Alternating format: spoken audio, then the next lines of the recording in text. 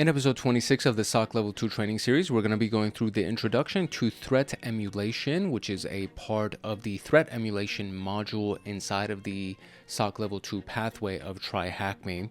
And threat emulation practices in general, we're just going to be going over the concept, but then inside of this module, we're going to be doing threat modeling and a variety of different steps and variety of different exercises that have to do with emulating threats, because if you're going to be a SOC Level 2 analyst or anybody that's on the defensive security team, you need to be able to emulate an attack that's going to happen against your system, against your network, and in your environment, your company, so that you can prepare for those things in advance. This is why threat emulation is such a powerful concept. And as the outline of this particular video, we're going to go through the introduction, obviously the concept of or answering the question of what is threat emulation, emulation methodologies, and then the process itself. And it's a three-step process that we have, which is process 1, process 2, process 3, or I guess it's not necessarily a three-step process. I think it is a 3 different tiers, maybe it's not a 3-step process, maybe it's 3 different tiers to the process.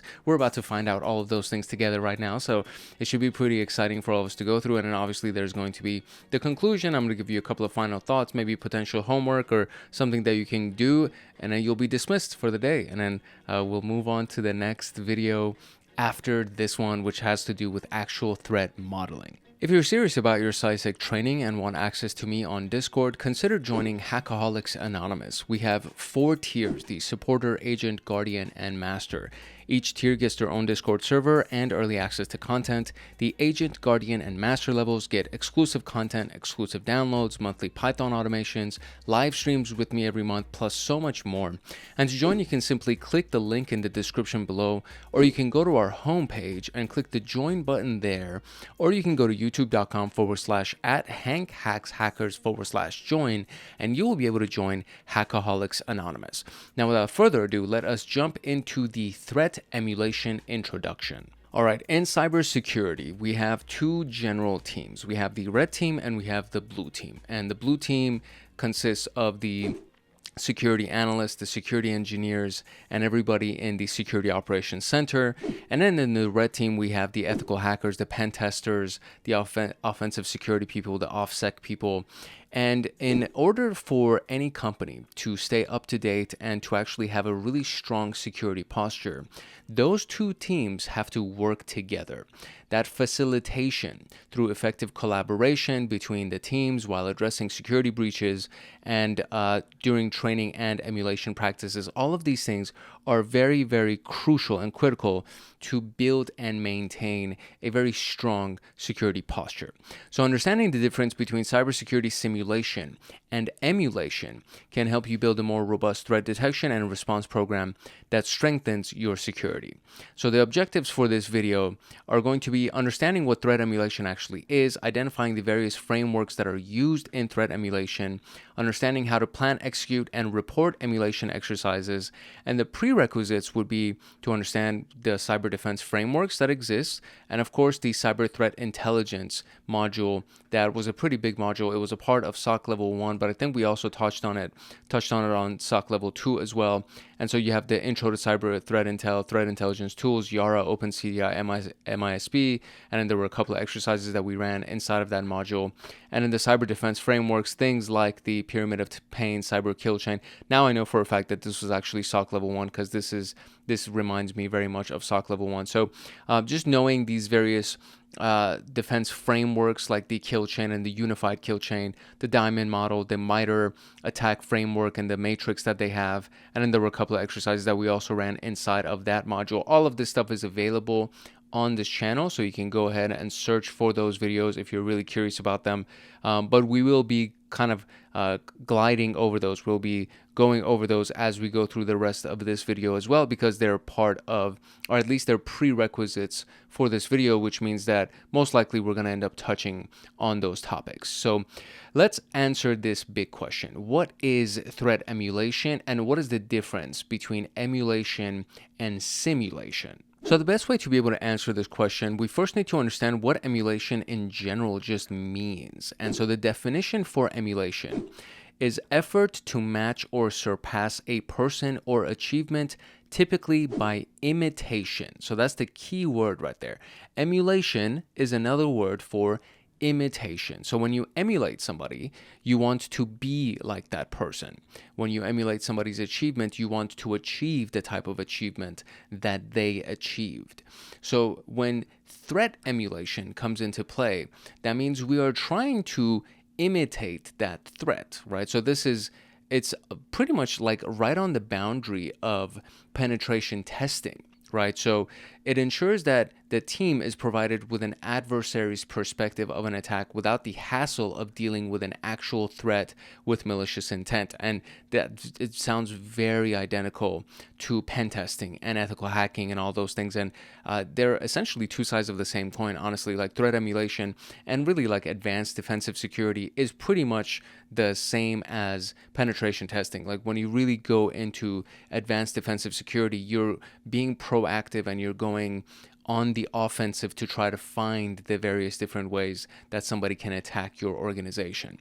So organizations will be well prepared if a real-time and sophisticated attack is initiated against them. With this know-how, the following common assumptions about an attack could be avoided. So we applied all the patches. You don't have to worry about assuming that you actually did that, because you are now attacking, you're creating these threats to see if you really did apply all of those patches. Applications have multi-factor authentication applied. We have the network segmented. We have implemented a demilitarized zone, and traffic flows through a proxy or a firewall or both, right? Or an intrusion detection system, intrusion prevention system. Nothing will go through our firewalls, antivirus, and IDS solutions. All of these things, instead of becoming assumptions, we can actually confidently say, yeah, those things are actually all true. So cybersecurity assessment issues are one of these key topics under what a threat emulation is, or what threat emulation practices are. So you have these common issues that come up with pretty much every environment. And it's not even necessarily cybersecurity, but in general, you want to know, are your people trained and alert, right? So in sales, are your people trained and alert? Are they paying attention to what the prospect is saying to catch the clues on how to close the sale, right? So trained and alert. Are they trained and alert? Are our internal processes effective? Has the technology in use properly configured and delivered value to the business? These are all key concepts. These are key assessment questions. So they're addressed through cybersecurity assessments, mainly red team engagements, vulnerability assessments, and penetration tests. And now we can understand how those things actually contribute to the security assessment. A vulnerability assessment is conducted to identify vulnerabilities in assets under a defined scope, or a range of devices, or a range of IP addresses. The focus is comprehensive and based on the rules of engagement defined, and assessments do not include exploitation, right? So you're just running a bunch of different scans and you're doing a bunch of analysis exercises to see where those vulnerabilities are without actually trying to exploit those vulnerabilities. Pen testing involves the exploitation of the vulnerability so that you can understand how to get in, what the various ways that you can exploit it, how to attack it, and where those vulnerabilities really kind of hurt you the most, right? So they provide organizations with info about the security posture, patching vulnerabilities, and where to invest security training and practices. Red teaming is a means of looking at cybersecurity issues from an adversary's perspective, and this generates attacks on the organization as though the actual adversary is attacking, and it's done in the hope of making the defensive measures better and improving their detections. And the challenge is that they don't represent real-world threats. That's like the big challenge, right? They commonly identify initial access vectors that attackers can use, but they don't facilitate the entire attack cycle, meaning they don't actually rob you of your money. They don't actually encrypt all of your data and ask for ransom. They don't actually steal data, right? They just want to see, all right, how can we get in? And then once we're in, let's make sure we patch all of those entry points, all of those initial access vectors, right? Another challenge is the lack of incentivization of red and blue teams during the engagements. So no party wishes to share their intel and their tactics, techniques, and procedures, even when the benefits overlap for both teams. So emulation is to address these challenges and provide a holistic security evaluation and it's kind of sounds like it's like the closest thing to a black box pen test, that you would hire an external company, a third-party company, to attack your organization, and you would pay them to do it, and then you don't tell the blue team about it, and you just see how it happens. And usually when the blue team responds to something, when they know that it's not a rehearsal, or when they think it's not a rehearsal, or this is just a pen test or whatever, when they don't think that that's the case, and they feel like they're under attack, they have a fire under their ass to try to resolve the situation and try to figure it out. So what is the difference between emulation and simulation? So there's no standard definition of this discipline within the industry. There's just different terminology. So familiar words are emulation, adversary emulation, attack emulation, purple teaming, which is the combination of red and blue together, right? So we can use threat and adversary emulation interchangeably for this exercise and differentiate them from simulation. So what is emulation? It's the intelligence-driven impersonation, right? Imitation, impersonation of real-world attacks and scenarios and tactics, techniques, procedures in a controlled environment to test, assess, and improve an organization's security defenses and response capabilities. So you seek to behave as the adversary would. That means you want to go past that initial attack vector. It aims to identify and mitigate security gaps before attackers exploit them, and it can be conducted in a blind operation, which is very similar to a black box pen test, mainly as a red team engagement and unannounced to the rest of the defensive security team, or as a non-blind operation involving all security teams and ensuring knowledge sharing. So threat emulation commonly represents adversary functions or behaviors through predefined automated attack patterns that pretend to represent the adversary. So it implies that the actions that are taken during the exercise will combine TTPs from one or more groups, but not an exact imitation of a particular adversary. So key concepts here. There's the real-world threat. So the MITRE ATT&CK framework and cyber threat intelligence are known information sources. So we look at the MITRE ATT&CK framework almost regularly, almost in like every single video that we do. Especially recently, I've been going through the MITRE ATT&CK framework very, very frequently, because the things that you see here, everything under privilege escalation, or literally every other tactic that is outlined, and all the different techniques that are on here, these are actual campaigns that were taking place, that somebody hacked a company or they hacked a government, and then they collected that data and they created this massive database of real life scenarios that took place that affected a given entity, and then they outlined it, and they're like, okay, so here's what happened, here's how you can mitigate it, here's how you can detect it, so on and so forth. So MITRE ATT&CK framework is a really, really big one. So looking at that framework and cyber threat intelligence are common information sources to ensure that these TTPs, those tactics, techniques, and procedures, are based on actual breaches, on actual advanced persistent threats and campaigns that took place. And so this is the pyramid of pain that we mentioned at the beginning of the video. And, you know, the most trivial version of blocking an adversary from coming in would be to like detect the hash values of what they're using, then detect the IP addresses of that they're using and block those IP addresses, block those hash value signatures, then detect the domain names that they would be using. Then you want to start looking at the network and host artifacts that they would be using, the actual tools that they would be using. And all of these things, as you go further along, it makes it tougher and tougher for a hacker to get into your system, right? And the toughest way that you can do it is that if you detect them based on behavioral patterns, which is what those tactics, techniques, and procedures actually means. If you can detect their behavioral pattern, which is behavior focus right here, I'm literally like, I'm on it today.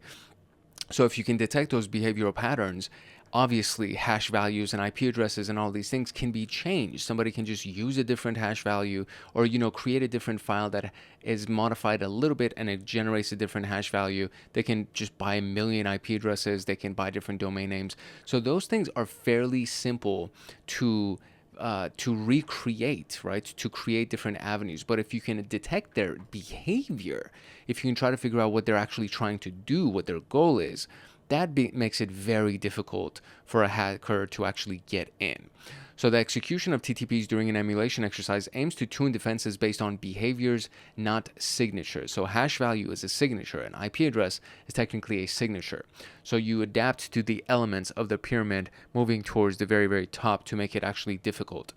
Transparency has to do with disclosure of the activities between the red and blue teams unless you're specifically instructed not to disclose anything, at least while the exercise is going. But after, when you do your lessons learned and when you're doing kind of your debrief, then you want to be transparent with everything that you've done to make sure that the security posture is improved holistically. Collaborative is another big key element to this. There's a common goal of improving the organization's security, so it allows the teams to collaborate in their efforts. And it's repeatable. Emulation tasks could be done multiple times in the course on an exercise or numerous exercises, and it can be automated, creating a baseline of continuous practical security assessments and deployment. And this process right here, this whole thing right here, should be done regularly. This should not be a one-time thing that you do. You should be running it at least once a year, if not once every quarter. It's just something that you need to do regularly. And then there are companies like Microsoft and Google that have teams that are dedicated to doing this all the time. They're doing it 24 hours a day, 7 days a week, because they have to stay ahead of the hacker. So they have internal pen testers and hackers that are trying to do this all the time, and they're working with the defensive security team, or they have this purple team that has blue teamers and red teamers that are just working in collaboration to try to constantly improve the security posture of the company. So this can be applied to numerous instances, assessments and improvements to test personnel, assess security processes, evaluate technology, capability development to enable the creation, modification, application of tools and analytics derived from the TTPs, and professional development. So what's the best way to actually teach people and actually promote knowledge sharing is to put them on the spotlight and actually be like, hey, this is what's going on. Let's test this thing. And through the experience, you learn more than you would from reading for 50 hours or from going through a lecture for a 3-semester type of a period. If you actually go through one real pen test, you will learn so much more than if you actually sat through a lecture for dozens and dozens of hours. So what can be defined as an intelligence-driven impersonation of real-world attacks? And if we were to just emulate something, that would be threat emulation. What is the exercise of representing adversary functions through predefined and automated attack patterns? And I mean, that sounds like threat emulation. So threat emulation is something that you would do predefined and automated, I would assume, right? I mean, the kind of, or threat simulation, maybe that's the answer for that one. Because I'm like, it sounds very similar. So threat simulation would be the one that we would go through predefined and automated attack patterns versus threat emulation, where you're using intelligence-driven impersonation of a real-world attack. Cool. Let's talk about emulation methodologies. A methodology would be a strategy, plan, or procedure that's used to simulate, or a threat emulation methodology would simulate and test network defenses. There's no set ways that an attacker would really do something. They're all unique and they're all different, unless they're literally just duplicating exploits from the exploit database or something like that. But the overall pattern, right, the behavior is the key thing that we're trying to figure out here. And these are the methodologies that we're going to be talking about. So they can be combined, right? This is a really, really good hacker will combine a variety of different attack patterns and methodologies instead of just using one. In martial arts, we say, instead of just being a one technique person, create combinations, attack with a combo. Don't just throw a punch and then pull back and then reassess. It's like, go and create these various combinations and attack using those combinations. So MITRE ATT&CK, I already showed it to you. This is an industry known knowledge base that provides information about the TTPs. It provides information about the actual attackers and the teams, the hacker teams that were doing all of the attacks. So threat emulation teams can extract many benefits from integrating ATT&CK, which is the ATT&CK, integrating that with your engagement, as it would make it efficient when writing reports and mitigations related to behaviors that were experimented with. It visually represents attacker techniques. There are 14 tactics, as we saw, which is represented by each column, and then within those each columns they have techniques, and then when you expand them, so let's actually go into it so you can see instead of just looking at a screenshot. when you expand, this is just pointing us to the MITRE attack room, which there's a video on it, by the way. So if you want to go watch that, you can. But I mean, I think the best way to learn is to actually go to attack.mitre.org and just look at this, or you can just do MITRE attack and then Google that, and then you'll be brought over here. So when you go under every tactic, so this is considered the tactic. Why can't I zoom in? Okay, here we go. So execution in this case would be the tactic. And then under execution, we have these various techniques. And then each technique, or some of these techniques, can be broken apart. So command and scripting interpreter, click on that and it expands it to all these different options. So these are all considered to be sub techniques, and then you can click on one and it'll take you to the page for that sub technique. It'll show you the examples of those procedures. For example, APT29, which there's no dedicated name to this, but this is the Advanced Persistent Threat Group 29, which has developed malware variants written in Python. And then these are all the different examples of these different entities that have used Python, and Python obviously is a very, very big language when it comes down to this. And then we have the mitigations, and then we have detection and all of that. So this is just the page that's dedicated to Python. And then of course, if you click on any of these guys, so if we go to Banduke, then we get the Banduke page, and then we can look at all of the techniques that Banduke used to attack a given company through the various campaigns that they had, right? So there are so many different ways that you can use the MITRE attack framework to learn about threat emulation, because all of those things have actually happened. And so this is just a screenshot of that. Then there's the Atomic Red Team, which is the library of emulation tests developed by Red Canary, which is a really big name inside of the intrusion detection system. Red Canary Atomic Red Team is a GitHub repository that we can find at the Red Canary profile under Atomic Red Team. So you would go to github.com/Red Canary Co/Atomic Red Team, like that, and you'd be brought over here. So this is a series of emulation tests, right? A library of emulation tests that can be executed to test security defenses within the organization. It provides a mechanism for learning what malicious activities look like and provide telemetry from every test to facilitate defense improvements. The individual tests are known as atomics, and they're mapped to the MITRE attack framework, so providing a pivot between threat profiles and emulations. And it provides emulation on a wide range of platforms, not only known operating systems, but also cloud environments. And you can learn more about that in the Atomic Red Team and CALDERA rooms, which we will do in the next series of videos, in future videos. So this is the process, right? So if you pay attention to it, it's a circular motion, and it's repetitive, it's continuous. So you choose an attack technique, choose a test for that technique, execute the procedure, analyze the detections of the procedure, make improvements to the defenses, then choose another attack technique, or choose the same one and then go through the process and see if you have actually improved the response to it. Then we have the TIBR EU framework. So TIBR EU is the threat intelligence based ethical red teaming. That's the acronym, that's what it stands for, and it's the European framework developed to deliver controlled bespoke intelligence-led emulation based on entities and organizations' critical live production systems, and it's meant to provide a guideline for stakeholders to test and improve threat resilience, cyber threat resilience, through controlled adversary actions. It allows a 3-phase process for end-to-end testing. So we have the preparation phase, the testing phase, and the closure phase. And excuse me, for most exercises, there's always these 3 general phases. You prepare, you test, and then closure has to do with the lessons learned and the documentation and the report generation, all that. So during preparation, kind of the security team involved in the test are actually established. So you assign the teams, the entities management determines and approves the scope, and then this will be the formal launch of adversarial testing by ensuring all the planning and procurement are fulfilled. The testing phase is actually when everything is applied. So they'll prepare a detailed report to showcase the threat areas for organization to set up the necessary attack scenarios based on interested adversarial behavior. The red team will use this report to craft the emulation tests and people and processes that underpin the functions, and the blue team will look for the attacks and assess how the defenses perform against them.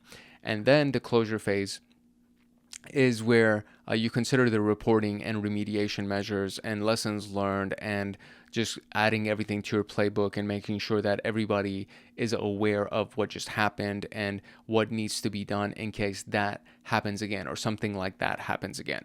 So this is the screenshot that we have for this. So generic threat landscape, engagement and scoping, and then TERT service procurement, which stands for TERP. All of that falls under preparation phase, and then the testing phase is threat intelligence and red teaming, and then the closure phase is remediation planning and results sharing. So that's what that is. Then we have the CTID, so the Center for Threat Informed Defense. It's a nonprofit research and development organization that's operated by MITRE Ingenuity. So the mission is to promote the practice of threat-informed defense. With this mission, they have curated in the open source adversary emulation plan library, which a lot of these things, I mean, you don't need to reinvent the wheel, right? Like you can go and create, or you can go and use these plans that have generated, these frameworks that have been generated, the templates that they create for you, so that you can run it against those things and then customize it for your specific company or your specific industry. But there is some kind of a plan that's already in place. This has been, cybersecurity has been a big conversation for over a decade now. And it just becomes more and more of a serious topic as we go further into the digital world. So this is just one of those things that you should be using regularly. These plans you should be using regularly. The library provides two approaches. There is the full emulation and micro emulation.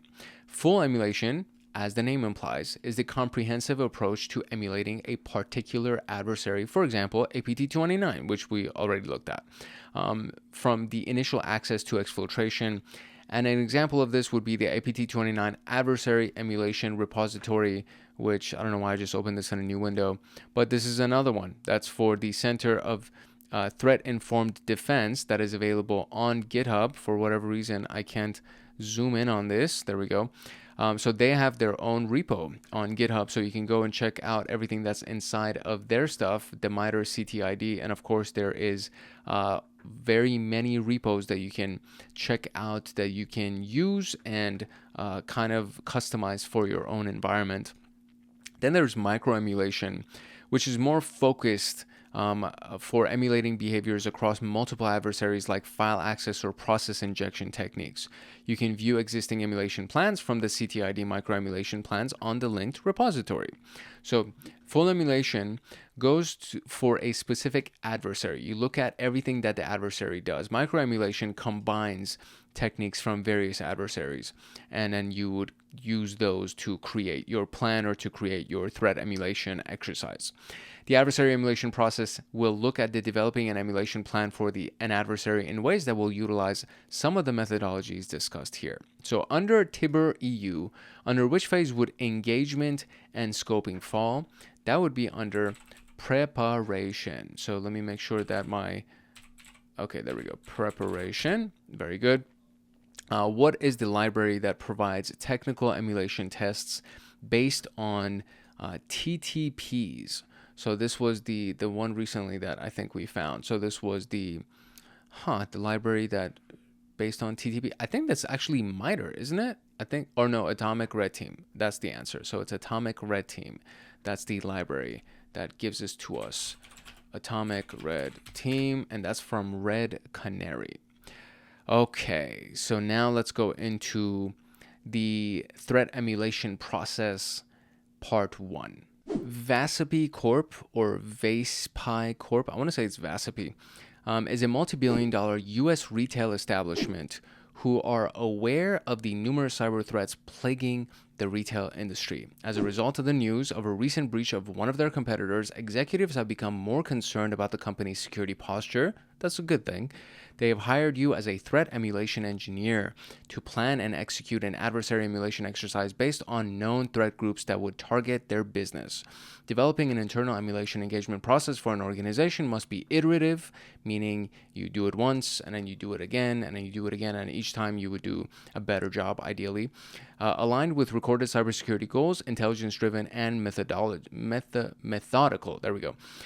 Security teams can revisit the iterative process, make adjustments where fit, and improve the exercise while emulating a given adversary. As an overview, this is the process.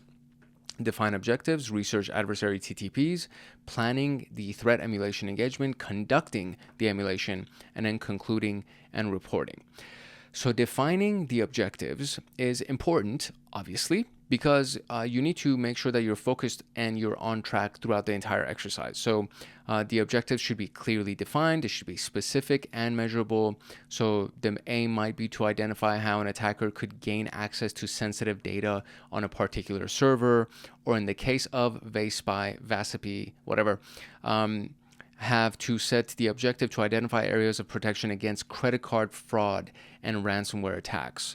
And this should also be clearly defined. The scope should be clearly defined, meaning what the emulation will target, what systems are going to be targeted, and what data is going to be targeted. Once you have that information, you can start researching the adversary TTPs, right? So accurately model the behavior of the target adversary so that the emulation team can conduct the exercise realistically and practically. And it involves gathering as much information about the threat and identifying behaviors that can be tested based on the set environment. So we can have the information gathering piece, so gathering information about the threats that you would be concerned about, to avoid instances of selecting arbitrary and non-concerning adversaries like APT41 that deals with cyber espionage as opposed to financial fraud, right? So you want to be focused on what actually applies to you. You can gather the information of various resources, including threat intelligence reports, previous attacks, publicly available information. And it's important to note that as a threat emulation engineer, you need to start with an internal source like the network owner or the CTI, the cyber threat intelligence analysts, cyber defense team, and system administrators. These should be the people that you gather your primary set of information from, okay, preliminary set of information from. And these groups will give you information about threats they have seen or heard about and characterize threats based on threat intelligence reports and insights from prior incidents. Using this for the case, we identified that in VASP, security teams are more concerned about financially motivated threat actors that target retail businesses and utilize ransomware. So we can have a short list of candidate adversaries that would be emulated, and a quick search would be Fin6, Fin7, Fin8, which all target retail organizations and compromise point-of-sale systems. Once you have that information, you select the emulated adversary. It needs to be relevant, so you need to align the adversary to be selected to the engagement objectives and the company's goals. So it could even include looking at the geographical relevance of the particular APT. Then there's the available cyber threat intelligence to provide trustworthy information about the threat. For a robust emulation plan, you would need enough reliable sources around that TTP. And then the complexity of the TTP. So executing a fruitful emulation plan for complex adversaries who use sophisticated tools and procedures may take a long time. So we must establish whether existing tools can handle the emulation or whether custom ones are required. And usually if you have a decent IDS that is signature based, you would need to create something that's custom, because if you're using an existing tool, that means that IDS or that SIM or whatever the endpoint security or intrusion detection system is, will use all of the signatures that exist in the ether in all of these different databases to find you as you try to attack the system. So more likely, more often than not, you have to actually create custom TTPs. And then the available resources, primarily in-house resources that might be provisioned for a smooth operation. Budget, time, and personnel is a big one. So everything costs time, energy, and money, right? So just keep that in mind as you're creating your plans and all of those things. So as the emulation engineer, you can review these factors, assessing the short list of TTPs against them and narrowing down the appropriate selection. Based on the information, we can select Fin7 as the suitable adversary to emulate, as they target US-based retail entities such as VASP. and then you would select the emulated TTP. So once you have that the attack, right? Once you have that attack actor or threat actor, I should say, that organization that has previously done a successful attack, you emulate their freaking TTPs. So it aims to accurately model the behavior of the target adversary so that the exercise can be conducted realistically and practically. The TTP selected to emulate will drive the rules of engagement, implementation, and operation flow of the emulation. Fin 7 uses spear phishing, social engineering, and watering hole attacks. To select which one to emulate, we must understand the TTPs to prioritize the selection. We can visualize the TTPs using the attack navigator and look at the specific behaviors the threat group is known for. And so this is actually something, again, that we actually did inside of the MITRE video. So you can go ahead and watch that to see exactly the details of how we did this. After we do this, pivoting to the CTI resources, such as those listed within the attack description, would provide information about how the original TTP was executed. And this will be followed by creating a scenario outline for the selected TTP with appropriate context and sources to fulfill the emulation. So this is what this looks like. So if we're looking at the Fin 7, which is the organization, right? Everything that's been highlighted has to do with what they did, right? So inside of their resource development, they used the domains that were inside of the acquiring of the infrastructure, and then their capabilities was for malware. And then inside of initial access, they used phishing for spear phishing and through the attachment or a link. And then they use replication through removal of media, valid accounts.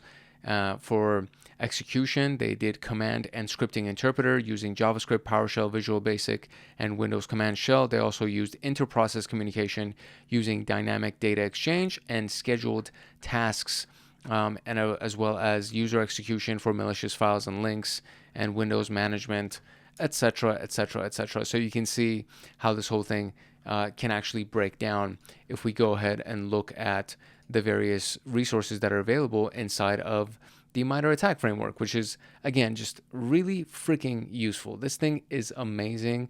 I love it a lot, and I reference it a lot. So I think you should too, just so you can kind of get a hang of what this whole thing is like. So once you have the information, right, once you've selected the emulated TTP, now you want to construct the outline of the TTP. And this aims to drive follow-up threat emulation activities like explaining the planned emulation activities, stating the scope and rules of engagement, and how it will be implemented during the exercise. For Fin 7, the outline would look similar to this. So this is a pretty detailed outline.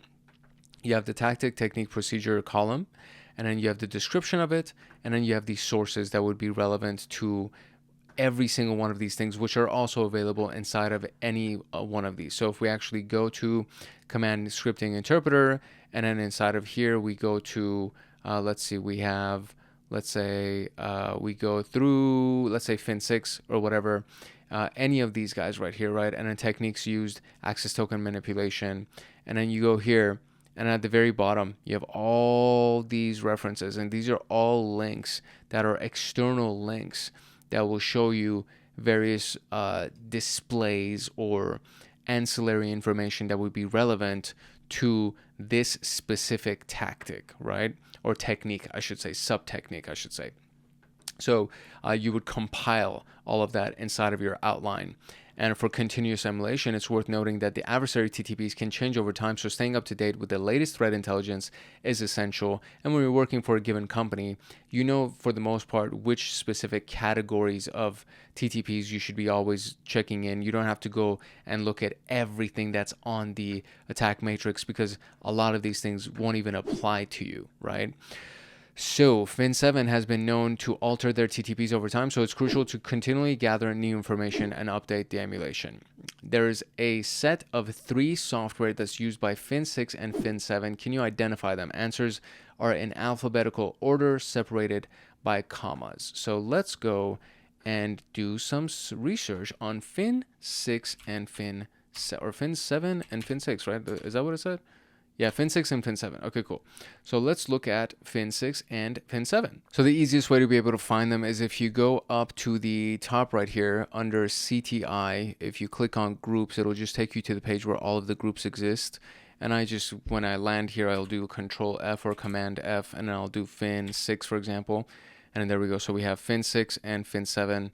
And then these are the associated attacks that they've done. There's like a general description of it, so on and so forth. So what we want to do is we want to find the software that they've used. So I'm going to open Fin 6 and I'm going to open Fin 7, and we're going to go through the various techniques that they've used and the software that they've used. And then based on that, we'll go ahead and cross-reference them. So under both of them, there is a software section. So let me go ahead and get to both of those. So there we go, software here, and then software here. So AdFind is a very basic one.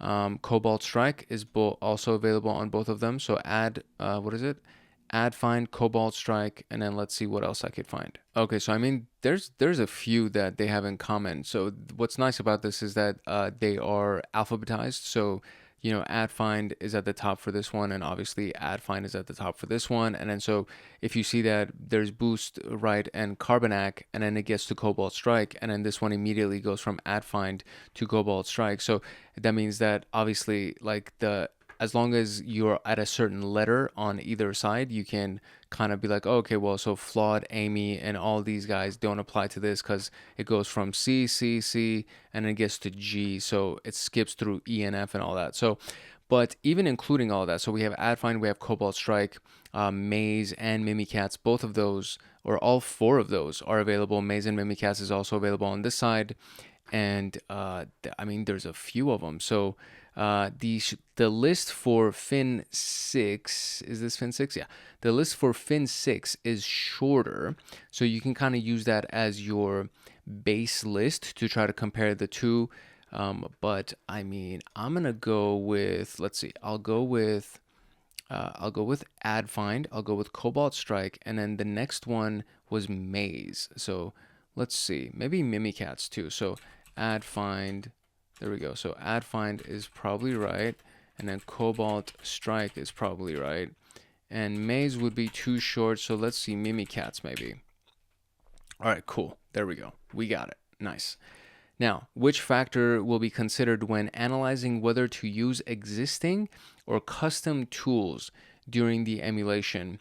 And that is the element that we had right here, which was, it's actually right under the subhead of selecting the emulated adversary. It's the TTP complexity is what would be used to determine whether or not you should be using existing or custom tools. So TTP complexity is what we would use. All right, great. So now let's move on to our next scenario, and we actually have a sample site here. So this is going to be nice. We're going to run a little exercise. So we're basically just picking up from where we left off, because the last major section was number 2, and then under that we had several subsections. So the next one here is planning the threat emulation engagement. So it involves conducting and mimicking actual cyber attacks. There could be problems that can ensue if you don't properly plan and coordinate with the rest of your teams and everybody else in the company.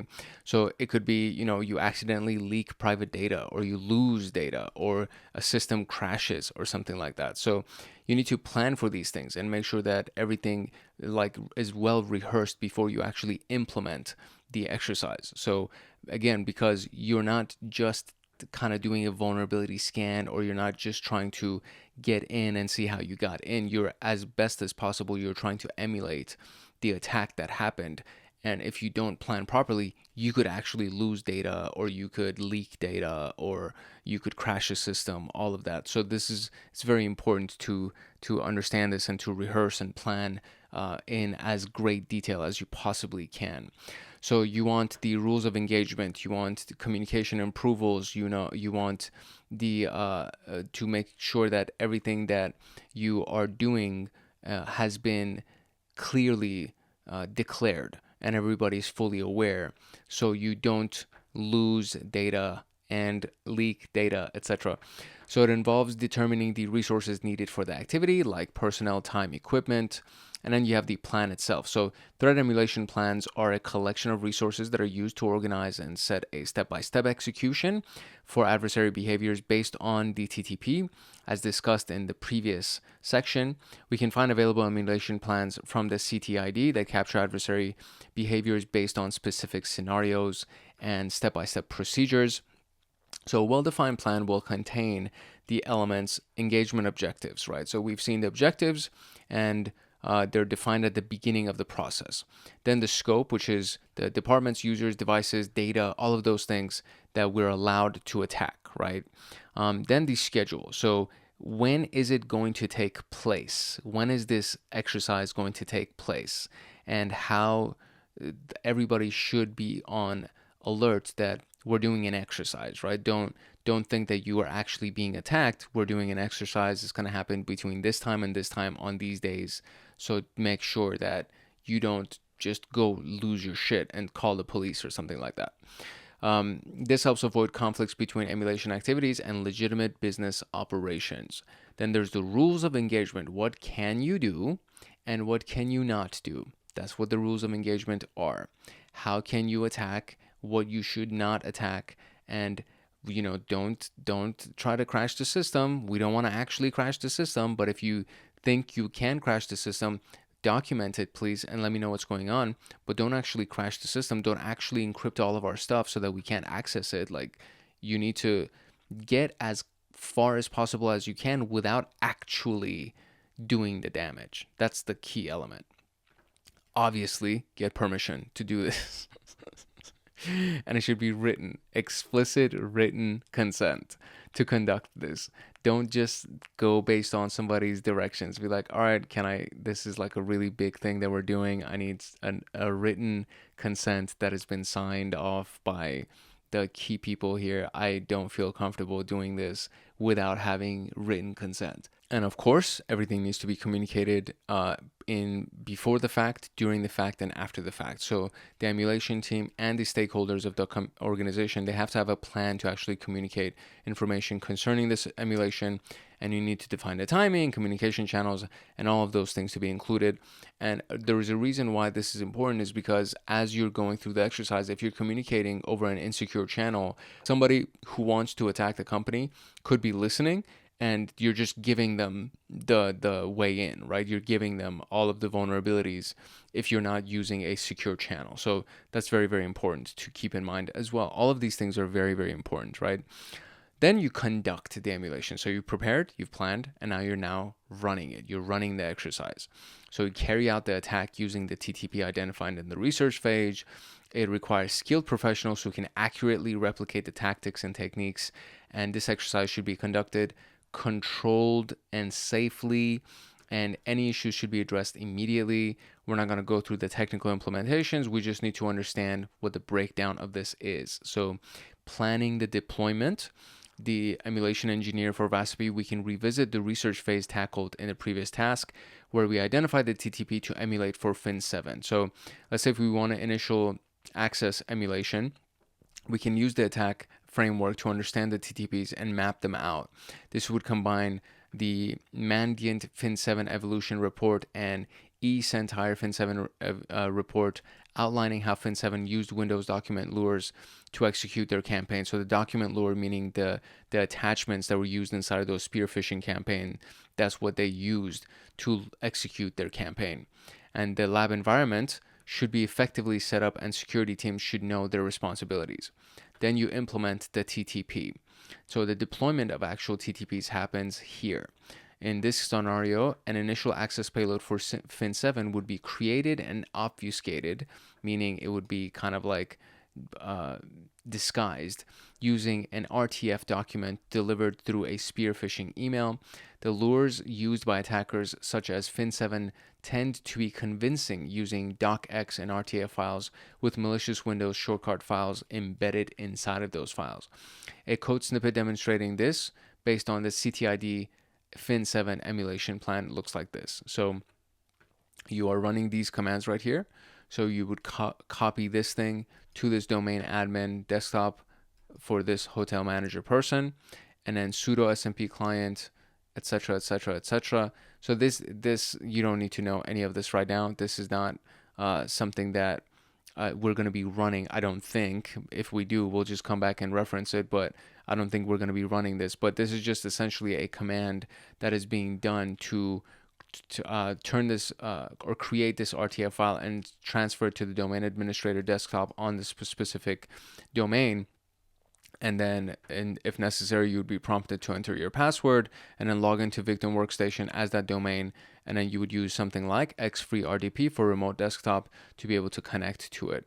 And then you would use your clipboard that's been assigned using this entire piece that you've done right here, because you're attaching this for the most part to your clipboard. And then you would xfreeRDP into that device so that you can go ahead and run the freaking campaign. So since emulation is a cross-team and collaborative effort, the defense team must find ways to detect and mitigate against those TTPs. Depending on the organizational setup, the SOC would use standard cybersecurity tools to collect, correlate, and analyze TTP behavior and logs for detection. MITRE provides a list of mitigation efforts, as we saw already. For each different tactic or technique, there's a section called mitigation. There's also a section called detection.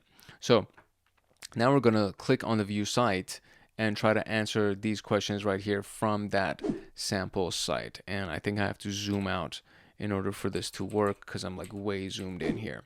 So we will then click on this thing, and hopefully it's not a timed exercise, because I always because I'm reading it out loud and I'm trying to process it, I usually run out of time. So it doesn't look like it's timed. So that's nice. Okay.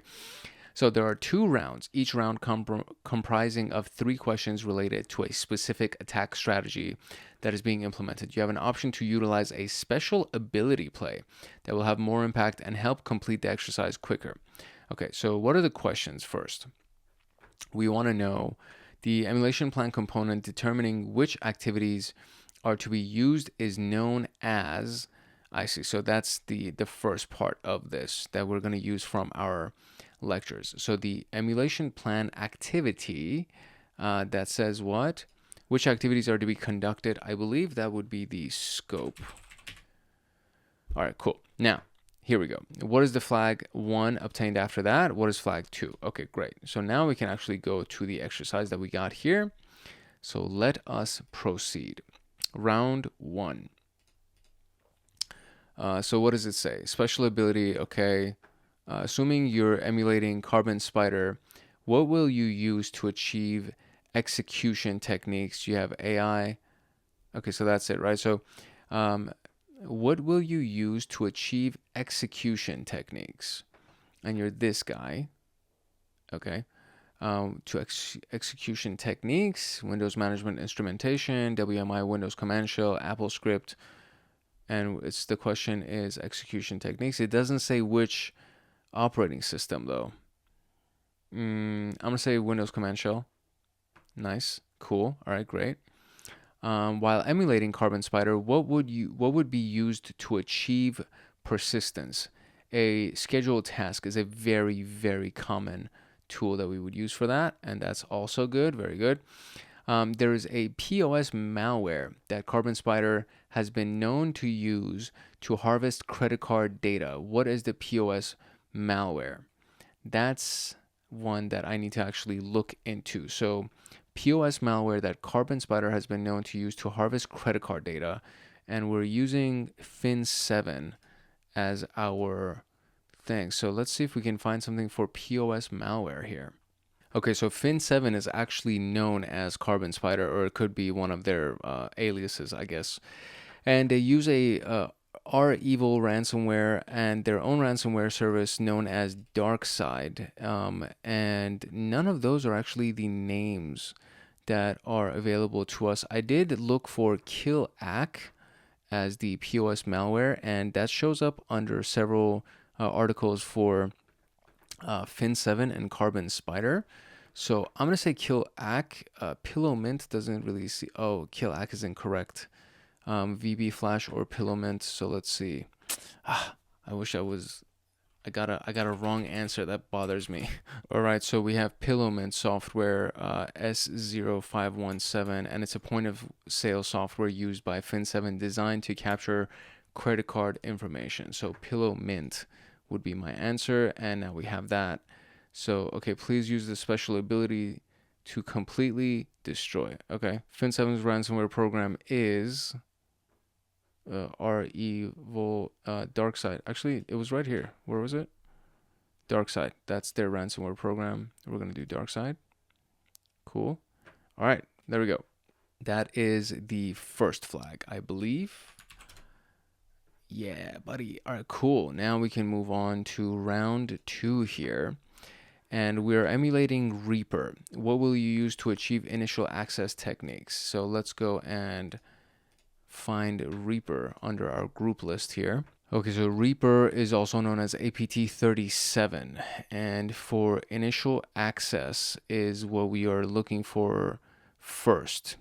So let's see what they would use for initial access, right? What do we have as our options? Spear phishing, supply chain compromise, drive-by compromise, Windows management, instrumentation. I just noticed that for the last one, I didn't even do all of this research to try to find it. Okay, so let's go ahead and look at the navigation layers here, and just to kind of point that out, there's a button right here that you click on, and then you click on View, and it opens it up in a new window where you can see the navigation layers for that specific advanced persistent threat group. And so under initial access is what we're interested in, and it's drive-by compromise, and it also has phishing and spear phishing attachments. So those are actually all here. And it says, what will you use to achieve initial access techniques? And spear phishing and drive-by compromise, unless I'm like, am I reading this incorrectly? Drive-by compromise, I think that's under a thing, isn't it? Isn't that under? Yeah, it is under this. So if I close that, drive-by compromise is under there. So we have also spear phishing attachment. So either drive-by compromise or spear phishing attachment. I'm going to do drive-by compromise because spear phishing does not have the attachment specifically. So I will do that. Okay, cool. There we go. Reaper's command and control plan utilizes dog call malware. Which platform would be used to deploy it? So dog call malware. Let's go under software and see what we can find under that. And so this is what we have, dog call. Let's open this up. And now it says that has been targeted, Let's see what we can find. On the dog call description page, we have at the very, very bottom of the techniques that are used, web service bidirectional communication. And it has cloud storage APIs like Cloud, Box, Dropbox, Yandex for C2. So if we go over here, we have Dropbox right here. OneDrive is also here. pCloud is also here. Dropbox was specifically named, so I will do Dropbox. Very good. Then we have, if you were Reaper, which defense evasion technique would you use to hide information? So let's go back to the navigator here, and we're going to go under defense evasion. And we have multiples here as well. So there is the bypass user account control. And then if we go down further, we also have invalid code signature. And we have steganography. So steganography is here. And okay, cool. That's the only one. And there we go. All right, so now let's do the special ability. Okay, cool. Initial 0-day abused by Reaper was on the software. Initial 0-day abused by Reaper was on the software. Oh, I see. Initial 0-day by Reaper was on what software? Let's see. I mean, so basically, I would say that it's the same thing, but it says no. So I think I get a limited number of attempts here. So initial 0-day by Dropbox, binary padding, Adobe Flash, or pCloud. That's also not true. And game over. We're out of time. Press restart.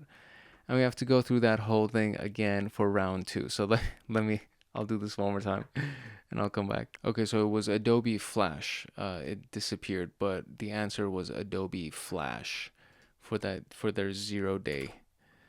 And there is that answer. Excellent. And now we can go into part 3 of this thing. And we have arrived to the portion where we would need to observe the results. So while we go through the emulation engagement, the observing team, which is typically the blue team, has to identify the artifacts that point to the emulation activity.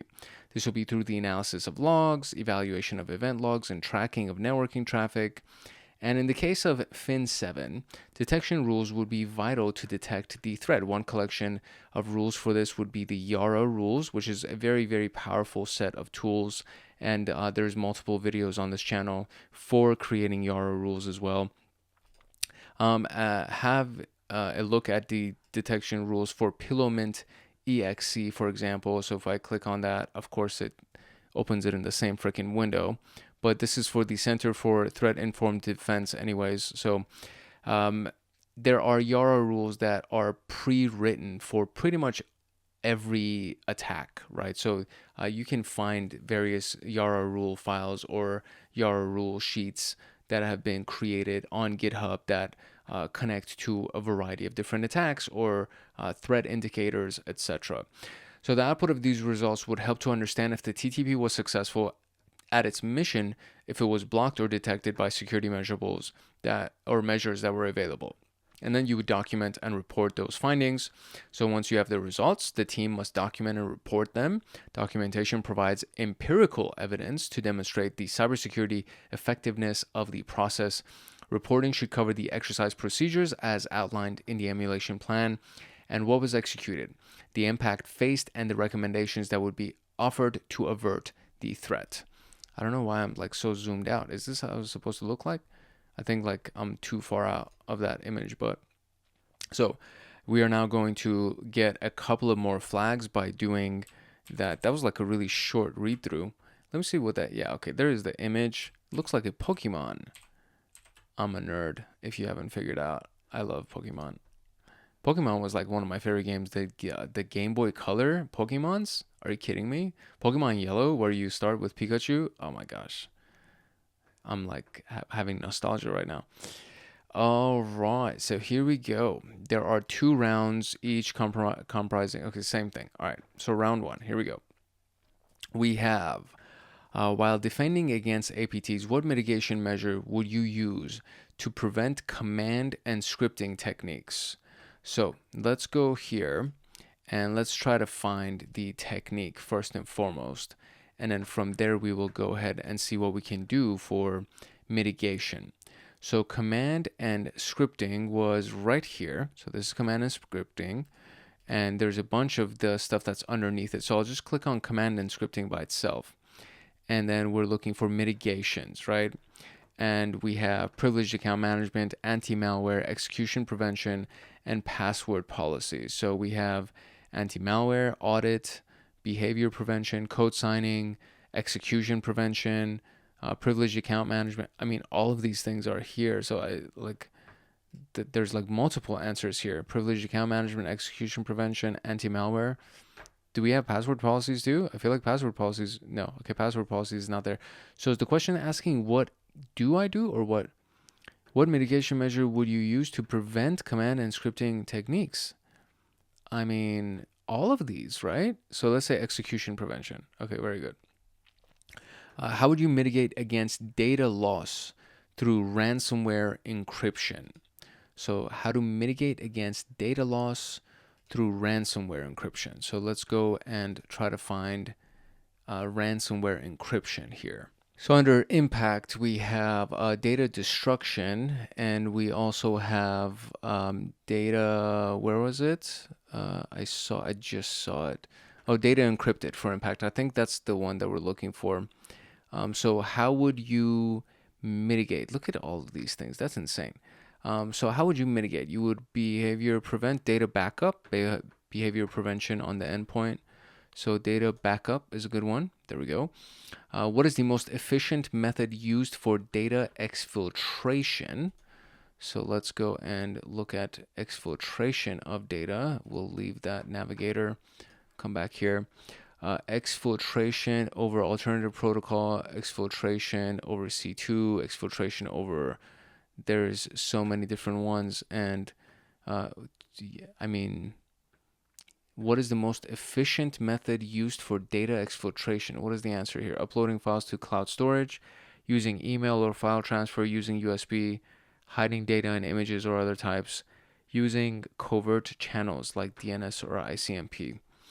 I have seen all of those things happen. So the most effective. Okay, I looked at the descriptions for any of the answers that could be potential answers, and this is the only one that actually kind of sounds like it would be the best one.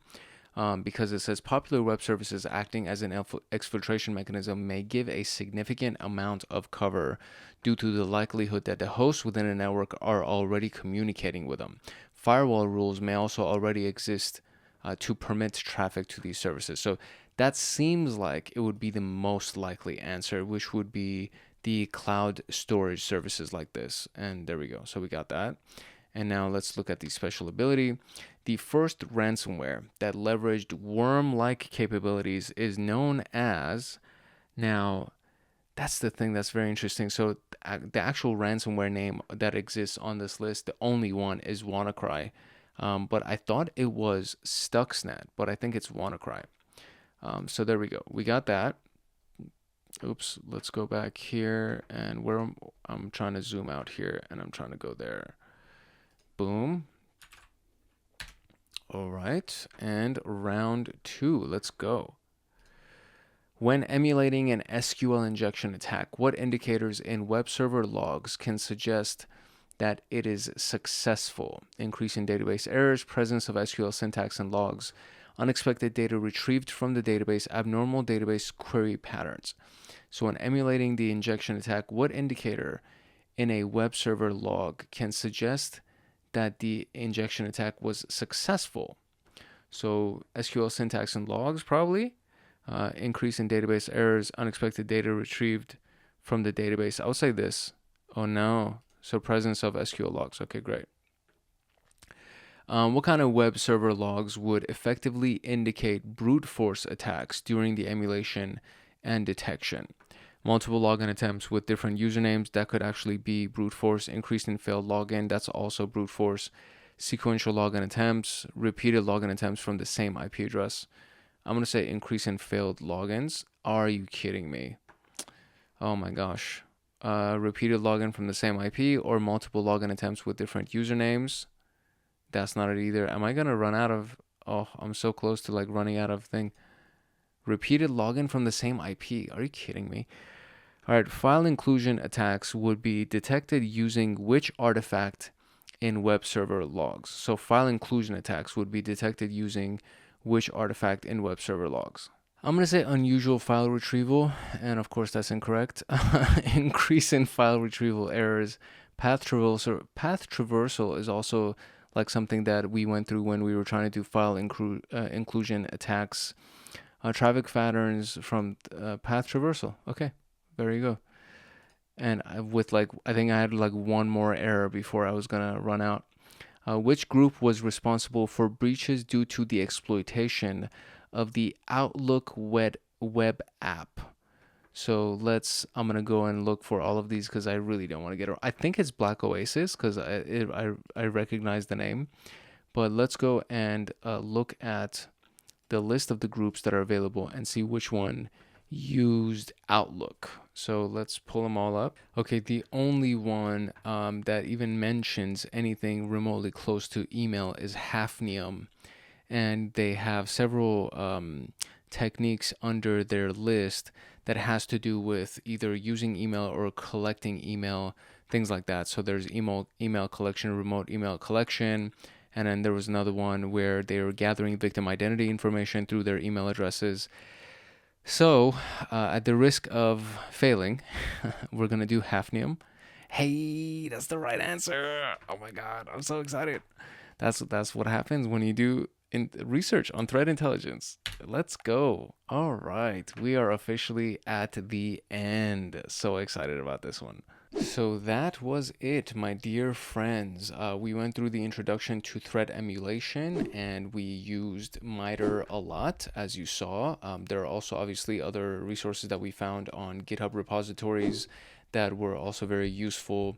And as you kind of hopefully we're able to put together.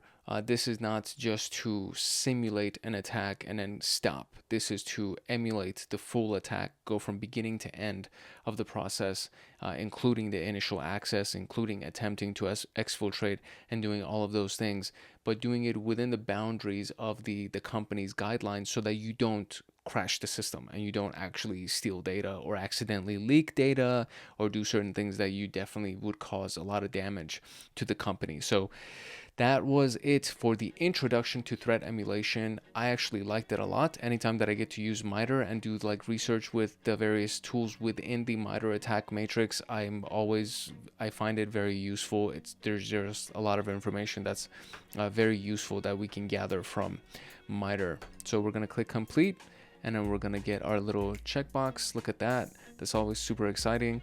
And I genuinely love it so much. I enjoy finishing these things.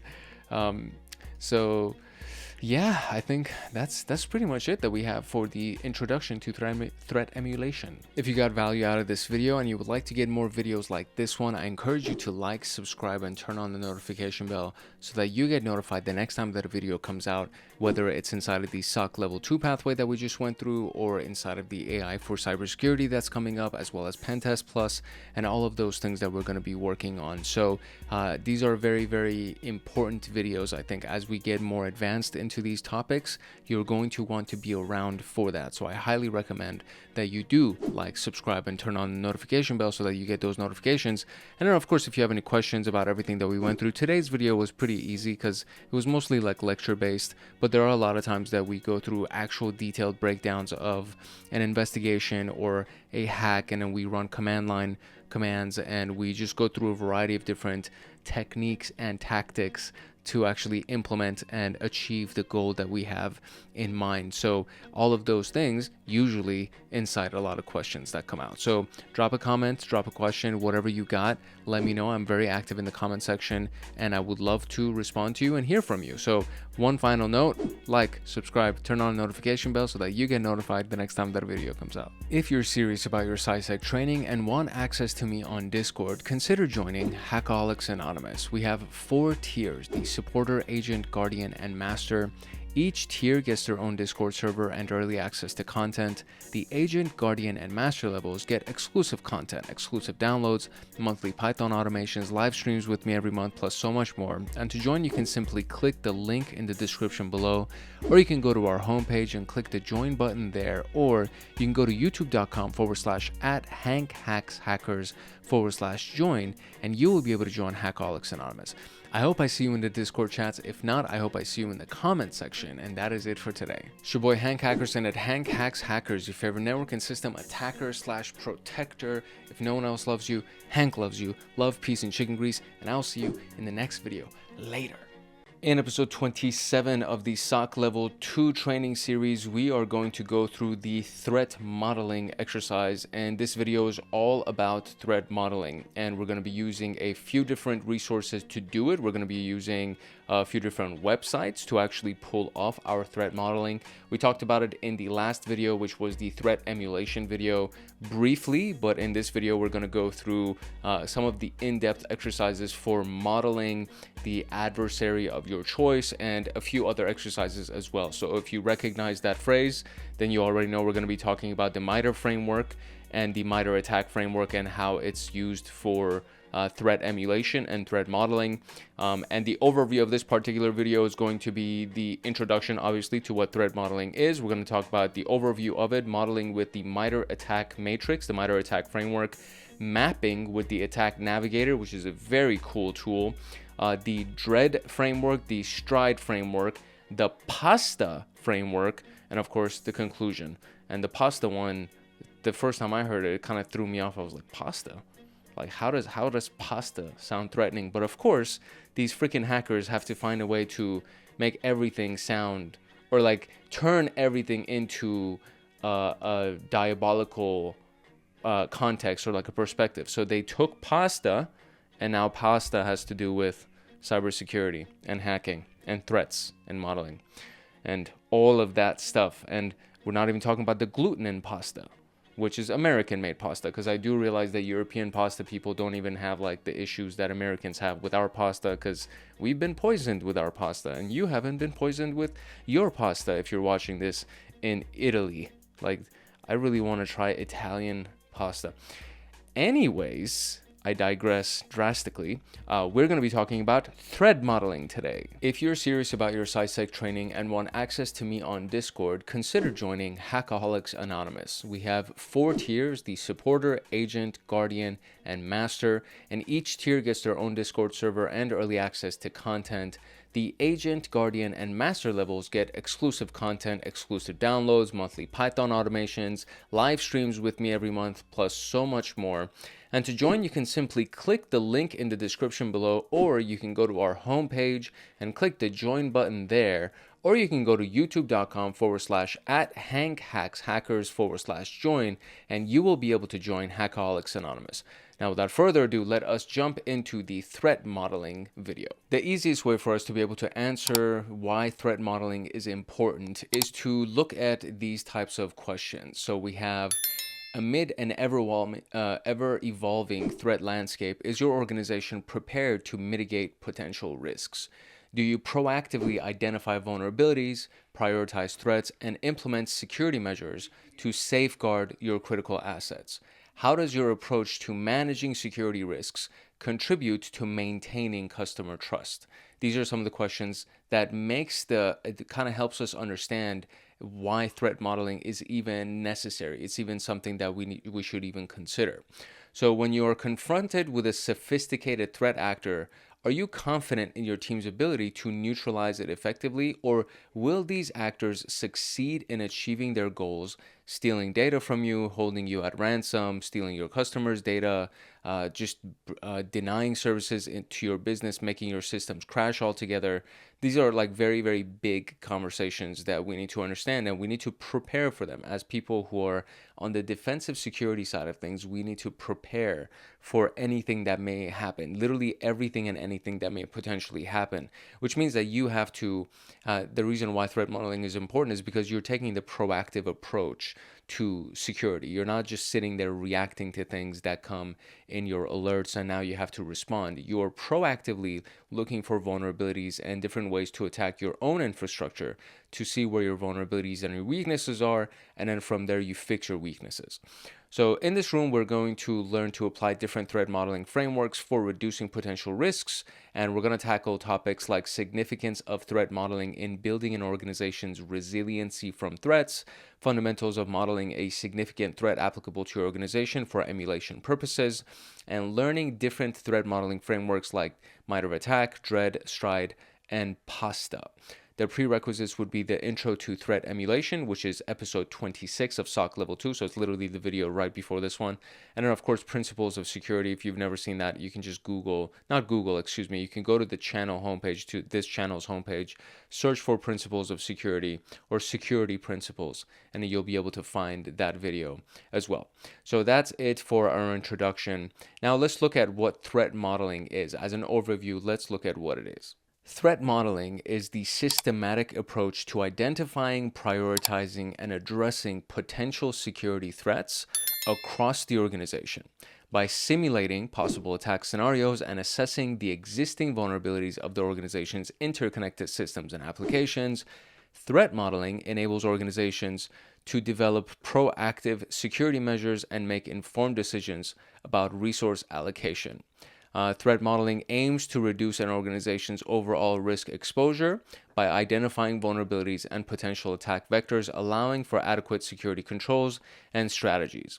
This process is essential for constructing a robust defense strategy. So, threat, vulnerability, and risk. We need to understand what each one of these things are individually and how they all interconnect to each other. So a threat is any potential occurrence, event, or actor that may exploit vulnerabilities to compromise information, confidentiality, integrity, and availability. It may come in various forms like cyber attacks, human error, or natural disasters. So literally an earthquake or a hurricane could technically be a threat.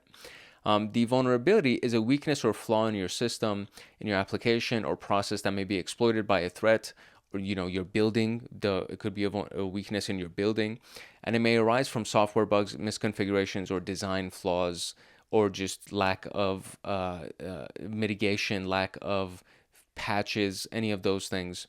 And the risk is the possibility of being compromised because of a threat taking advantage of your vulnerability. So if your building is in an environment where tornadoes and hurricanes are happening often, and you haven't secured your building from being destroyed by a hurricane and put together the proper safeguards to secure all of your critical systems, the risk of that actually damaging your business is very high, right? So that's like a kind of a very basic example, and it has to do with physical security. It's not about cybersecurity, but that's just one way of doing it. If we were to look at cybersecurity, if your employees are putting their work email addresses in their LinkedIn bio, and you're not enforcing any kind of a password policy where they don't have to have a complex password, they could literally just put 1 2 3 4 5 6 7 8 as their password, and there's no multi-factor authentication.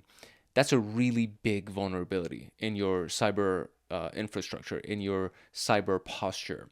And the threat would be anybody that is roaming LinkedIn for email addresses that wants to exploit you, and then they can use something like John the Ripper and the RockQ text dictionary database.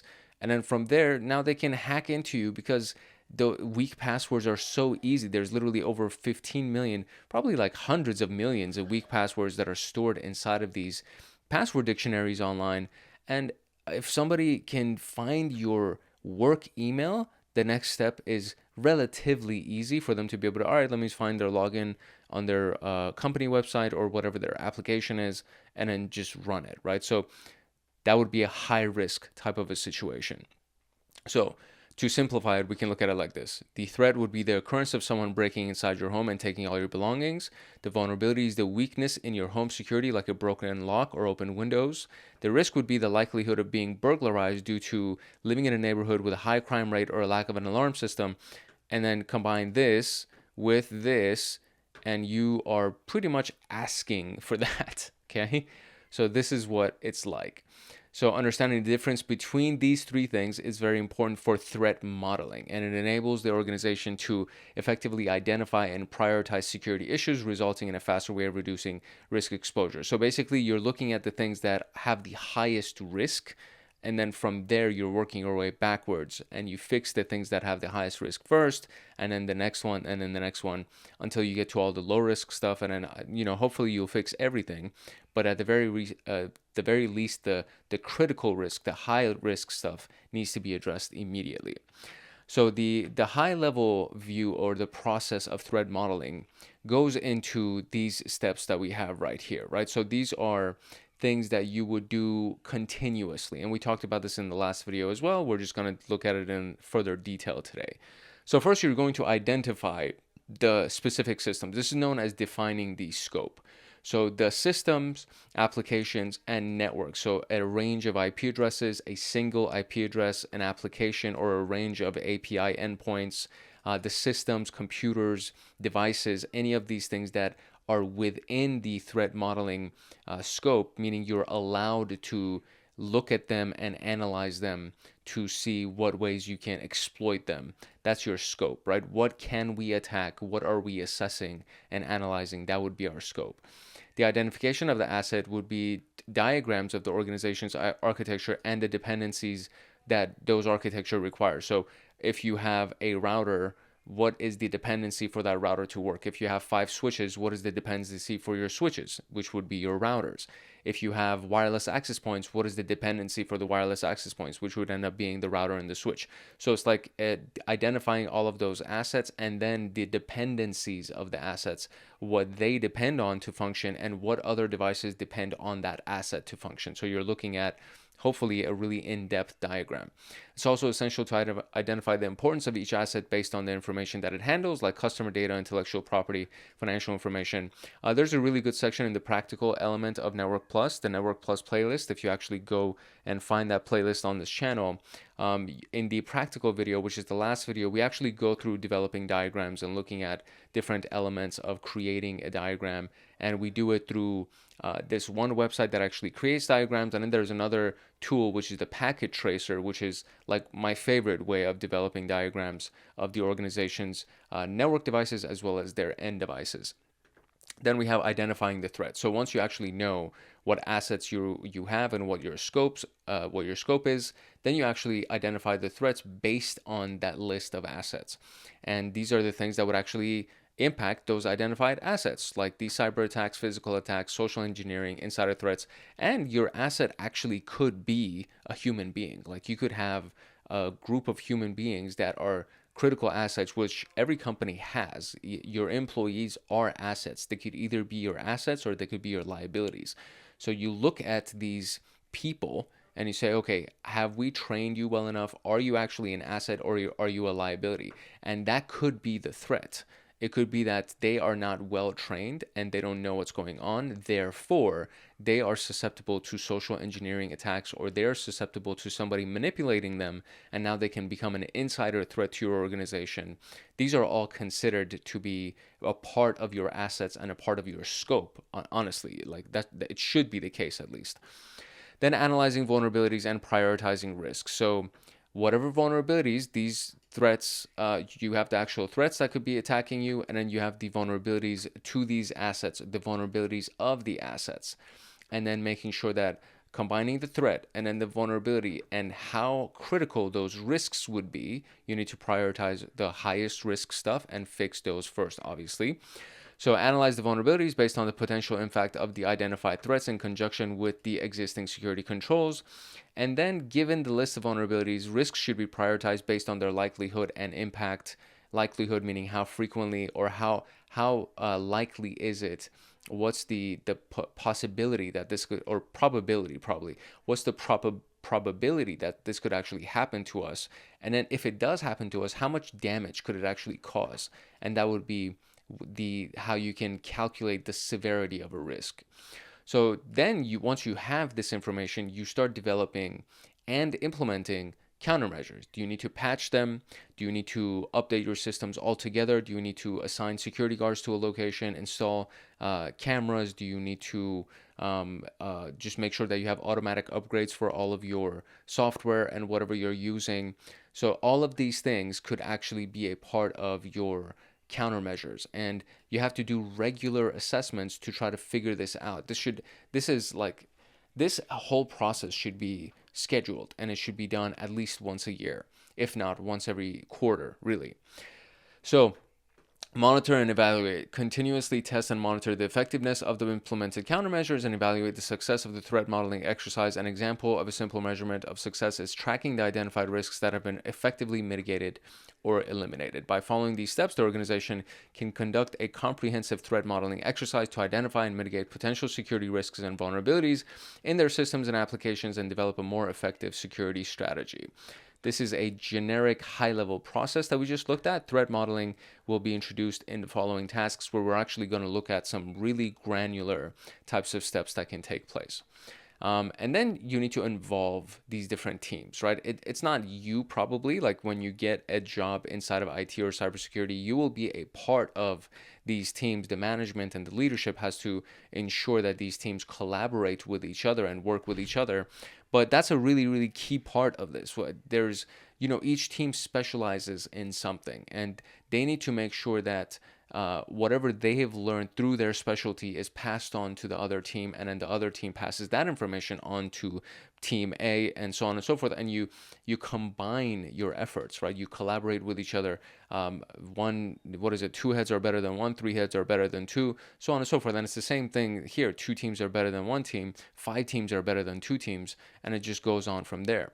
So these are the teams that we have over here that are very, very important, and everybody needs to be involved. Everybody needs to be aware of the goal of security. So obviously there's the security team. So the red and blue teams, meaning the offensive security and the defensive security teams.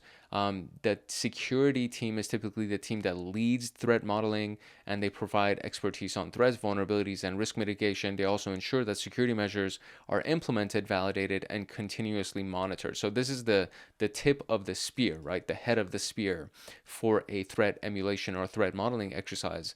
That's the security team.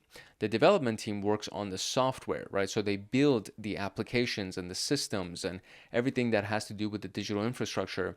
And they need to know how to build secure systems and applications. A lot of times, development people are not focused on security. And it's up to the security team to emphasize that, hey, listen, as you're going through the software development cycle, I need you to focus on security at the very beginning in your design phase.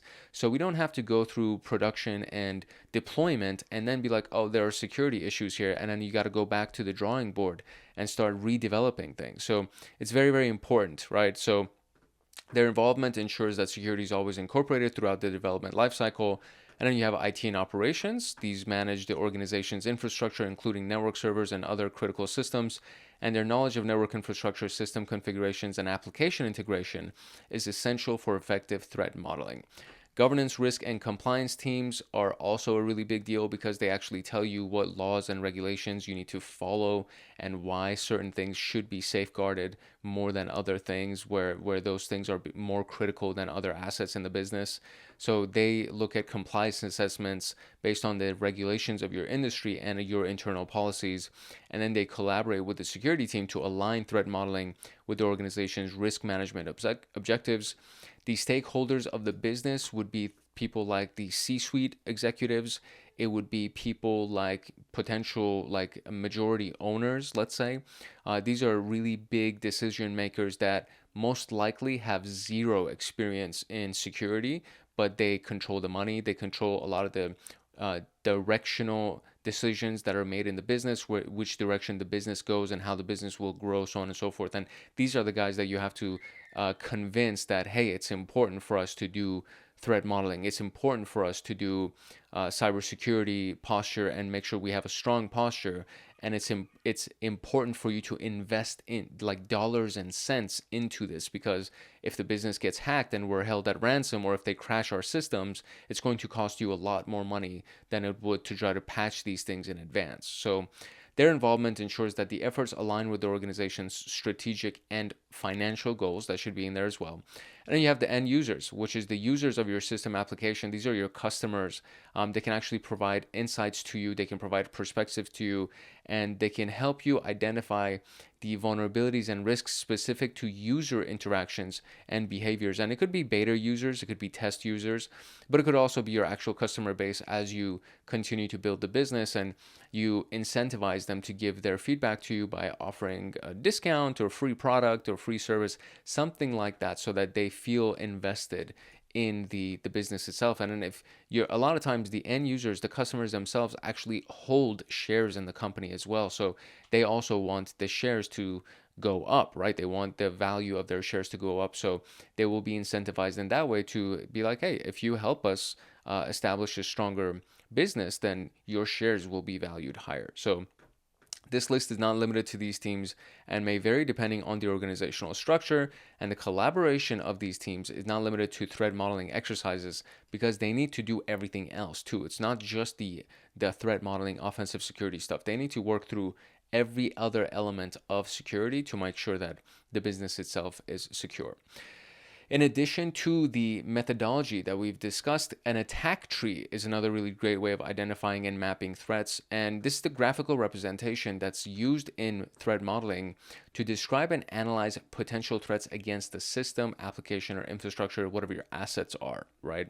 So it provides a structured hierarchical approach, breaking down attack scenarios into smaller components, and each node of the tree represents a specific event or condition, with the root node representing the attacker's primary goal. For a quick example, we can look at this thing right here. So gain unauthorized access to sensitive data is the overall tactic, and then compromising user accounts with access to sensitive data, phishing attacks, password spraying, hunting. So under this technique, we have these sub techniques. Under this technique, we have these, and so on and so forth. And we're going to look at this much deeper when we actually look at the MITRE attack matrix. But this is just an example of what it would look like to create an attack tree. And we can see that the root node represents the attacker's primary goal, which is gaining access to the sensitive data. And the first level of the child node represents different high-level strategies that the attacker might do. And then each node, meaning each sub-technique. So this is the first level that they're talking about. And then each node underneath would be considered a sub-technique.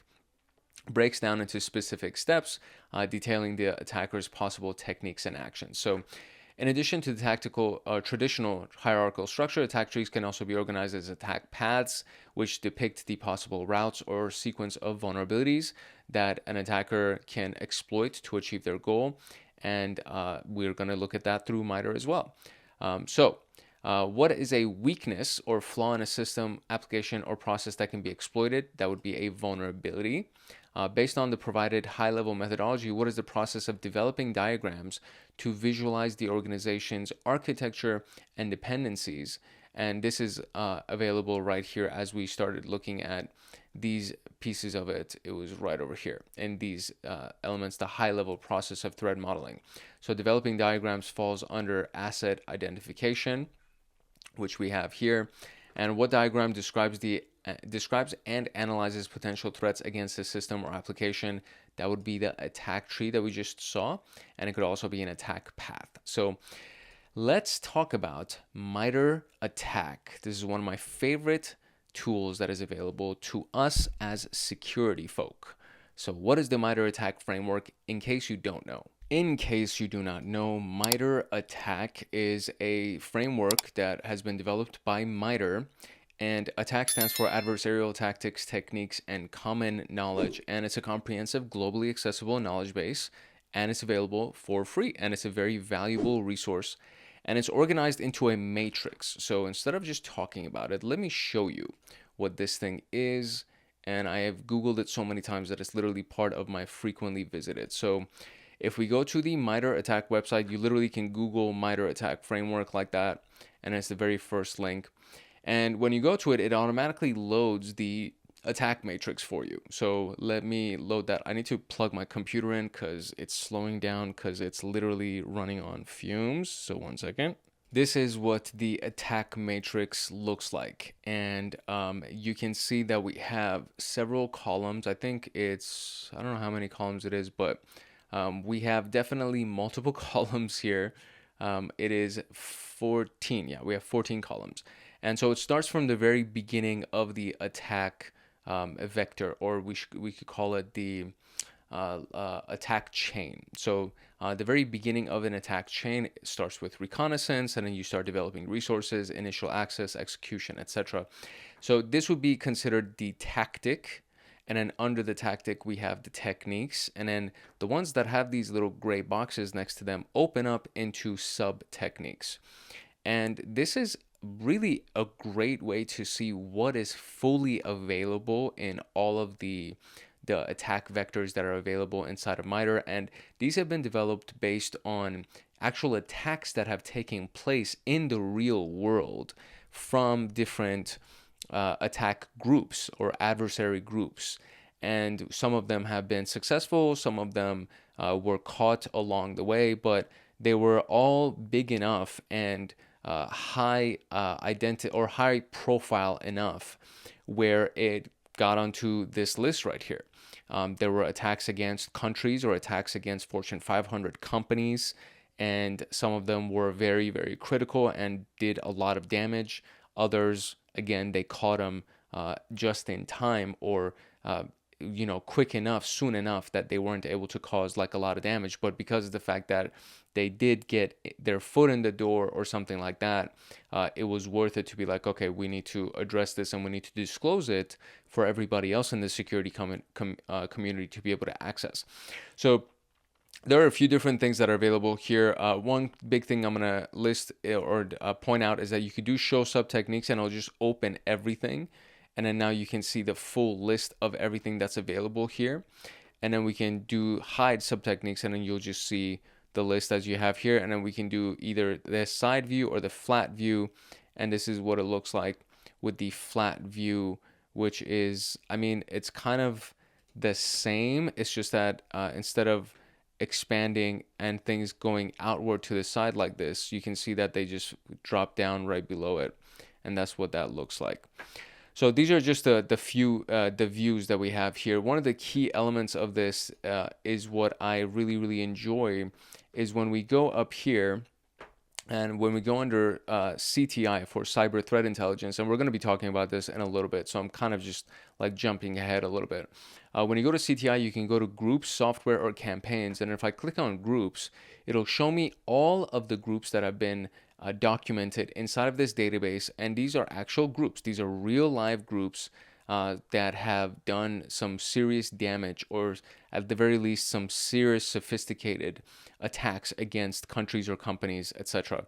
And so some of them have kind of nicknames, so Agrius, Akira, etc. And then the ones that they were never identified, so they don't have any nicknames, or they never identified themselves, they're known as APTs. And APT stands for Advanced Persistent Threat. And so it's like APT 1, 12, etc. This is like the only way that they've been identified, really. And so APT 33 is one that I know we're going to be talking about in a little bit. APT 33 would be the group itself, and then you open it up, and then you get this general description at the top, and it's an Iranian threat group or suspected Iranian threat group. The group descriptions could be potentially these names right here. These are the techniques that they have been known to use or has been attributed to them. These are the softwares that they've been known to use. And then we have references that we can actually go to in a variety of different external articles that are available outside of MITRE. And then when we click on any of these softwares or any of these techniques, it'll go deeper into it, and then from there you can actually start seeing detection and mitigation examples inside of those descriptions. So I'm not going to jump too far ahead because I do want us to kind of go along with the course instructions that we have right now. But this is MITRE, and it's a very powerful resource that's available to you, and I highly recommend you become familiar with it in case you have not gotten a chance to. Very useful stuff. You can learn a lot from MITRE. So it's organized into a matrix that covers various tactics, as you just saw, and techniques, and the framework includes descriptions, examples, etc. So we can look at the exploit public-facing application, which is one of the examples, and we may end up using it for the questions that we have. So these are the procedure examples that we have here, and there's a lot of procedure examples. There are a lot of mitigation, or at least multiple mitigations and multiple detections, of course, references that are available. And if we go on the left side right here, it falls under the initial access tactic. So the exploit public facing application is a technique that falls under the initial access tactic. So technique names and details is what we just saw. It's at the very top right there, and it includes the attack ID, which is, or the tactic ID, I should say, the T1190 that you see right here. Let me see right there, this thing right there. Subtechniques is no subtechniques. Initial access is the tactic. Platforms, contributors, versions, the created date, which is essentially the date that it was first documented or noticed. Then we have the procedure examples, which are the examples of how threat actors have actually used it. Mitigations would be how to protect against this technique. And detections would be strategies and indicators that can help you identify them, as well as potential challenges in detecting the technique. References are all the external sources, reports, articles that provide additional info. By exploring this, the contents of the MITRE technique page, you may gain valuable insights into the specific methods employed by the adversary to enhance the overall security posture and implementing the suggested mitigations and detection strategies. So when we want to use this in threat modeling, which is kind of the context of this conversation, right? It can be integrated into threat modeling by mapping the identified threats and vulnerabilities to the tactics and techniques described in the attack framework. So we can insert a new entry in the methodology after identified threats, which is that very first one. And then we can say map it to the MITRE attack, right? So it's not actually the first one. It's, what is it? The third step, I think. So it was scope and then assets and then identifying threats. So it's like right after identify threats, we can say, hey, let's map that threat to the MITRE attack framework, to the corresponding tactics and techniques. For each map technique, utilize the information found on that page, such as description, procedure, example, mitigation, and detection, to gain a deeper understanding of it and the vulnerabilities in your system. Or incorporating the framework into your threat modeling process ensures comprehensive understanding of the potential security risk. So this is not a bad thing to do just as a practice, like a regular thing that you do when you find a vulnerability or when you find some kind of a potential attack against your company or a threat against your company. It should be the first thing that you do when you go to MITRE and be like, okay, let me see if I can even find this by just going to the top right here and clicking the search button and searching for it. Let me see if I can actually find it, and let's see what else is associated with it. What groups have used it? How successful were they? What are there any mitigations or any detection mechanisms? All of that. So we can use MITRE attack for a few different cases, identifying potential attack paths based on your infrastructure. So it can actually map the possible attack paths that the attacker may take to compromise your organization. If you use Office 365, for example, all of the techniques attributed to this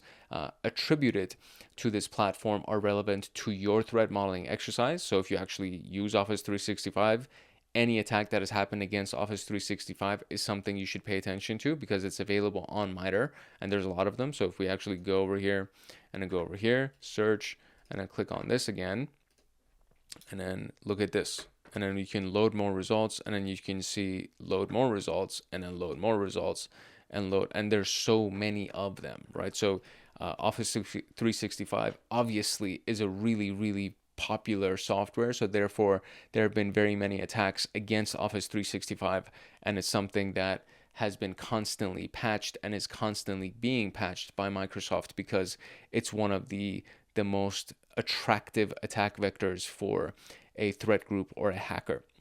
Developing threat scenarios, so you can actually attribute all the tactics and techniques to known threat groups, and it can be leveraged to assess your organization based on the threat groups identified to be targeting your same industry. And prioritizing vulnerability remediation, so for each technique we can actually use whatever mitigations or remediations that are available for us to prepare ourselves or to patch our systems, right? So you can actually identify the most critical vulnerabilities to address right away and maybe even find some kind of a mitigation for it. The usage of this framework is not limited to what we just talked about, so there's a lot of other stuff. And to improve the overall threat modeling process, let's integrate the usage of Attack Navigator, which is the next thing we're going to talk about, which is very, very powerful. So what is the technique ID of exploit public-facing applications? So if we go back to the page for this, we can click go right here, and it says T1190, which is the attack ID for this. Under what tactic does this belong? And so we go right here, and it says initial access. And that's it. Those are the only two questions. So now we can actually talk about the Attack Navigator. To go over the Attack Navigator, they've actually provided a virtual machine to us in case for whatever reason you don't have access to a web browser. But I'm gonna use my own browser for it because we could do all of these things essentially together. So instead of going through this information piece by piece, I'm gonna open up my browser. We're gonna go through MITRE directly together, and then I'm going to just read the instructions of the background and then follow the steps, and then we can just view everything as it's happening in real time instead of kind of going back and forth or just reading the lecture first and then going to apply it. So I'm going to keep the instructions on my second monitor, and then on this monitor we're going to do the official display of everything and the demonstration of everything. Okay, so the link that they provided to us is the link directly to the Attack Navigator, is what you see here. Now, the Attack Navigator is not directly accessible from the MITRE or the attack.mitre domain that we see right here. The domain is a little bit different. So what we have is the mitre-attack.github.io. And the way that I got here is I literally just Googled MITRE attack or create a new layer MITRE attack is what I Googled. But you can essentially get there by doing MITRE attack navigator, which is what the headline of the page is. So if we click on that, we end up here. And This is basically where the instructions start, right? The MITRE ATT&CK Navigator. This is available for free, and it says it's open source, and it's also accessible via this link, which is the link that again takes us to this. Now, the reason why they prefer that we use the attack box in the virtual machine on this specific room in TryHackMe is because the version that they used at the time that they created this room would be the version that they would like for us to use, so that there's like, it's more consistent. But I feel like it's going to end up being kind of the same, so I'm not really that concerned with it. So now that we actually have this, we're going to go look through the various options that's available here. So we have create new layer, open existing layer, create layer from other layers, and create a customized navigator. And so these are the options that we have here. So we're going to create a new layer, which is the essentially where the instructions take us, right? So creating a new layer, and we're going to do the enterprise attack layer, and it's going to open up like this, right? So this is, now we have the matrix, the full matrix is accessible to us right here. We could have also done a mobile matrix that focuses on threats and techniques against mobile devices. So let me go back and just kind of show that to you. Let's leave this side real quick. If we create a new layer, we have enterprise, we have a mobile for the attacks against mobile devices, and then we have ICS, which focuses on threats and techniques against industrial control systems. And these are the things that control warehouses or manufacturing plants, things like that. It could even be a nuclear power plant could use, and it does actually use, an industrial control system. So anything that has to do with industrial power plants, treatment facilities, transportation systems, manufacturing, critical infrastructure, any of that stuff, they use industrial control systems. So what we're going to do is we're going to focus on the enterprise stuff that is done against companies, corporations, countries, technically. So it all falls under enterprise, and this is it. So this is what the attack matrix looks like from here. So now what we want to do is we want to search for and select certain techniques. So under the selection control panel, which is available right here. So this is where we are. We have the selection control panel, we have the layer control panel, and then we have the technique control panel. So what we can do is under selection control, we can search for something, and I'll bring this whole thing up right here.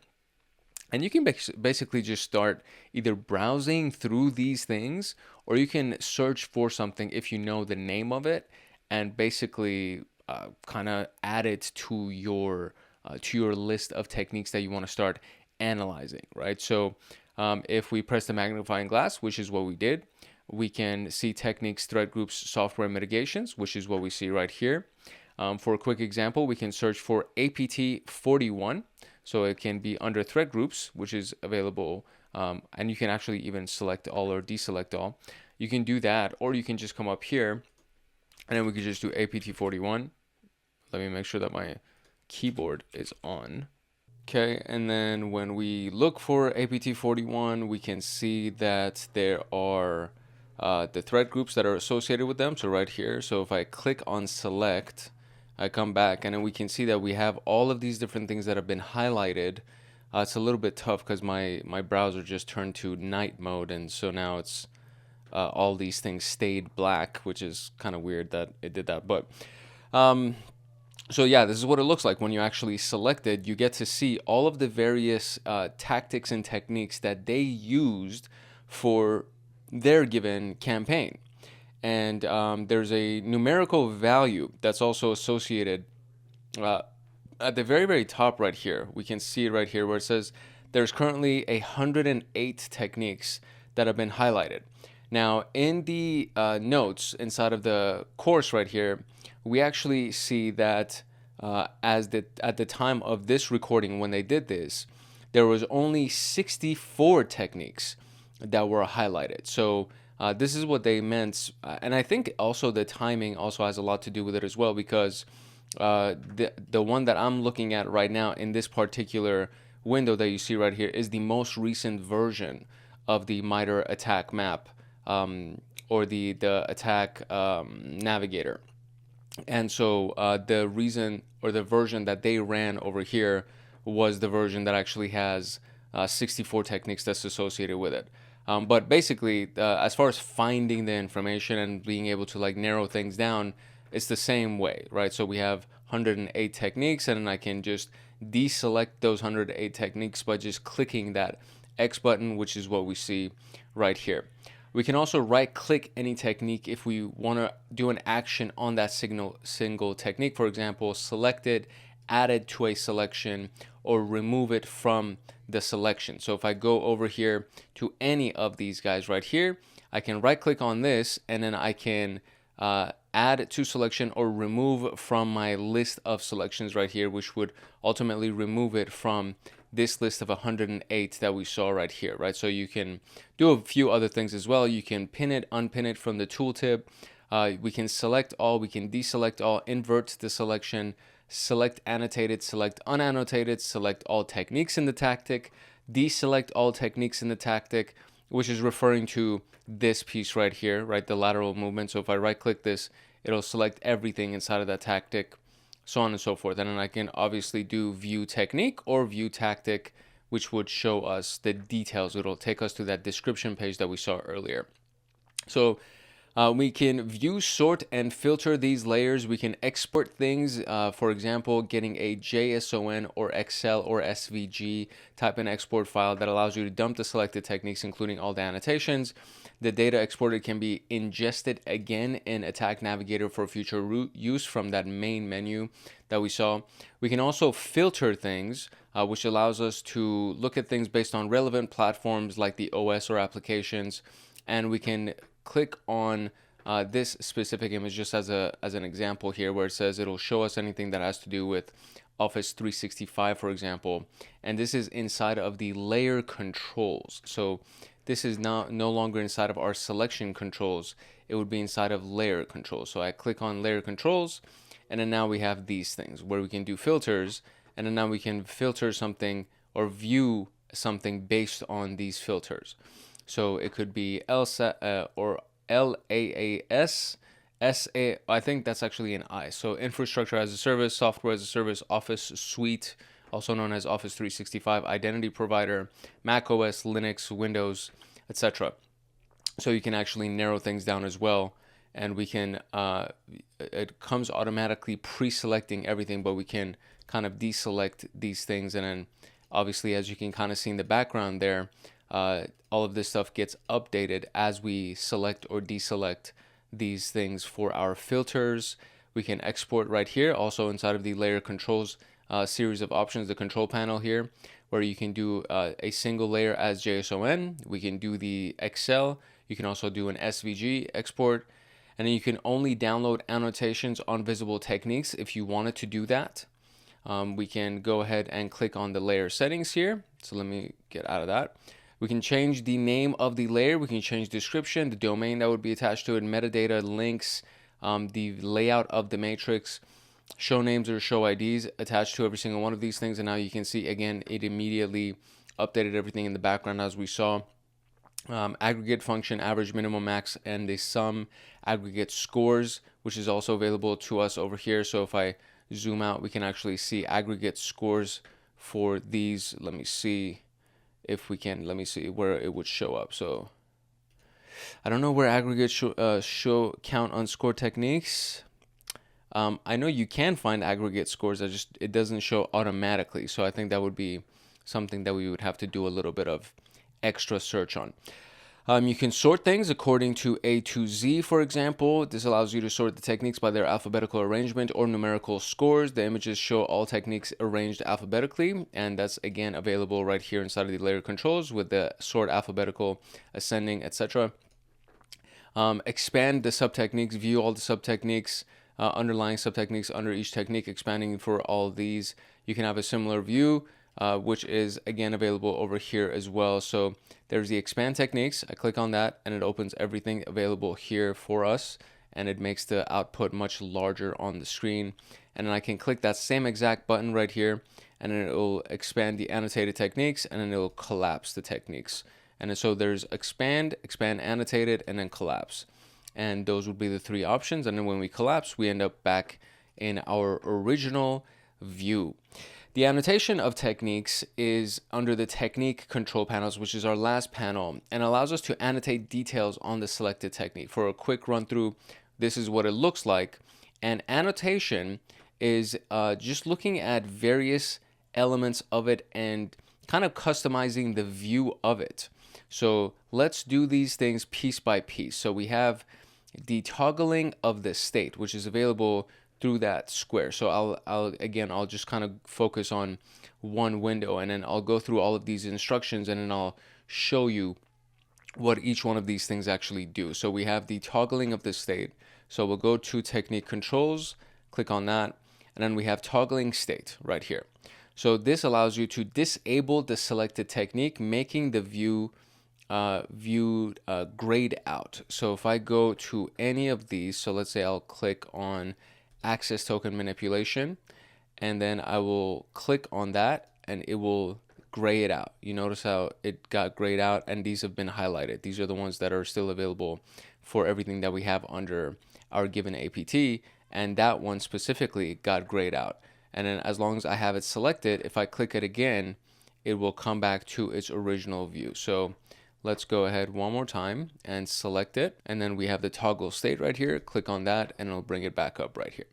So that is toggle state. So it allows you to disable the selected technique or re-enable it, as long as you just make sure you have it selected.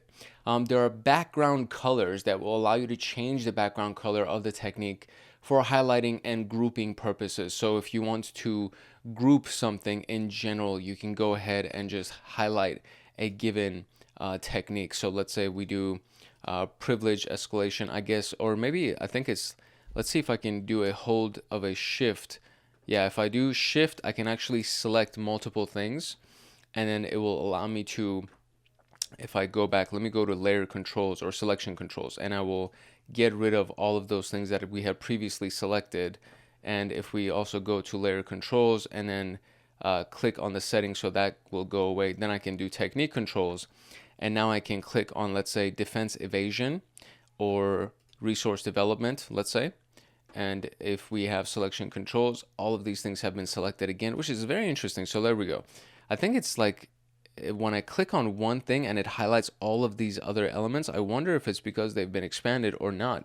And they haven't. So that's the part that's kind of interesting to me.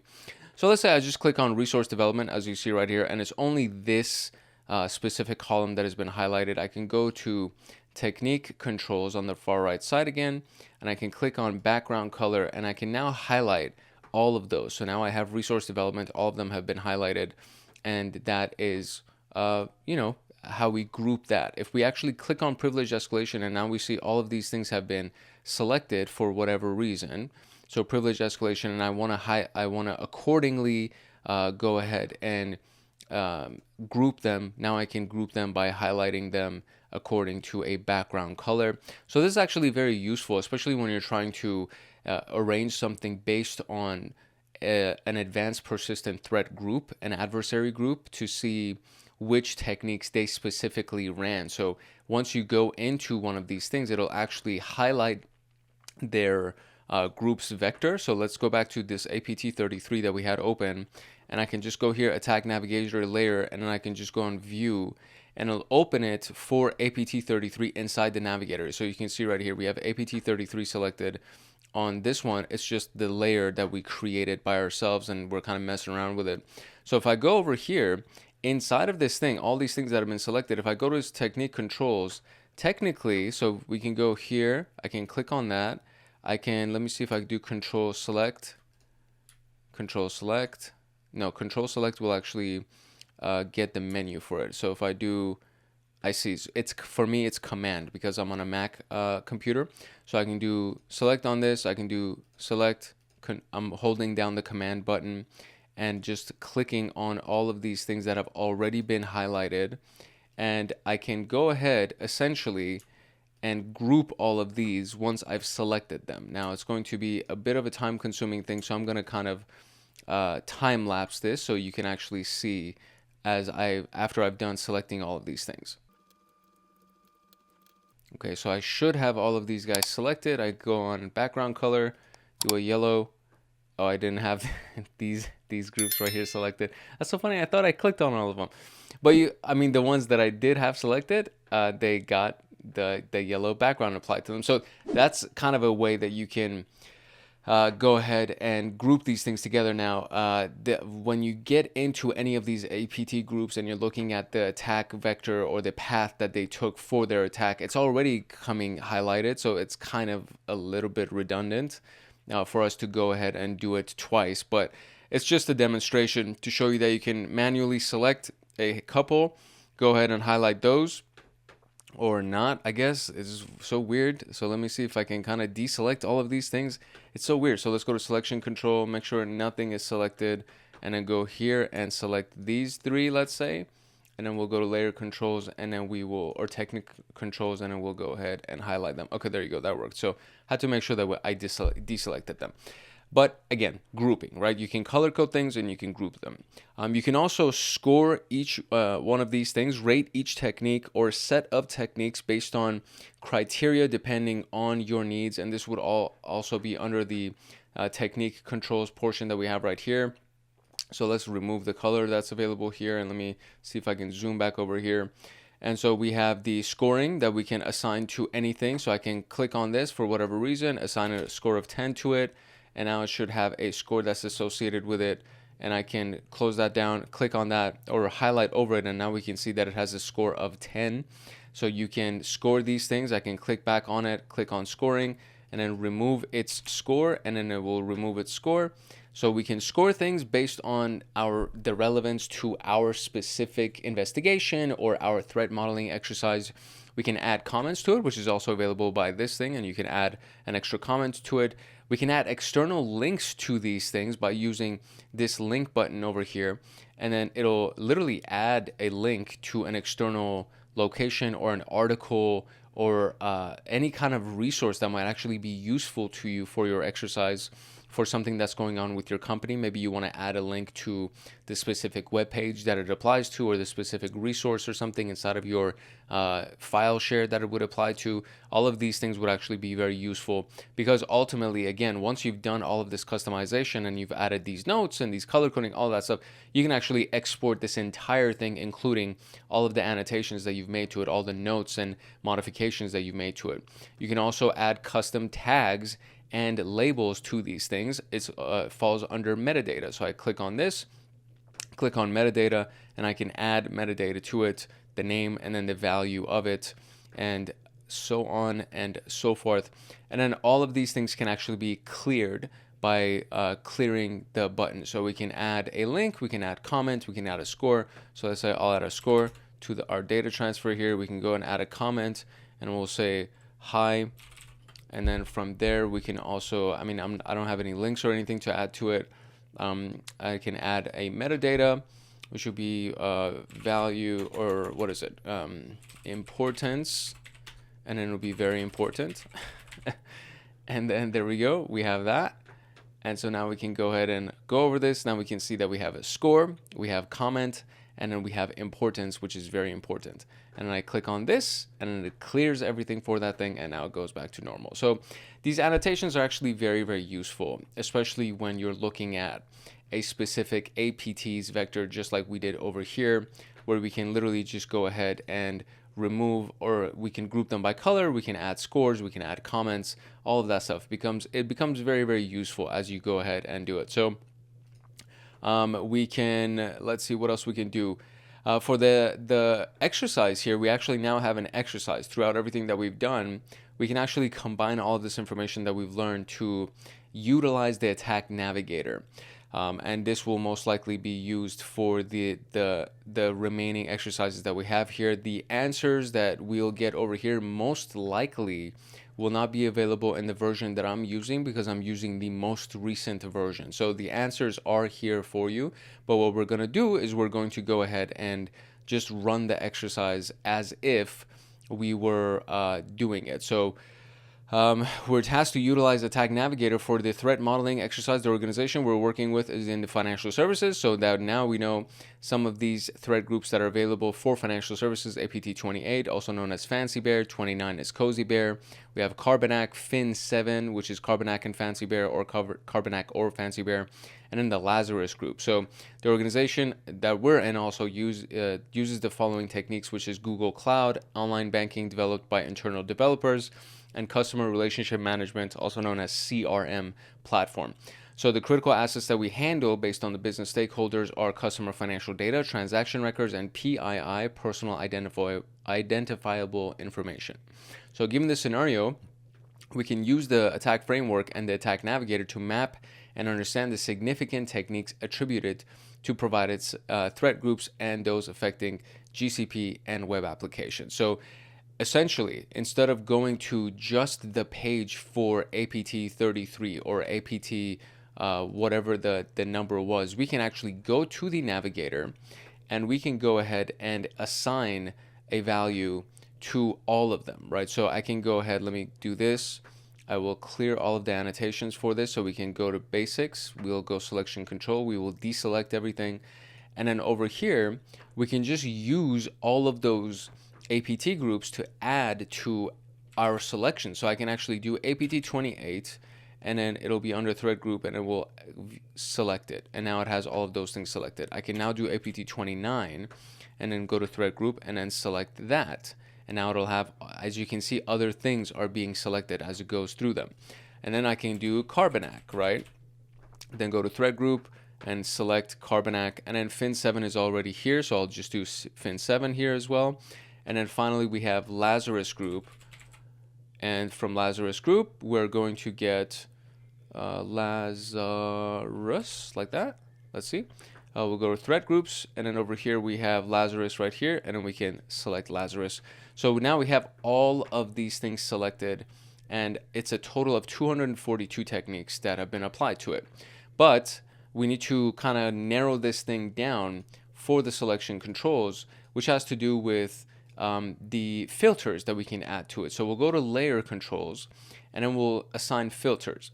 Now the filters over here happen to be Google Cloud, online banking developed by internal developers, and CRM. So for this, what do we have? We have, technically, I think Google Cloud could be a container. It could also be software as a service. So we could do that, or we could do Office Suite, which, let's see, let me zoom back out here.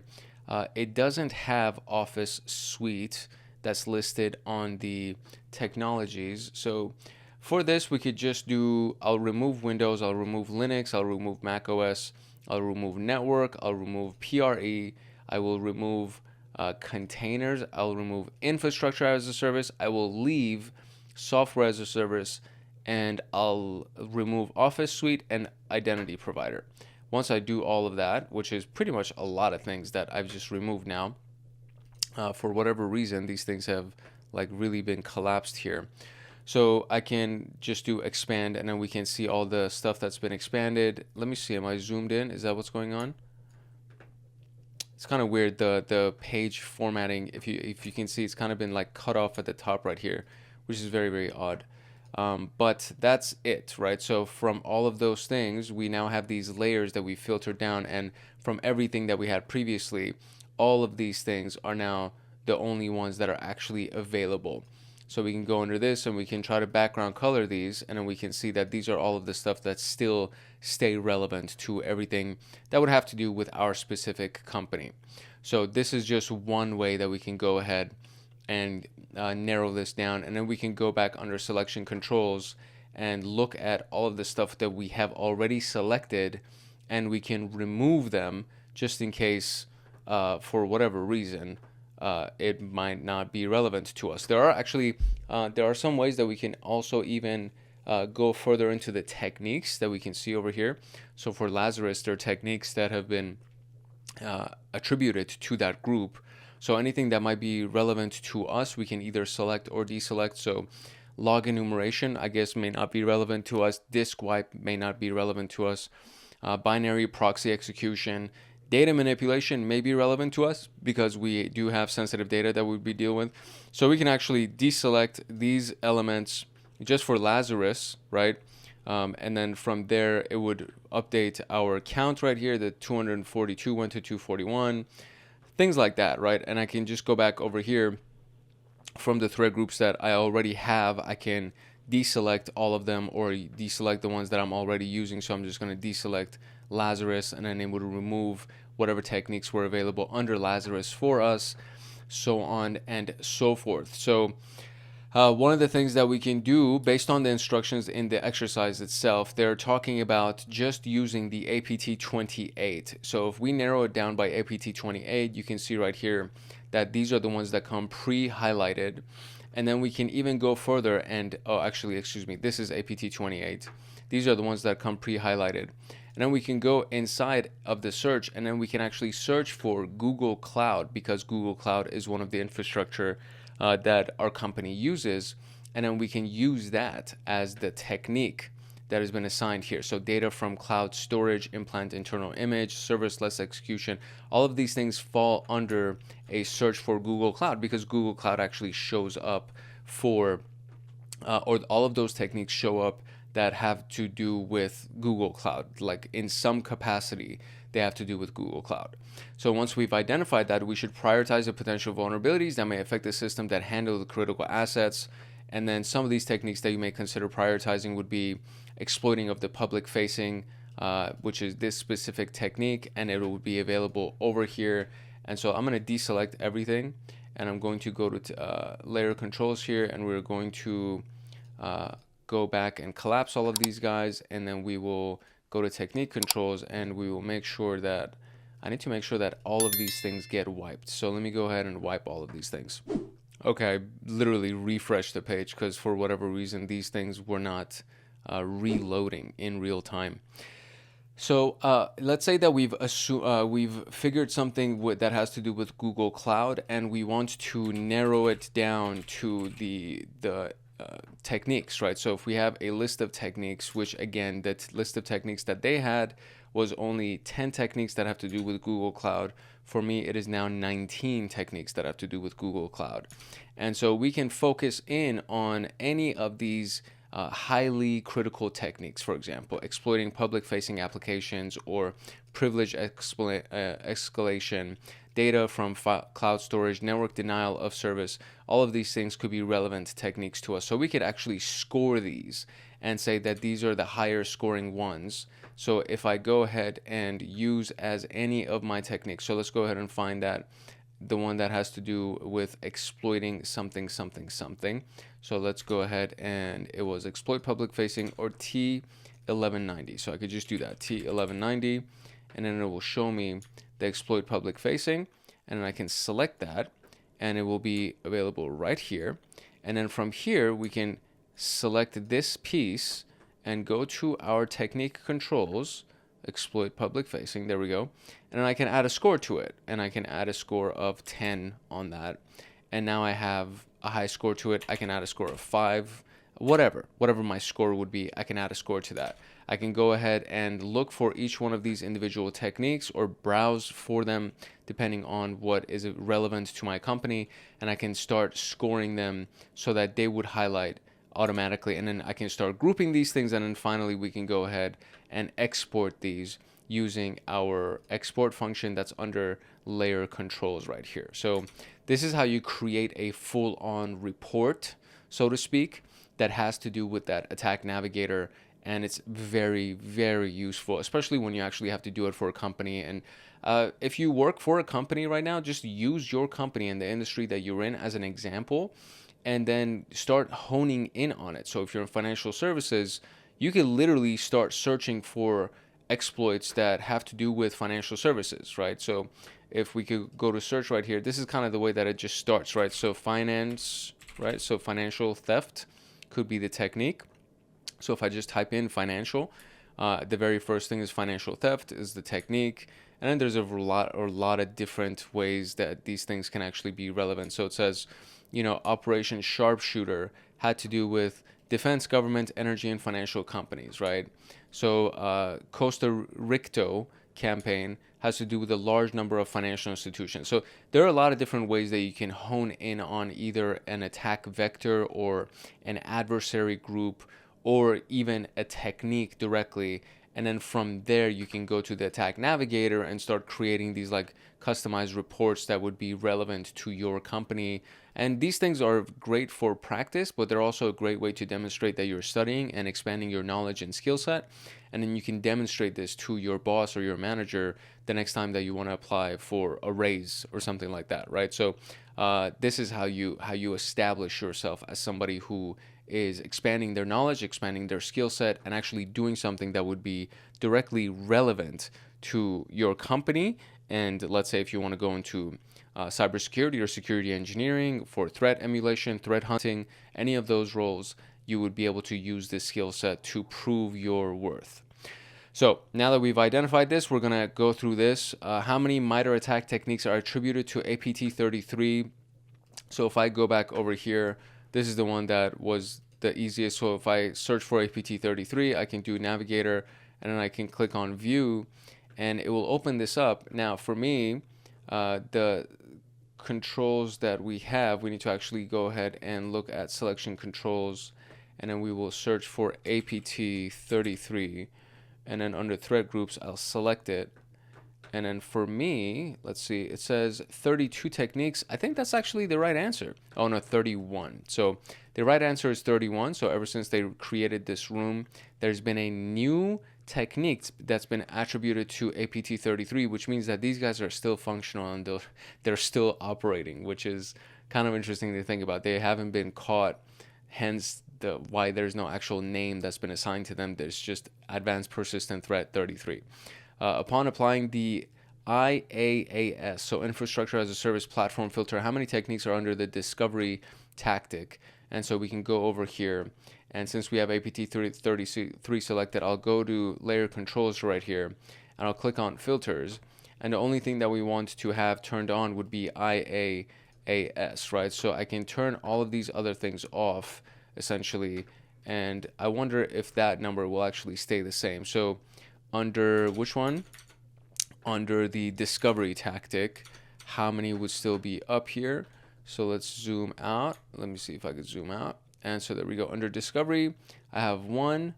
Okay, well, for whatever reason, this thing won't let me scroll down, which is actually very annoying. Let me see if I zoom out. Yeah, even if I zoom out, it's still, for whatever reason, it's not letting me handle it. So how many techniques are under the discovery tactic? The answer itself would be 13, and this is a continuation from APT33, so the answer would be 13. So if we have APT33 selected under selection controls, we can go ahead, or under layer controls, excuse me, we can go ahead and click on filters, and we can make sure that we have IaaS selected, and as long as that is selected, then we can see that there are it should be 13. This one actually has 1 highlighted, which out of the 14 techniques leaves 13, but they're asking how many techniques are under the discovery tactic, which makes me feel like they mean how many techniques are selected under the discovery tactic. For here, it looks like there's only 1 that's been selected for APT33, and it's a score of 1. So if we highlight over it, it says score of 1, comment is APT33, and then there's a link that's been attached to it. So that is the only technique that's been highlighted. All the other ones are not highlighted, which makes me feel like the answer should be 1. But in this case, it says the answer is 13, meaning if we, subtract 14 by 1, we're left with 13. So I don't know if that's what they were asking. It could be very, very different when you actually use the version of the MITRE attack navigator that they had provided to you at the very, very top of this, using the virtual machine that was like from however long ago when they created this room. So that's pretty much it for the attack navigator. This is a very, very useful tool. You can have a lot of fun with it, and you can learn a lot from it. These are the actual answers to the question. So if you're trying to find the answers, you could do what I did, and then as long as you're using the virtual machine that they have over here, then you should be able to find the exact same answer. If you're using the version that would be on your own browser, it's going to be the most recent version, which is going to have obviously different responses that you would get. But these are the answers, and the way to find them is to go through the exercise the way that we just went through it. Now we can move on to the DREAD framework. The DREAD framework is a risk assessment model that's been developed by Microsoft to evaluate and prioritize security threats and vulnerabilities. And it's an acronym that stands for damage, reproducibility, exploitability, affected users, and discovery. So damage is the potential harm that could result from the successful exploitation of a vulnerability, and it could be data loss, system downtime, reputational damage, financial damage, all that stuff. Reproducibility is the ease with which an attacker can successfully recreate the exploitation of a vulnerability. They also call this attack complexity when you're looking at the CVSS scoring system and the common vulnerabilities and exposures database. It's very similar to that. So it's like, how easy is it for them to reproduce the attack? How complex is the attack for somebody to try to recreate it? And a higher reproducibility score suggests that the vulnerability is straightforward to abuse, posing a greater risk. A lower reproducibility score, meaning that it's not as reproducible. Exploitability is the difficulty level involved in exploiting the vulnerability, considering factors like technical skills, availability of tools, the amount of time it would take to exploit it. And the affected users would be the number or portion of users, or the segment of users that's impacted by once the vulnerability has actually been exploited. And discoverability is the ease with which an attacker can find and identify the vulnerability, considering whether it's publicly known or how difficult it is to discover based on the exposure of assets. Is it publicly reachable, or is it in a regulated environment? Those would be the two extremes that we can think about. So damage that can be harmed, or damage that can be caused, the harm that can be caused.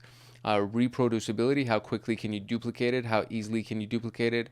How easily can you exploit something or exploit that weakness? Who are the users? How many users are affected? Obviously, the higher number of users, the more critical this is. The lower number of users, it's not as critical. And how easy is it for them to discover it? Can they just do a basic scan of your website using like the vulnerability script inside of Nmap or something like that? So the categories are commonly phrased with the following questions. Damage would be, how bad would the attack be? Reproducibility would be, how easy is it to reproduce the attack? Exploitability is, how much work is it to launch the attack? Affected users, how many people will be impacted? Discoverability, how easy is it to discover the vulnerability? Using the questions above, each category applying it in risk assessment context, you can use that as an assist for yourself. The DREAD framework guidelines, it goes based on, it's an opinion-based model that heavily relies on an analyst interpretation and assessment. The reliability of this framework can be improved by following some guidelines. So establish a standardized set of guidelines and definitions for each DREAD category that provides a consistent understanding of how to rate vulnerabilities, and you can support it by providing examples and scenarios to illustrate how scores should be assigned under various circumstances. Encourage collaboration and discussion among your teams. Constructive feedback from different members aids in justifying the assigned scores, and of course use subject matter experts that would help, and their opinion should have more weight than somebody who's not a subject matter expert, obviously. Use the DREAD framework with other risk assessment methodologies and regularly review and update the chosen methods and techniques to ensure they remain relevant and aligned with the organization needs. Qualitative analysis using DREAD. It's typically used for qualitative, which has to do with, again, opinion type of thing, like a point of view. Quantitative would be more data-based and statistic-based. So, rating each category from 1 to 10 based on subjective assessment and interpretation of the questions that we just went through. The average score of all criteria will calculate the overall DREAD risk rating. So we can look at this like this. The damage, minimal infrastructure information, minimal information disclosure related to client, limited PII leak, complete data leak. That could be kind of the score that's been assigned to it, right? So 2.5 would be minimal, 10 would be everything's been leaked, right? Reproducibility, multiple attack vectors requiring technical expertise, right? So it requires technical expertise to be able to reproduce this. Minor customization for public exploits needed. Little prerequisite technical skills needed to run the exploit. Users with public exploits can successfully reproduce the exploit, right? So that's the easiest way to reproduce it. That's like the highest reproducibility rating. Exploitability, almost no public exploits are available. Complicated exploit scripts available. Minimal technical skills required to execute public exploits. Reliable Metasploit module exists, which literally you select the module inside of Metasploit, and then you assign the IP address for the target, and then you just type run, and Metasploit will do everything for you. So you need to know nothing other than how to identify the version of the system that you want to attack, and then as long as you have the IP address, you can essentially just attack it, and that's the least exploitability skill required, right? Affected users, almost nobody, or to a small subset, around 10% of users. More than half of the users and all users would be the highest level of this. And in discoverability, the significant effort needed to discover the vulnerability requires a manual way of verifying vulnerability. Public scanning scripts not embedded in scanning tools. Almost all known scanning tools can find a vulnerability, which makes it the highest discoverability rating. So given this, we can assess some known vulnerabilities in the application. Below is the example. So unauthenticated remote code execution has a score of 8. The damage would be 10. Reproducibility 7.5. Exploitability is 10. Affected users would be 10. Discoverability is 2.5. So I'm guessing we're getting the average of all of these things.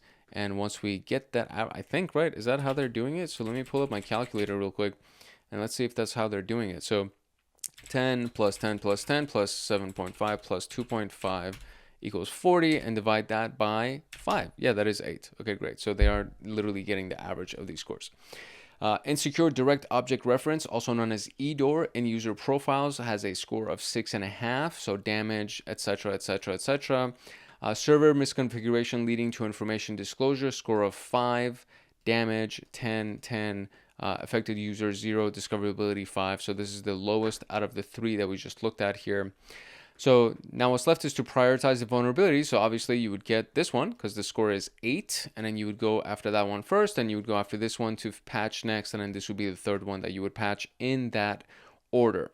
So what dread component assesses the potential harm from successfully exploiting a vulnerability? That would be the damage that can be caused.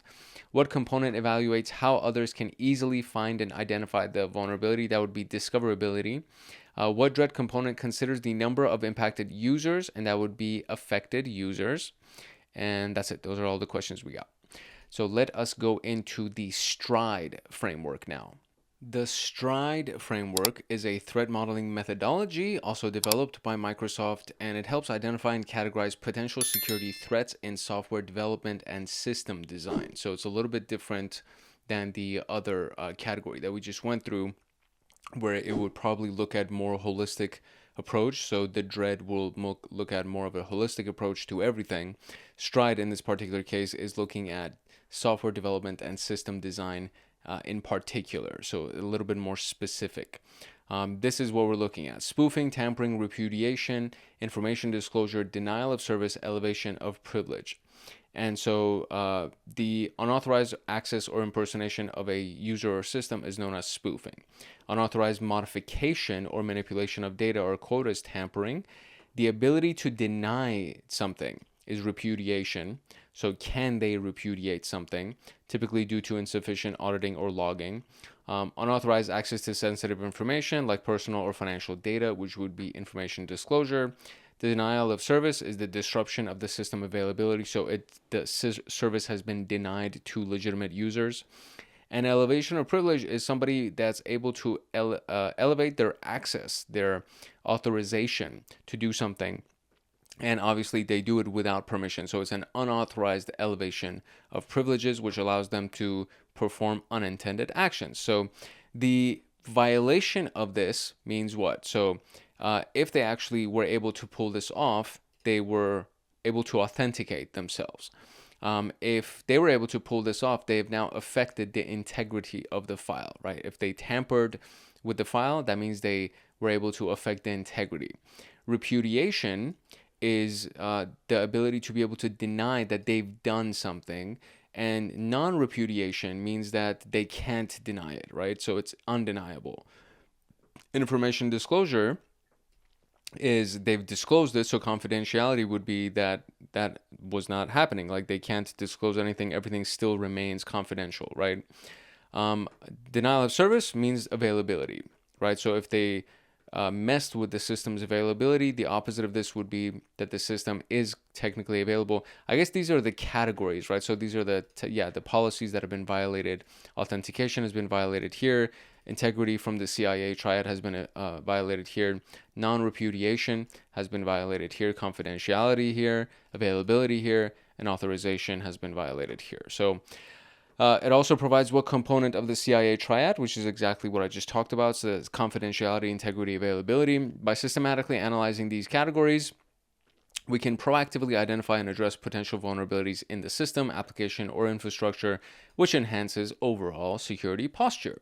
So to understand this, let's dive deeper. Spoofing would be sending an email as an other user, so some user that actually exists. You send the email as that person, meaning you are impersonating them, you're spoofing your identity with their identity. And you would create a phishing website mimicking a legitimate one to harvest user credentials. That would be another way to spoof something. Tampering is to update the password of another user. That's tampering. Installing system-wide backdoors using an elevated access. That's tampering.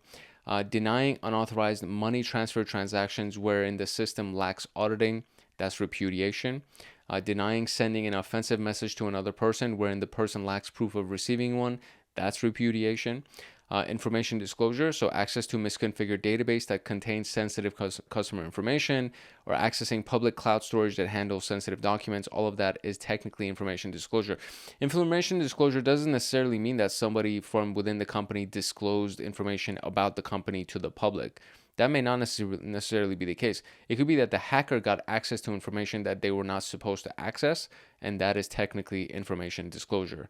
So denial of service finally being, or not finally, denial of service meaning flooding a web server with a lot of requests, which allows the web server to actually crash or not be available, and now legitimate users can't access it. Deploying ransomware that encrypts all system data that prevents other systems from accessing it until you actually pay the ransom. So ransomware encrypts everything. Now you can't access it. You are denied access to that. And until you pay the ransom, everything is still going to be encrypted. That's basically another version of DOS. Elevation of privilege, creating a regular user but being able to access the administrator console, or gaining local admin privileges on a machine by abusing unpatched systems. That's all elevation of privileges, escalation of privileges. So these are various scenarios in which the categories can occur, and it emphasizes the importance of implementing robust security. Typical representation via a checklist is one of like the good things here. It's kind of hard to see the checklists that are here, but there are actually checks inside of these lists that we can see here. So the scenario would be sending a spoofed email wherein the mail gateway lacks email security and logging configuration. So that's spoofing. It's literally in the description. And repudiation, where there's no email security and logging, so they can't deny it, right? So it's undeniable. Flooding a web server with many requests, that would be a denial of service. That goes under the denial of service category. Abusing SQL injection vulnerability, that would be the tampering. So SQL injection means you can actually inject something inside of the code, meaning an SQL kind of a request or a query, an SQL query could be injected. Therefore, you're tampering and messing with the system. And then you're getting information disclosure, right? So you're getting access to the data that's inside of that SQL database. SQL stands for standard query, right? So you're technically able to query a database using SQL and get data that you should not have access to. Accessing public cloud storage that handles customer data is also information disclosure. Exploiting a local privilege would be escalation of privileges or elevation of privileges, but it's also known as tampering, I guess, but this should be an elevation of privileges too. The exploiting a local privilege escalation vulnerability due to the lack of a system update, that should technically be an elevation of privileges, but it's also tampering. So, threat modeling with Stride. To implement Stride framework in threat modeling, it's essential to integrate the 6 threat categories into a systematic process that effectively identifies, assesses, and mitigates security risk. So this is the high-level approach to doing this. System decomposition. So you break down all your accounted systems into components, meaning you decompose the system essentially. and you break it into components like applications, networks, data flows, and you understand the architecture, the trust boundaries, and the potential attack surfaces. So this is one way to gain a handle on this, right? In threat modeling, this is how you would do it. Applying these STRIDE categories for each component that you've done the decomposition for, you would apply the categories to it. Analyze the exposure to the 6 STRIDE threat categories and identify potential threats and vulnerabilities related to each category. Threat assessment, evaluate the impact and likelihood of each identified threat. Consider the potential consequences and the ease of exploitation and prioritize threats based on their overall risk level. Develop countermeasures, design and implement security controls and address the identified threats tailored to each STRIDE category. For example, to enhance email security and avoid spoofing, implement DMARC, also known as domain-based message authentication, reporting conformance, is a technical standard that helps protect email senders from spam, spoofing, and phishing. DKIM is the domain keys identified mail, which is another security standard to make sure messages aren't altered in transit. And then SPF is the sender policy framework and an email authentication method designed to detect forging sender addresses. So you could technically do all of them, right?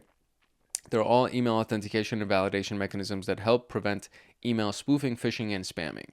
Validate and verify. So test the effectiveness of all of these things to make sure that they are effectively mitigating and identifying threats, and even conduct penetration testing, code reviews, or security audits if possible. And then do it again, and then do it again, and then do it again. Continuous. This is continuous improvement. This is not something that you do once. This is a common theme. If you've seen any video that I've done on any topic in cybersecurity, you will most likely have heard this before.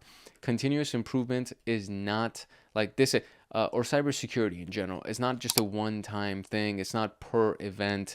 It happens all the time. Your systems could be squeaky clean, everything could be perfect, you would still try to improve them, and you would still try to get ahead of all of the attackers and find the vulnerabilities in advance and then patch them and then do another scan and then do another scan and just continually improve. This never stops, okay? Just keep that in mind. So applying this, we're going to do it inside of a little exercise. We got a scenario here. So the e-commerce company is in the process of designing a new payment processing system. To ensure its security and minimize the risk of compromise, you are tasked to conduct a threat modeling exercise using STRIDE. All your assets are stored in a secure cloud infrastructure developed by the architect. As the leader of this initiative, you will be working with different teams to create a thorough threat modeling plan. You aim to identify potential security threats and protect your payment processing system, ensuring the safety of your customers' information. These are the guides. So development team, system architecture, and this is what they do, right? So I'm not going to read them right here. I guess I should. So development team is responsible for building systems and applications. System architecture is responsible for designing the overall architecture of the cloud services. Security team, expertise on threats, vulnerabilities, risk mitigation. Business stakeholder provides valuable input on critical assets, business processes, ensures alignment between the initiative and the organization. And then network infrastructure manages the organization's network infrastructure, including servers and critical systems. So we are going to go ahead and click the view side button at the top and then answer the questions to be able to get the flag. I believe there's a flag, right? Let me see. Yeah, there's a flag at the end of this. Okay. So first, answer these questions. What foundational information security concept does STRIDE work with or build upon? And that is the CIA triad: confidentiality, integrity, and availability. That's CIA triad. If you've never heard of that, then you should not be in SOC 2. You should go back to SOC 1 and start from the very beginning. What policy does information disclosure violate? So information disclosure is talking about confidentiality. Information should remain confidential. It should remain secret, right? Non-accessible. That's what that means. So if you're disclosing information, or if information is being disclosed, it's no longer confidential. Which STRIDE component involves unauthorized modification or manipulation of the data? And that would be tampering. They're tampering with the data. So there's that. And then we have which STRIDE development or component, refers to the disruption of the system's availability, and that would be denial of service. And then we have the flag. So let's go through the exercise and get the flag. Let me zoom out. Come on, buddy. There we go. All right, cool. So we are now zooming out. We're going to go to this button, click view site. Now we have the site. And what's going on? So I got this. And what is it? Oh, I see. I can click on these things. There we go. So let's go in. You're already late. It's 11 a.m. You must finish meetings with different teams for collaboration before submitting the threat modeling at 5. You will find appropriate employees between 11 to 4. 4 p.m. is the time that you need to work on the presentation. Keep an eye out on the timer. We basically need to finish by 4 and submit it at 5. Navigate around the office. Caution, in case you go to the wrong room, cafe, or CEO room, an hour will be added to your time, resulting in a late submission. So let's not go to the cafe or the CEO room, basically. That's what we need to know. Okay, so what is it? What are we doing here? Is there a question or something? So software development does what? Hello, can you provide an overview of the application? Architecture. Sure, we have the following: registration, authentication, user dashboard, search functionality, payment. Got it. I'll coordinate. Thank you for the insights. Great. Okay, so let's go into the next room. It's already 12. Information security. Can you help me identify potential threats and vulnerabilities to the organization, including all infrastructure? Our web application and its infrastructure can be targeted by threat actors, which can do DDoS, SQL injection, brute forcing of credentials, enumeration of exposed assets. Okay. In addition, the internal network can be infiltrated with phishing attacks containing malicious payloads that may affect the employee workstations. Okay, great. It's already 1 o'clock. Brilliant. Network infrastructure. Can you provide information about this? Sure, we have database servers, firewalls, mail servers, file servers. Great. Although we were still working with the logical functionality. In addition, most of the workstations are Windows 10, and we're pushing to have an automated way of pushing security updates to the assets. And it is now 2 o'clock. Let's not go to the CEO room or the cafe. Let's go to software development. You already visited this room. Try to coordinate with another team. Okay, so what am I doing here? System architecture. Didn't I already visit this? Oh, I see. Can you provide an overview of the e-commerce application? They run Amazon EC2, relational database service, Amazon S3, simple storage, elastic load balancer to handle traffic distribution, but they're still in the works. Great. We visited information security, strategic planning. What are the critical assets and processes? And we have personal financial data, secure the transaction processing, ensure availability integrity. Okay. Thank you so much. Presentation time, and it's already 4 p.m. I need to finish the plan. Prepare presentation. Okay, so insecure web application leading to SQL injection is definitely tampering. We'll even say information disclosure. So we'll do that. All the insecure insecure AWS infrastructure, without load balancers, it could be definitely denial of service. Load balancers implies denial of service and information disclosure. I already talked about that because S3 buckets are the storage buckets. So that's, I think, pretty solid. Mail server with no logging, that's been enabled. So that's spoofing. And logging actually is repudiation as well. So they can't deny it, right? So if there's no logging, that means they can technically deny that they did it. That's what the logging allows them, prevents them from doing. So if there's no logging, that means they can deny it and nobody can say any otherwise because we didn't have any logs. And then spoofing has to do with the mail server part of it. And then the unpatched employee workstations could be tampered with. And then, of course, we can elevate privileges. I would say spoofing is also one of them, but okay, we'll leave it at that. Just another day at work. Success. Oh, there you go. All right, so if you actually do it right, then you get the flag. And you can just replay this portion to go ahead and find the right answers. So boom, there we go. There is the flag. And now we can move on to PASTA, the PASTA framework. PASTA stands for Process for Attack Simulation and Threat Analysis, and it's a structured, risk-centric threat modeling framework designed to help organizations identify and evaluate security threats and vulnerabilities within their systems, applications, or infrastructure. It provides a systematic 7-step process that enables security teams to understand potential. Like, this feels like something that was taken from their Wikipedia page or something, and they just copy pasted it over here. Like, there's no way that somebody writes like this. It's It's like from the description page of the Pasta framework. That's what I imagine that they got this from. So this framework was created by Tony, oh my God, Uceda Velez. I think that's how you say that. And Marco Morana, much easier name. They introduced the Pasta framework in their book, Risk-Centric Threat Modeling, Process for Attack Simulation and Threat Analysis. And this was published in 2015. So if they're still teaching this, I'm guessing there's something to this. It's a 7-step methodology. Define the objective, so establish the scope of the threat modeling exercise. We've talked about something similar to this. Define the technical scope. So the first one is the objective, meaning you have the scope of the exercise, identifying the system, application, and networks. Then we have the technical scope that creates the inventory of the assets like the hardware, software, and data, and develop a clear understanding of the system architecture, dependency, and data flows. Decompose the application, so break it down into its components, identify entry points, trust boundaries, and potential attack surfaces. And it includes mapping out data flows and understanding user roles and privileges within the system. Analyze the threats, so identify potential threats to the system by considering various threat sources like external attackers, insider threats, accidental exposures. And this involves leveraging industry standard threat classification frameworks. Vulnerabilities and weakness analysis. So after you've analyzed the threat, you want to analyze the vulnerabilities and weaknesses. So any misconfigurations, software bugs, unpatched systems, anything that the attacker could exploit to achieve their objective.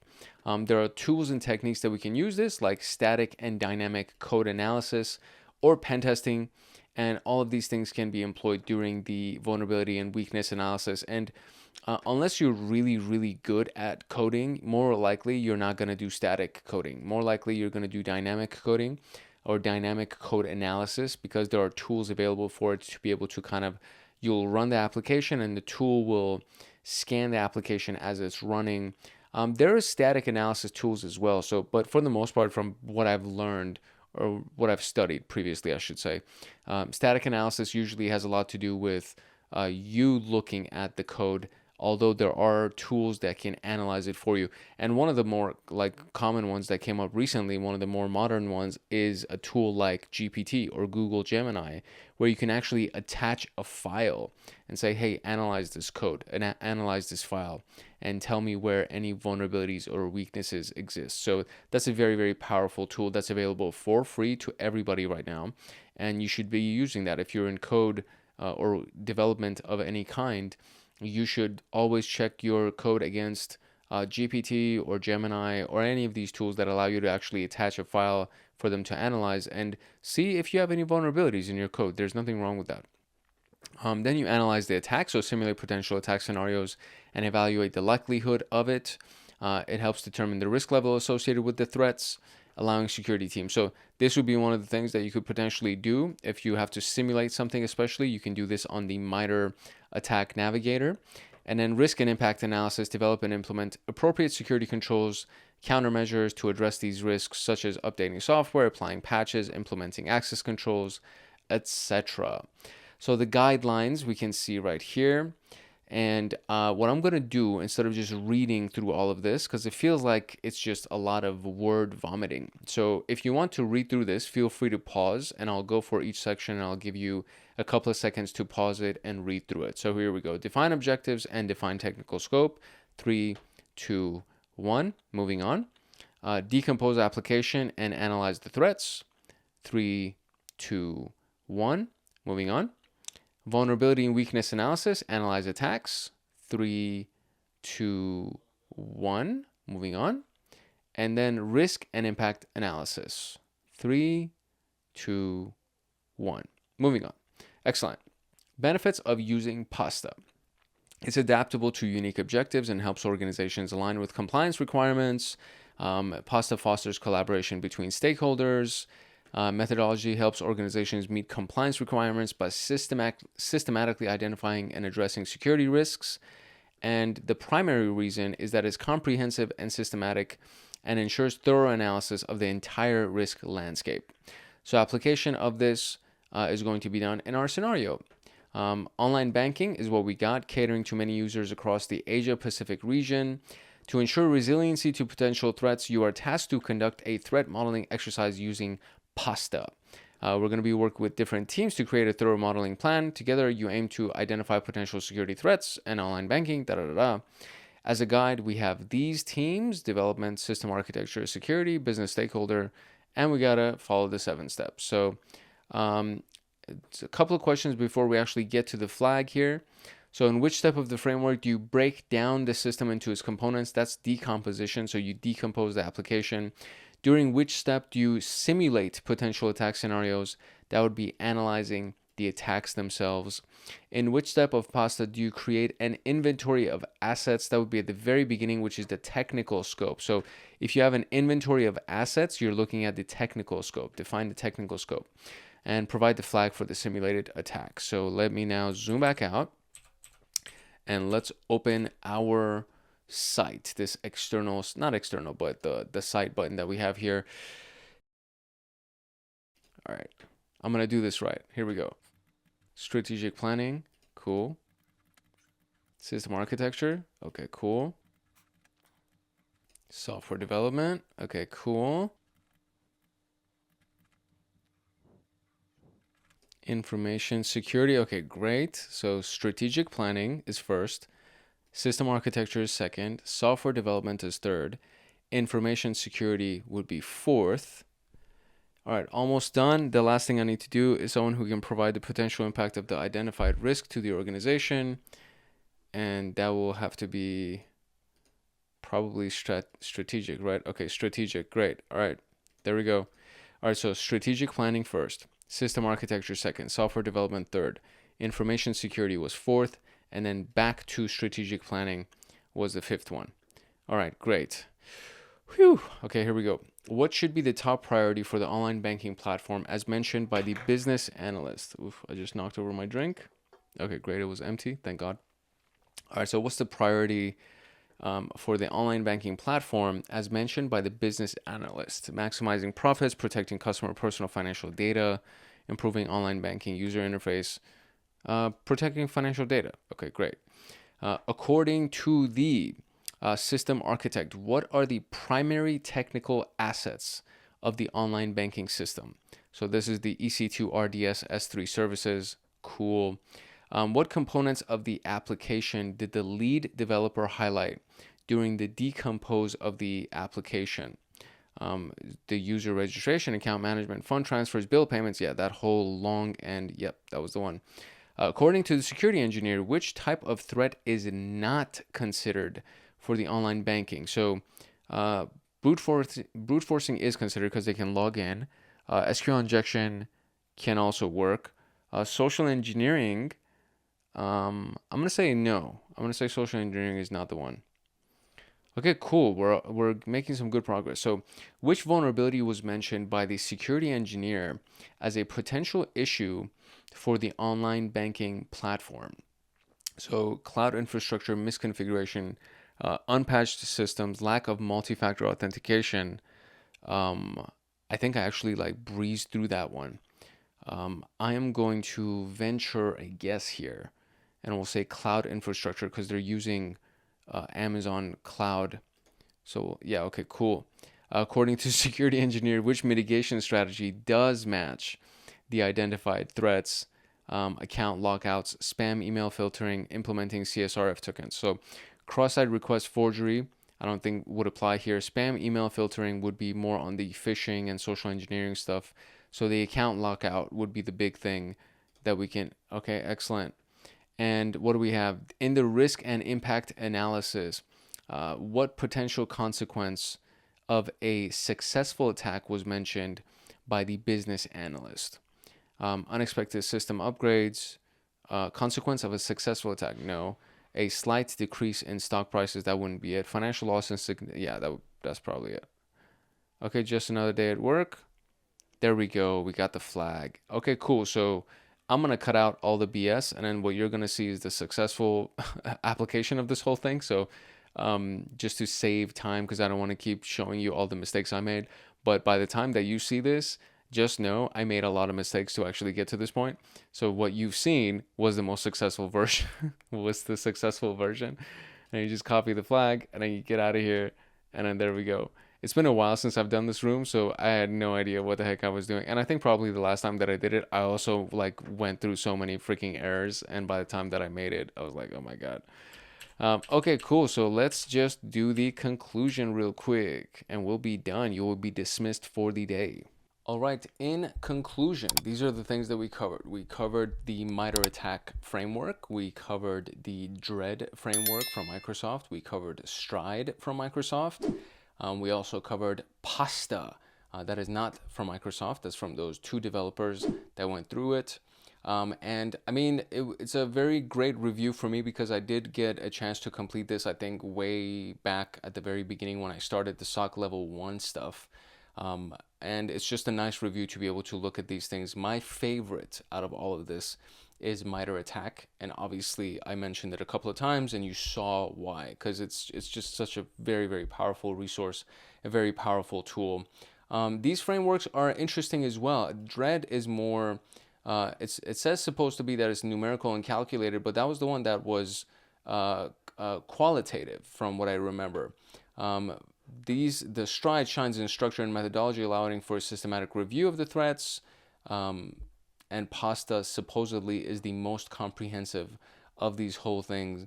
The exercises themselves at the end were the ones that I think that were the biggest challenge of this whole thing, because it was mostly like a lecture type of a video, and I had to go through several iterations of those exercises to try to figure out what the right combination of the answers were, because it was a little bit tricky. But hopefully you were able to wrap your head around the overall concepts of these. I do know that I read pretty quickly through them. I kind of get a little bit impatient when there's so much reading to do, and it's almost like I just want to like leave the text on the screen for you and then you just read the text, which is it's like it's one of the I like doing things instead of just reading through stuff, and when there's just so much stuff to read, it just kind of becomes a little bit it almost feels like it's redundant.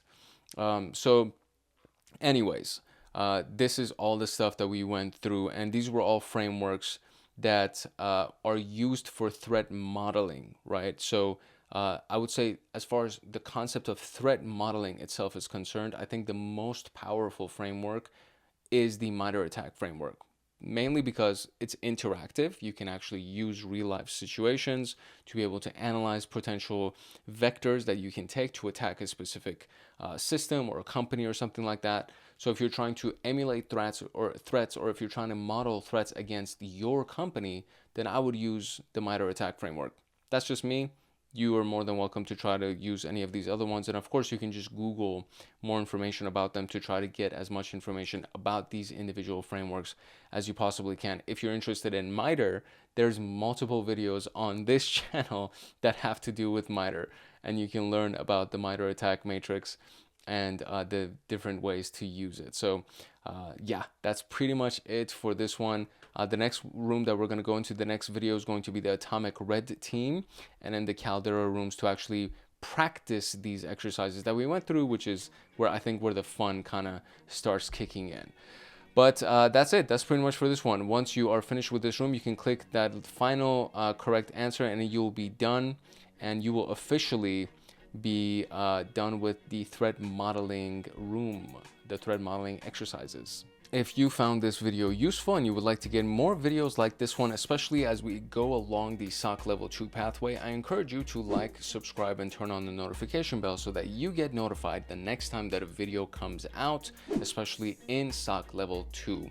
And we're going to go deeper into it. I already started the Pentest Plus playlist, and that's a really big one. It's based on the CompTIA Pentest Plus 003 guideline for the Pentest Plus examination. So that's a really strong playlist that I'm really excited about, and that's going to be coming out once a week every Friday. Episode 0 and episode 1 have already been uploaded, and they are available to everybody that's inside of the Hackaholics Anonymous community. And if you're interested in that, I'll show you how you can join that in a quick second. But at the very least, make sure that you like, subscribe, and turn on the notification bell so that you get notified the next time that a video comes out on this channel. And of course, drop a comment if you have any questions about everything that we went through today, or in general, if you just have any questions about any of the content on this channel. Feel free to hit me up in the comment section. I am very responsive in the comment section, and I love getting comments from the community. So I would love to hear from you. If you just want to say hi, that's awesome. If you have a question, that's amazing. And if it's a really big question, then I'll go ahead and create a video in response to your question. So like, subscribe, turn on the notification bell so that you get notified the next time that a video comes out on this channel. If you're serious about your CySec training and want access to me on Discord, consider joining Hackaholics Anonymous. We have 4 tiers: the supporter, agent, guardian, and master. Each tier gets their own Discord server and early access to content. The agent, guardian, and master levels get exclusive content, exclusive downloads, monthly Python automations, live streams with me every month, plus so much more. And to join, you can simply click the link in the description below, or you can go to our homepage and click the join button there, or you can go to youtube.com/@hanghackshackers/join, and you will be able to join Hackaholics Anonymous. I hope I see you in the Discord chats. If not, I hope I see you in the comment section. And that is it for today. You're officially dismissed. It's your boy Hank Hackerson at Hank Hacks Hackers, your favorite network and system attacker/protector. If no one else loves you, Hank loves you. Love, peace, and chicken grease. And I'll see you in the next video later. In episode 28 of the SOC Level 2 training series, we are going to go through the Atomic Red Team room that is available through the TryHackMe portal, and this is for the threat emulation module. That's a part of the SOC Level 2 pathway of TryHackMe. And Atomic Red Team is actually a framework that is command line based, I believe. There may be actually a GUI, a graphic user interface for it as well, but for the most part, what we're going to be using today is going to be the command line versions of the various processes and the services that are available inside of Atomic Red Team. And it's a very, very useful tool for SOC Level 2, and just, we can call it intermediate level security analyst and security emulation. Obviously, we're in threat emulation, so we're going to be talking about how to use it to emulate threats and to create potential attacks and attack vectors, and just prepare the overall company to increase their security posture and just have a stronger security posture. That's pretty much the whole goal of threat emulation in general. And we've talked about threat emulation and threat modeling and everything like that inside of the current module that we're in. So the last video that we talked about was threat modeling, and then we talked about threat emulation, and we've used the MITRE attack matrix as well as the attack navigator and a variety of different attack frameworks, etc., etc. So this is just kind of picking up on that thought process. And the overview that we have here is the introduction to the room and to the tool. We also have the Atomic Red Team, and then invoking of the Atomic Red Team tool, and then revisiting the MITRE attack framework and the matrix. I told you this is going to be like a common topic. We're going to be talking about MITRE attack a lot. Emulation to detection, customizing Atomic Red Team case study for the APT37, the Advanced Persistent Threat Group number 37, which is again going to be probably something that we're going to get from the attack matrix on MITRE, and then the conclusion, and then I'll give you some final notes, and you'll be dismissed for the day. So that is what we got for our overview, and I think this is going to be a really good one. I have not personally had a chance to use Atomic Red Team. I've used various tools from Red Canary, which is the company that actually has created this thing, and then you can see the Red Canary right here, this little symbol right there. That's kind of their icon, that's their emblem, their logo. And I've used Red Canary's tools, and they're a really big name in automation of simulations, or I would say automation of detection, I should probably say. Very, very powerful series of tools. They have a security orchestration, automation, and response, a SOAR that would be integrating with a variety of different SIM tools or intrusion detection tools. So big name when it comes down to intrusion detection, intrusion prevention, automation of those things. And now we are going to get a chance to use their tool, which is Atomic Red Team. So very, very excited about it. And yeah, that's what we're going to be doing today. If you're serious about your CySec training and want access to me on Discord, consider joining Hackaholics Anonymous. We have 4 tiers: the supporter, agent, guardian, and master. Each tier gets their own Discord server and early access to content. The agent, guardian, and master levels get exclusive content, exclusive downloads, monthly Python automations, live streams with me every month, plus so much more.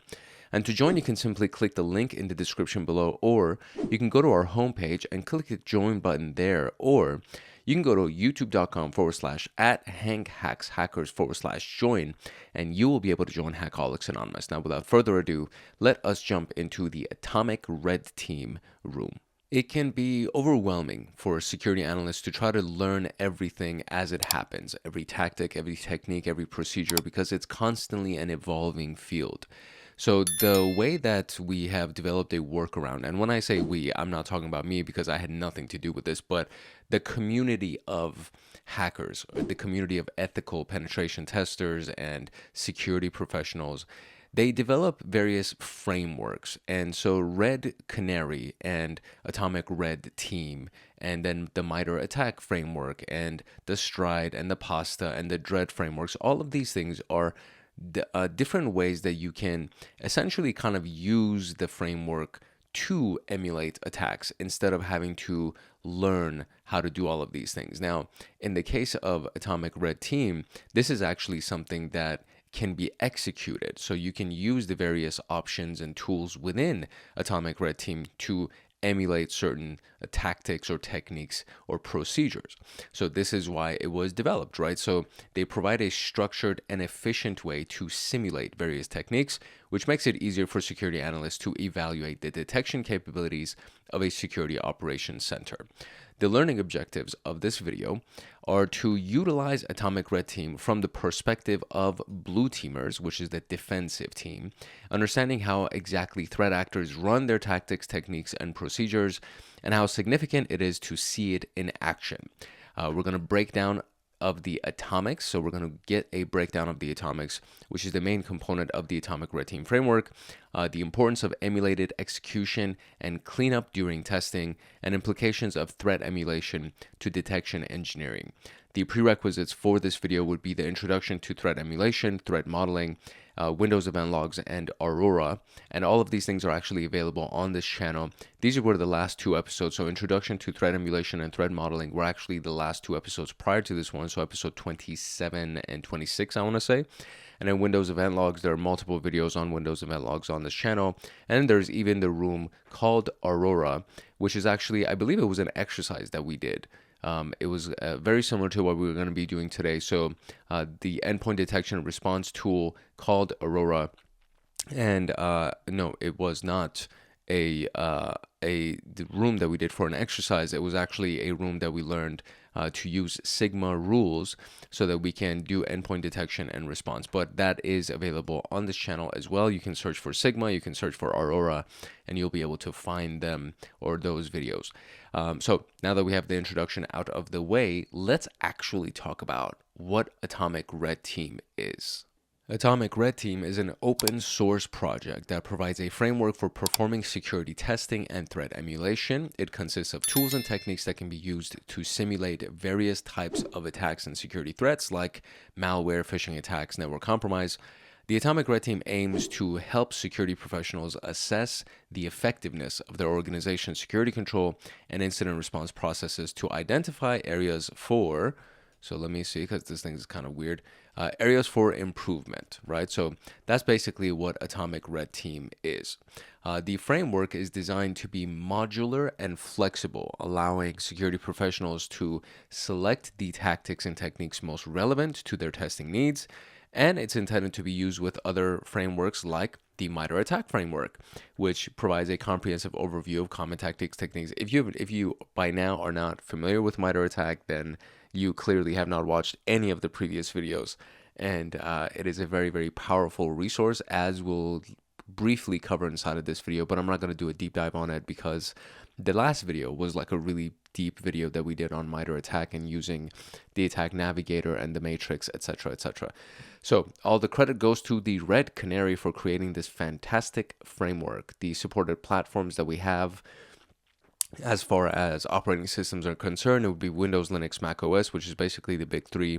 Cloud infrastructure would be AWS, Azure, and Google Cloud. And then cloud services would be Office 365, Google Workspace, Azure, Active Directory, and then, of course, containers like Kubernetes. So we're going to take note that these platforms pertain to the targets of threat emulation where attack techniques are executed and observed. Understanding how emulation works in a nutshell, it's meant to mimic threat activity using executors. I'm going to call it executors. It's not executor, the Pokemon. So executors being, or executors, probably executors would be the word. That's like such a really, it's like a executor is kind of like the thing, but it's not executor, it's executor. I think that's the better way to say it, because it's executing commands basically. So the executor in this particular case would be either sh or bash, which is available at these paths on any Linux or Mac OS distribution, and commands are executed by this executor and using the Unix tools that are used for threat actors for malicious intent. And then cmd.exe is for Windows and PowerShell is for Windows. So commands executed by this executor are usually Windows built-in or third-party binaries. And then PowerShell is emulated commands by this that are commonly known for PowerShell modules. And then the manual execution as well. The details given in this are typically written as steps needed to be executed to emulate a threat, such as when a GUI or graphic user interface steps are involved that cannot be automated. Deep dive into atomics, which is kind of like the breakdown, or not the breakdown, but the individual elements of Atomic Red Team, the tool, right? So before actually seeing these executors in action, we're going to deal with the details inside an individual atomic. So the atomic refers to different testing techniques based on the MITRE ATT&CK framework. So each framework, or each atomic, works as a standalone testing mockup that security analysts can use to emulate a specific technique. So for example, OS credential dumping using LSAS memory. Each atomic typically contains 2 files, both of which are named by their MITRE ATT&CK technique ID. So this is what you see right here. T1003.001 is under the tactic, or the technique ID would be this, and then the tactic ID would be this full thing. So the 001 is technically the tactic ID, right? Or I should tactic technique. So yeah, so I'm sorry. So it's tactics, techniques, and procedures. So it would be like this. So this would be the tactic, and then this would be the technique. Each individual tactic usually has multiple techniques under it. Okay, so that's what we're looking at. So the T1003 is the tactic ID, and then 0.001 would be the technique under the tactic. The pronunciation is killing me right now. And so this is what you see right here. So you have the MD and then you have the YAML file that are available over here, okay? So the MD would be the markdown file, which contains all the information about the technique, the supported platform, the executor, the GUID, and of course the commands that will be executed. And then the YAML file is the configurations that are used by the frameworks like the invoke atomic and atomic operator, and they do the exact emulation of the technique. The markdown file is written to be self-exploratory, so we can actually dive deep into it, and there are 12 atomic tests for T1003.001, but we're only going to look at one of them for the sake of brevity, but there are actually 12 of them. So the atomic YAML file breakdown, it looks at the attack technique, the display name, and the atomic tests, right? So the attack technique would be the MITRE ATT&CK technique ID, which also signifies the file's name. The display name is the technique name, similar to how it would be presented as a MITRE technique. And then the atomic test would be the list of the tests that detail how every test is executed. So in this case, T1003.001 in the YAML, we can see that this is the technique, the display name is this, etc. And then the atomic tests themselves would have a name, they'll have an auto-generated GUID, they'll have a description, a supported platform, and then the arguments, which is basically the required values that will be ran during the execution, which ends up being a default value if nothing is supplied to it. So you'll see that the name would be the dump LSAS memory using proc dump, the auto-generated GUID, the description is what we have here, supported platforms in this case would be Windows, and then the input arguments would be the output file. So if you don't have one, it'll just generate one for you, which is this default right here, lsas dump.dmp, and then the proc dump executable, which is the path of the proc dump executable, and if you don't provide one, it will actually be dumped over here, so the proc dump executable portion.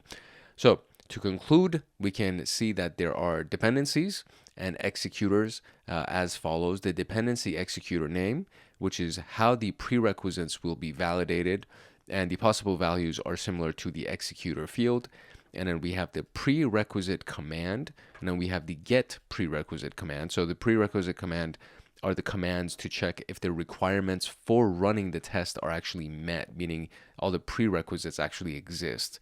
And the conditions for the command prompt executor are not satisfied if any command returns a non-zero exit code. For the PowerShell executor, all commands are run as a script block, and the script block must return 0 for success.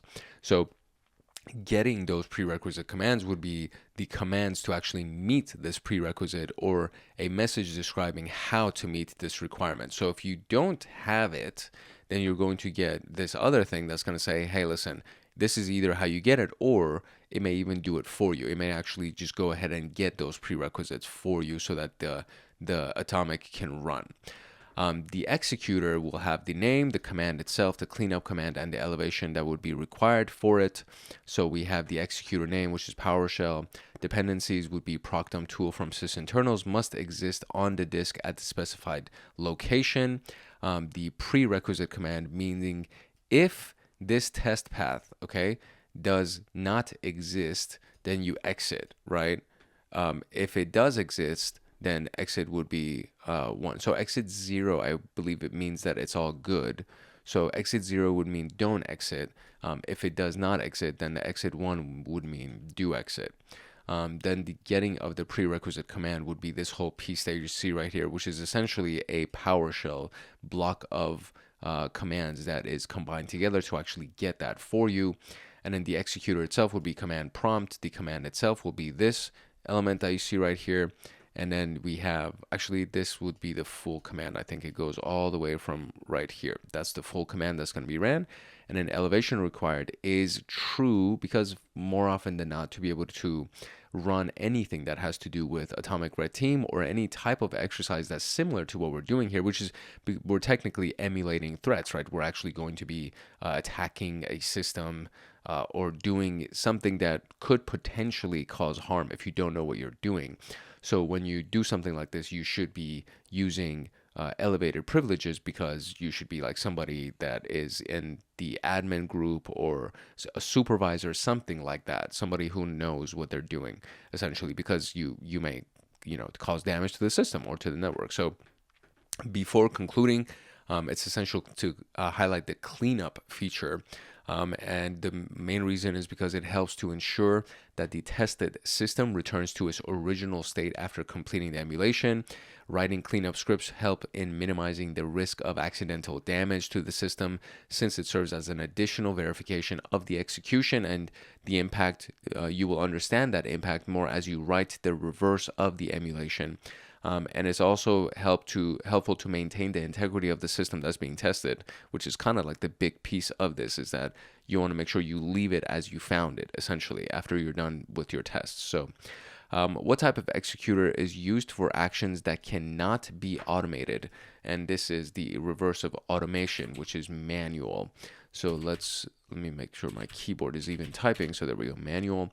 What is the field in atomic YAML file populated by a unique identifier to isolate a specific atomic? So the unique identifier, I would say, is the GUID, right? So the unique identifier. Let's see if we can find that right there. Yeah, it is. It's this whole piece right here. So it's the auto-generated GUID, which is that unique identifier. So let's go ahead and just paste that at the bottom real quick.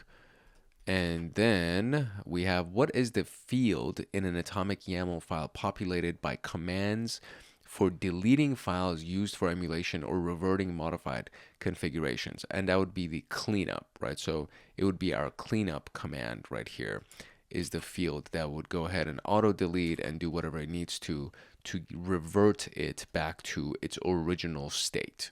So now we've been introduced to atomic red team. Let's see how we can invoke atomic red team, essentially activate atomic red team. For this particular exercise, we actually have a virtual machine that's been assigned to us, and I started it before I even started the recording. So by now it should actually be up and running. we're essentially going to be using that virtual machine that what I don't know if it would be considered a target machine. I think it's like the actual the attacking machine, if we wanted to categorize it, but whatever. It's literally a virtual machine that we're going to end up using that has Atomic Red Team pre-installed on it. If you're using your own computer for this, then you can just go ahead and download Atomic Red Team. Just make sure that you do it from the Red Canary website or the direct website. Don't get it from a torrent website or any kind of a pirated website. Please, please, please, because these are the types of things that are going to run executables on your computer, and you don't want to get it from a malicious website. So let me see if they actually have it as far as the installation is concerned. Let me see if we go right here. There we go. So this is the GitHub website for this. So the GitHub repository is Red Canary, and then Red Canary co/invoke-atomic red team. And this would be the way that you can get access to it, or you can just go to the Red Canary repository and try to find it directly yourself. But again, do only this version. Please don't get it from any other location, mainly because the fact that it could potentially be injected with some kind of malicious malware or something in it, and then that would end up giving you a lot of problems when you run it. So that's how you can get it. The main goal of this specific framework is to ease the threat emulation process, hence the tools like Invoke Atomic Red Team that were created to utilize the automation and execution of this. So I've already started the machine. If it's not visible, we're going to use the show split view, which should be at the top right here somewhere. It doesn't seem to be. Maybe it's because I'm like super zoomed in on this, so I'll zoom out and see if it's available. If not, I'll just have to restart it, or I can RDP into this, but I'm not going to remote desktop into this because I really don't like doing that from my own computer. So I'm just going to use the web browser based virtual machine, and I think once I zoom out, I'll actually be able to see that button, that split screen, and then we'll just create it in full screen, and you'll be able to see everything that's going on. So to avoid confusion, the primary commandlet that's used is the invoke atomic test, and then not invoke atomic red team. So we're going to keep that piece in mind, and please keep that in mind as you go forward as well if you're going to use it on your own machine, is that this is specifically the primary commandlet that we're going to be running, and then you'll just end up kind of seeing how the whole thing goes. To set up, so if you don't have this, right, so if you want to do it for yourself, and I think we might even have to do it for the rest of the exercise as well. So this setup is to open a PowerShell window with execution policy set to bypass inside the provided virtual machine, and this ignores all security warning prompts, so that's definitely something I have to do. Then load the module using import module commandlet specifying the location of invoke atomic red team PSD1 file, which is a PowerShell script file. There we go. So we have that. And then we're going to also do the PS default parameter values that are going to be the invoke atomic red test, pointing to the path where the atomics are. The additional command executed after the import module specifies the location of the atomic folder. So since it's not located in the default location, which would be this specific location, you might encounter an error if the latter command is not executed. So we got to make sure that we execute both of these. And this is for the lab environment setup. But I would assume that if you're even installing it on your own computer, you would have to do something similar to this and point it to the appropriate path where the atomic red team atomics actually exist for you. And then we can confirm if it's successfully loaded once the help commandlet provides information about it. So if we do help and an invoke atomic test, we should actually see a help menu, which means that it's been properly loaded. It can be seen that the syntax invoke atomic test goes in this format. So you would invoke it, and then you would give some kind of a test name and then the optional parameters. The name placeholder uses the technique ID of the target atomic. The value all specifies that every atomic will be used, which will probably take a very long time. The optional parameters will be highlighted in the succeeding sections as we move forward here. To list the atomic techniques, we would use something like what we see right here. So we previously elaborated the contents of an atomic file, which contains mostly how the emulation works from start to finish. However, navigating through the Git repository and reading the information about these things that you want to emulate could be gruesome. So with that in mind, this module can use a parameter that provides the details inside the atomic file, and the module is show details brief and or show details. And I would say that the brief one probably is going to be brief, right? So invoke atomic test, give it the name of the technique that you're going to end up using, or the tactic, excuse me, and then show details brief. And then this is what's going to be path to atomics folder, which is probably what it's going to show. And then this is going to be the details brief of it. And the output shows the list available tests in the specified atomic and its corresponding atomic test number. And then show details in full will give us this full thing right here that we can see. And I'm not going to read that line by line. It shows that the parameter is the verbose version of the brief, which only provides the list of tests inside of that specific tactic. It may not be direct, but these two parameters are significant in executing emulation exercises, and it's essential to learn and understand how many tests will be conducted under an atomic, how it will be performed, and how to clean it up. Knowing these items gives us an overview of the impact on the target environment. Preparing the prerequisites. This is a key element here. So this is the excerpt of Atomic T1127-1 using the show details parameter. So under the dependencies, we can see that we have all of these things that are required, and the command that you would be running, or the command that would be ran to actually get it. We may need to run it ourselves. I'm not sure right now, so we'll find that out soon. It's crucial to verify if the dependencies are met before executing the test, and this can be done by using the check prerequisites parameter. In the case of this, the file from this location, hello, should exist. And if it doesn't, then we need to get that prerequisite parameter or run the one that gets the prerequisites for us. If the required binaries, files, or scripts do not exist, the get prerequisite parameter can be used, and this parameter automatically pulls the dependencies from an external source. It also details what conditions are being attempted to satisfy and confirms if the prerequisite is already met. Usage of this feature may fail since the provided instance has no outbound internet connection, so hopefully I won't have any issues running this since I don't have any internet, and I'm going to be running this in a offline, so to speak, kind of a virtual machine. Okay, so this is what this actually looks like. Invoke atomic test right here. We have the number, which is the name of the test, for example, and then the get prerequisites command, and of course the path of the folder is provided. But I guess this would kind of be irrelevant for my specific case because I'm using a virtual machine that's not even connected to the internet, so that's kind of irrelevant for me. But you may need it in your instance if you're going to use it on your own computer, and if that's the case, then you do need to execute that to make sure you get all of the prerequisites. Then we get to the execution itself here, so the fun part, as the name implies or as the description implies. So first, we're going to start with emulating the different MITRE attack techniques. There are multiple ways to actually do this. So the test numbers, invoke atomic test, and then give it the tactic number, and then do test numbers 1 and 2, which executes tests based on the atomic test numbers, which is, I'm guessing, is like their identifiers. You can also do it with the test name, which kind of seems to be the longer version of this. So if we do test name, we have to actually give it the full name of the freaking test, which is you could misspell it. There could be so many reasons why that wouldn't work. So I would default to using the test numbers if I was you. You can also use test GUIDs, which also like requires a copy paste kind of an element, which I guess this could also be copy pasted too over here, because in case you don't want to do it manually.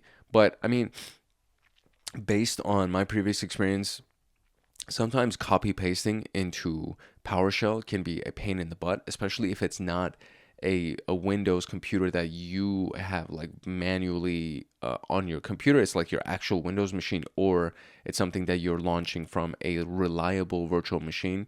The web browser based virtual machines that I use through TryHackMe, specifically the ones that are Windows based, the copy paste element of it is actually a really big pain in the ass. So usually I have to kind of use some kind of a keyboard shortcut to pull it off, and even that sometimes doesn't work all that well. But anyways, if you can, I would recommend just using the test numbers instead of the name or the GUID. And then if you do invoke atomic test and just give it the name itself, it'll actually execute all the tests under that specific atomic. And if you do T1127-2, it'll execute test number 2 of the T1127. So as an example, this is what it looks like. We run invoke atomic test and we're using 005 show details brief, and then it's going to run it, and then so it says 005 1 2 3 4, so it's running all of them that is under this specific technique, under that tactic, and we can see the results. So we've observed that the number of the available tests that was listed before conducting the test, only two tests out of 9 were executed due to the test numbers parameter. So was there a test numbers parameter? There's no test parameter. I see. Oh, you know what it is? I skipped through that portion. So it says show details brief, and it showed the number of the things, and then there's the second command right here that is actually running it, and then it says test numbers 1 and 2, and that's the one that is running the command. So I glossed over this. I skipped this completely. So that's where we see right here. So now cleanup. This is the important part right here. So as mentioned throughout the room, cleaning up the mess of emulating different techniques is very important. The invoke atomic red team module also has the option to execute the cleanup command to revert every footprint left by the test, and this can be done by using the cleanup parameter. So there's a scheduled task that's been used or that's been created for T1053-005 on logon, and this specific one, it says invoke atomic test, and then it runs that test number 1 2, and then you just do cleanup at the very end of it. And I guess you know what, this is not going to run the test and then clean it up. It's going to refer to what happened, and then when you do dash cleanup, it's actually going to execute the cleanup for those specific tests that were done. And then when you do the scheduled task, it says the error, the system cannot find the file that's been specified. So once we look at the scheduled tasks, this would be the one, I guess, that was created when they ran that exercise, when they ran that atomic test. And then since we have it here and we run cleanup, we can go ahead and run the scheduled task command again just to see if it still exists. And then we can see that the system cannot find it because it no longer exists. The execute a scheduled task before the cleaning of the schedule created by the atomic test. This only shows that a scheduled task exists and what is cleaned up after using the cleanup parameter. So how many atomic tests are under the atomic T1110001 that are supported on Windows? What is the atomic name of the second test under atomic T12 whatever? And then how many prerequisites are not met for T1003? What is the parameter used to execute the specific atomic test via a GUID? So it was test GUID, right? So what was it? Let's go back here real quick so we can see what the commands are.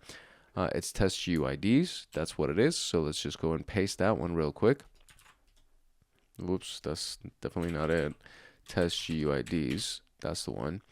What is the name of the scheduled task created after executing the second test of this? What is the registry key modified after executing this? So we are definitely going to be doing some actual commands here. But first we need to just learn how to pull information and show details and things like that. So now it is time to zoom out and go ahead and see if I can find that show split screen button. Hopefully it exists. Otherwise, I don't know what to do. So here we go. Okay, so there was no split screen button. So what I did was I started the attack box, which is basically a Linux machine that is provided in most of the rooms inside of TryHackMe, and I RDP'd into the machine that you see right here. So this thing that you see right here is actually a terminal that has turned into the login to that Windows machine. The command that we use to do that, or the command that I rely on mostly to go ahead and launch a remote desktop, is this command right here. So I'll zoom in for you. So xfreeRDP is the command line tool that is available in most Kali Linux or Linux type distributions that allows you to just do a remote desktop into a Windows machine. So the command itself is xfreeRDP, and then /v is the name or the IP address of the machine. /u would be the username, and /p would be the password. And that's it. So once you do that, you press enter and it runs these initial commands. And at the bottom, it says, hey, are you sure? Do you trust the above certificate? Do you actually want to do this? And then you do yes, press enter, and then it'll open up a new window for you like this one that actually has the Windows machine. So now in this Windows machine is where we're going to be running all of these other commands to check atomic test and so on and so forth. So now what I'm going to do is I'm going to open this up in a new window so we actually have a full screen version of this. And then I'm going to essentially minimize this one so it doesn't keep messing with my other view. Come on, exit. There we go. So now we have that, and this is what it looks like. Unfortunately, I don't think this is going to expand anymore. That's the one issue that I have with using remote desktop for these things, because I can't maximize it any larger. This is basically the biggest that this screen will become for this Windows machine. And I mean, it is what it is. So this is what we'll just have to deal with. So I open up my PowerShell inside of it, and then we can see that we actually have access to PowerShell, and this is kind of what it looks like, and so on and so forth. And what's interesting is that like when you do anything, you can see everything that's being done in the background inside of this terminal. So let me just move it around. So you can actually see like when I do anything, there's new events that are generated in the background, because this is basically a log for everything that's going on inside of this virtual machine that I just launched. So, okay, so piece by piece, let me actually just open up those instructions on a second window so I can just go through each individual question together with you. So the first one was essentially just trying to find out, I think the details of, or the first couple of questions have to do with the number of atomic tests that exist under something, etc., etc. So the first one says how many atomic tests are under the atomic T1110.001. So we're just going to invoke atomic test, and we're going to give it that, and then we're just going to do the show details brief element of this. So I will zoom in here. Let me just drag this around so I can kind of go back and forth easily for this one. So let's zoom in, and this is, that's, sorry, I feel like if I zoom in a little any more, we're gonna miss some details. So this is kind of the furthest extent of that I can zoom in. I'll kind of zoom in certain instances, but this is all we got. So first I need to make sure that everything is set up in the lab according to the previous instructions that they gave us. So first and foremost, we're going to do the PowerShell and then execution policy bypass. That was the first command to be able to bypass any error messages. So we have that, and that's all good. Now the next one is importing the module, which is C. I'm assuming this is where it's located, because that's basically what they told us. So tools, invoke atomic red team, and then invoke atomic red team dot pd or psd1, and then force. So let's see if that works. Okay, no error messages there. And then we're going to do this specific piece, which is the ps default parameter values equals. I wonder if the copy paste for this will actually work, because all right, I'm going to try the copy paste. Let's see if the copy paste for this works. If not, I have to manually type this whole thing, which is going to be a pain because I got to make sure that I do it correctly. So we go here, and then we'll do Control V. Oh, it worked. Okay, excellent. And then so press enter. Okay, I think that worked. So now what we can do is we can check to see if this thing has actually been loaded. So we'll get a help menu for invoke atomic test, and we have the help menu. Excellent. So this actually worked. Okay, great. So let's zoom in on what we did here, just to give you confirmation. This is basically the series of commands that they told us to do at the beginning anyways. So we did the PowerShell execution bypass to just execution policy bypass, excuse me, to just make sure that the error messages and things like that don't constantly stop us. And then we have import dash module, and then we imported the path. Essentially, this is the path for the invoke atomic red team, and then we did dash force, and then this imported the module, and then I created this variable right here that is equaling to the path of the atomic red team atomics location. So that's now available over there as well. And then I just pulled up the help menu just to see if this thing actually imported correctly. And thankfully it did. So now what we can do is we can basically clear the screen and start pulling up some details about that first question. So we got invoke atomic test like that, I think, and then T1110.001, and then show details brief. Let's try that. And path to atomic folder. Okay, great. So this is what we got. We got 1, 2, 3, 6, I guess. So there's technically 4 of them.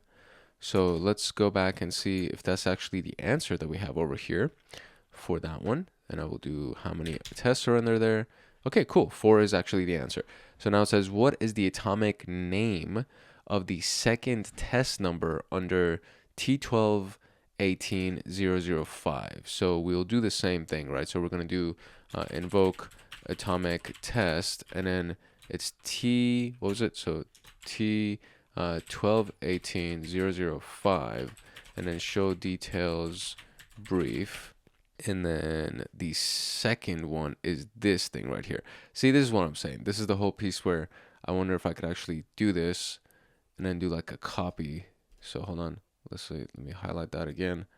Go over here and do Control C. So let's see if that actually copied it. Go here. It did. Okay, great. So Control C, not Command. So that's the other thing, right? So if you're in a Mac computer like me, Command is what like you would use normally in the Mac environment if you want to copy paste something. So it's like Command C, Command V. But when you're using Linux or Windows, it's not Command, it's Control. So you would do Control C and it will copy it. So that's great. So we have that. And now we have another question here where it says, how many prerequisites are not met for atomic T1003? So we got to go and check to see the prerequisites part. So I got to remind myself of the how to pull up the prerequisites. Oh, so it's actually check prerequisites. So that's basically the only thing. So we're going to run the same thing. So we're going to do the invoke atomic test, and then we're going to give it the technique or the tactic number, which is T1003. And then we're going to just do check prereqs like that. And let's see. So it says prerequisites not met, prerequisites not met, prerequisites not met, prerequisites not met. So there are 4 that have not met on it. So I believe that would be the answer. So how many of these are not met? That would be number 4. Okay, cool, great. Now, what is the name of the scheduled task that's created after executing the second test of atomic T1053.005? So we're actually going to execute this one. And then once we've executed it, we are going to check to see the scheduled task and then what's the registry key modified after executing the second test of this one. So first I'm going to run this. We're going to actually run the test. We're going to look at the scheduled task name. Then we're going to do a cleanup of this, and then we'll run this test. And then from there, we'll get that, and then we'll do a cleanup of that. So the very first one is going to be the one with that specific thing. So let's clear the screen here and go run the test for T1053.005. T1053.005 was actually one of the ones that they ran in the examples that they gave us. So we'll just run kind of the original series of commands that they ran, which was the T1053.005, and then we're going to do the show details brief, right? And they want to know what is it? It's the it says what's the name of the scheduled task that's created after executing the second test, which is this piece right here. So we're going to now actually run that specific test, that specific test number. So it would be invoke atomic test, and then we'll do T1053.005. Oh my gosh, .005, and then you could do test numbers 2 basically, or I think there was another way that we could have just done like -2 or something, and it would have ran the second test. But I'm just going to do test numbers 2, and then we're going to press enter right here, and it's going to run it, executing test, schedule task local. The scheduled task spawn has successfully been created. So that's the one that we have, and then done executing that test. So the name of it is spawn. Very good. So now we can go ahead and actually check to see if that freaking thing exists, right? Because that's what we did right there. So let's go ahead and check to see scheduled tasks. Let's see, TN. I want to say, is that the one that it ran? So let me see. I'll do TN T1053 underscore 005. Let's see, does that invalid? There is no such thing for TN, or supposed to be /TN. So /TN T1053. Let's see what shows up. And it says nothing for the file specified. So I'll just do schedule tasks. Is there anything that's going to show up? Okay, there is a bunch of stuff that shows up. Okay, so we are interested in the stuff that happened when we ran that piece for the T1053. So let me see, because I feel like I was supposed to be looking for the task name in some capacity, and maybe I could have done T1053 with an asterisk to use a wildcard character, and it would bring up everything that has to do with T1053, because there's a lot of stuff over here that is kind of not I don't want to search through all of this. So let me see. Hopefully the wildcard character will actually work, because this is a pain in the behind to be able to search through all of this stuff. So I'm going to do this. I'm going to clear the screen. I will do schedule tasks, and then we'll do task name, and then we'll do T1053, and then we'll do an asterisk. Fingers crossed. Okay, it doesn't show up. Let's see. Okay, I feel very silly about this, because the name of the thing was not T1053. It was actually spawn. So, oh my gosh, I feel so silly about this. Okay, so if I do schedule tasks, let me actually clear this whole thing, and let's try that one more time, because it literally, oh my god, we found the name too. That's so annoying, dude.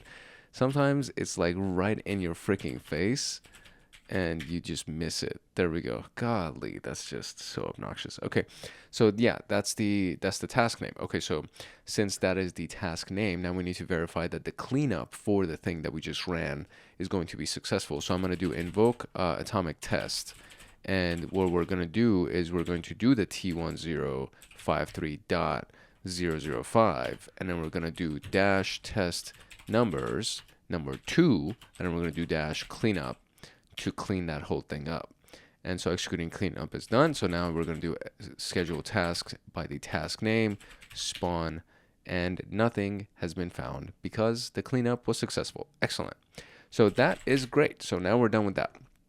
And the next one is going to be the registry key that was modified after executing the second test of atomic T1547001. So we'll do this, right? We'll do invoke atomic test, okay? And then we're going to do the T1547.001, and then we're going to do show details brief. And there we go. So the second test is going to be the registry key run once. That's the piece that is going to be modified. So in this case, we are going to now run it. So we will do invoke atomic test T1547.0001, and then we're going to give it the test numbers. Number 2 is what's going to be running, and there it is. So executing test, etc. is actually done. Operation completed successfully. Great. So now I need to see the, I guess, the registry that was modified. So that's, okay, so how can we find that out? I feel like that wasn't in the instructions. So now I need to try to see what was actually modified. Okay, so the way that we actually find this is by doing the invoke atomic test, giving the number of the technique, and then doing show details, not the brief version, but the actual full version. And then what you'll see is that there's a begin test, and then it'll give you all the details of what's going to happen inside of that test. And for the test number 2, which is the one that we ran, what's going to happen is that it's going to modify the registry. Where is the registry? Right here. So we have reg add this piece right here. This will be the whole thing. I believe that's going to be modified in total. That should be the answer that we're looking for. And we're going to get, I think it's this piece right here that goes all the way to depend. That's the one that I'm going to copy, and we're going to go back here and we're going to run that, press enter. Cool. That is indeed the answer. So that worked. And that was great. So we were able to accomplish all of those questions and get answers for them. And this is nice. It's a pretty, I mean, it's a relatively easy tool to use to be able to do this. So the last thing that I need to actually do is I need to clean up that specific, what is it? The cleanup command for that specific test. And it's the, I guess, reg delete HKLM potentially, or I could try to do atomic test. Yeah, just give it the test number and then do cleanup in that case. So let's see if that ends up working for the specific test number that we just ran, because I don't want to do that full command, the manual command that was there. So we will do invoke atomic test and then give it the test number, which was the T, what was it, 1547.001. And then we're going to do test numbers 2, which is the test that we ran, and then we're going to do cleanup like that, right? And then run that and executing cleanup, done executing cleanup. Okay, great. So just make sure that whatever you're doing, you're going to also do the cleanup right after that, so that it doesn't kind of add up and then compile. I don't know if it's going to mess the computer, the virtual machine that we're doing, or whatever, but I'm not trying to take any chances. So after every test that you run, just make sure that you do the cleanup for that test, so you don't have to, you don't risk the chance of forgetting about it, etc., etc. And this was the actual format. If you wanted to just reference the second test instead of doing test numbers 2, you could just do the full thing and then just do -2, and it will execute that specific test number for you. So I'm probably going to try to do that from here on. All right, so now that we have that, let's move on to our next piece right here, which is revisiting MITRE ATT&CK. We have already established that the Atomic Red Team framework is heavily tied up with MITRE ATT&CK, because literally everything that we do has to do with the attack IDs of MITRE. The clear connection is that everything literally has its own ID. In addition, there's an excerpt from the atomicredteam.io website that shows the available tactics and atomics under it. And the collection tactic in this particular case would be this. So collection, again, just to kind of revisit MITRE and just show you all of these things, just so you can see what that means. So when we go to the MITRE ATT&CK matrix, this is the full matrix that we have right here. And then under collection, this is it, right? So collection TA0009, and then under that, there's 17 techniques. And then under some of the techniques, there are sub-techniques, etc. So the collection would be the tactic, right? So when we go over here, we can see the T1560, T1560.002, 1560.001, 1557. This is actually very different from the collection itself by itself. So TA0009 would actually be the one that's under collection. So the one that we're looking at here, this specific website, is the most recent version of the MITRE ATT&CK matrix. What has been collected on here, like the data that's inside of this room and the write-up for this room, could be outdated because this thing has been around for a little bit of time. So if we go to the very, very bottom of this page, we can see that it was created over 2 years ago, right? So 733 days ago is when they created this specific room. So naturally, some things could potentially be outdated, but the general concept of this will end up most likely being exactly the same. So an excerpt shows the available tactics and techniques under it. This is on the atomicredteam.io website, so it could be a little bit different. This correlation shows us that to maximize the Atomic Red Team framework's usage, we need to utilize the knowledge of MITRE ATT&CK.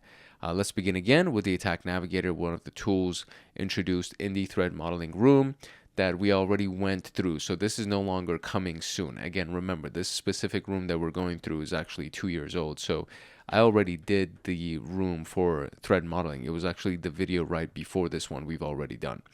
The attack navigator is hosted in the same virtual machine deployed from the previous task. You can access it on this link, or we could just go to the MITRE ATT&CK website, and we can access the attack navigator. Or actually, the attack navigator is something that was available through the it's like a specific link actually. So it's not from the website. Navigator, there we go. It's a GitHub link, and it says mitre-attack.github.io.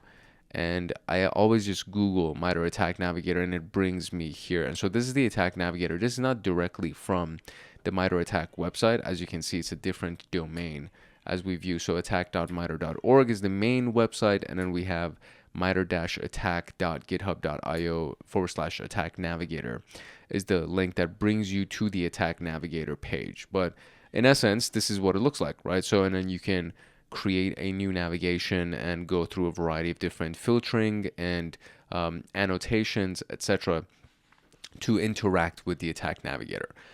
Choosing what atomic to pick might be overwhelming. Thus, we need to have a sense of direction when doing threat emulation. By using this navigator, we can dump the TTPs used by known APTs or cybercriminal groups and emulate their atomics. Create a new layer in the attack navigator, choose enterprise, then use the search functionality, and let's search admin at 338 as our interest group by clicking the select button. And then you will go ahead and do this, and then you can use some various filtrations available here as well. I'm just going to do all of this because we need to do it for the exercise anyway. And the emulation of this can be looked at like this. Once you actually see it, you can see the various techniques that they use for each individual step of the matrix. So initial access, they used this technique. For execution, they used these techniques. For discovery, they used all of these techniques. So we've extracted 9 out of all the techniques in MITRE ATT&CK. And then the next thing that we can do is we can determine if an atomic exists for these things by going and searching everything inside of atomics where the object name would match these specific IDs that we just extracted from the MITRE navigator. And then if it does exist, then you'll actually see it inside of the list of those things. Each of the 8 of the 9 techniques are available to be emulated. Before executing the test, we have to verify each technique and list all the known tests for it. So again, you can go ahead and just do that. And you can, in this case, what have they done? They've put everything inside of the quotes, and then for each object, echo, enumerating, etc., show details brief. And then so for each one of these objects that we have here, we're seeing that the test numbers are associated with each one of them has been displayed for us. We need to check the prerequisites of this, so you do the same thing. And then for each object, you're going to echo, enumerating, invoke atomic test, and then check the prerequisites. And then we'll check for the prerequisites, whether or not they've been met or they're missing. All of those things will also be available here. So given the number of tests for each atomic as shown above, we will only select one for brevity. So let's focus on the tests that we have met the prerequisites, which are these tests right here. The only thing left now is to emulate the atomics. Unlike the PowerShell command snippets above, we will only execute the tests one at a time. This is to observe the emulation and not be overwhelmed by the terminal output. So atomic test, this one, number 3 on this specific thing. And continue the execution of the remaining atomic tests to answer the questions below. So what I'm going to do, because for this specific room, I'm going to assume that they're using a different version of the MITRE ATT&CK matrix. That's why they provided a specific link to us, and it could be outdated. And I'll show you exactly why I believe that to be true. So 10.10.81.20 would be the IP address that we would go to. So let's see if I can just access it from my Firefox browser here. 10.10.81.20, and then we'll literally run a compare and contrast of the stuff that we're going to be looking for, just to see how many tactics and techniques show up. And then usually you'll end up seeing, oh, okay, the version that they gave us is actually the outdated version. So let me go ahead and I'll do this. So we'll do 10.10.81.20, and that should take me to the attack navigator. Great. So now we can go here, create a new layer. We're going to create an enterprise layer, and then I'm going to search for the specific one that they told us, because it was like admin something, right? Is that what it was? Let's see, what is the name of the thing? It's admin at 338. Let me see if that's actually what the question also says. Yeah, so how many techniques are attributed to admin at 338? So we're going to expand this thing right here. And then we're going to go under selection controls. We have selection controls, layer controls, and technique controls. So just from the first snapshot, you can see how these things actually have everything under it. If we go to the attack navigator right now, and I do create new layer and go at enterprise, you'll see that this actually looks different. So the two menus look different. So just that by itself gives me a hint that this is a different version of the attack navigator. But nonetheless, we're still going to click on selection controls, and then there's a little search icon right there, and then we're going to search for admin at 338, and then press enter, and then go all the way down here, and then you can see the threat group admin 338. We can select it, and once we've selected it, once I kind of get that so I can get rid of that, we can see that there's actually already 12 techniques that have been selected because we selected that group. So we'll try 12 for the answer for that very first question. So let me go down here. How many techniques are attributed to admin 338? We can see it's, well, it says 12, right? But this is a single digit response right here. So that is interesting. So maybe they're looking for, yeah, that doesn't even make sense, because it's literally, maybe they're looking at the overall tactic, because it's only 2 columns. So we have execution techniques and discovery techniques. So maybe that's what they're looking for. That might be it. That's not. Okay, so let's try 12. It's definitely 2. You can't even type 12. So that's an issue. So let me see what we can find here. Okay, so here's the only thing that I can conclude, is that this is actually even an updated version of the attack navigator, which means that most likely the responses that we're getting are the updated versions of the techniques for that admin at 338 group. So based on the information of this specific exercise that we're running, they found 9 techniques at the time that they actually ran this. So this is the list of all of the techniques that are available. So what I'm going to end up doing, and it also even said that inside of the atomic test or whatever, there was 8 out of 9 techniques are actually available, meaning that there were 9 techniques that they discovered.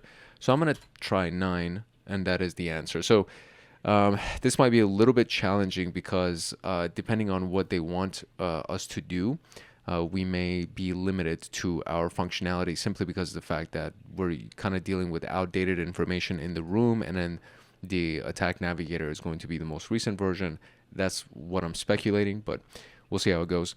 So using the mapping provided by the attack navigator, what is the technique ID of the phishing technique that's used by the threat group? So if we go up here, it says that we have 8 out of 9 that's available for us, right? So the 8 out of 9 that's available, if we go right here, the phishing technique, suspicious execution via command line, file and directory discovery, hostname discovery, system network configuration, enumerate all windows, download macro enabled, phishing attachment. This would be the one right here that I would, that is the only one that really has to do with phishing. So I'm going to copy this, and let's go down here and try that. So it says, what's the phishing? So we'll try this piece, see if that's right. Okay, that is right. How many atomic tests on atomic T1083 are supported on Windows hosts? So now we actually have to check the T1083 and see how many atomic tests are supported on Windows hosts. So let me go ahead and pull my terminal back up with our Windows machine here, and let's see what we can discover. Okay, so just from the brief description of this for 10.1083, we have CMD and PowerShell, which are obvious signs of Windows, and as simulating maze directory enumeration, launch dir lister executable. Those seem to potentially be Windows. I'm just gonna try 2 at the first response just to see if that actually is the answer. Let's see. Okay, so 2 is not the answer. So let's try 4. Okay, 4 is the answer. I think it just pulls up whatever would be relevant to the Windows machine or whatever machine that you're on. I think that's probably not the right assumption for it. But simulating maze directory enumeration and dir lister. Dir lister, directory lister, usually when you're inside of a Windows machine, instead of doing ls, which typically does work when you're using PowerShell anyway, you can actually do dir to list something. So dir lister is kind of a hint. And the maze one I don't really recognize. So anyways, we got the answer. So 4 atomic tests on T1083 are supported by Windows. What file should exist to satisfy the prerequisite of T1049-4? So let's go ahead and look at the details for T1049-4. And I think there's actually a full-on command that we can run to try to see what prerequisites are available or what prerequisites are needed, because that's the one that they basically ran previously, right? Just to see, there were like a series of commands that they were running to see what the prerequisites are before starting the emulation. So I will go ahead and just copy paste that element and then just do the T1003-4, etc. So let's go ahead and copy that off the screen here. And it says it was what? T1049-4. So T1049-4. So I will do this. I'll do this, T1049-4, and then we'll close it. And then we will do exactly what they did, and we'll just copy paste this. So that's what it did. T1049-4, and then for each object, etc. Let's press enter. And then it says discovery using da da da da. So this is the requisite. And it says, what is it? Sharpview.exe must exist on disk at specified location, and that's the location, right? So what are they asking? What file should exist? So it'll be sharpview.exe is what should exist for that. Great. What is the echoed string upon executing atomic test T1059.003-3? So let's go ahead and get that information. I feel like we're getting some, like, at least I feel like I'm getting the hang of this. So I don't know about you. So it was, which one was it? It's the 1059.003-3. So I will do 1059.003-3, and then let's do show details. Let's see if it just shows me the details just for that thing. It does. That's very useful. Okay. And then the question is, what is the echoed string upon executing? So the echoed string upon executing would be, it says hello from CMD. That would be the command with the inputs, or excuse me, with the inputs. The echoed string seems to be input message output file, or echo input and type. That could be it. Hello from CMD, hello.txt, and type hello.txt. There's it's interesting. What do we have over here? It says hello. Oh, I think this is what it is. So hello from CMD, that might be the thing that they're actually looking for specifically. So I'll just highlight this piece right there.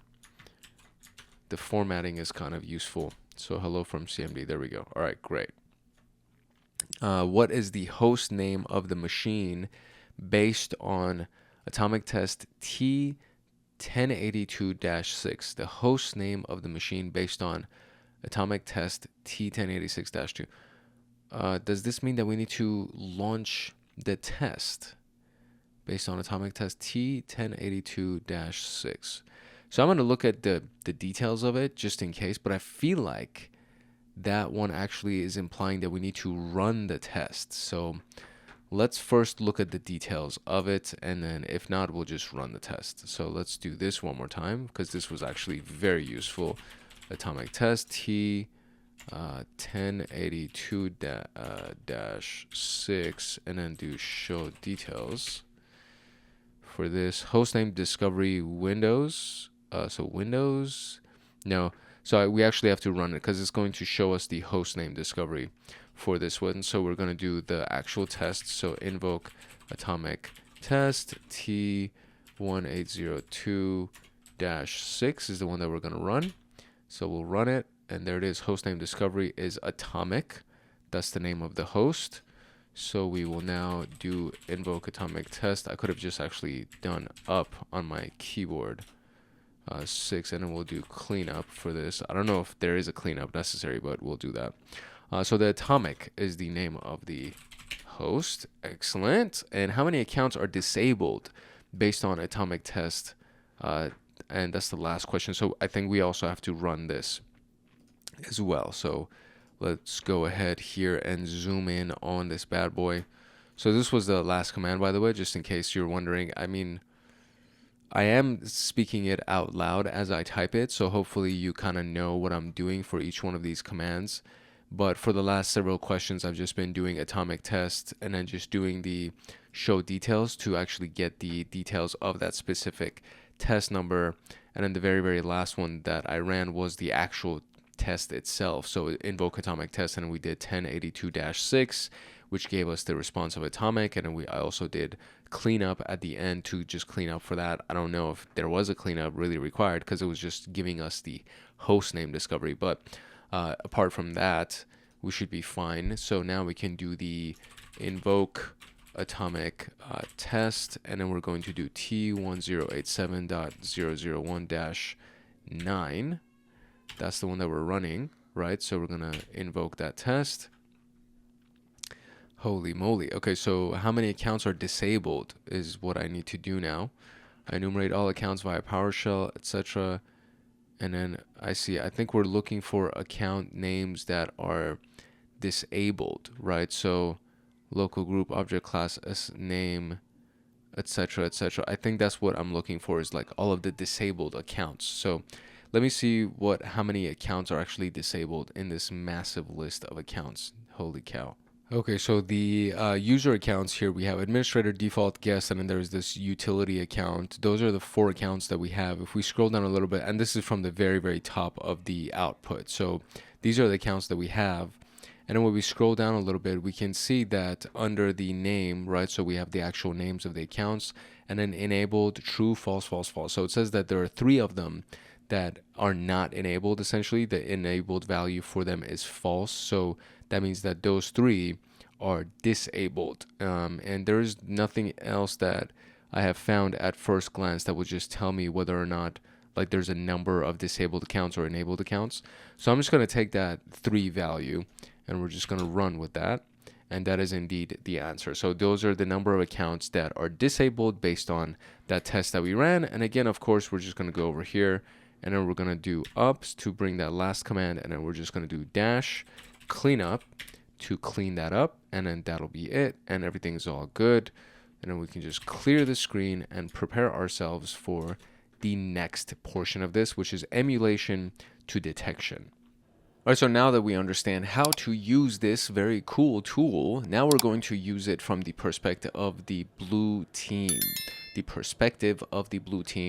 To do threat emulation in detection engineering. So observing telemetry. The easiest way to understand different tactic, techniques, procedures is to see them firsthand, and we'll learn and observe how techniques work by checking the events logs that are generated by the atomic tests. For this section, we're going to use the test from T1547001, which is all about boot or logon, auto start execution, registry run key, startup folder, permalink, etc. So we run the check prerequisites for this thing, and we can see that we have all these things over here, and it seems that they're all met. So hopefully it's also the same thing for me. There are 16 available tests for this atomic, and all have prerequisites met. All of the tests can be executed without any problems. So I'm just going to take their word for it. We have Sysmon, the system monitor. For this, we're going to view logs generated by atomics through Sysmon. So we're going to fire up the event viewer, navigate to application services, Microsoft Windows Sysmon. Once done, clear the existing records and start executing the first test. So we're going to actually run test number 1 on that specific tactic.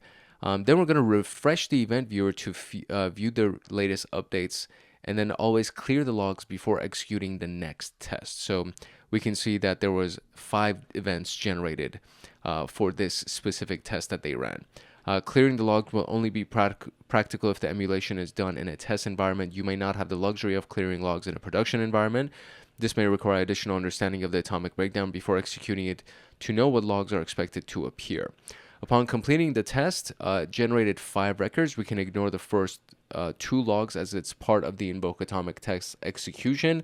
Hence, we can overlook the execution of the following binaries, with PowerShell being its parent, through the existing task. So who am I and hostname. So this seems to be the specific event that has tracked down these commands, and so we can overlook the execution of the following binaries, with PowerShell being the parent, through this task. So I guess we're just not going to address these specific ones. I think that's what I believe the takeaway for this is. And then we have hostname.exe, which is not, oh no, we do. So we have whoami.exe, which is this first one right here, and then hostname.exe, which is the second one. Ignoring the first 2 entries, we're left with 3 logs generated by the emulated atomic test. And the 3 entries are the process create events, which is event ID 1 on sysmon, and a single registry value set event, which is event ID 13. So process creation logs, as we can see over here, the file name was done through cmd.exe. This is the command that was ran for it. And then it created the process creation. And then we have another one right here, which is reg.exe for the registration editor. And that's over there. So registry value set log is what we see over here. And the rule name is t1060 run key set value. And then we have the reg.exe, the registry editor again. And then this is the target object, the details of the atomic red team exe. So all of that seems to be on point. So based on the images above, we can summarize the events generated from this test with the following information. The test generated 3 significant events, 2 process creation and 1 registry value set event.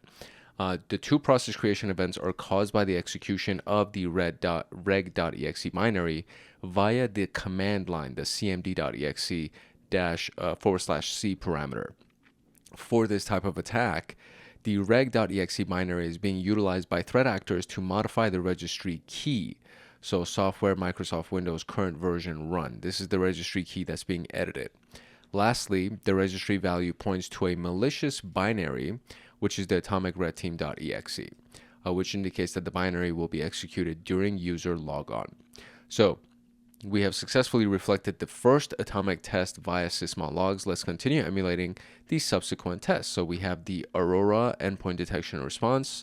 We can proceed with the Aurora room. So if you have not gone through that before, you should check that out. If there is a video on it available, or if you actually have access to TryHackMe, you can just go to the Aurora room. Aurora, it's an interesting word. It's like tough to pronounce for whatever reason. Which is the Aurora EDR. I don't know. I feel funny saying it. So for a quick recap, Aurora is a Windows endpoint agent that uses Sigma rules and indicators of compromise to detect threat patterns on local event streams using the event tracing for Windows. It is easy to correlate our previous learnings because Sigma rules are associated with the MITRE ATT&CK framework. To run Aurora, open a PowerShell window, then navigate to the ctools Aurora and execute Aurora agent 64exe. So you can see the commands right here. Wait for the message that states the agent started before going back to the execution of the test. Once the tool has successfully loaded, proceed to the next test, which is the same thing, and we're doing test number 2 in this case.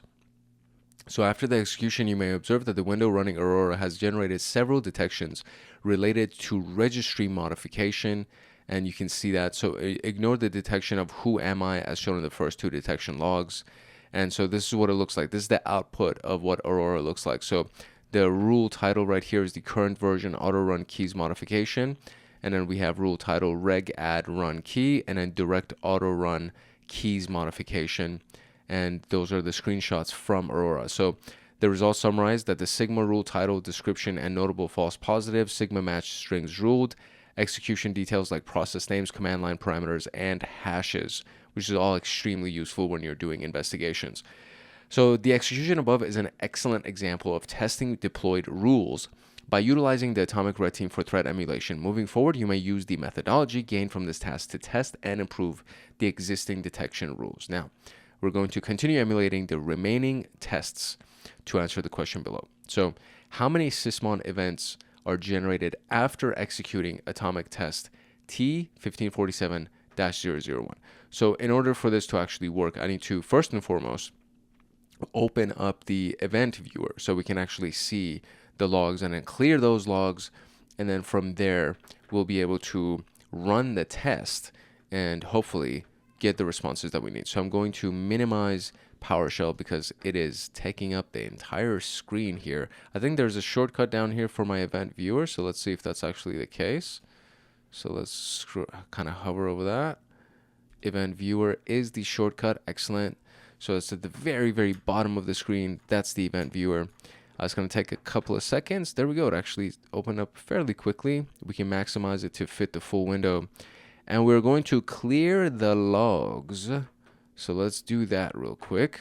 So to be able to do that, we are going to go to Application and Services, Microsoft Windows Sysmon. And once there, we're going to clear the existing records and start executing the first test. So this is where it is, right? Application and Services, Microsoft, and then we're going to go to Windows, and then we're going to go to Sysmon, which is categorized alphabetically nicely. So let's go to Sysmon, where it is, right here. Boom. We're just going to go there. And now we have however many number of events, 3,778 events. So I think I might be able to just right click on this, and nope. So let's see, right click on that. Nope. If I click on it, let's see if I can do a clearing of events here. I just need to figure that part out. I've never actually had to clear events, so this is an interesting experience. Action, view. All right, let me figure it out. I'll let you know what I find. Okay, got it. So we actually have to go in here, and once we're in here, we see all of the events. And then on the right side, you see clear log. So you could do that. Boom. You do that, and then it says you can save the contents of this log before clearing it. That's fine. I'm just going to clear it. And there we go. All right, cool. So now I have, excuse me. Now I have officially cleared my logs. So we can then minimize this, right? So that's what the instructions say. So minimize it and then run the test. So we're going to run the very first test, which is, which one? 1547-001-4.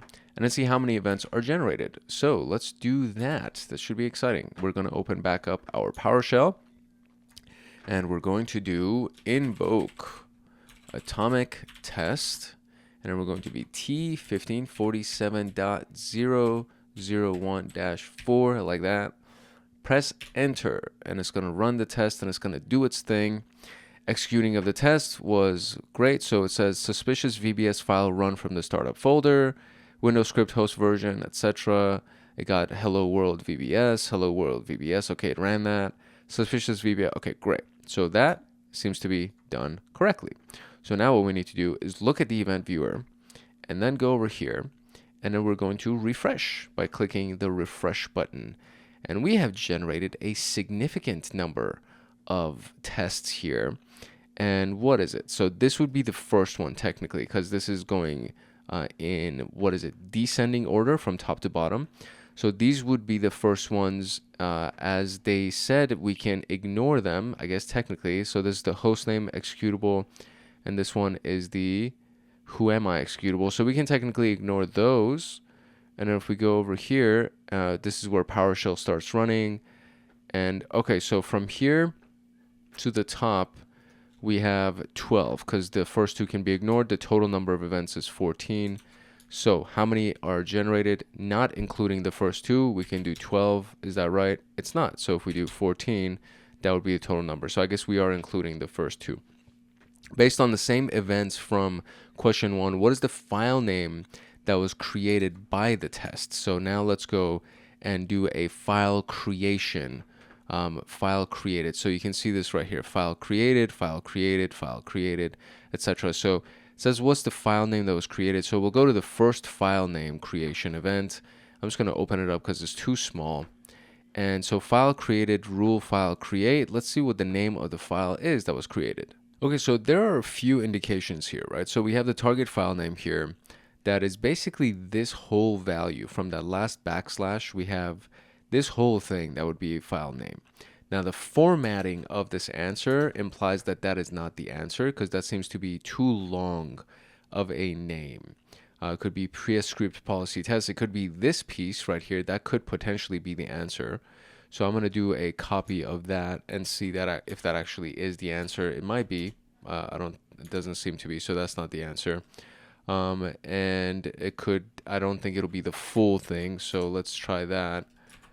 Yeah, that's definitely not the answer either. So I don't think that's the file name that they're looking for. So we can go look at the other file creation events. So this is another one right here. And inside of this one, we have the target file name being VBS startup.vbs. That could potentially be it. So let's go ahead and copy this one. That seems to be a little bit more organized. Okay, that is the one. So VBS startup.vbs is the answer for that one.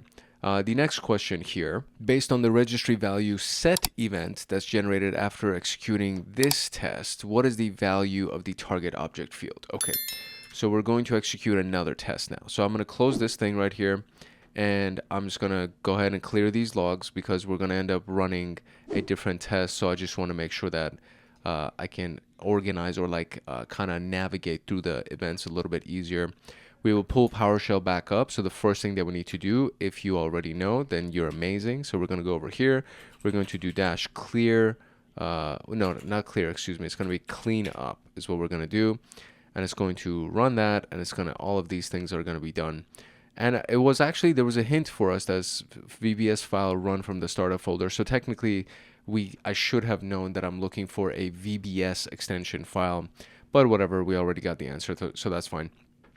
Okay, so the next test that we're going to be running is the 1547001 13 is the test. So we're going to do invoke atomic test, and then it's going to be T 1547.001-13 like that. We're going to run that, and it's going to run it. So there's a registry editor here. And so it says, based on the value set event generated after executing this, what is the value of the target object field? This could be the answer, honestly, because this is already just giving me a response. So I'm going to just try it. We never know if that's the answer, but we're going to try it. That's not the answer. Okay. Whatever. We're just going to take the shot. Who cares? Okay, so this was the Hive that was edited. We ran the test. What is it? HKLM policy settings explorer run key, etc. Okay, so that's what we got. So let's go back to our event viewer. We're going to refresh. And then we have these things right here. So the first one at the bottom would be what? The who am I, right? Or the second one is the who am I. Let me just verify. Yeah, who am I? So the first one would be the host name that would end up being run host name. Okay, great. So now we're looking at the registry set. So there is one that actually has to do with the registry value that's been edited, which is event ID 13. So we're going to open this one up. And we're going to look at the target object that they're looking at here. And this would be the full value of that target object field. So let's go back, drop that. And is it? No, it's still not right. So it says, what is the value of the target object field? And that is indeed the value of the target object field. So maybe I have like the wrong format or something. So let's copy that. I feel like that should be the answer. But it's not. Okay, so the answer you provided is not the one. So let's see what we can find here. This is so interesting. Okay, so here's the issue, right? So this whole thing has been pasted for whatever reason after this initial element. I don't know why that's happening. I'm going to, let me see if I could do this like manually. I opened it up in a different monitor. So let me try it. I feel like that is the answer because that's literally the only thing that is the registry value set. And now that I'm typing it, it's like it fits perfectly, right? So it's so weird. So let me just go ahead and type this manually. But that was the answer. It's just that for whatever reason, it wasn't copy pasting correctly, as I mentioned earlier. This freaking thing. It's like so annoying, bro. Atomic test. There you go. Look at that. See, it was the right answer. I just want to kick somebody in the face right now. Okay. All right. Okay, moving on. That was also, I feel like it was also inside of the thing, right? No, it's not. It's not inside of the thing. It is something that would have been available had we looked at the details of the atomic test itself, because that would be the thing that would be shown. So show details, and then we run it, and we can see under the show details, it says the attack commands HKLM Explorer run, right? And then this would be the value that would be available. So that that indeed is the actual command, the Explorer run for Microsoft Windows, etc., etc. And then the name would be atomic test that would be added to it at the very, very end. So that one was fine. There was nothing wrong with that. It was just there's something wrong with the copy paste, as I knew there was going to be, and it pisses me off, but whatever. All right, so now we're going to go and run the cleanup for this because I don't want to forget and leave the registry modified. Okay. Excluding the who am I detection, what is the title of the first rule triggered on Aurora EDR after executing the atomic test? So for this question, we now have to launch Aurora, and the instructions tell us to do it inside of PowerShell. So I wonder if I could just go ahead and create a new PowerShell window. So let me see if I do Control N here, if it'll just open up another one. It does not open up another one. I am curious as to whether or not I can just create a new PowerShell window, or if I have to use the same exact one. That would be kind of interesting. Pew, pew, pew, pew. Okay, so here we go. Let's try to do it this way. We'll do PowerShell, and then we're going to run that. And then, okay, cool. It does open up a new one. Great. So now we're going to move to the CD ctools-aurora location, which is going to take us here. And inside of here, if we do dir, we can see that it's available right here. So that's the executable. So they would do dot backslash like that, and then Aurora agent -64.exe, and we run that, and it says could not open. Please check whether or not it's already running. Okay, so now we need to check to see if it is already running, and if it is already running, I guess. So how to be able to access it real quick. So we just I need to confirm for a second whether it actually is running before I do anything else. So there's a flag or an option called status. So like -- status basically. And it'll just pull it up for you. These are like all the details of the Aurora agent. That's the command. You just do the executable and then you just give it -- status. And so it says it is running. So that's the piece that's very interesting for us in this case. And we have some general statistics for the events, etc. So it is actually running, and we need to be able to query the events at the very least, or try to connect to it so we can actually look at the view of it to see what events are going on. So let me see. There was a way that I think we could actually even look at it inside of the Windows event log. So event tracing, it runs everything inside of the event ETW. So it's events using ETW, which is the event tracer, I believe. So event viewer. And we can see all of the fields and the values of it based on the application field. So if I go back to my event viewer over here, because technically if it's already running, I should just be able to look at the detailed information inside of my event viewer by going to the application portion right here. So we can just minimize this real quick and then go down here. And so it would be under Windows logs, under application, and then here we go. So we actually have the Aurora agent views and everything that's going on. So that actually is already running, so we don't need to worry about rerunning it. But technically, I guess you could just go ahead and run it in case yours wasn't running. And once it's running, you can go ahead and look at all of the events that are being generated inside of the event viewer under Windows Logs application, and then you can just see Aurora agent inside all of them, etc., etc. Event 1 Aurora agent, event properties, etc. So okay, so now we have tracked down our events. So now we're going to run the tests. So what I'm going to do, just to make life a little bit easier here, because there are over 1,000 events that are already generated here. We are going to clear the logs here. So we're going to clear this log, and then we're going to go back to our PowerShell, and the question was to run the test, I think 13 or something. So let me see which test it was that we're supposed to run. Excluding the who am I detection, what happens when you run test 7? Okay, that's the one that we're supposed to run. So we will do invoke atomic test, and then we will do T1547.001-7, and we will press enter on this thing. And it's going to run it. Excellent. So executing the test, add executable shortcut to yada, yada, yada. And it's going to be inside of the user startup folder. Great. So add executable to the user startup folder. So we actually have an executable that's been generated here inside of the user startup folder. Isn't that interesting? So let's go to the PC here inside of users. I'm the administrator. In my startup folder? Isn't this my startup folder? Huh. Okay, whatever. All right, so that's not really what's important. What's important is that I need to go over here, and I need to refresh my logs. And now I have Aurora agent. Great, great, great. So excluding the who am I detection. So it might be at the very beginning. Have I organized this by time? 6:52, 51, 25. Okay, so that should be, I want to say this might be the who am I because it's the very first one, but it's not the event ID itself. So let's open this up. Let's see what this was. Sigma rule, okay, details, and it says that it was matched, and this is what's going on.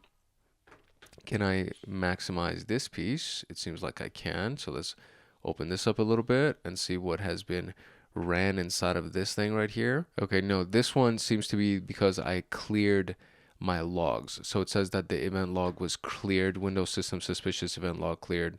So that seems to be the issues. Yeah, system event log cleared. So that's the one that is not the immediate one that's of note. Here we have the very next one that would also match the Sigma rule over here. Who am I execution? So that's the rule title for that one. So it's saying excluding that one, what is the title of the first rule that's been triggered, which would be the very next one right here. So if I open this thing, go to here and look at the title, it's also who am I execution. Okay, so let's go to the next one and let's see what's the title for this one. It says startup folder file write. That seems to be the rule title here from Roberto Rodriguez. Is it? Or Sigma startup folder file write? Yeah, I think that is it, right? So that seems to be the thing. So let's see if that's actually the answer. Although I feel like it's not. So startup, no, it's not. It does not fit the formatting. So let's go and look at some of these other titles, these other rules that may be potentially relevant. It says PowerShell writing startup shortcuts. Let's try this one and see if that would be it. PowerShell writing startup shortcuts is the answer. Although technically that is not the first one after who am I, because the third one right here was also saying who am I execution. So the very next one after that third one was this one right here that said startup folder file write. So technically, that's the first rule, but this warning is the one that had the name for PowerShell writing startup shortcuts. So that was that one. So let's go back here. Now it says excluding the who am I detection, what is the title of the first rule that's triggered when we run test number 8? So let's go back and let's make sure that we clear this one because this actually created a file here. So we will click up here and then we're going to go to cleanup and then that'll be done. Excellent. I will do up and then we'll do up one more and I'll just change that to a number 8 because we're running test number 8 on this one. And it says add persistent via the recycle bin. No way. That's crazy that we could do that. I didn't even know you could do that. Obviously you can because you could probably just do anything at this point. But now there's persistence available via the recycle bin. And I totally forgot to clear the logs. So now we're probably dealing with an extra number of stuff. Oh, not that many. Okay, that's fine. Okay, cool. So now it says excluding the who am I detection. What is the title of the first rule that's triggered after executing this one? So what do we have? We have, I think like the big change was like between 8 and 12 right here because it took about 4 minutes maybe. So if I go here, let's see, this is who am I execution. So I think that's the new set of files, who am I execution again, and then what's this one? It says also who am I execution. There's 3 who am I executions. Are you kidding me? Also who am I execution? What the hell? So let's go to this one, the warning one, registry persistence mechanisms in recycle bin. That seems to be the one that is of note here. So we're just going to take that whole thing. We're going to, can we copy it? I thought I could copy it, but Control C, let's try it. Let's go to the beginning, paste that, excellent, and boom, shakalakalaka, excellent. So that is working great as well. So now we're going to go back to PowerShell, and we are going to clean up. So dash clean up, enter, and we have cleaned that up. So great. Now moving on to customizing the Atomic Red Team tool. Customizing the Atomic Red Team tool is actually very useful in the event that there are no MITRE techniques that exist for your specific testing environment or for your company or something like that. So you can actually create some customizations and input arguments, and I think there's even a GUI that can be accessed for this specific tool. So the contents of the atomic files, the input argument field defines a hash table wherein the key is the input name and the value is another hash table specifying the input argument. So we can look at the create account local account technique as an example of this.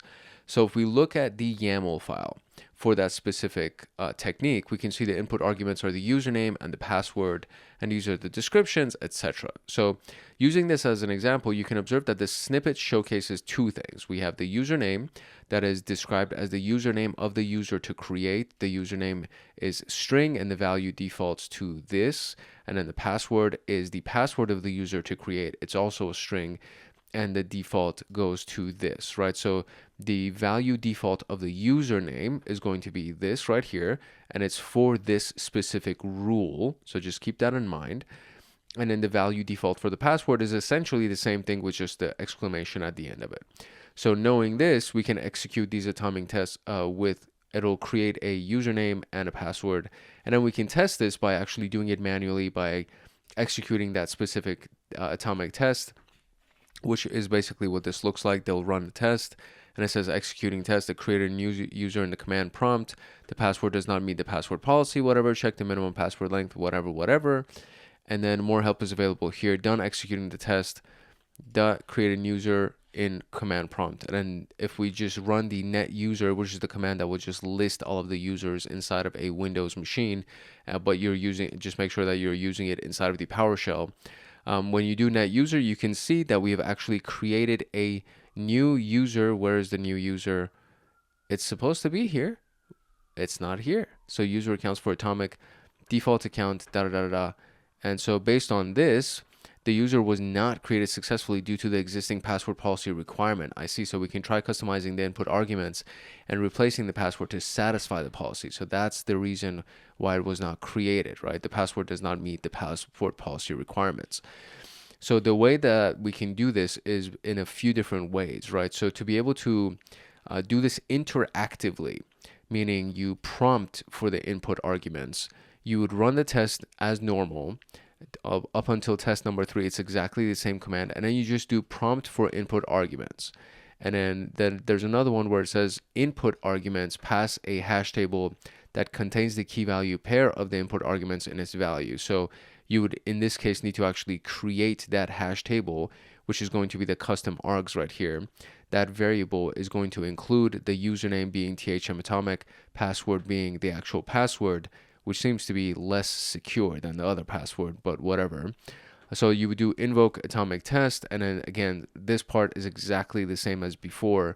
And then now you're doing input arguments and giving it that variable that you just created with the username being this and then the password being this. And then we'll actually go ahead and run it, and it'll create it. And then it created the THMatomic password. So when we run net user again, we can actually see that we have THMatomic.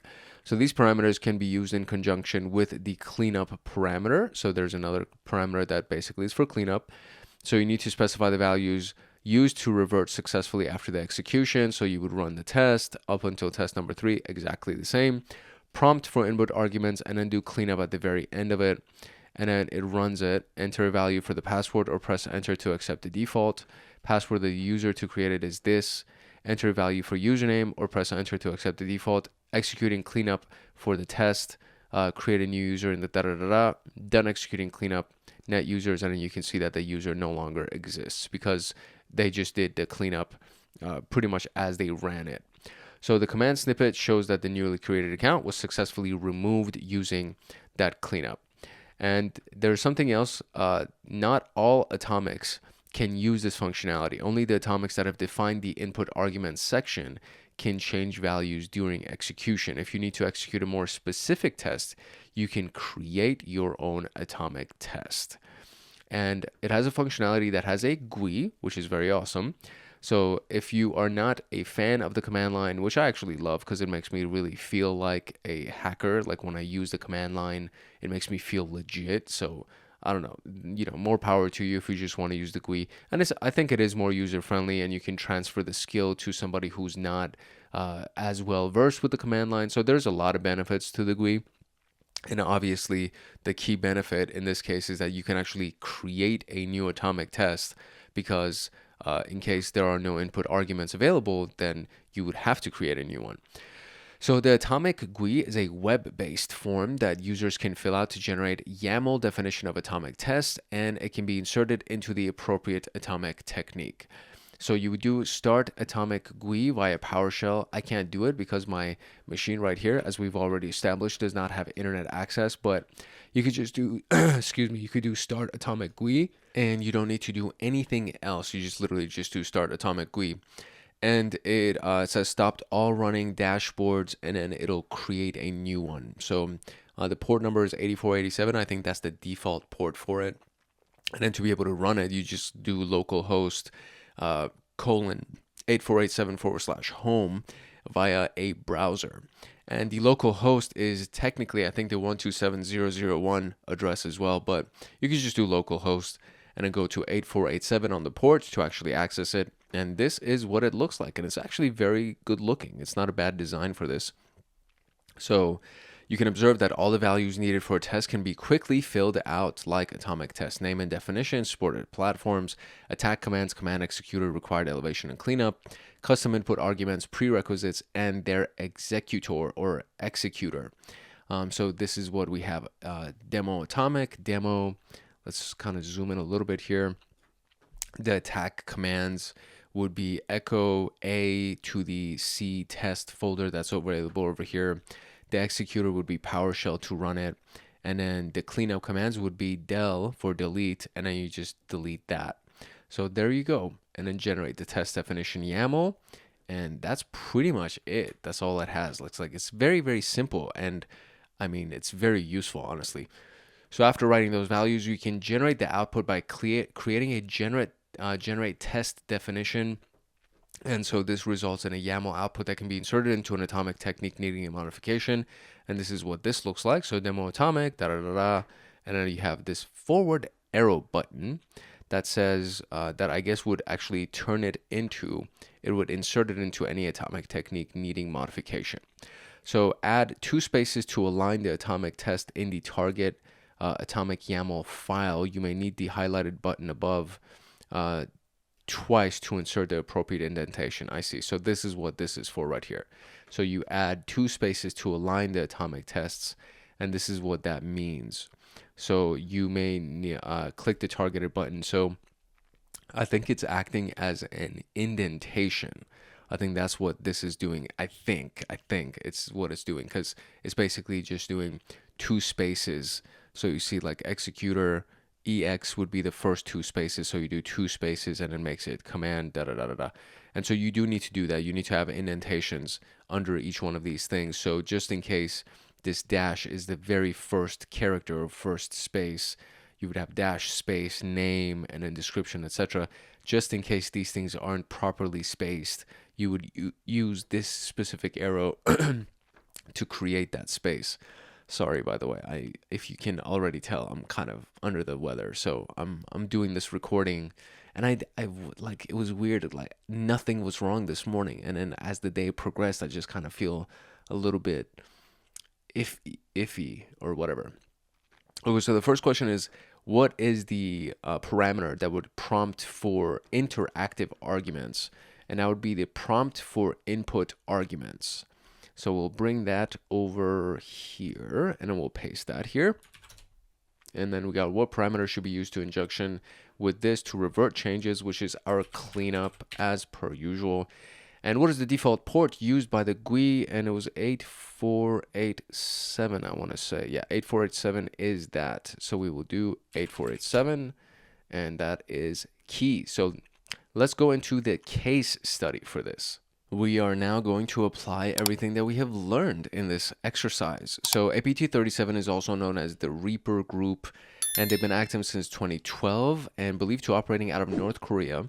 They've been known to target a wide range of organizations, including government, defense contractors, and media companies. And these are the guidelines, right? So start by gathering the techniques attributed to them, using the attack navigator, correlate all the existing atomics with the known techniques the given threat actor uses, emulate all available atomic tests, and observe the events generated via Event Viewer or Aurora, and ensure to execute a cleanup after every test document and review the results.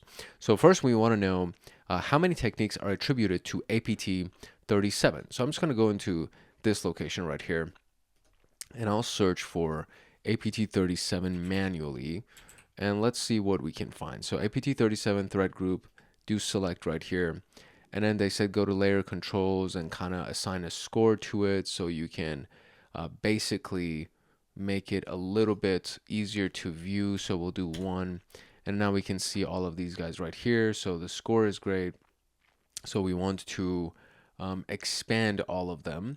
And so the way that you do that is under layer controls, there's this thing, it says expand sub-techniques. And so we have all of these guys right here.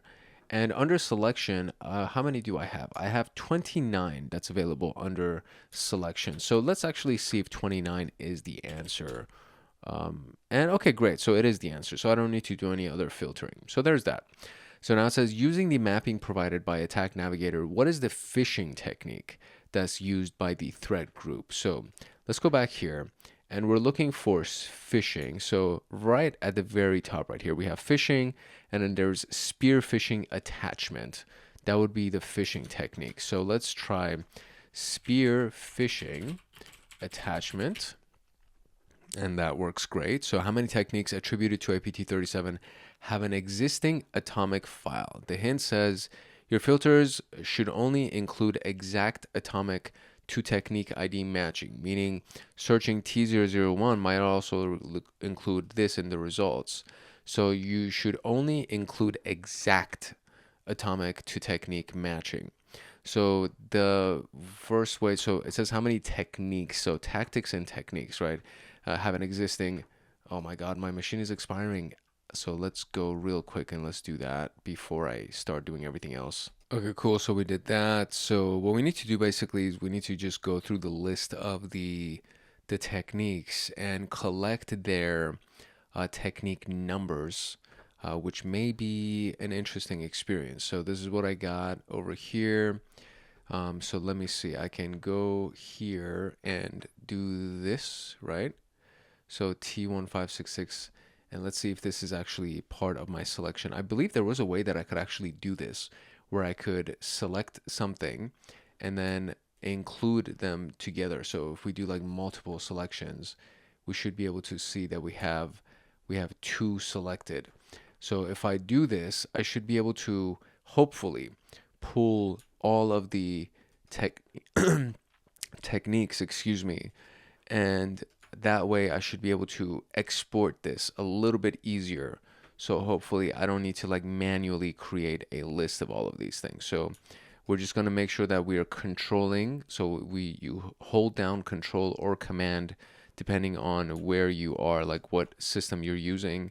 And then based on that, you can make sure that you're also selecting all of the things. If there's like this blue line around them, that means that they're selected.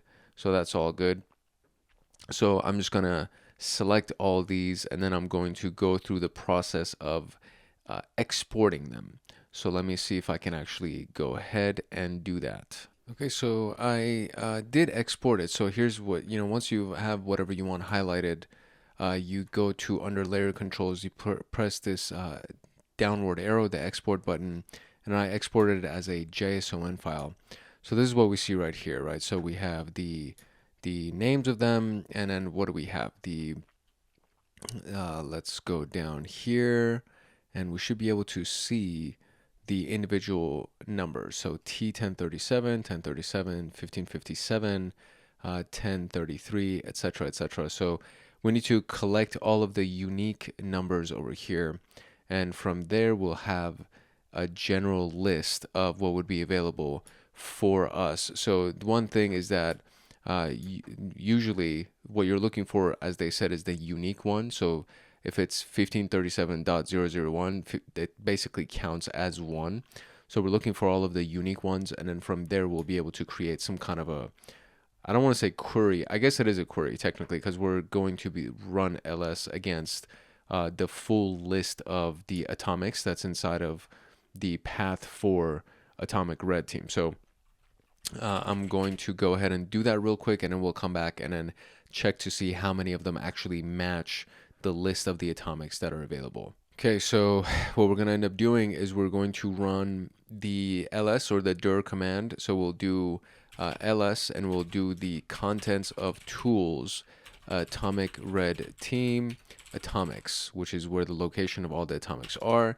And then we're going to do where object, so where the object name matches, right? And then we're going to give it that full list of atomics that we should have technically, or hopefully we have. So we're going to give it the full list of the techniques. And so I'm going to go ahead and paste that like that. So that's the full list of the techniques that I gathered. These are the unique techniques that I found. So if you want to kind of, I guess, like pause and zoom in on this a little bit, if you want, you're more than welcome to do that. T1189, 1059, 1203, 1106, 1055, 1027, 1120, 1057, 1082, 1033, 1123, 1005, 1105, and 1529, I believe, and we'll see, hopefully. So we'll run this and we'll see what we can actually find over here. Okay, so here's what we got. So now, it says this is technically 1, 2, 3, 4. So this would be 5. So let me just count these real quick. Okay, so here's where this seems wrong. Like something about this feels incorrect. Maybe I didn't have the full list, or maybe I didn't search for this correctly. And I apologize if that's the case, because it feels like there's a discrepancy here, or that there's for sure a discrepancy. I'm just trying to figure out what the discrepancy actually might have been. So looking at this, comparing to this list, this number right here, everything that we see right here, all of them counted would be 24. If you remove all these ones that have extensions, you would be left with 10, because it's 24 in total, and then we have 4 here, 8, 9, 10, 11, 12, 13, 14. So removing all that, we would be left with 10. So 1, 2, 3, 4, 5, 6, 7, 8, 9, 10. Neither of those answers is right. So 10 is not right, 24 is not right. When I did a little bit of Googling, it seems that the answer is 21. And in this particular case, I can't imagine why that would be the case. And the only thing I can think of is that I miscounted. Like when I went through this full list of techniques that's available over here, so T1189, etc. Like as I went through this, it seems like what I did, or the number that I got, was incorrect, or the full breakdown that I got was incorrect. So I'm going to do a little bit more troubleshooting and see if I can find an answer for you. If not, we're just going to move on from this, and we're just going to move on to the next question.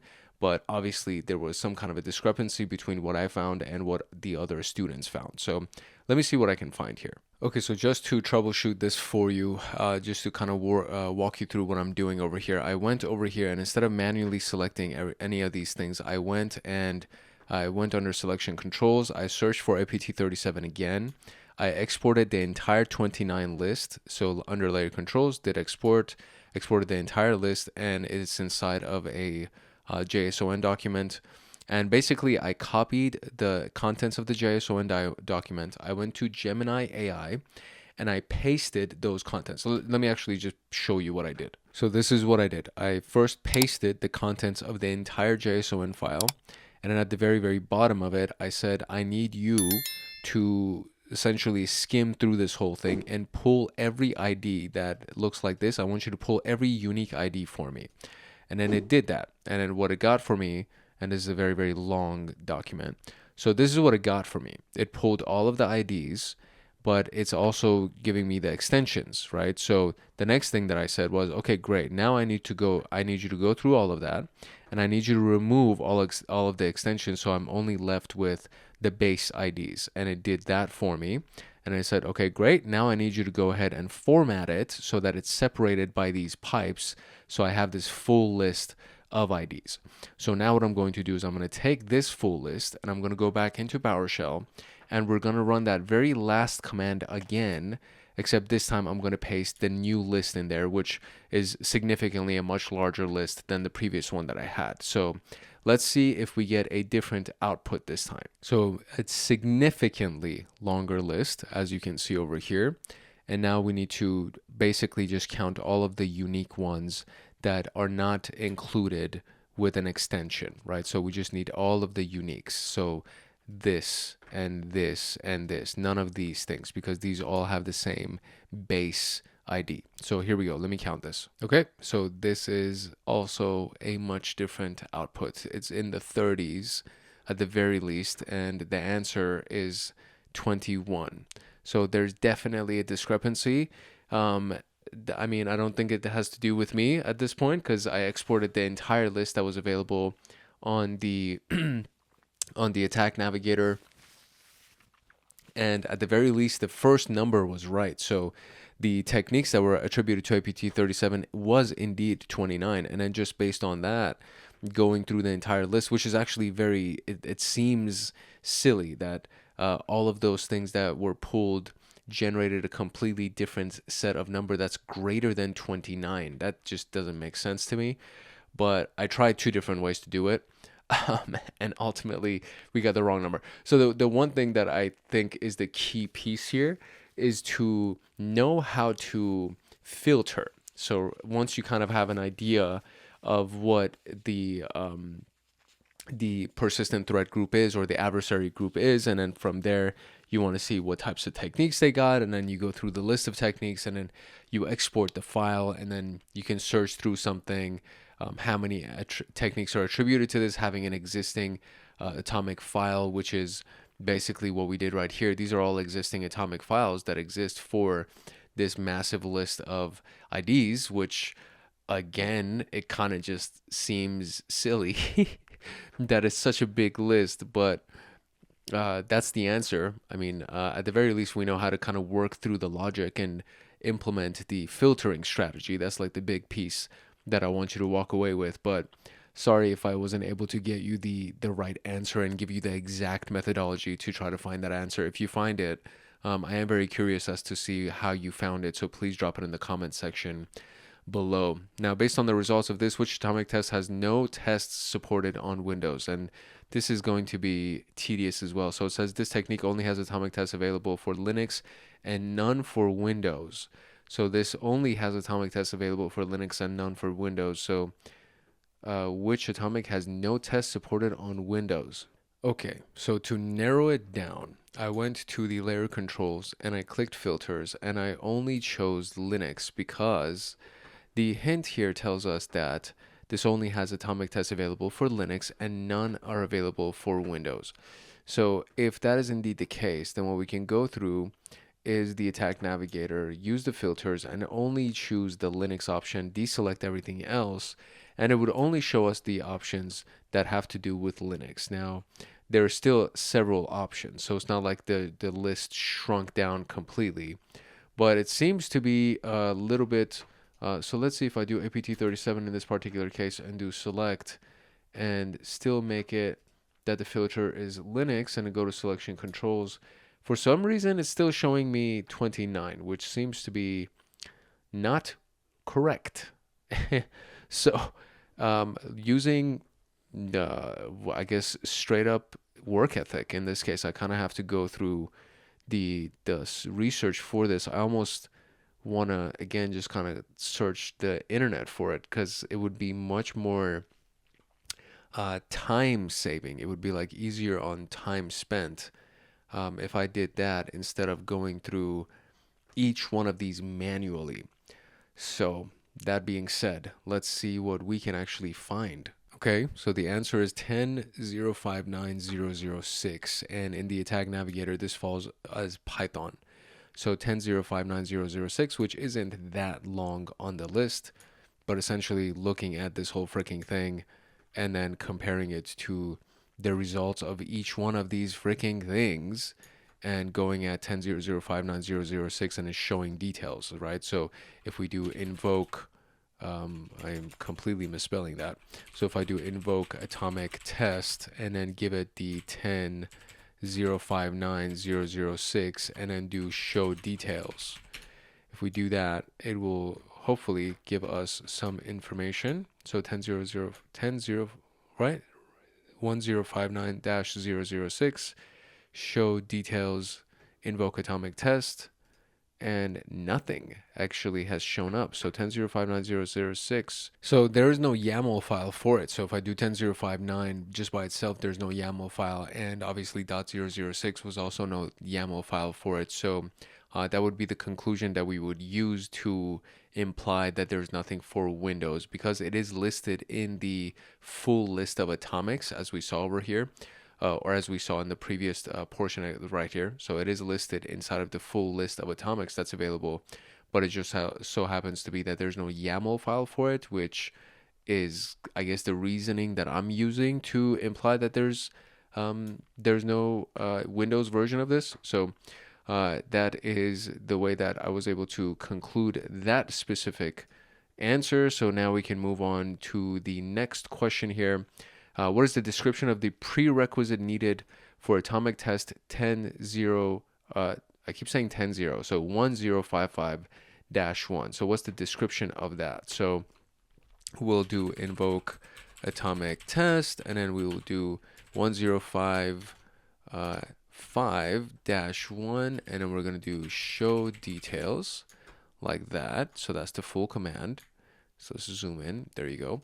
I'm going to press enter on this, and then it's going to give me some details here. So now it says, what is the description of the prerequisite that's needed for this? So dependencies, the 64-bit version. So let's see if that's actually it. So atomic commands, atomic test name, description, etc. Dependencies would be the prerequisites that we have, and then nothing else. So the 64-bit version must be installed, is what the description of this one is. So we will do Control C to copy that. Go back here, press enter, and there's the answer. How many atomic tests have met the prerequisite for atomic 10.0, or I keep saying 10.0, atomic 1082? So it was the check prerequisites. That was the thing that we were looking for to try to see. I just want to make sure that it is actually check prerequisites in the atomic red team element. And then once we do that, yeah, check prereqs is the command. And so it's going to be the whatever the name of the, or whatever the number for the ID was, the number for the ID. Yeah, that makes sense. So prerequisites 1082. So check prereqs for T1082. So let's go ahead and do that. We're going to go right here, and I'm going to do 1082, and then we're going to do check prereqs like that. Press enter. And how many do we have? Damn, there's a lot. Holy crap. So it says how many have been met. So there's a lot right here. Okay, very good. All right, so that's the list. So technically, it's actually just checking. So there's check, it's been met. Check, it's been met. You can see that, right? 4 met, 4 met. So this is essentially 1. That's 1, that's 2, etc. So I will run through that real quick. The very last one has not been met. So it says this one is not met. And altogether, there's 16. So that would leave us with 15 that have had their prerequisites met. What are the 3 event IDs logged based on the execution of this test provide the IDs in ascending order, for example, 1, 2, and 3. So now we actually are going to be running these things, and we're almost at the home stretch here. So we're going to run the test for this one, which will be the event IDs generated for running test 1547.001.3, 1547.001.3. So let's go here, and we will, what is it? We're going to go over here. We're going to clear this log. I'm going to clear it. I think it'll be in the sysmon, because I'm not going to look at the Windows logs. I want to go back into the sysmon log. So I will do Microsoft, I will do Windows, and then under Windows, we're going to go to sysmon, and we'll look at the sysmon log real quick, and then clear that right here. 150 events already. Let's clear this log. Cleared, excellent. And then let's go to this guy, and then we're going to run the test that they want. So it is invoke atomic test, and then it's going to be T1547.001, and then it's going to be -3 is the test. And here we go. Okay, so PowerShell registry run once, da da da da. Great. So the test is run. Now we're going to go and refresh, and we have these things, and we have 1, 11, and 13 that's been created. So let's do like that, 1, 11, 13, and that is the answer. Great. So what command is executed with default input value by atomic test 1529-1? Do not run without the show details parameter. So don't actually run it, because apparently that seems to be a really, I'm so curious what it actually is. So first, before we go into that, let's make sure that we do cleanup on this guy to make sure that everything is all good. And then the command itself, or the number, is 1529-1. So it's very, very, they said do not run it without show details. So I really wonder what it's going to do. I'm so curious. So atomic test T 1529-1, enter. No, don't press enter. Do show details to actually see what it is. Oh, system shutdown reboot. Okay, that makes sense, because if you actually ran it, then it would shut down the virtual machine, and then we would be in an environment. So what it says, what command is executed by this thing? So it says shutdown st. That's the command. So we're going to copy that, or did I copy it? I wonder if I copied it. So Control C here, go back, go there, and paste it here. There we go. Cool. And oh, so there is a 1 at the end of this that I guess command with inputs, that would be the full thing. So command, and then there's a timeout. So the full thing would actually have a 1 at the end of it. And what is the value of the target file name inside the file creation log event 11 generated by atomic test 1106-1? So we could actually run that one. So let's go ahead and run that one, but I'm going to go back into my logs here. I'm going to clear my logs just to make life a little bit easier. They're not generating too many events, so it should be fairly easy to kind of track down at the end, but just to make life a little bit easier. So invoke atomic test, and it's going to be the 1106-1, not 12-1. Run that, and it created it. It ran. Ooh. Oh my God, a whole thing happened, and my calculator is now open. What? That's crazy. All right, so refresh it. What? Let's refresh it again. The number of events have been disabled? What?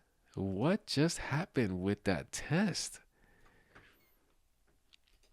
That is nuts. Okay, that's crazy. That's actually kind of cool. So execution through API, and nothing has happened in this? Okay, so now I need to go and look at our other log, which was our Aurora log. And let's see what the Aurora log actually says has happened, because that was actually kind of cool. So Aurora agent, the most recent one, it says use short name path in command line. What is the value of the target file name inside the file creation log event ID 11?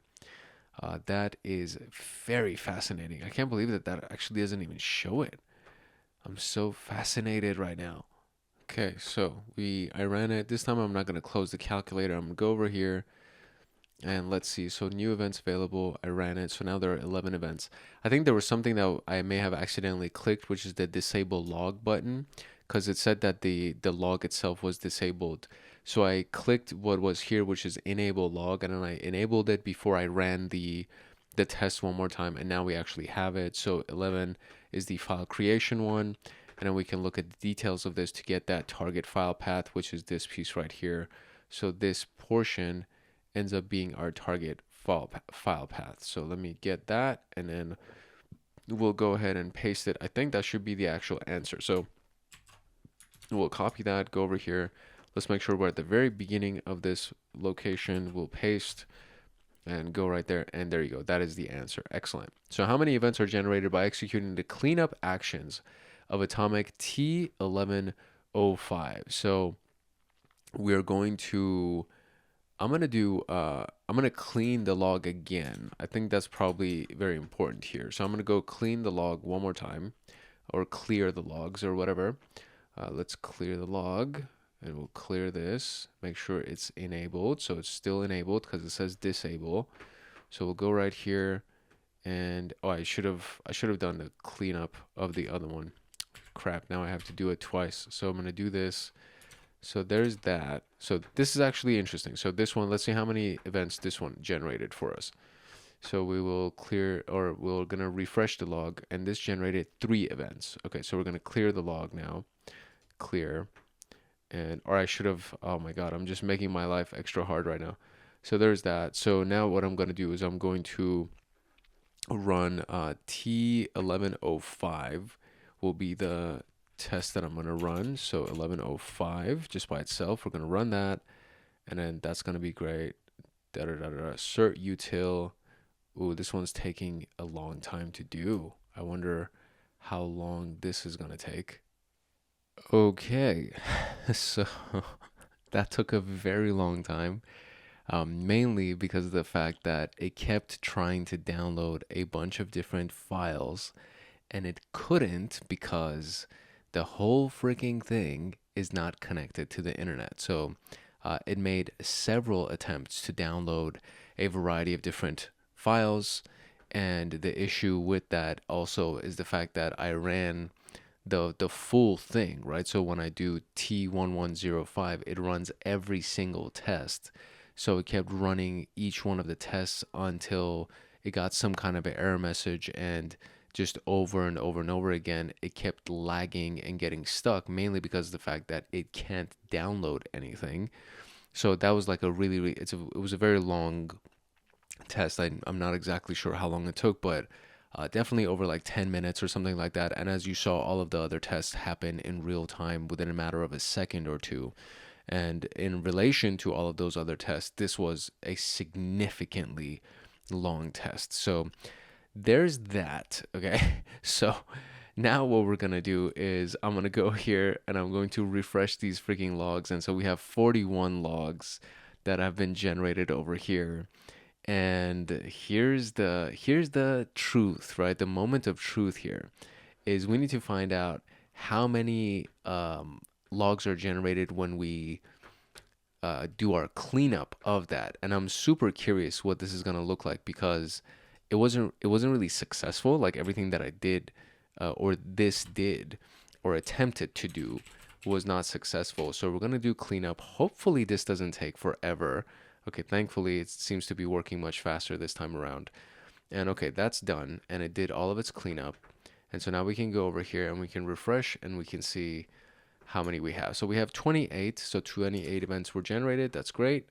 So let's run 28 and see if that's the answer. Okay, that is actually the answer. That made me very happy, because I thought I was going to have to go and do a bunch of troubleshooting, try to find that answer. So that one was much more straightforward. And that was actually the very last answer that we needed to get. So we are officially done with these exercises. So I'm going to do the conclusion. I'm going to give you some final thoughts, review kind of a thing, do a few notes here, and then we will officially be done for today. So in our conclusion, it's basically just saying what we did. We looked at invoking of atomic red team, which is actually atomic test is the command that we kept running. The invoke atomic test is what we ran. And then, of course, we used the attack navigator from MITRE again on a couple of tasks here. And with the exception of that, I mean, everything else seems to be, it was pretty repetitive, it felt like. And it was actually very useful. It's nice to know that there is this massive framework that's used like Atomic Test that we can run and just create a bunch of different simulations, etc. So that part of it was actually really nice. I liked that a lot.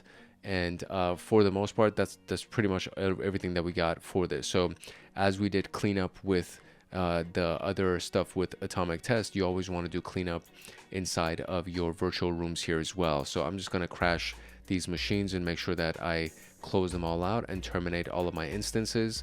And that's pretty much going to be it for today's video.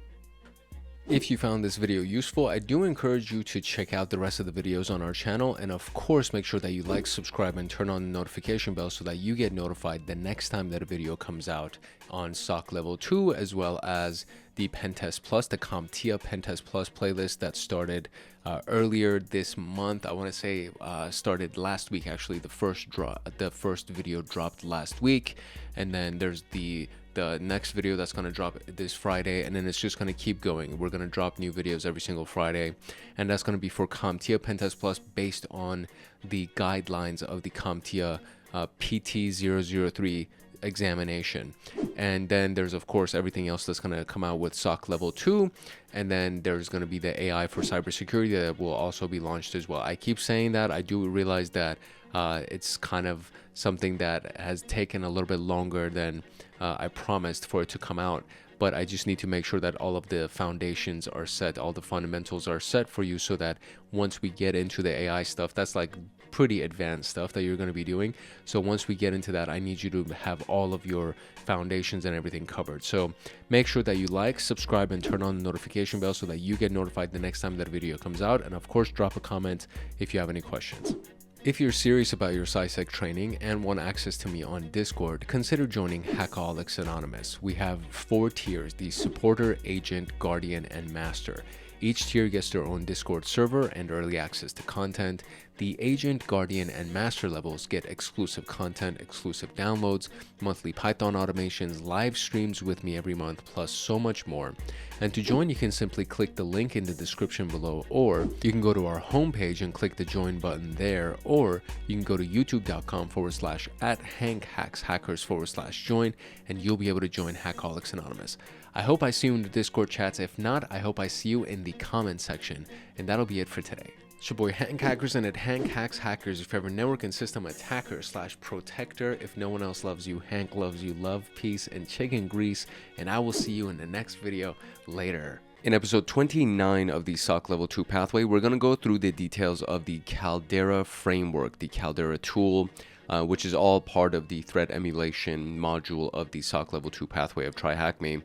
And CALDERA is essentially the alternative to Atomic Red Team and Atomic Test that we ran in the last video. So it's literally the last video, the one right before this one on the SOC Level 2 playlist. We went through this tool called Atomic Red Team by Red Canary, which is a really powerful framework for doing threat emulation, detection engineering, and essentially running tests against your given system using the MITRE attack frameworks, adversary techniques and tactics, etc. So very, very useful tool, very powerful tool, and CALDERA is just another alternative to the Atomic Red Team tool, which allows you to do very similar activities for threat emulation and detection engineering and threat modeling, etc.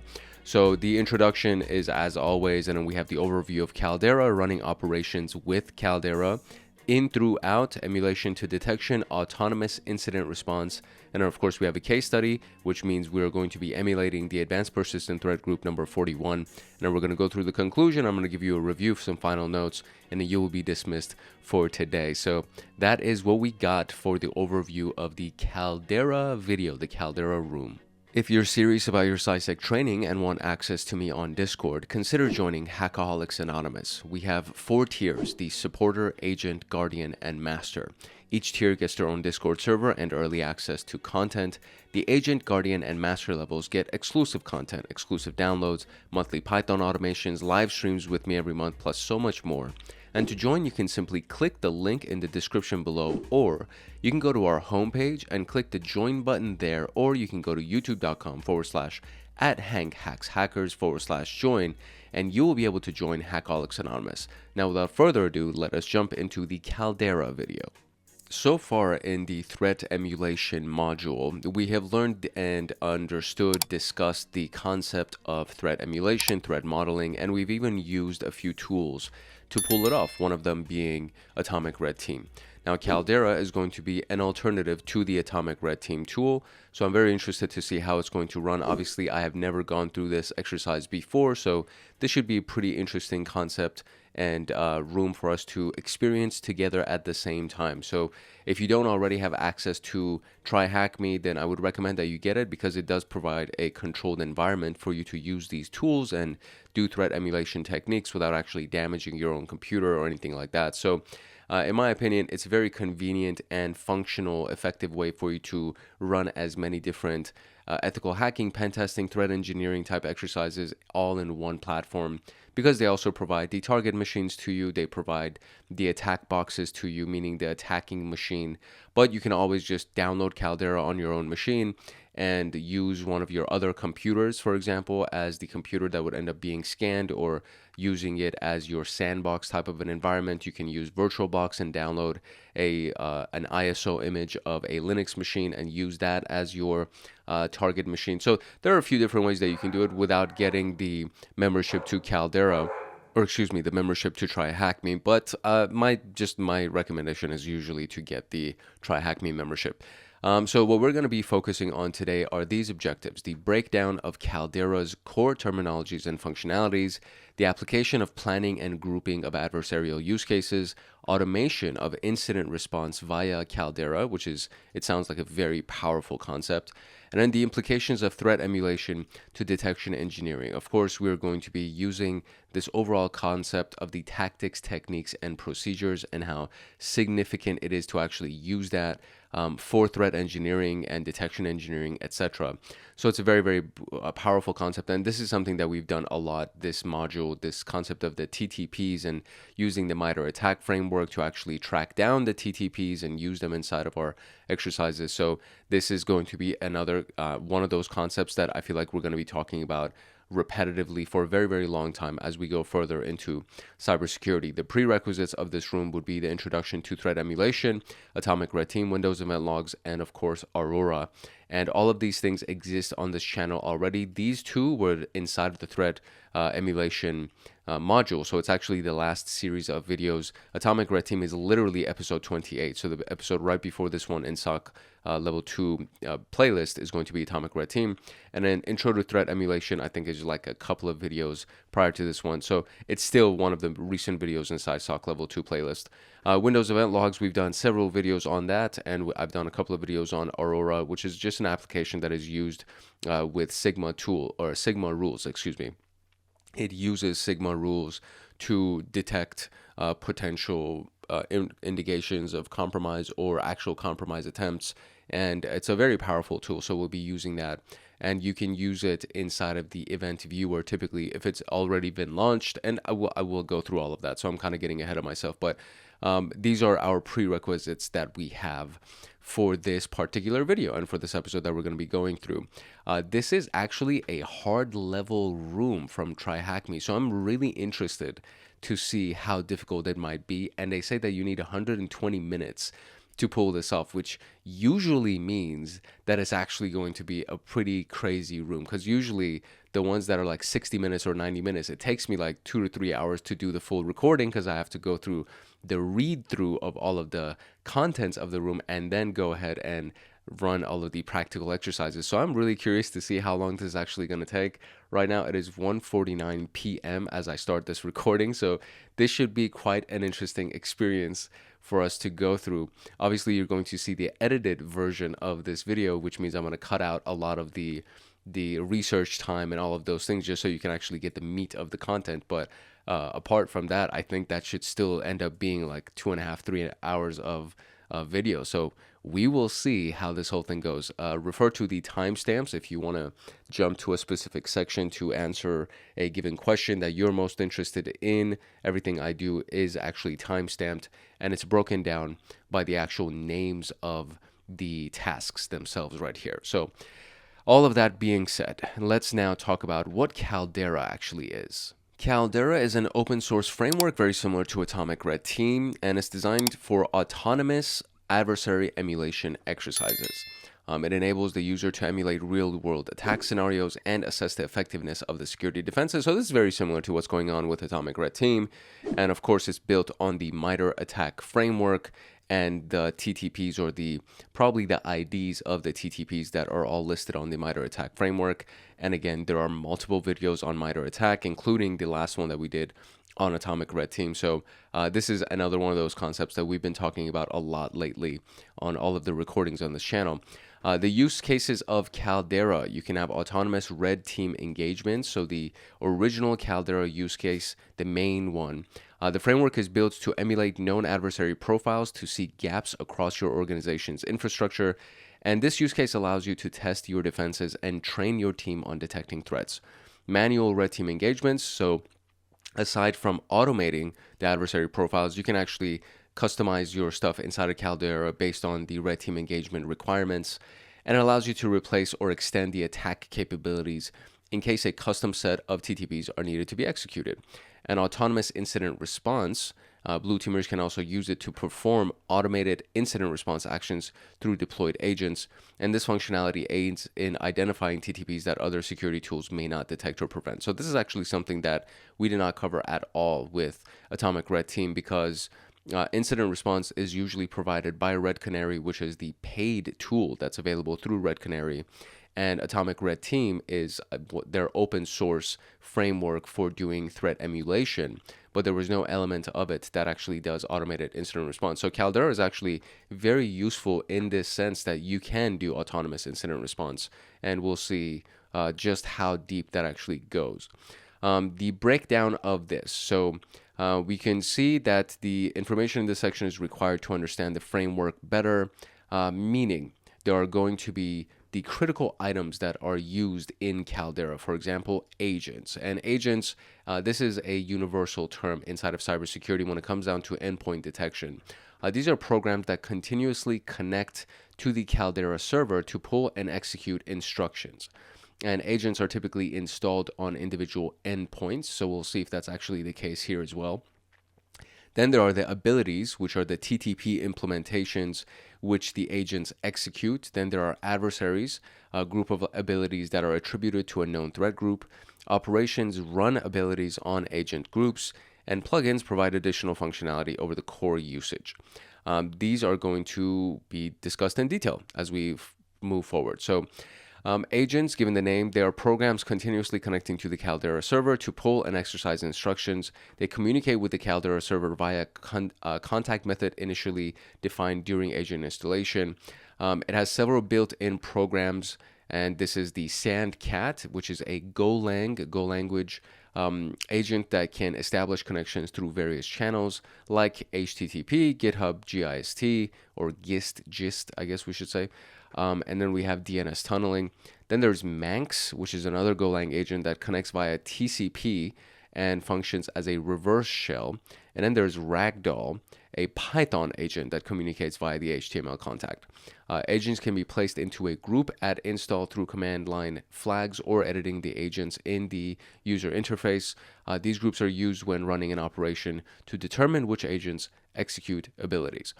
In addition, groups determine whether an agent is a red or blue agent. Any agent that belongs to the blue group will be accessible from the blue dashboard, while all the other ones will be accessible from the red dashboard.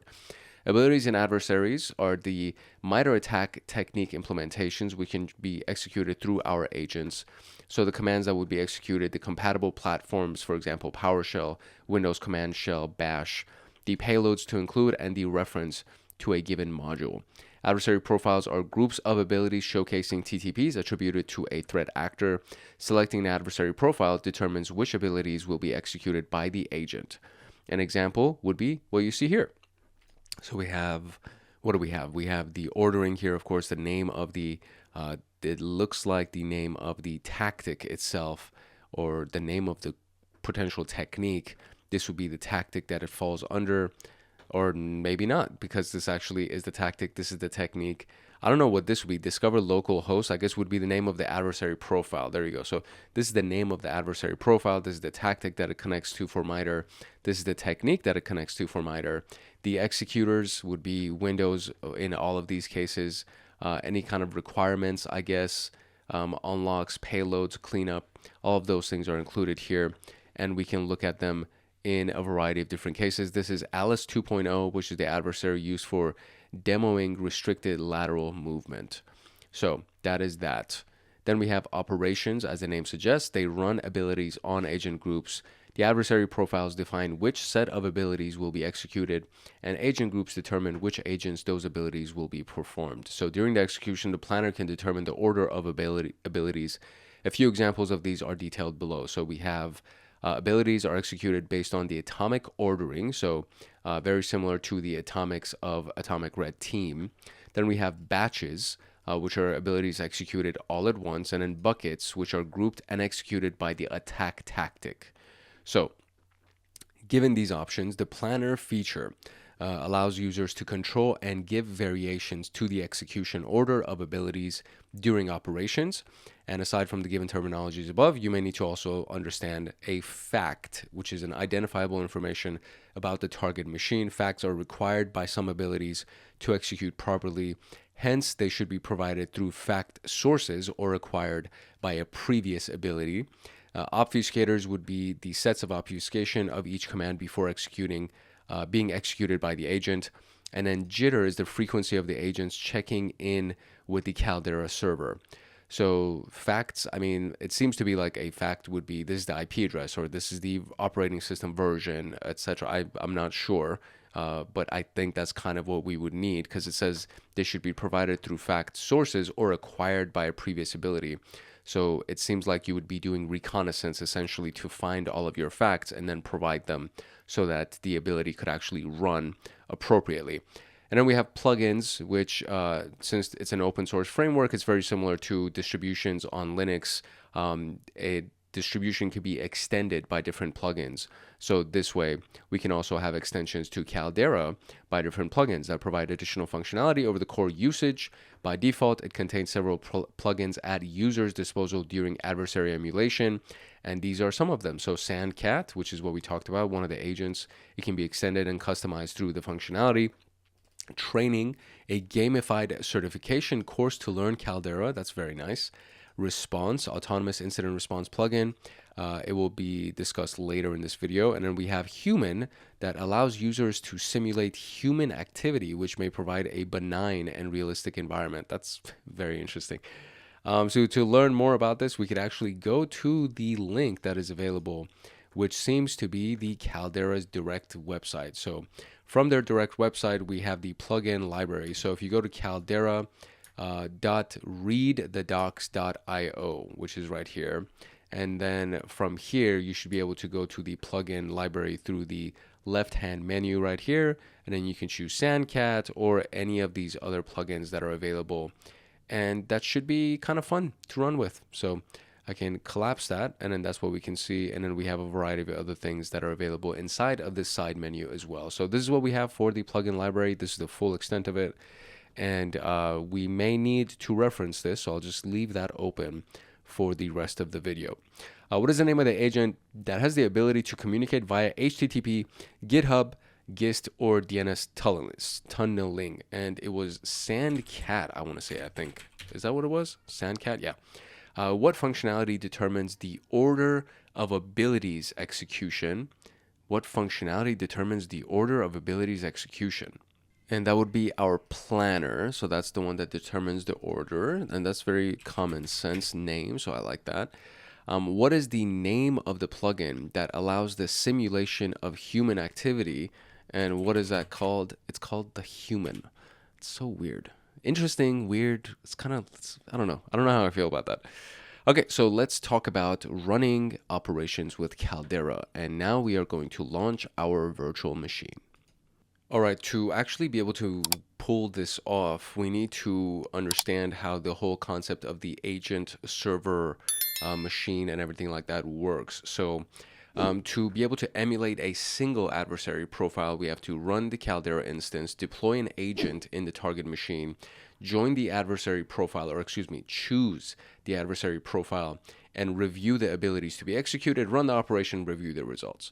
So connecting to the instance, it's done via the attack box. So Caldera instance running via the attack box Windows machine that serves as the victim machine, which is what this button emulated. So this is going to be our victim machine. And then I already started the attack box from the very, very top. This originally said start attack box, and now it's going to be available in the split view. But because I'm super zoomed in, I'm not going to look at it right now. What I'll do after I read these instructions is that I'm going to zoom out of the screen, and then we'll just open up a brand new window so we can be full screen inside of the attack box.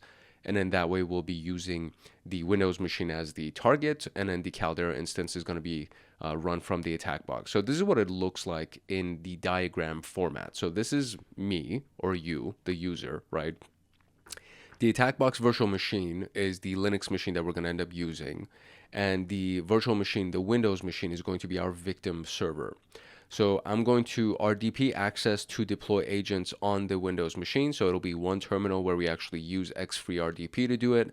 And then we're going to run Caldera in the attack box and connect it via port 8080. And I'm guessing all of these things are going to be explained to us. Hopefully they'll give us some kind of instructions to be able to pull this off, and I don't have to go ahead and do a bunch of independent research to learn to do it. But I mean, it's this concept, this whole concept of having an agent and then having the victim, all of these things is pretty common in cybersecurity. So it's not something, hopefully you've seen this before and it doesn't freak you out or anything like that. If you have not seen this before, I would recommend going through some of the beginner stuff so you have a really good understanding of how interactions like this are ran, because this is technically a hard level room and you should have some kind of understanding between how these things operate. Just kind of going there. So VNC access via the web browser is going to be through the attack box Caldera instance via port 8888. This says 8888. This one says 8080. So that's going to be something that I'm going to have to figure out. And then the victim server access is going to be remote access via RDP to the victim server, which is all easy to do. The deploy of the victim server will be done using this information. This IP address is going to change by the time that I'm done with this recording. So if you're going to try to do this, you're not going to have any success because this machine is going to be taken down by the end of this video. From the attack box, we're going to run these things. So we're going to go to the actual Caldera room folder. From here, we're going to run this command. So the source is going to be the virtual environment, and it's going to be activated for Caldera.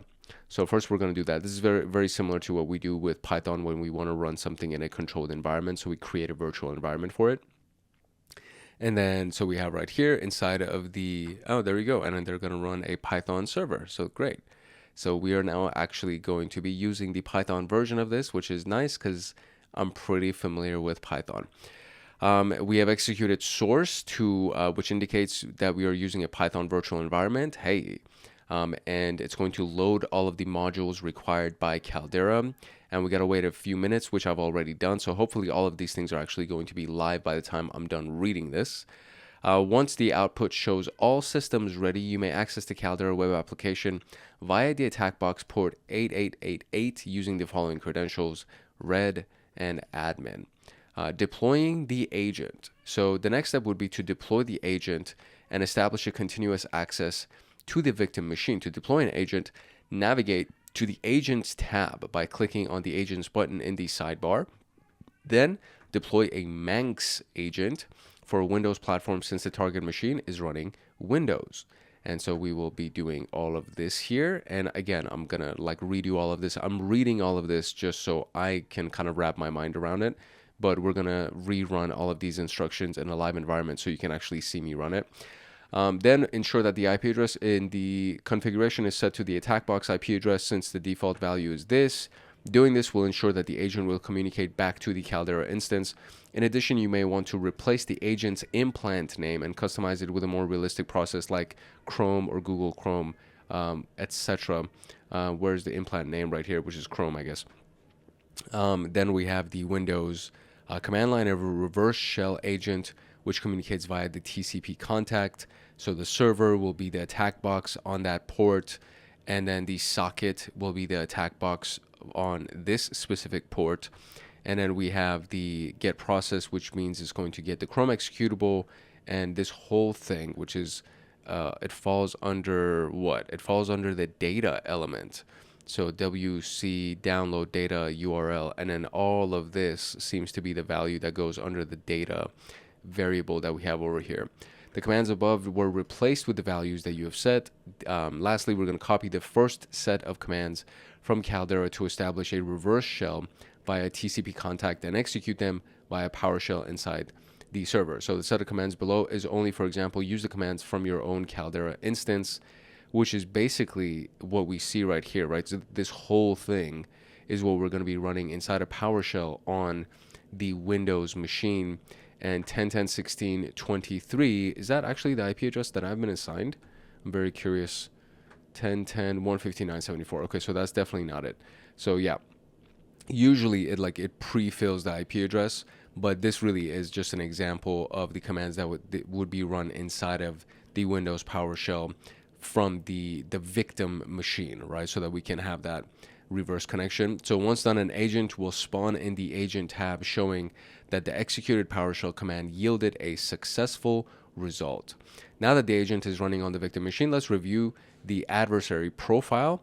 And so we're going to go to the adversaries tab via the sidebar and use the search functionality.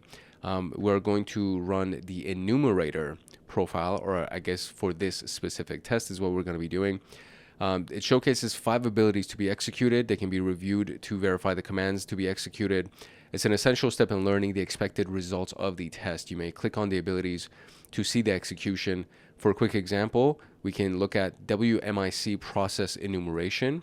As highlighted, the 2 fields are significant in understanding which is the executor, and then which is going to be PowerShell, and then the command field, which is the command line, the full command that's actually going to be run. So executor is PowerShell right here. The command is WMIC process, get executable path, yada, yada, yada. So executing operations. Now that we've selected the profile to be executed, we're going to start the operation. We're going to go to the operations tab, click operation, fill up the details and expand the configuration by clicking advanced. And there are 3 things in creating the operation. First, you have to select the suitable adversary profile, which enumerator profile would be the one in this case.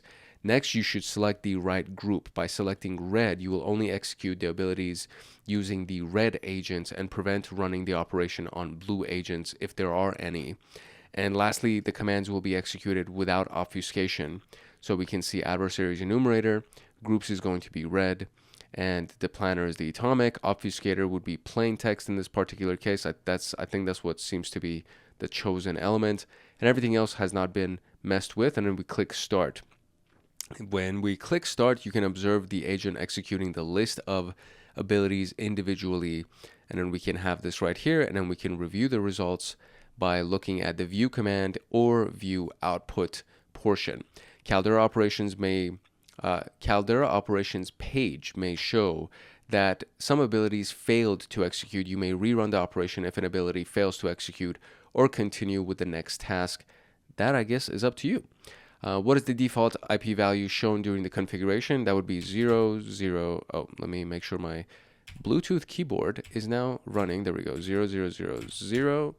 And there's that. How many abilities are included in the enumeration profile? So we could probably see this actually from the screenshot right here.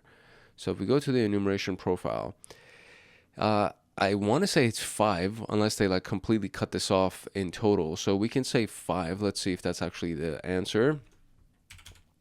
And it is. Now, what is the command executed by the task list process enumeration ability? That I need to actually go get, because I don't think it's definitely not going to show it. So that we need to run to be able to pull off, and then based on the executed operation, what is the name of the ability that did not provide an output, and then we need to also run that. So now that we have all of this, what I'm going to do is I'm going to zoom out of this whole thing, and we're going to start doing the initial setup of all of this, which was the initial connection of the agent and setting up the server, etc. So now I can click show split view.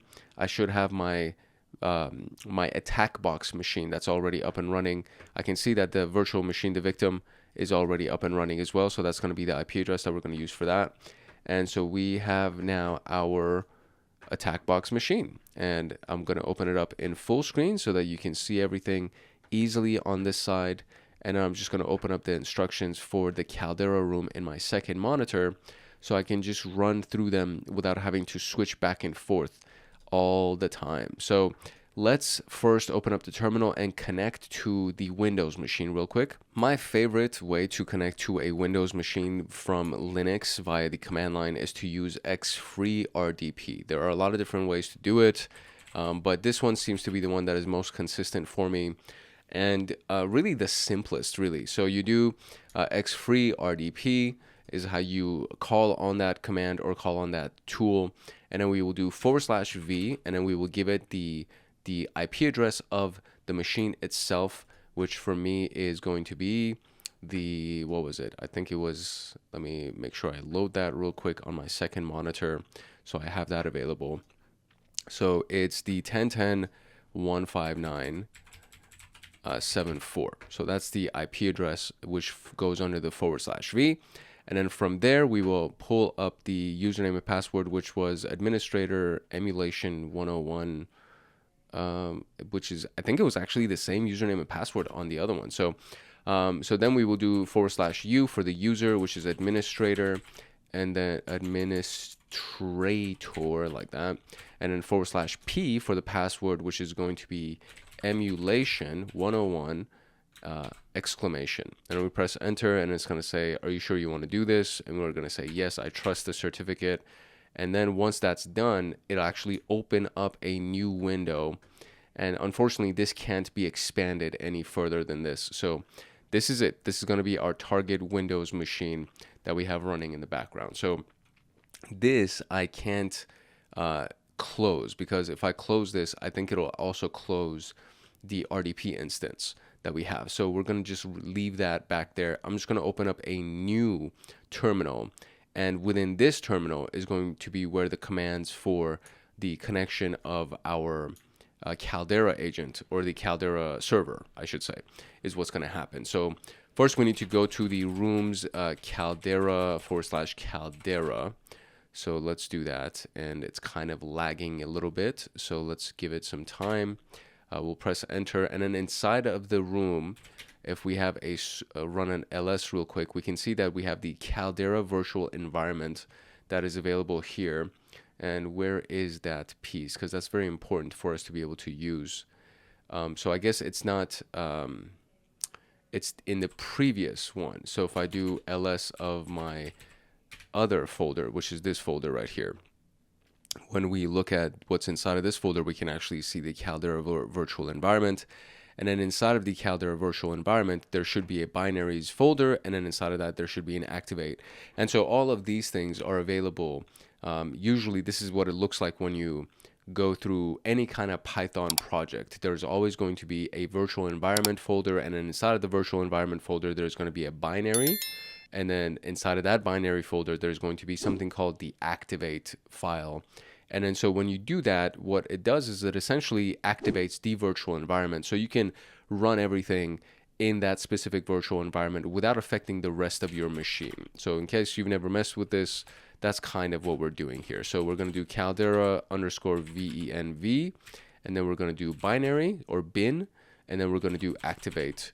And that's it. When we use that with the source command right here, it turns the source of our window. Where's my mouse? It turns the source of our window, of our terminal right here. It makes the source of that this virtual environment that's been created previously for us. So we're going to press enter on this, and now you can see that the command line has actually changed, and it looks like, or it shows that we have the Caldera virtual environment. which is perfect. So that's great. So now we can launch the server Python file, which is what we see right here. This server Python file is an executable that is going to be essentially going to be our server. And so we'll do, I guess, insecure, because that's the flag, the option that they chose when they ran it. So I'm going to run this thing and give it a quick second to actually activate the server. And then we'll run to the next set of instructions here. Okay, cool. So there we go. We got the message that all systems are ready. So the way that we should be able to do this is to go to our Firefox browser. And from there, I can either do localhost at port, 8888, I think is the port that they said. We could either do that, or we could actually do the IP address of the attack box, which is the 10.10.80.199. You see it right here. So for you, if you're doing this on your own computer, right? So the target machine would be the IP address that's for your Windows instance in this case. So whatever your secondary Windows computer would be. So that would be the one that acts as the agent. And then your main computer's IP address is going to be the IP address that you will have run all of these commands with the Python server, etc. And then from there, you should be able to just access the server by just going through your local IP address. So for me, it would be HTTP, and then we're going to do 10.10.80.199. I can probably also just do localhost, like the words localhost, 10.10.80.199, and then we're going to do 8888. That should be the port. So let's see if that's actually it. It says login Caldera. Okay, cool. We actually got it. So there we go. So it's not, you see, it's not that complicated. You know what I mean? It's this whole thing, it kind of seems a little bit, if you've never done this before, it's a little bit overwhelming to think about, but that's it. So username is going to be red, password is going to be admin. We're going to press enter on that and give it a quick second to load that. And there it is. Welcome to Caldera, join a stack, start training. I don't need to do any of those things right now. We're just going to go through the instructions. But it is nice that like at the very, very first load, it says start training. So that's a very, very useful little element that is available to us as users. So startup messages, requirement, Go version needs to be this, which I guess, I don't know if that means that I don't have a Go version that's greater than 1.11. And the requirement optional for UPX version needs to be that, greater than 0.00. So just basically anything better than the nothingness. Okay, cool. So we have the victim machine loaded. We have the server for Caldera already running, which is all great. So now we're going to start going through the process of deploying the agent. So at the very, very left-hand side, there's agents. We're going to click on that. And then we're going to click on deploy an agent, which is the very first red button right there. And then it says choose an agent. So I will go ahead and create the one where they said we're going to use the Manx one, I believe. So let me just confirm that real quick. Yes, it is Manx. So we're going to use the Manx, which is a reverse shell agent. And then we're going to use Windows as the platform. And now we are on this screen, which is exactly where we need to be. Now, from here, it says we need to change the IP address of this to the attack box's IP address, which is this 10.10.80.199. So let me actually kind of drag this a little bit to the left so I can kind of navigate back and forth between my two screens easily. So this is what we have. We're going to zoom in a little bit more so you can see what's up. So on app contact HTTP is going to be where I'm going to change this to the IP address of my attack box, which is the IP address at the top right here, that 10.10.80.199, and it's still going to stay 199. Yeah, okay. It's still going to stay on port 8888. So that part's going to be the same. And then the app contact TCP is also going to be that thing, and I guess I'm still leaving it on the 7010 port. So 10.10.80.199 is going to be the TCP contact, and it's going to be on port 7010. The agent's implant name, it says Splunked, which, I mean, I don't mind doing that, but the agent's implant name for my case, I guess I'll just do Firefox. I'll just do that, the agent's implant name. And the agent's contact UDP is going to be, again, the same IP address on port 7011. So 10.10.80.199. And that should be it. Essentially, that should be the only configurations that we would have to do. Now, if we scroll down on this, we should see that all of these things have actually been updated for us. So 10.10.8199, 10.10.8199, and then TCP and then the name is Firefox EXE. So it worked. You know, it's basically what we got, and it's a PowerShell script that's been created for us because we're going to be running this on a Windows machine. So now, what I can do is I can essentially just take this whole thing, because I think that's the that's the full thing. So we're going to highlight this whole thing. Let me make sure I got, oh, there we go. See, there's some other stuff at the end of it that was not available. So what if I do Control A? No, it's going to highlight all of that. Okay, so that's kind of annoying. So we're going to do this, and we're going to go to the top here and go at the beginning. I need to make sure that this whole thing is highlighted, because that's going to be a pain in the butt if it's not. And then we're going to copy that. Then we're going to go inside of the Windows machine, our victim machine. We're going to open up PowerShell, and we're going to do Control V to paste the whole thing so we could see that it's actually been launched, or it's been pasted correctly. And now, for the moment of truth, I'm going to press enter. Okay, so I had to enter or press enter a couple of times for it to actually process, and then now it gave me the command line prompt at the very beginning again. So now we go back to our location here, our Caldera instance, and then we need to go to our list of agents. So we're going to click on agents again. I guess I could have just also refreshed the page. So let me refresh the page, and let's see what would be available under my agents. And it says you must deploy at least one agent. I have no agents, so that doesn't seem to be right. Okay, so let me see if this, maybe I did it incorrectly. Maybe that's the issue. I think I did everything exactly that they told me to do. So let's see if there's anything else that may have been missing from my initial instructions here.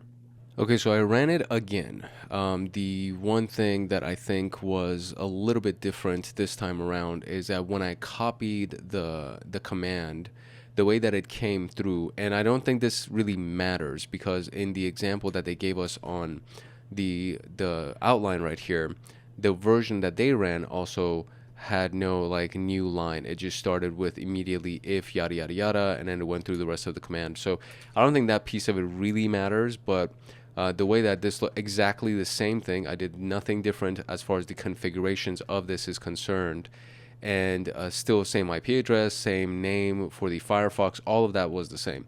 The only difference is that there were just a couple of empty lines at the very end and one empty line at the beginning. That's the only difference. I think that means nothing. I think I just needed to rerun the command again.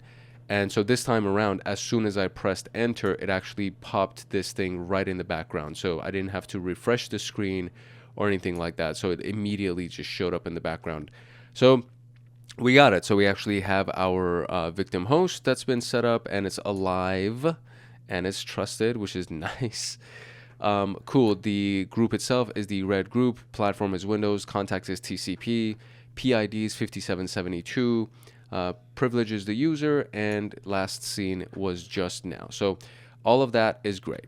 Now we can move on to the adversary profile. So we're going to click on the adversary profile here, and from the adversary profile, I guess it says that we can select one, right? So navigate to the adversary tab and then choose a profile. We're going to select the enumerator profile. So we're just going to go over here. I'm just going to type in enumerator because it's so much easier instead of scrolling. And so there we go, enumerator collection discovery. So we're going to select that. There we go, we got that. And once we have selected that, it showcases 5 abilities to be executed. Each ability can be reviewed to verify the commands. And it's very important, I guess, to kind of see what is going to be ran in the background by this whole thing. So let's kind of max out the screen here. So if we look at each one of these things, you just click on them, it'll bring this pop-up up for us, and then so it loads usually at the top like this, and then you kind of scroll down. So you can see the executor, which is the PowerShell here, and then we have the command wmic process get, and then we can just kind of look at the rest of them. So this is the task list, and again, it's PowerShell. So task list, app data VM tool, and then we have the next one, the PowerShell enumeration, it seems. And so get process, and it's going to be the process enumeration, and then UAC, user access control status. So it's going to just echo to get the user access control status. And then sysinternals, this is like the most complex command that exists inside of this whole thing, which is going to go ahead and pull information about the sysinternals. So PS tool process discovery is what it's doing. So the tactic under these things would be collection, discovery, discovery, discovery, and then collection. And these are the techniques that they would be associated with. So that's basically the list of our adversary profile techniques that are going to be used. Now, I don't think I need to do anything other than this. I've just selected the profile. And now what we can do is move on to executing the operation, which would be under the operations tab. I don't need to do anything with the abilities based on the instructions. I don't need to do anything else. So I'm just going to run into the executing operation. So we're just going to go here. We're going to click on operations on the left-hand side here and select the operation. So first you have to select the suitable adversary profile, which is enumerator, I guess. Let's see. So we're going to go over here. We're going to create operation, excuse me. So for the create operation, there we go. So in this case, we're going to create the operation, and we need to click on advanced over here to expand this whole thing. The operation name will be what they did. So I'm just going to do emulation trial 1. That'll be the name that we'll have to this. The adversary is the key piece right here, which is the enumerator element. So enumerator right there. That's going to be the adversary. The fact source will be basic. The groups will be the red group. Planner is still going to be atomic, and plain text is going to be what we have over there. And that's pretty much it. I think there's nothing else that I need to do in order for this to actually run. So what I can now do is I can click start, and we can kind of sit back and see how this thing works. And there you go. It's already loading, and it's already going through it. So I'm going to let this run because I have no idea how long this is going to take. So I'm going to let it run instead of trying to talk over it. And then we will see what happens at the very end of this. And we do have a question that says, based on the operation, what is the name of the ability that did not provide an output? So we're going to try to view the one that right here, there is no output associated with it. So let's let them run and see what happens. Okay, so after the first time that I ran this, which is basically, I think it was maybe like 5 minutes ago when I started running it, I see that the status on this is still running, but all of these things have gone through and completed. There is one that is failed, so that I may need to actually rerun this. And then when we're looking at the outputs, this one is nothing to show, and this one is also nothing to show. And then of course the failed one, it has something, so it actually has some kind of an output, but it was failed. And I'm not exactly sure if or which one of these would end up being the answer for us, right? So because we actually have two that have no output. So I'm going to run this again. I'm going to stop it here, and then I'm going to run it again. And then based on that, we'll hopefully get a better response. So let's run this one more time.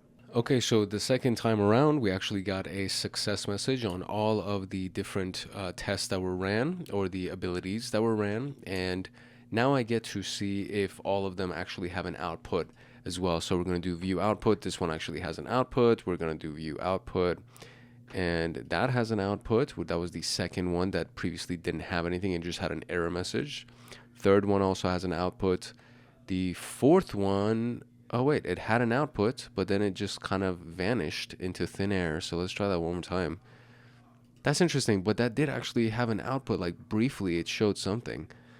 And then the fifth one also does not have an output. So that's so weird. The fourth one actually kind of for a quick second, it gave me an output. So if I look at the view command of it, it says get UAC.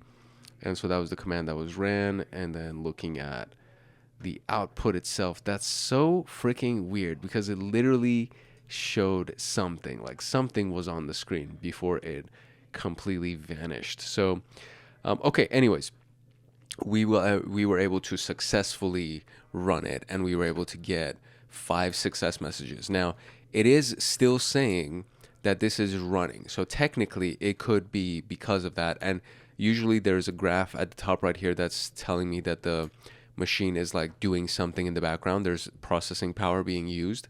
So it could be that it's still running, and maybe I will get some kind of an output that will happen in the next few minutes or something like that. But for now, I'm going to just let this run, and we're going to go back here to try to see if we can find an answer to any of these questions that we have. So what is the command executed by the task list process enumeration ability? So we're going to go here, task list process enumeration.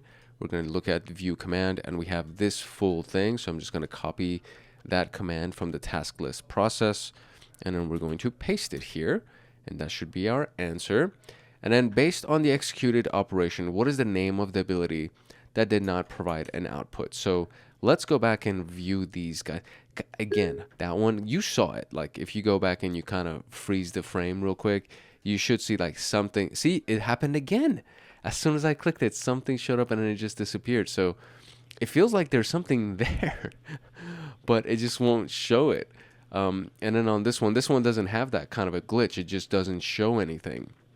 So I'm just going to use this because the UAC status, for whatever reason, it keeps kind of hinting that there's something, and then it just disappears real quick. So there we go. We're going to copy that, and then let's go back here and just paste that. And it does fit the formatting of the answer here as well. So that may be actually the answer that we're looking for. So let's do this, and there you go. That is actually the answer. Excellent. Okay, cool. So we are officially done with our first run at Caldera, and that was not all that bad.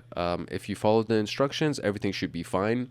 Even if in this portion your agent is going to be a Linux agent, as long as you just put in the IP address of the attack box machine, which is going to be the machine that this thing is connected to, right? So as long as the Caldera instance, whatever machine that's running on the browser, you use that IP address to modify this portion.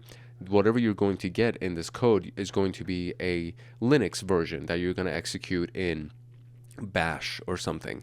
And then you just copy that, and then you go into the Linux machine, and then you paste it, and then you'll be able to run it very similar to what we did inside the Windows machine. And then it should show up on our portal, on your portal of Caldera, that, hey, now you have a Linux platform machine that has been connected, and then the rest of it will be exactly as it is. So none of the other things are going to change, with the exception of you're just going to choose Linux, and then you're going to go through the process for getting the code to establish that Linux agent and etc. So that was pretty good. It was pretty nice. Now we can go through the in through out task. In the last task, we executed a single adversary profile and the underlying abilities.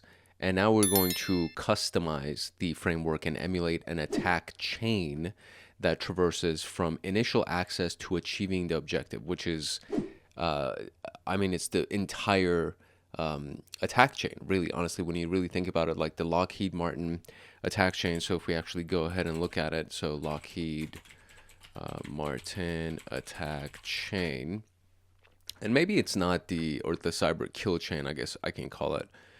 It may not necessarily be the full thing, because it does include reconnaissance, weaponization, delivery, but essentially the action on objectives is the last step of the cyber kill chain.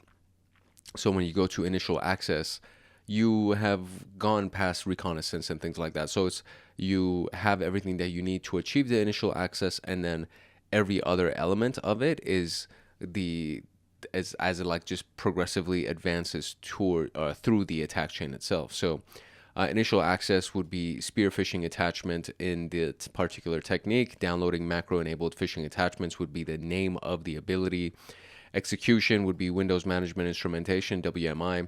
So creating a process using WMI query and the encoded command.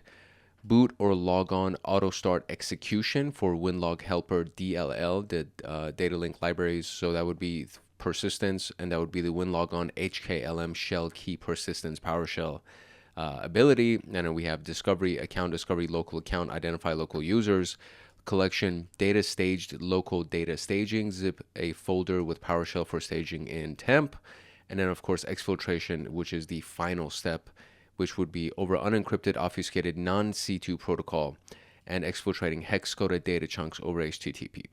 So modifying the existing abilities is the skill that we're focusing on in this particular element. So some abilities may require downloading a file from the internet, and the provided victim machine does not have an internet connection. So we're just going to keep that one in mind.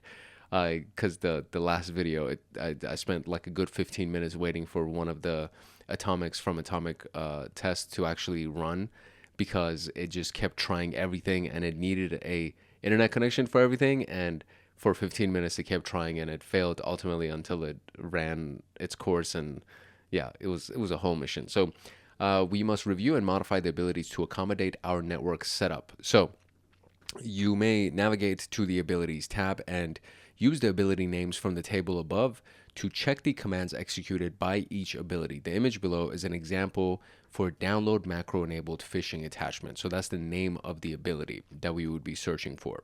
So you search for it, and then this is what pops up, okay? You've observed three things about it. So exfiltrating hex-coded data chunks over HTTP, download macro-enabled phishing, and so this piece right here doesn't exist. So if assuming that we search for all of these steps, right, this is what they're saying. So you've observed three things upon checking the abilities. This one doesn't exist. This one requires downloading a file from the internet, and zip a folder collects data on a non-existent folder in the target machine. So since the first item requires creating a new ability, let's focus on modifying the existing one. And we're going to review the command executed by download macro enabled phishing attachment. And the URL variable is the specific piece that we're most interested in. So it's a GitHub repository from Red Canary, Atomic Red Team, Raw Master Atomics, bin phishing attachment, and then it's going to have these various invoke web requests of the URL, etc. So based on the code, it attempts to download the file using invoke web request. In addition, it configures the PowerShell session to enable SSL connection using the line, the Service Point Manager Security Protocol, and then TLS 12. It might be TLS 1.2, but I think it's like TLS 12 specifically. So TLS is a more advanced version, or we can call it a more sophisticated version of secure socket layer. So SSL encryption is just another layer of encryption. So since the command attempts to download from external source, we need to replace this URL reachable by the victim server. So we can set up a Python HTTP server on our attack box, open a new terminal in the attack box, and execute this. So we'll go to CALDERA HTTP server, and then we're going to use Python 3 mHTTP server on port 8080. So this is one of those things that we've done multiple times when we were doing the reverse shell exercises for pen testing. And the original file required from the GitHub is already hosted in the HTTP server directory, which is what we have over here. So we're creating the server inside of that directory so that the victim machine can just easily connect to it and download it. Now that we have a new URL, we're going to go back to this phishing attachment and replace the URL value with the attack box IP address, port 8080, and then just the path of the phishing attachment XLSM. And this is assuming that this location is basically this folder right here. So we're just saying that we're already inside of that folder because that's where we launched the server. And then from there, we're just going to leave the rest of it to be exactly the same. So you would do this inside of the command element of the ability that you would be modifying. To continue the modification of files, let's review the command of the zip a folder with PowerShell. So compress archive is the commandlet that it's going to be using. The path would be the path to the atomics folder, and then going to the folder that it's going to zip, and then destination path would be an environment inside or environment variable inside of the temp folder, and that would be the folder to zip, meaning it's actually been zipped, and then you're forcing it to just force through any of the errors. Based on the code snippet, it attempts to compress this document, and we can replace this with a new value like this specific document, which is the downloads folder, pointing to the current user's download directory. And to fully customize the command, we can also replace the target archive name with exfil.zip. So this is what it would look like. We would have path, and then this will be the environment variable that is going to be zipped, right? So it's going to zip that variable, and the destination path is going to be exfil.zip inside of the temp folder.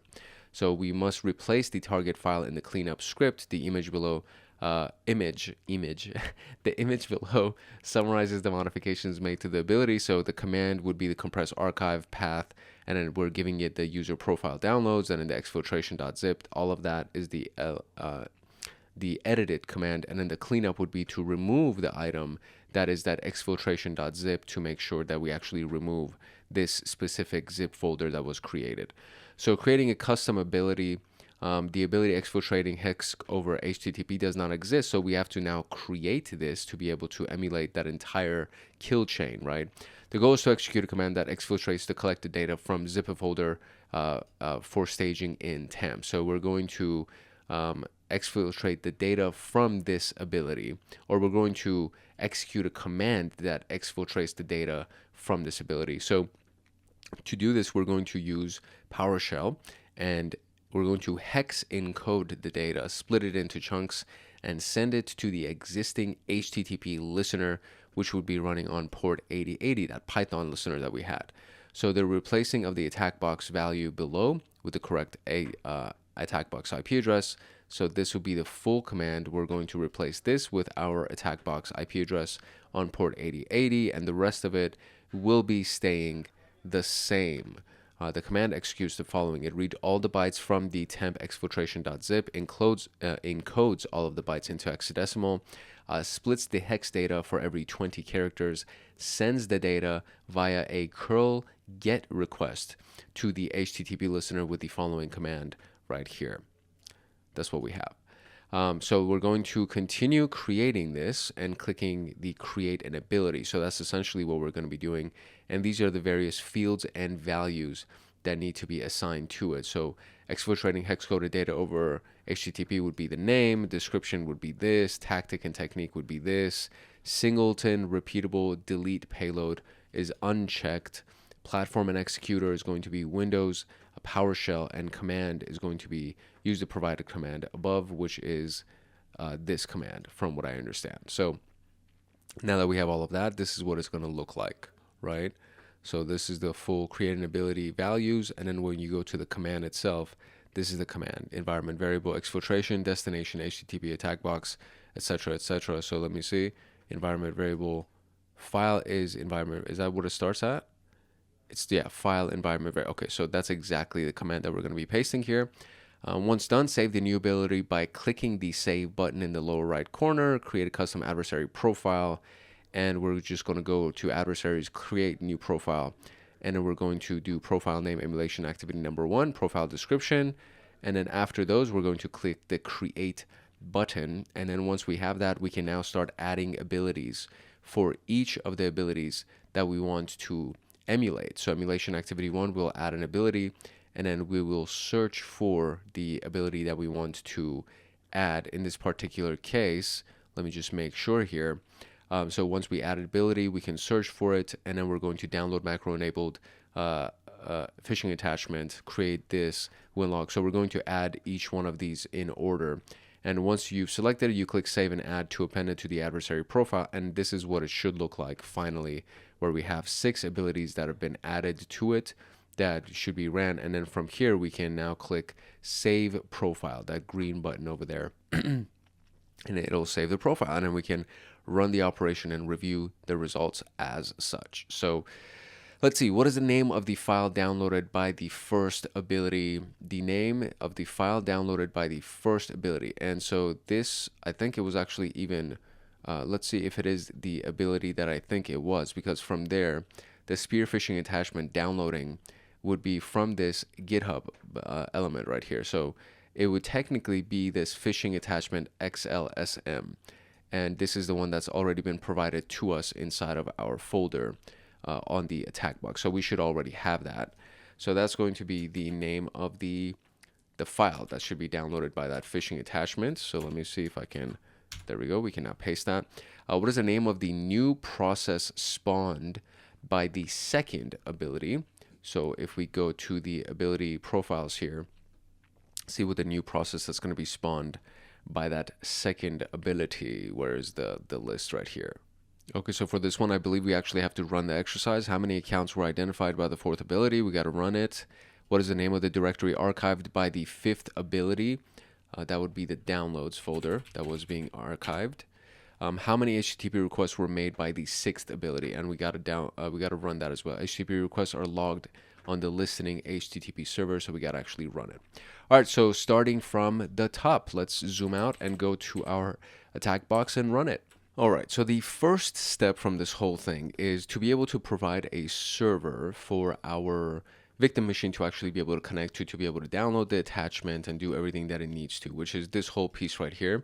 That's for the download macro enabled phishing attachment. So the first thing that I'm going to do is I'm going to go into my attack box, and let's minimize this right here. Go right here. This is what we had that was running the, what is this? This is the one that's running CALDERA. So that I'm going to keep, and then this is the one that's running the victim machine. So all of these things we're going to keep. So we have to open up a third terminal here, and inside of the third terminal we're going to go to the location, which is the rooms CALDERA HTTP server, like that. And inside of this, we should be able to, yeah, there's the phishing attachment. So now we're going to run the server. So it's basically a very simple command, and just using this, as long as you have Python 3 enabled on your machine, you can just turn your machine into a server, and any data could be downloaded from the server. And you do it using this very simple and easy command. I love this command. We've used it so many freaking times, let me tell you. So there we go. Now we have it, and now it says serving. Hey, serve, honey. Okay, here we go. So serving HTTP on port 8080 on our attack box IP address, which is that IP address that we had at the very beginning, this 10.10.80.199. That's the IP address. So very good. So now we have our server running. So now we can go back to our download macro enabled phishing attachment and replace the command with the link to our IP address. So we're going to go to the folder right here, back in our, not the folder, I guess I should say, this whole piece right here. This is still running, by the way, which is kind of annoying. So if I click on view output, that still doesn't have anything. So I'm going to stop this from running just to kind of preserve the processing power of our computer.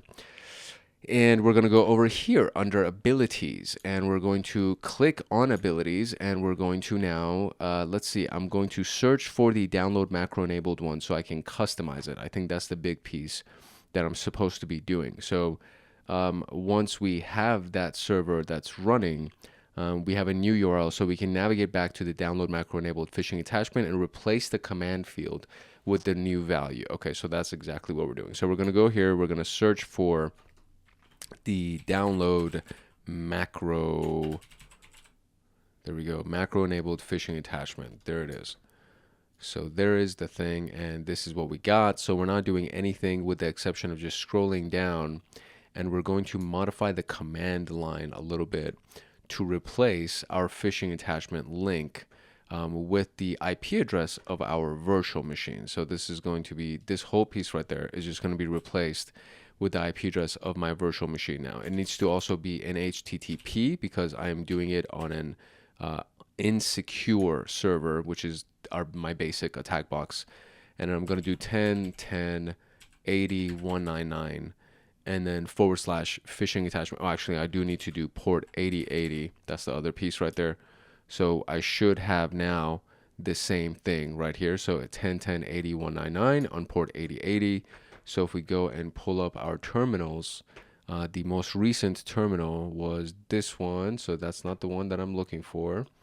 Let me see, where's the one that I'm actually looking for? So let's minimize this again and go and look for our multiple terminals. Right, okay, so there we go. This is the one right here. So port 8080 is the location indeed. So, all right, cool. So this is the only thing that I believe I need to change. Apart from that, nothing else needs to be changed, because I'm just modifying the URL to be that. And the command itself, so what does it say? It says so what they've also done is they've actually removed the encryption element of it that actually enforces the encryption portion of it. So they've only left the invoke web request portion. So this whole thing is also being deleted because we don't want to enforce the encryption of this. So we're now going to change that. And now we are left with invoke web request. URI would be the URL. The out file is going to be the temp folder. And it is still phishing attachment XLSM. So all of that is done. So now we can go ahead and save this because I don't need to do anything other than save with this specific piece. So I'm going to go click here on my save button and let's make sure that it actually saves. And I think it did save, right? So it says, yeah, saved ability. Okay, so the ability has now been saved and we can close this. So we'll close that and let's click on it one more time just to make sure that it has actually been saved. And it is great. So it actually has the new URL and everything else is good. Okay, cool. So that one has been modified and we're good to go with that. The next one is going to be the zip a folder with PowerShell staging in temp. And it attempts to compress all of that. So we can replace this with a new value, which is the downloads folder that we want. So in our search right here, we're now going to search for the zip a folder with PowerShell, and there it is. So we're going to open this thing up, and the cleanup is remove the folder. So that's what it is. Remove item is the cleanup. So remove item path is going to change right there. And the command itself is also going to change. And it's going to be the one that we're going to, the path of the thing that's going to be zipped is going to be the user profile downloads. So path is going to be env. Let me just make sure that that's actually right. Okay, that is actually correct. So what we're doing, because we're using the environment variable, it's actually going to just pull the whatever the user name is, and then it's going to do use like this. So if we do user profile like this, let me kind of zoom in here, and I did user profile. So spelling on this is going to be very important. So it needs to be user profile. Okay, there we go. User profile. Okay, that's spelled right. Nice. /downloads. So now it's going to look at whatever the environment variable is, meaning it's just going to look at the host name and the path that would lead up to the username itself, and then it's going to look at the downloads folder, and then the temp folder name is also going to be changed, which is instead of being folder to zip, it's going to just turn into exfil.zip. I'm literally doing it step by step as they outlined in the instructions. And then from here, we're also going to modify the cleanup command down here, the remove item path environment temp folder, So what I'm going to do is I'm just going to, again, just change this piece to our zip folder that we actually created, which is the exfil.zip. And then error action is going to be ignored and everything else is going to stay exactly the same. And so we're going to click save on this one. And that should also be good. And then one more time, I'm just going to click on it just to make sure that it actually is. And it is exfil.zip. And then we have user profile. Okay, perfect. So we have now modified our second ability. So for the next one, we need to create an ability because there's nothing that exists that we need to modify. So we're going to click on this red button that says create ability. And in this particular case, there's a bunch of data that we need to actually fill in for this. And the command itself is like the big piece that is going to be modified in our particular case using just our attack box, and everything else is going to pretty much stay exactly the same. But I do need to fill in some of these basic pieces right here. So for example, the name, description, all that stuff. So I'll just, I'll type it out because I kind of feel like typing and I want to do like a time lapse because I always love the coolness of the time lapse typing stuff. So I'm nerding out here. So let me go ahead and type this whole thing out real quick.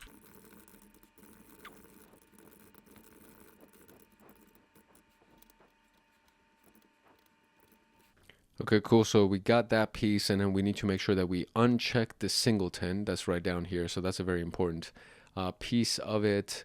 And delete payload repeatable also needs to be unchecked. So all of these things over here need to be unchecked. So all of that is good. And now we can move on to the element where we paste the command here. So this is what it all looks like.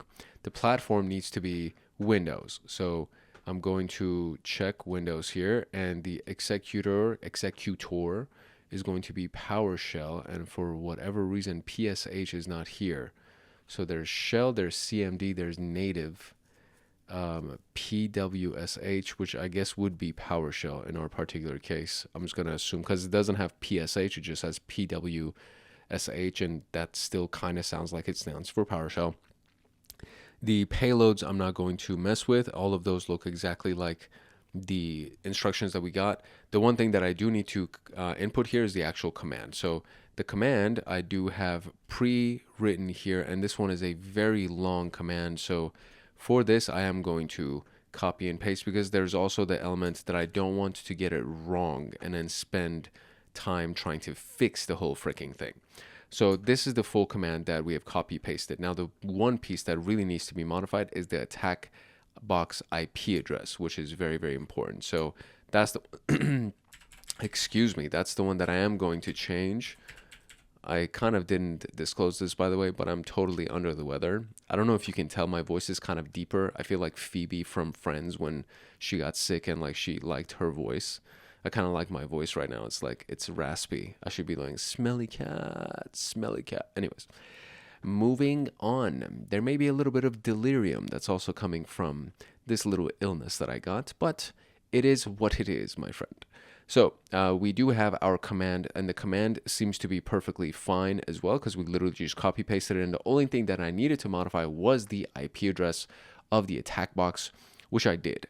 And so now we can actually move on to creating the custom adversary profile. So it has now been saved, and let me make sure that, because I think we need to refer to it by its name, which is exfiltrating hex encoded data chunks over HTTP. So this is now saved. Let's make sure it is saved. It is saved. Great. So we can close it.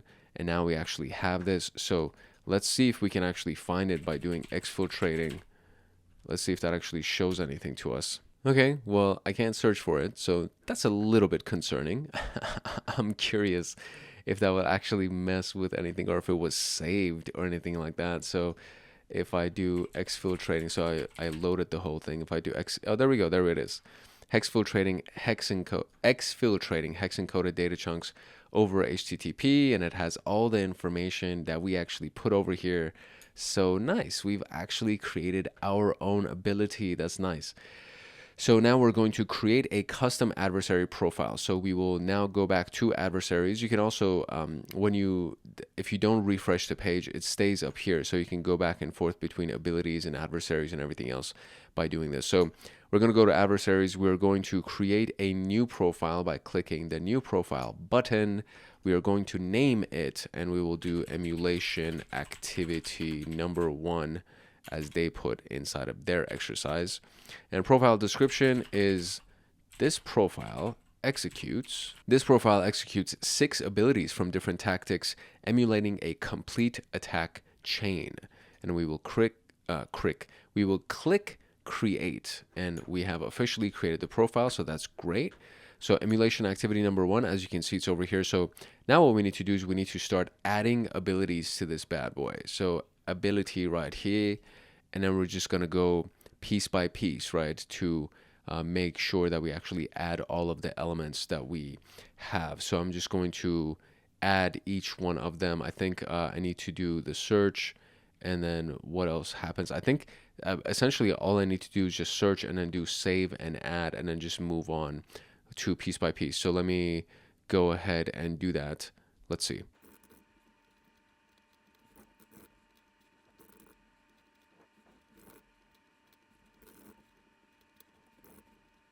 Okay, so that was the creation of all of our abilities, or adding all of our abilities. And now we have this full thing. So one key piece is to save the profile to just make sure that it's actually working. And we got save profile at the bottom. So that's great. So now we can run the thing. So now that the new profile is ready, execute an operation using the emulation activity number 1 profile and review the results. So we will go back to operations here, and then select an operation is going to be emulation trial number 1, 5 decisions an hour ago. That's definitely not the one. So I'm going to create one, and it's going to be emulation activity, right? So emulation activity number 1, because the first one was the trial. And then right here, we're going to click on advanced. And pretty much, I think I'm going to do exactly the same thing. So emulation activity number 1. which is the adversary profile that I created. Fact source is going to be basic. It's going to be against the red group. Planner is going to be atomic. Plain text. All of these things are pretty much exactly the same as we had before. And that's it. So we're going to start it. And let's see how this goes. Okay, so one of our questions was, what's the name of the process that's spawned by the second ability? So I can already just kind of look at the output here, and then we can see what we potentially have. So starting code, nothing to show, standard output, 2 parameters, the name of the process that would be started by this ability. So it says nothing to show. So let me go ahead and look at the command from that ability, and it's going to execute bypass. And let's see, look at this, that's insane.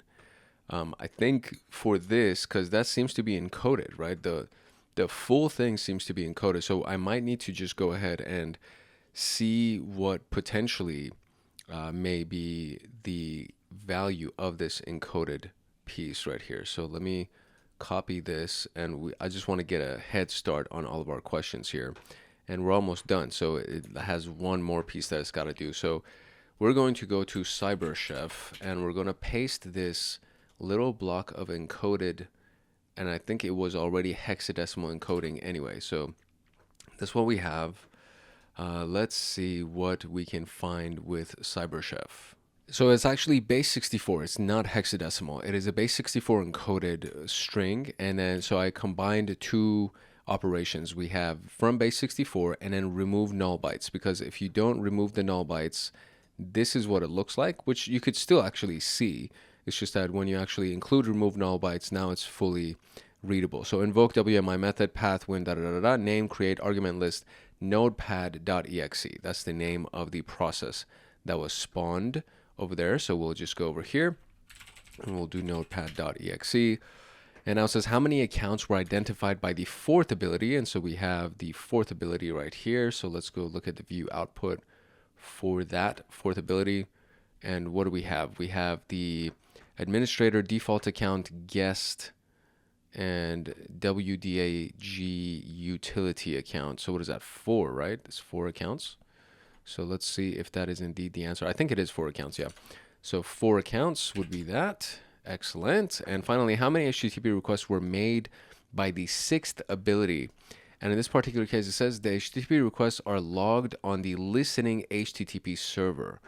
So if we go over here, and I need to actually do the 6th ability because it's still not even running. It seems like it just finished the 5th one. So let's see what happens while the 6th ability is going to start running. So I will pull this terminal up front and let's see what we get. It seems like it made 1 already. So this is the very first one to get the phishing attachment, although that may be the very first one, because that was the first thing that actually ran, right? Because the first one was trying to download the macro enabled phishing attachment. So that would technically be the first one, or the HTTP request from the first ability. So now we just need to wait to see what's going to happen with that 6th one, and then how many requests that thing is going to make. So I'm going to step away because it feels like it hasn't even started, right? So this is the piece that's kind of interesting here. I know for a fact that I added it. It can't possibly be that I didn't have it added. That's the one piece that I'm kind of like worried about. I thought maybe I didn't add it, but I'm pretty sure I added it. So let's go to adversaries here. Yeah, I do have a 6th one, exfiltrating hex-coded data chunks over HTTP. So I definitely did add that. I know that. If I look at it, destination IP address is also right, 10.10.80.199. That would be the attack box, so that's fine. So I did my part as far as that's concerned, and now we just need to wait and see if this is going to work. Okay, so this completed. However, it only completed because I made a little bit of a modification. So I actually ran this twice before I made the modification, and neither time in the first 2 attempts it worked. And then I went to adversaries again just to try to figure out exactly what was wrong. And I opened this last piece right here, and I went to the executor, and previously it was PWSH because for whatever reason when I was creating this, it didn't have PSH available. And then when I went in here to try to edit it, I saw PSH and I switched it to PSH and I saved it, and that worked. So yeah, when you do save and add, it actually re-adds the thing. So just keep that piece in mind. So you just want to remove one of them and then only have one version of it. And then I stopped it and then I reran the whole thing. So I stopped it, I created an operation, and then I named it Emulation Activity 1B because I tried number 1 a couple of times without any success. So I was like, I'm just going to do this completely from the beginning. And so I created a new operation. I chose Emulation Activity, very similar to what we had previously. And by the way, so once I made this edit, I made sure to save the profile. So just do that as well. And then when you go to operations and you create your operation, you just want to make sure that you choose the one that you created, etc. The rest of the steps are exactly the same. Just make sure that you repeat everything to make sure that it actually has saved that final piece. And so it actually did save the final piece, and now we actually have a 6th step that was completed. So we are all good. And now we can go to our server here, and there we go. We actually have all of these HTTP requests that have ran for us, and I mean this is a lot, so I don't exactly know how many has been done. So we can see the first 3 over here are the ones where it's retrieving the phishing attachment, and it actually had to do that every single time.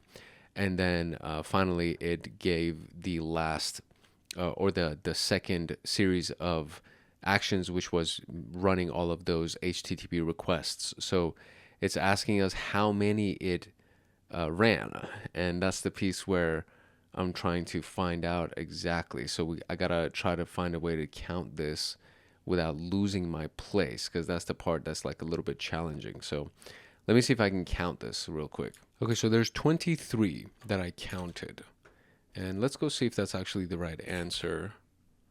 And it is. How wonderful is that? So officially we are done with this task, and that was honestly not that bad. The biggest part of it that was a learning curve was just choosing the right executor,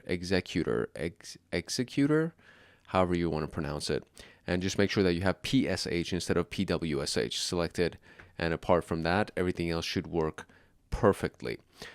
So now we can move on to emulation to detection.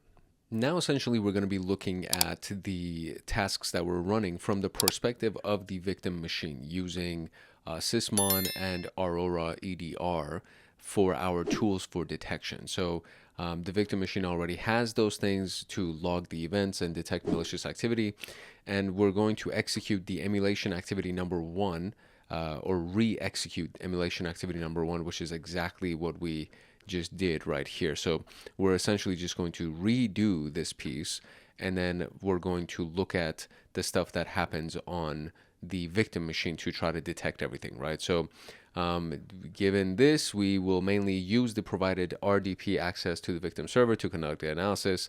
Sysmon is installed and installing in the machine or running on the machine.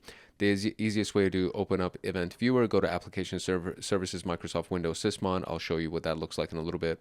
And an example image below shows the execution of create a process using WMI ability, and that would be Event ID 1 for process creation. So we can actually see it over here. And then inside of the command line, we see the entire command that was ran from the CALDERA tool, right? So that's what we're looking for, and most likely we're going to be going through that whole piece. So we're going to rerun the application using, or rerun the operation using the rerun button. We'll create a new operation using the same profile but with a configuration allowing us to run abilities individually. So the only difference from our previous setup is that the run state is set to pause on start instead of run immediately. So don't forget to start the operation by clicking the start button. So when we create the new operation, over here, instead of saying run state, run immediately, we're just going to do pause on start. With this, you may see that the operation is paused upon start. And then given this, we can use the run one link feature to execute a single ability at a time. And then upon checking the logs after refreshing the event viewer, it only generated 4 events And this is better than flooding it with overwhelming logs, and then you can go ahead and run through the logs. So you may proceed with executing the next ability, reviewing the logs, and other processes might generate some irrelevant logs. To have a clear understanding of the execution flow, you always start your analysis from the log that contains parent image Chrome exe. This is the process name of the Caldera agent. For me, it's Firefox exe. So I want to go through users public Firefox exe. That would be the parent image. And then everything after that essentially what we're interested in. So sysmon log analysis via PowerShell. We can also use PowerShell to analyze the sysmon logs. Alternative for the event viewer. And the way to do this would be to actually go into the tools folder and import the module clear win event ps1. And then if you have done it correctly, you should be able to actually see the help menu for the clear win event.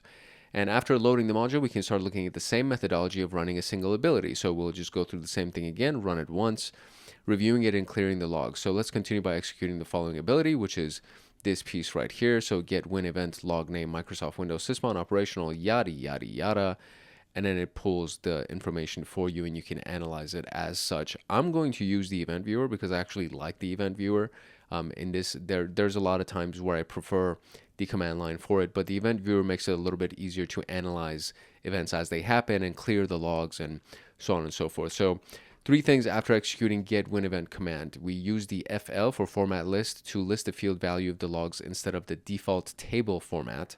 The printed logs must be analyzed from bottom to top to follow the correct timeline. And we redacted the file creation event of the PS script policy since it is insignificant to the analysis. You may disregard this log entry while doing the analysis. Don't forget to clear the logs again before proceeding to the next ability. That's very important. If you prefer analyzing the events in real time while the operation is running, we can use PowerSim PS1, which is a script created by IPSec, and it prints the logs every second, essentially. It just is a live scanner kind of a thing. It's PowerSim, right? So SIEM, Security Information and Event Manager is what I would assume that stands for, but it's being run through PowerShell. So it's a PowerShell sim, essentially. And then you could just run it. After you execute it, you can just do everything as you would normally, and then everything would be populated into PowerShell. And then finally, we have Aurora EDR, which is events that are generated using Sigma rules, as we can see right here. And instead of being in the same location as the sysmon events, it'll be inside the Windows Logs application. And then from there, you can actually just narrow everything for the source to actually show you only the Aurora agent, which is another way to filter it that makes it a little bit easier to analyze. So now that everything is set, we can re-execute the operation to review the detections made by Aurora ADR. You may need to create a new operation using the same profile to execute each ability individually. And again, you may clear the logs before proceeding to the following ability. Don't forget to refresh the event viewer once the ability has been executed. For a quick example, let's analyze create a process using WMI, and we can see that there's been 25 events generated. So let me kind of zoom in a little bit here.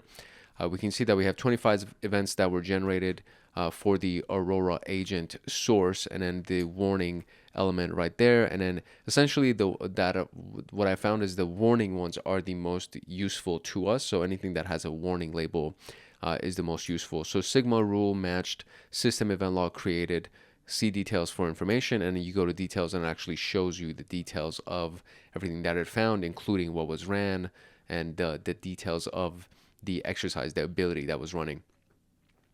So we must remove system event log cleared from the count since it is generated by our logs action before the ability's execution.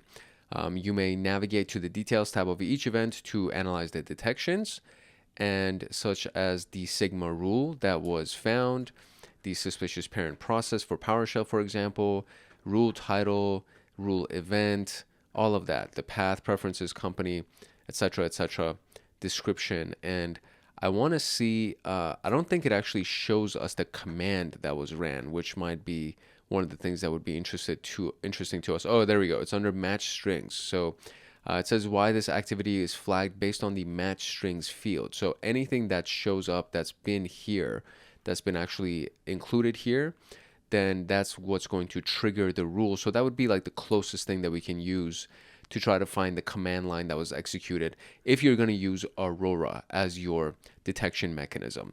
The ability was flagged using suspicious PowerShell parameter substring, execute bypass, and of course PowerShell executable is all in the match string element. So execute bypass exists in the command line field, PowerShell exe exists in the image field. Reviewing this made it easy to understand the following commands above indicate potential malicious activity. So emulation activity number 1 analysis, we're going to do it one more time. And then now we're going to analyze it from the perspective of the victim machine. And then we're going to answer these questions here. So let us go to this piece right here. What I'm going to do is I'm going to open up my PowerShell. Actually, I need to minimize this to go into this element right here. And look at that. This has been created in the background because we ran that emulation exercise. Let me actually, and I ran it a few times, so it actually has this notepad that's been opened up. It's so cool that it actually works. When things work, it's always like very interesting. So we're gonna stop this to just make sure that it's all good. And then I'm going to minimize this again. We're gonna go into our victim machine. We're gonna go into event viewer. And the first thing that we wanna do is we wanna clear the logs. So we're going to go to applications and services, or actually I think I'm gonna do the Windows logs and use the Aurora agent as our helper. So once we are inside of the application logs for Windows logs, we are going to first filter the current log, and under the application that's being used, we can go ahead for event sources and choose Aurora as the specific agent that would be our useful tool here. So we can go under event sources and choose Aurora. Now this is supposed to be alphabetized, so there we go. Aurora agent, there it is. There's 2 Aurora agents. One of them is lowercase, the other one's uppercase.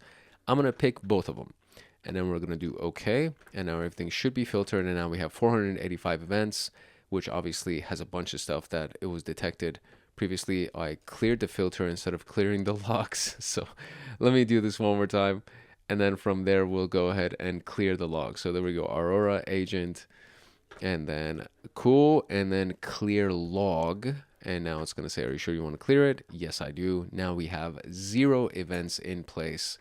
So let's go back to our web browser. We are going to now rerun this operation from the beginning. And actually, I forgot to, my God. Okay, so stop. I need to recreate this adversary.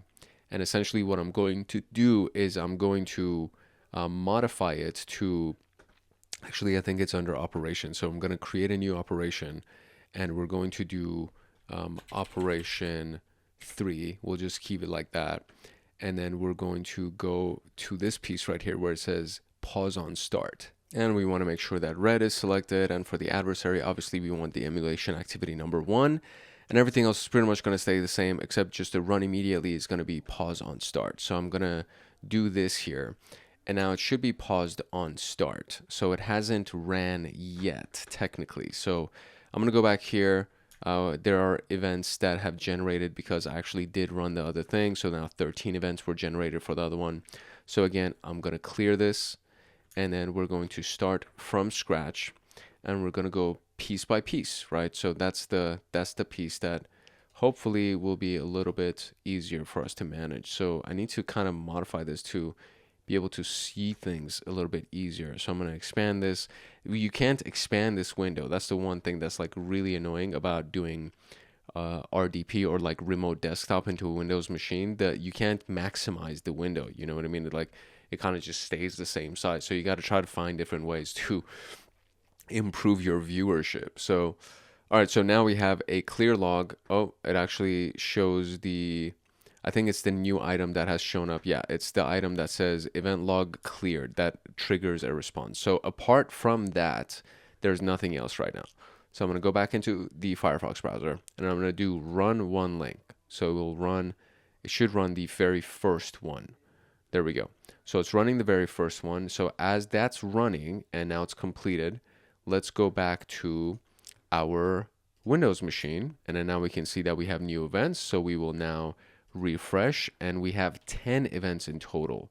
So let's kind of narrow this down a little bit. And there we go. So we have the Aurora agent, and we have information level, date, time. Source is going to be Aurora agent. Event ID is what's interesting to me because that's going to narrow down a lot of things for us. And then we have the task category as well. So there we go. We have our 10 events that were generated after the first one. So it says, what is a value of the parent image from the first log generated by any ability? The value of the parent image from the first log generated by any ability. So for me, I think they're looking for the chrome.exe because that's what they used in their creation of the example. So we're going to use the chrome.exe, but for me, it's firefox.exe because if you remember, as we recall back into what we did at the very beginning of this, I didn't assign it chrome.exe. I just did Firefox because I thought it didn't really matter, but this is technically the value that they're looking for, which is the parent image. And that would be the thing, that would be the very first thing that shows up. So there's that, and that is the right answer. Now, what is the name of the ability that generated a sysmon event ID of 13? During the execution of the first ability, what is the title of the Sigma rule that flagged the usage of invoke web request? And during the execution of the fifth ability, what's the value of that? During the execution of the sixth, what's the title of that? So we're looking for what's the ability that generated sysmon event of 13, and then during the execution of the first one, what's the title of the Sigma rule that flagged the usage of invoke web request? So we're going to go through all of our events here. This is after the first ability that was ran. So I'm going to look at the ones that have the warning signs. Usually the ones that have the warning signs are the ones that are most interesting to me. And so suspicious PowerShell parent, and then what is it? Potentially suspicious execution from parent process in the public folder. So let's open this one up and see if we can find the one that has the invoke web request inside of it. That would be the event of interest to us. Okay, so just to kind of, this is super slow right now. This virtual machine, this target machine is like really, really slow. So it wasn't either of these because these were the ones that were actually relevant to the image, the parent image of Firefox EXE. The second image right here, if you actually go, the general will kind of tell you what you potentially would be looking at. So this one says, PowerShell web download, see details for more information. So this would probably be the one that I would be interested in. Now I'm going to open this, and it's going to take forever for it to open. But once it is fully opened and loaded, we can actually look at the name of, or I guess that would be technically the name of the thing. So it says, what's the name of the ability that generate? No, I'm sorry. So during the execution of this, what's the title of the Sigma rule that flagged this? So it's actually PowerShell web download. That would be the answer. I don't even need to go into that. So PowerShell web download is the answer for that. I don't need to go into it because just from the name itself, I can kind of understand that it's doing invoke web request, and we can deduce that information without going into it. But I've already double clicked it. So you see that it still hasn't even loaded. So there you go, finally. So it loaded the thing. I'm going to now click close, and it's probably going to take 2 minutes for it to close the freaking thing. And then we can just move on to the next one. So it says, what's the name of the ability that generated a sysmon event ID of 13? So we can technically move on from this one because none of these have to do with that first ability anymore, because the first ability did not generate anything that has to do with event ID 13. So then what I can do now is I can go ahead, and it's actually asking for sysmon event ID 13. So I feel like I should go to the sysmon events instead of being in the Aurora events. So I will now be navigating to the sysmon events, and that's going to take a minute because this thing is freaking slow. But once I get there, I'll show you where I'm at. Okay, just to show you how I got here, it's under Applications and Services. We go to Microsoft, then we go to Windows. And inside of Windows, if you click that arrow, it's going to do the drop down, and you'll see this whole list underneath this inside the sidebar.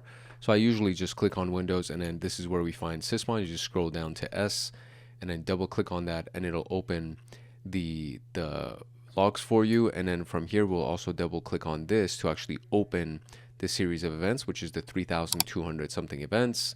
And then once that's loaded, you can clear the log with the same exact button over there.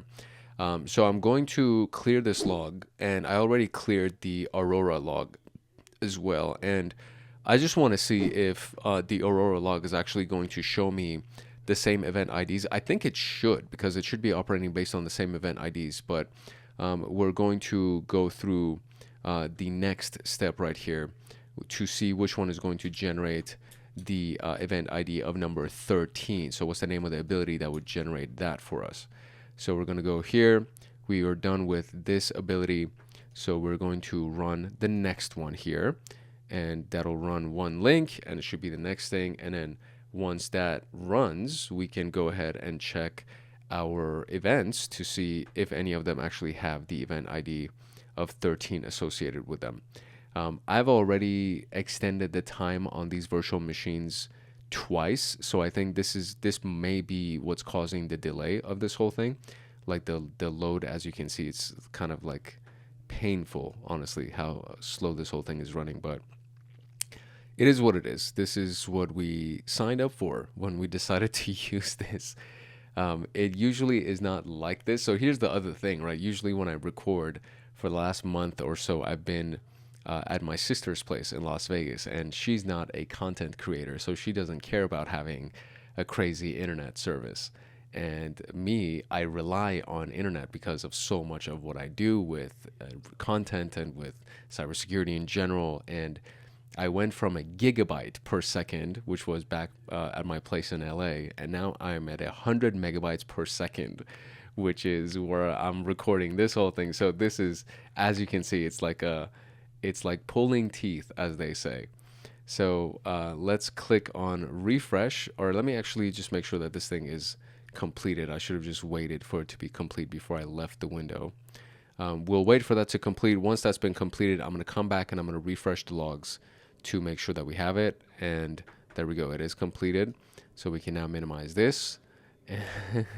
This reminds me of like the time when I had my very first computer ever, and it was like just a super slow freaking computer. So when you click on anything, it would just take forever for it to load. So now we have that. Great. Now we can go ahead and click refresh, and we should be able to see some events generated. And hopefully these events will have event ID 13, because if they don't, it's going to take forever for me to find them. So number of events, 15. And let's make sure that we can actually see our event IDs on the screen here. Okay, so no event ID 13s in this list. So what I want to do is I want to go back to my applications and go look at Aurora to see if I actually have the same series of events with the same event IDs. If I do, I'm just going to stay in the Aurora events, the Aurora logs, so we can kind of use those instead of using these ones. Okay, so this does not actually have the same event IDs as the other one, which is an implication that we should actually be inside of the SysMon events. So there's that. At the very least, I found that out. Now I'm going to go back to the SysMon events, and from there we're going to run the next step. So just remember that every single time that you do this, you need to actually be you need to clear the logs just to make your life a little bit easier. So we are now inside of the SysMon events again, and there we go. We have that, and same thing. So same series of events that we had previously with event ID 11, etc.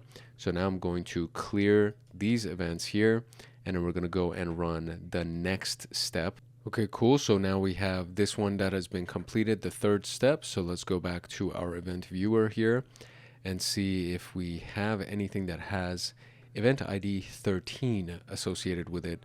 And then there is one that is specific to event or the execution of the fifth ability. So as of the fifth ability, we'll start paying attention to everything else that's going to take place as well. But we are officially here now. So let's go ahead and refresh our SysMon events and see if we have anything that shows us event ID 13. And boom. Okay, so this is actually the one. Excellent. It's only 3 events, and one of them is the registry value change. So the name of the ability, right? So what is it right here? It says, what is the name of the ability that generated a SysMon event of 13? And that's what we're interested in, the actual name of the ability. This is not the name of the task category or anything else, right? So it's the actual activity itself, which is win log on HKLM, etc., etc. So I'm gonna copy that, and then we're gonna take it to our question answer right there. Okay, so I manually typed it because the copy paste was taking way too long, but that's the answer. So we got that. SysMon event ID 13. Excellent. Now we can move on to the execution of the fifth ability.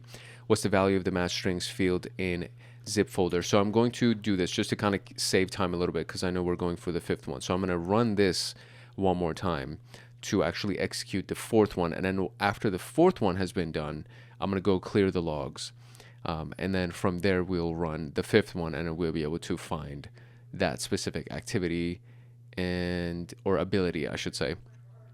And then we can move on to the sixth one, and then pretty much we will be done with this, and then we can do the autonomous incident response, and then the case study, and then officially we'll be done. When I tell you, so what you're going to see in the final video is probably not going to be as long as it has, but if I remember correctly, we were like sometime at 1 something. Let's say it wasn't even 2 o'clock that we started it, and right now it is 5:15. So when I tell you that this thing has taken a long time to record, it's mainly because of the fact that my internet service is so freaking slow that these things aren't loading the way that they should.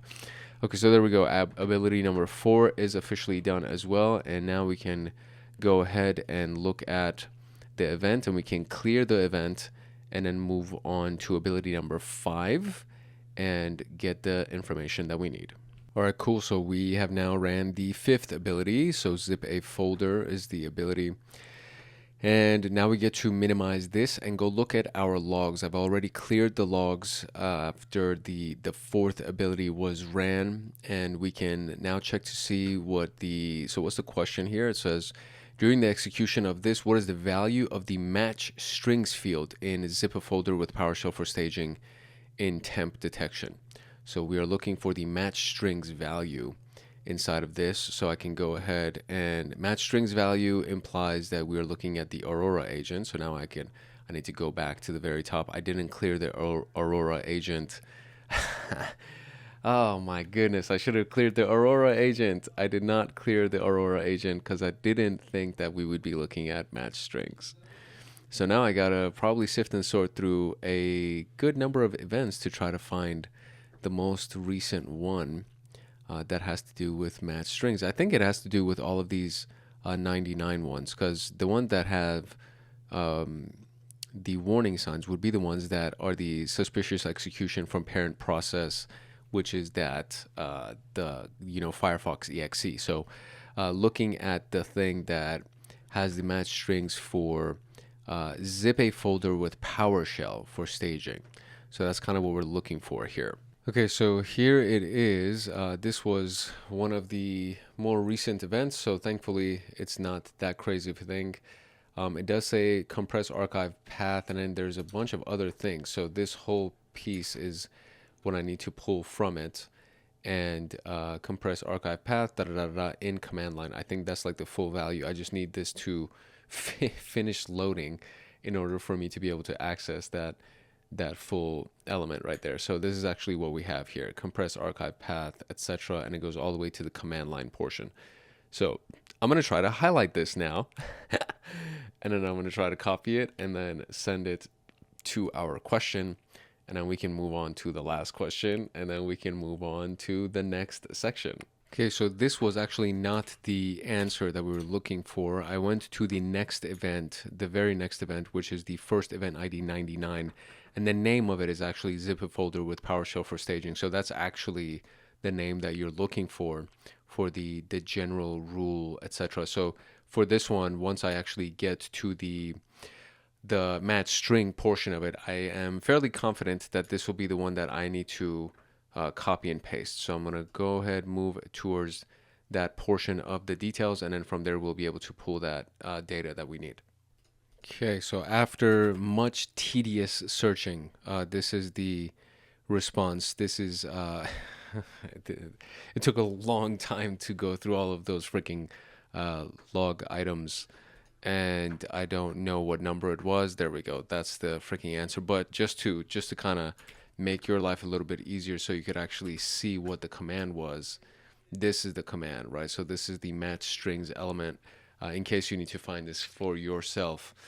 Single quote compress archive space single quote space in command line, etc., etc. So the identical as to what you see on the screen over here is what you should be using for your response. Because I honestly, I would not be able to tell you what event it was that I actually found it in, and I should have cleared the logs at the very beginning and read the question, because the question says match strings field. And this one also talks about Sigma rules. So once you clear the logs, it's much easier to sift and sort through these events, especially when the computer is being as slow as it is right now. So there's the answer for that one. I am now going to clear the logs, and then we're going to run that final sixth step. And then from that sixth step, we're going to move on to the next task. And then after that, we have the actual the practical examination that they gave us for the specific room. So I'm going on, I want to say like an easy 3 hours of recording, I think, that I've done today just for this thing. You're not obviously going to see that because a lot of it was just sitting and waiting.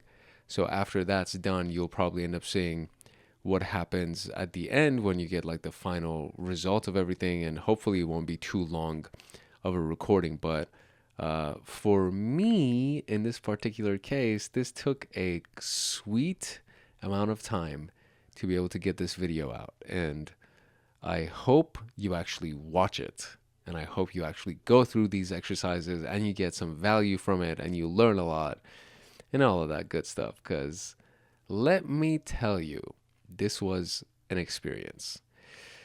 Okay, so as soon as I'm able to click this run one link thing right here, we'll go ahead and do it. And then there we go. So it actually activated. So it's running that final link. And I have already cleared the freaking logs. I just got scared for a second. I was like, did I clear the logs? I forgot if I cleared the logs or not. I did clear the logs. So now we're just going to wait for this last one to finish. And then from there, we're going to go ahead and review the logs and get that final answer, which is during the execution of the sixth ability, what is the title of the Sigma rule that flagged the usage of the string join, split, etc., etc. So I wonder if I could actually search through all of the log contents for the event that actually has that string, because if I can, that would be very useful. And we can kind of move on quickly. So we are going to minimize this because that ability has finished. And we're going to go back to our Aurora logs and see which Sigma rule matched it.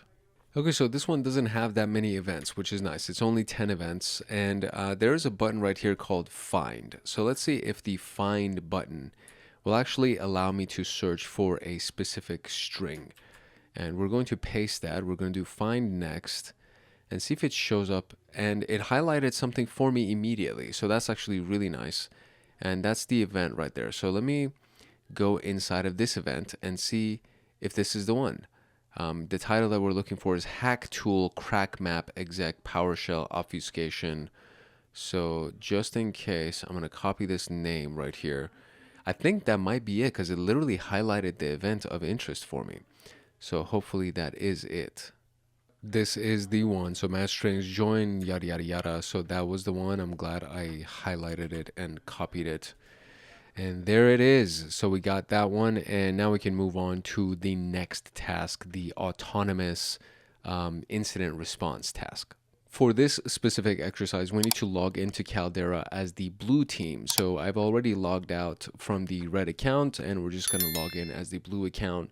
And I closed the Python server that I had in one of the terminals just to hopefully improve the performance of our virtual machine here.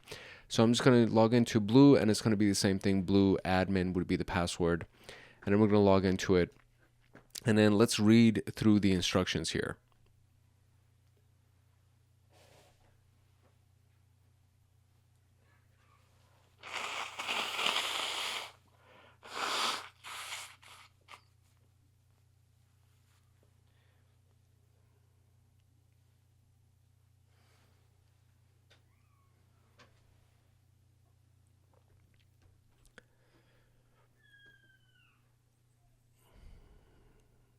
So evidently, after we log in, the theme is going to turn into blue color because we are now in the blue team and the defender. So we have agents, ability, defenders, and operations, which is still available. So before proceeding, this is what we're going to be talking about: introduction to the response plugin, sources and facts, incident response scenario, and running blue operations and reviewing results. So this is the response plugin. So under the plugins itself, you actually can click response, and this is what you'll see right here. And then in this version that we have, there are currently 37 abilities that we can use and 4 defenders that we can use. The defenders are the counterparts of adversaries. So blue team profiles basically that contain abilities to execute detection and response actions. And we have the incident responder, the elastic hunter, query sysmon, and task hunter. That would be the current defenders that we have. So response plugin abilities. So if we go under, where is this right here? They're under plugin, and I guess the chosen one would be response. And then if we choose the response plugin, these would be the list of the abilities that would be available for that defender profile. They are mapped with the MITRE attack tactics and techniques, and the response plugin abilities are classified by 4 different tactics: the setup, detect, response, and hunt. So abilities that prepare information like baselines that assist others, abilities to determine outliers, abilities that focus on finding suspicious behavior by continuously acquiring information. Abilities under this tactic have the repeatable field configured, meaning they will run and hunt as long as the operation runs. Abilities that act on behalf of the user to initiate actions like killing a process, modifying firewall rules, or deleting a file. And abilities that focus on searching for malicious indicators of compromise via logs or file hashes. So these are the 4 that we have. The defender profiles are currently installed at the blue teamer's disposal. For this task, we're only going to focus on the incident responder profile, and it contains abilities under 3 different tactics: detection, hunt, and response, making it a good example to compare to everything else. And we can navigate to the Defenders tab from the sidebar and use the search functionality to display the abilities connected to Incident Responder, as we have at the top right here. And then we can see all the abilities that are available to it. And enable inbound TCP UDP firewall rule is the one that's been highlighted in this case. So try to hover over these things. Ability, you'll find that there's all, if we hover over find unauthorized processes, which I guess would be, where is that? I don't see it right here. So it says, try to hover over the find unauthorized ability. You'll see that it also highlights enable outbound. I see. So if I do, if I try to hover over that, it'll also hover over this thing right here. So this means that these 2 abilities may unlock or require a value for each other to execute the command successfully. Given these 2 abilities, you may see that the find unauthorized processes ability unlocks the remote port unauthorized value, while the enabled outbound TCP UDP firewall rule ability requires the same value to execute blocking unauthorized network connections. So if we hover over them, we can see remote port unauthorized are both the values that needs to be done or that are required for these specific abilities to run. So to understand this, we can now hover over the connections of each one, and we can see that find unauthorized processes leads to enable outbound TCP UDP firewall rule. Find atypical open ports leads to kill rogue process. Hunt for known suspicious files leads to delete known suspicious files. Once you execute this profile in the following instructions, you will see that the abilities that require a value do not execute until the prerequisite abilities have gathered the data, the facts, so to speak. So this means this makes sense since the prerequisites abilities under the detection tactic and the abilities that require value are under the response tactic. You cannot automate the response without appropriately detecting activity. So reviewing the abilities now, this will go and focus on checking the values of find unauthorized processes, and we can click on it to view the configuration. We can observe the repeatable field is already checked, which means configuration will continuously run. And we can scroll down the executor commands, and it'll see that on a Windows platform, it uses PowerShell as normal. And then we have the getNet TCP connection remote port command that's running for this. And the command attempts to look for TCP connections with a specific outbound port and returns the process that initiated the network connection. You may see that it uses the remote port unauthorized value for remote port parameter. This ability does not require any prerequisite abilities before its execution, which means it uses a fact that's been pre-configured using the CALDERA instance. So, sources and facts. Facts are identifiable pieces of data, may be acquired by agents during the execution of abilities or loaded from the pre-configured settings. Sources are groups of facts. You already have encountered configuring sources while creating an operation, but we only used the basic source previously. So now we're going to talk about the default resource for the default source for the response plugin, which is the response source. So we'll navigate to fact sources, and from the lower part of the sidebar and filter the view to response resources by selecting it from the create resource button. And then you'll see that remote port unauthorized fact is seen in this source and has the following value of 7010, 7011, and 7012. These facts can be configured based on the detection needs, such as adding a new port in remote port unauthorized fact or adding a new search path in the file search directory fact. The image below shows that we consider port 4444 an unauthorized remote port. That's typically the port that's used for Metasploit MSF Venom reverse shells that are created. So don't forget to click the save button to apply the changes, so we can actually go ahead for the remote port unauthorized and just add a new value for 4444 and just make sure that we save it. And the uses of this makes the operation execute the ability 4 times, one for each port, and a sample command would be like this. So get net TCP connection, remote port 7010, 7011, 7012, and 4444. Incident response scenario. Now that we actually know this, we're going to run this using the incident responder profile. Since we aim to utilize the incident responder profile, we will establish a reverse shell from our victim machine to our attack box instance. Note that in the next terminal snippets, the blue terminal pertains to commands for the victim machine, obviously because it's PowerShell, and the black terminal is for the attack box.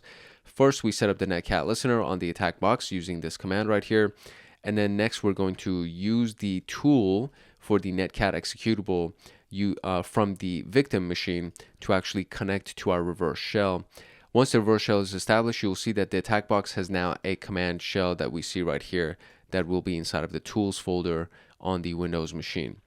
Before running an operation, we need to deploy a new blue agent in our victim machine. So we navigate to the Agents tab, click Deploy an Agent, and select Sandcat and replace the IP values with the attack box's IP address. If it's on your own computer, if you're using Linux or Darwin, which is macOS, you would essentially just put in your specific IP address for your machine. Then we scroll down, make sure that you have the appropriate command line that's been selected. In this case, it's going to be PowerShell. And then we're going to take the very first one, deploy a blue team agent instead of red, and we're going to copy that, and we're going to continue to create the responder profile. So now that, like how we created the red operations, you can create the blue operation by navigating to the Operations tab and clicking Create Operation. And from that, we can do the Adversary Defender field to Incident Responder, Fact Source to Response, Group to Blue, Planner to Batch, and these would be the things that we would be using. It's very similar to the other operation that we actually selected. So Incident Responder, Fact Source would be Response, Group would be Blue, Planner would be Batch in this case. This would be the only thing because the other one said Atomic, and it's going to stay at plain text, and it's going to stay at run immediately, and everything else should be fine. So that is all we have, and then we're going to get, what is it? I think 5 questions that we got to answer. How many instances of the find unauthorized processes ability have failed during the first batch of execution? Upon checking the find unauthorized process ability results, what's the name of the fact that returned a value aside from remote port unauthorized? What is the group value of the new firewall rule created by enable outbound TCP UDP? Aside from enable outbound TCP UDP firewall rule, what is the name of another responsibility that was executed after detecting this suspicious process? And what is the name of the PowerShell commandlet executed by the ability referred to in Q4? So these are our questions. So we're going to start from the very top here. I'm already logged in to it. So the first thing that we got to do is first, what are we going to do? We're going to go and look at the plugin abilities, I believe. Or I don't think I even need to do that because there's nothing that I need to modify based on the plugin abilities for response. The first thing that I need to actually really do is to go ahead and modify the ports. I think, like, as far as running the exercise itself is concerned, we need to modify the ports, because apart from the instructions that they gave us from the very, very top right here, like the only piece that really comes in as far as things that we need to edit would be the things that we need to start creating. So the abilities, for example. So this is the piece right here, the last piece where it says remote port unauthorized. Are they required ones for this? So you will hover over the abilities to understand the connections of each one, and then we can see right here. So all of these things don't require us to do any modifications. The only one that does is when we start doing the reviewing abilities. So when we go to the abilities, we can focus on checking the values of the find unauthorized processes, and you can click on it to view the configuration, which ends up being repeatable, etc. Windows, PowerShell, and then the command that's run over here, etc. So all of those things, again, still don't require any modifications from us. It seems to be that when we actually get to the fact sources element and we're looking at remote port unauthorized, that's the one that we need to add that extra port to it. So let's go inside of our location here, and it says towards the bottom right here is where we can actually see under configuration, we can see the fact sources. So this is the piece that I would click on to be able to look at the various fact sources that are pulled up here.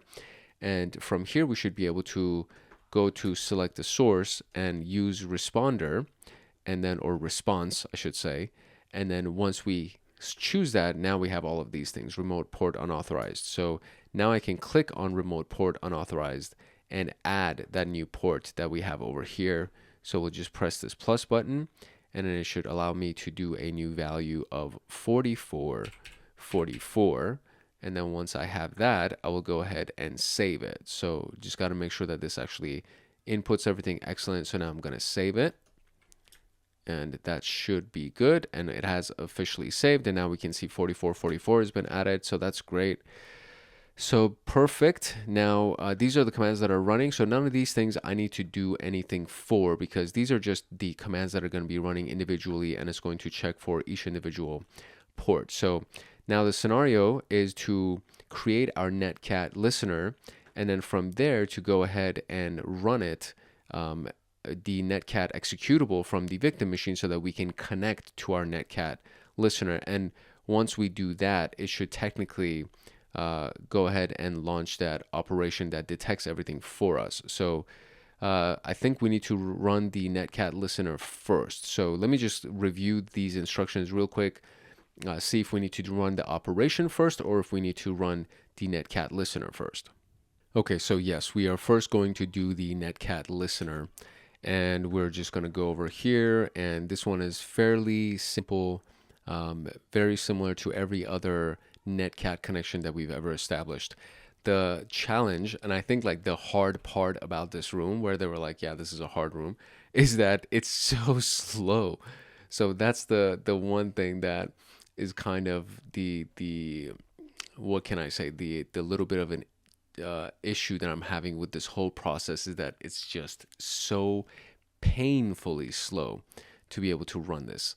I almost want to completely break everything down and restart everything from scratch, and that might maybe speed things up. So I'm actually going to do that. I'm literally going to break everything down right now, and then I'm going to reconnect everything, meaning I'm going to run all of the instructions from the very beginning to connect our agent to our, because we need to do that anyways. We need to actually connect our agent for the blue team anyways. We need to actually go ahead and create that new agent and then connect it to the CALDERA instance. So I'm just going to break everything down. We're going to terminate everything, break it down, and then we're going to restart everything. And then you'll see it in a flash. You'll literally see it in a snap of a finger, but I will have done all of the work initially to establish the CALDERA instance.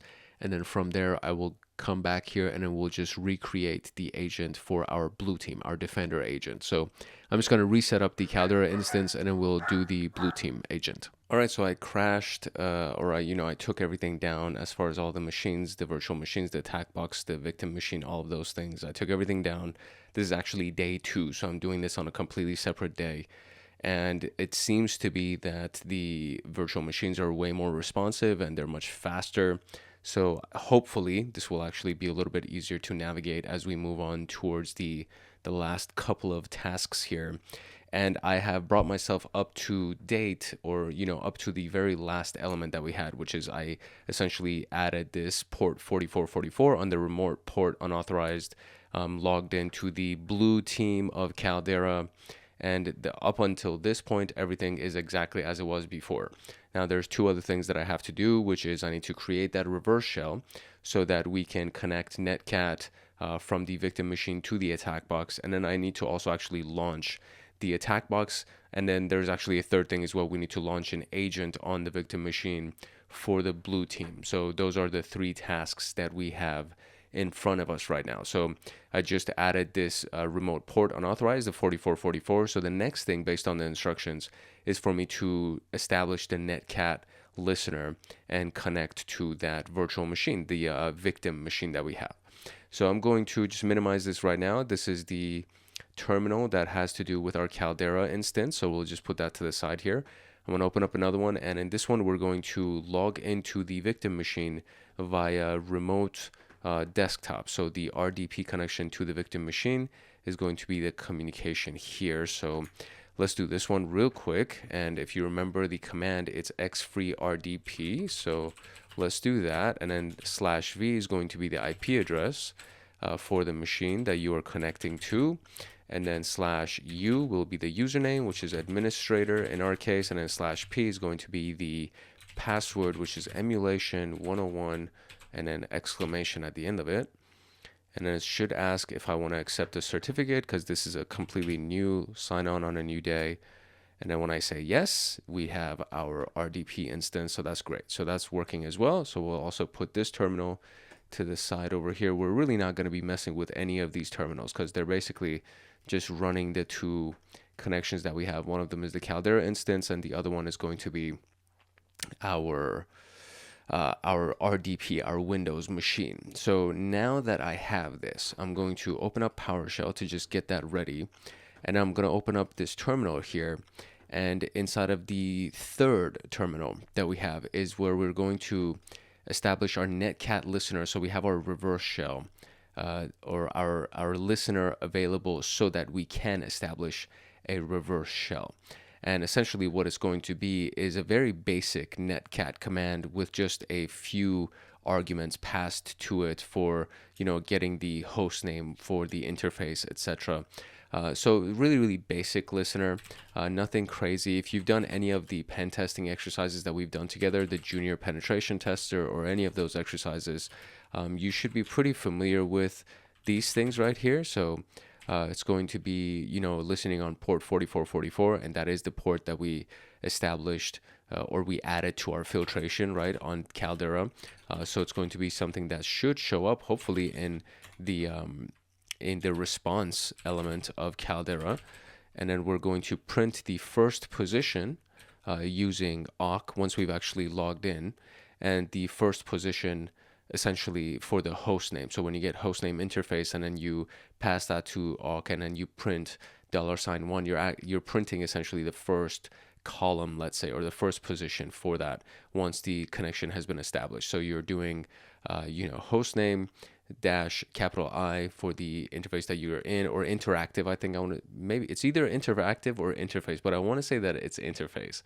And then you're just printing that first position once you've established your connection. So we're going to do that. And now it says it's listening on port 4444 on the attack box IP address, which is this port that we have right here.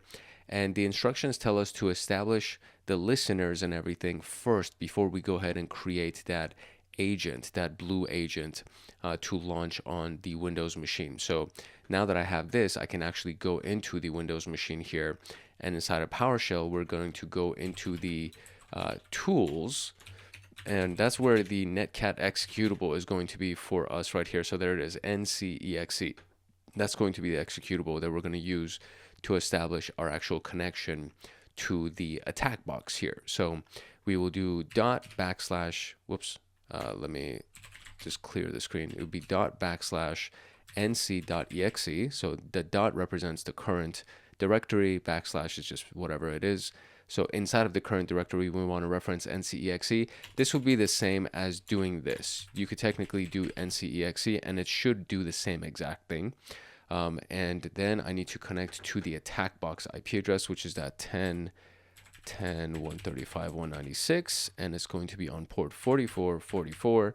And then we want to execute the command line. Essentially, I want to execute cmd.exe once I've established my connection.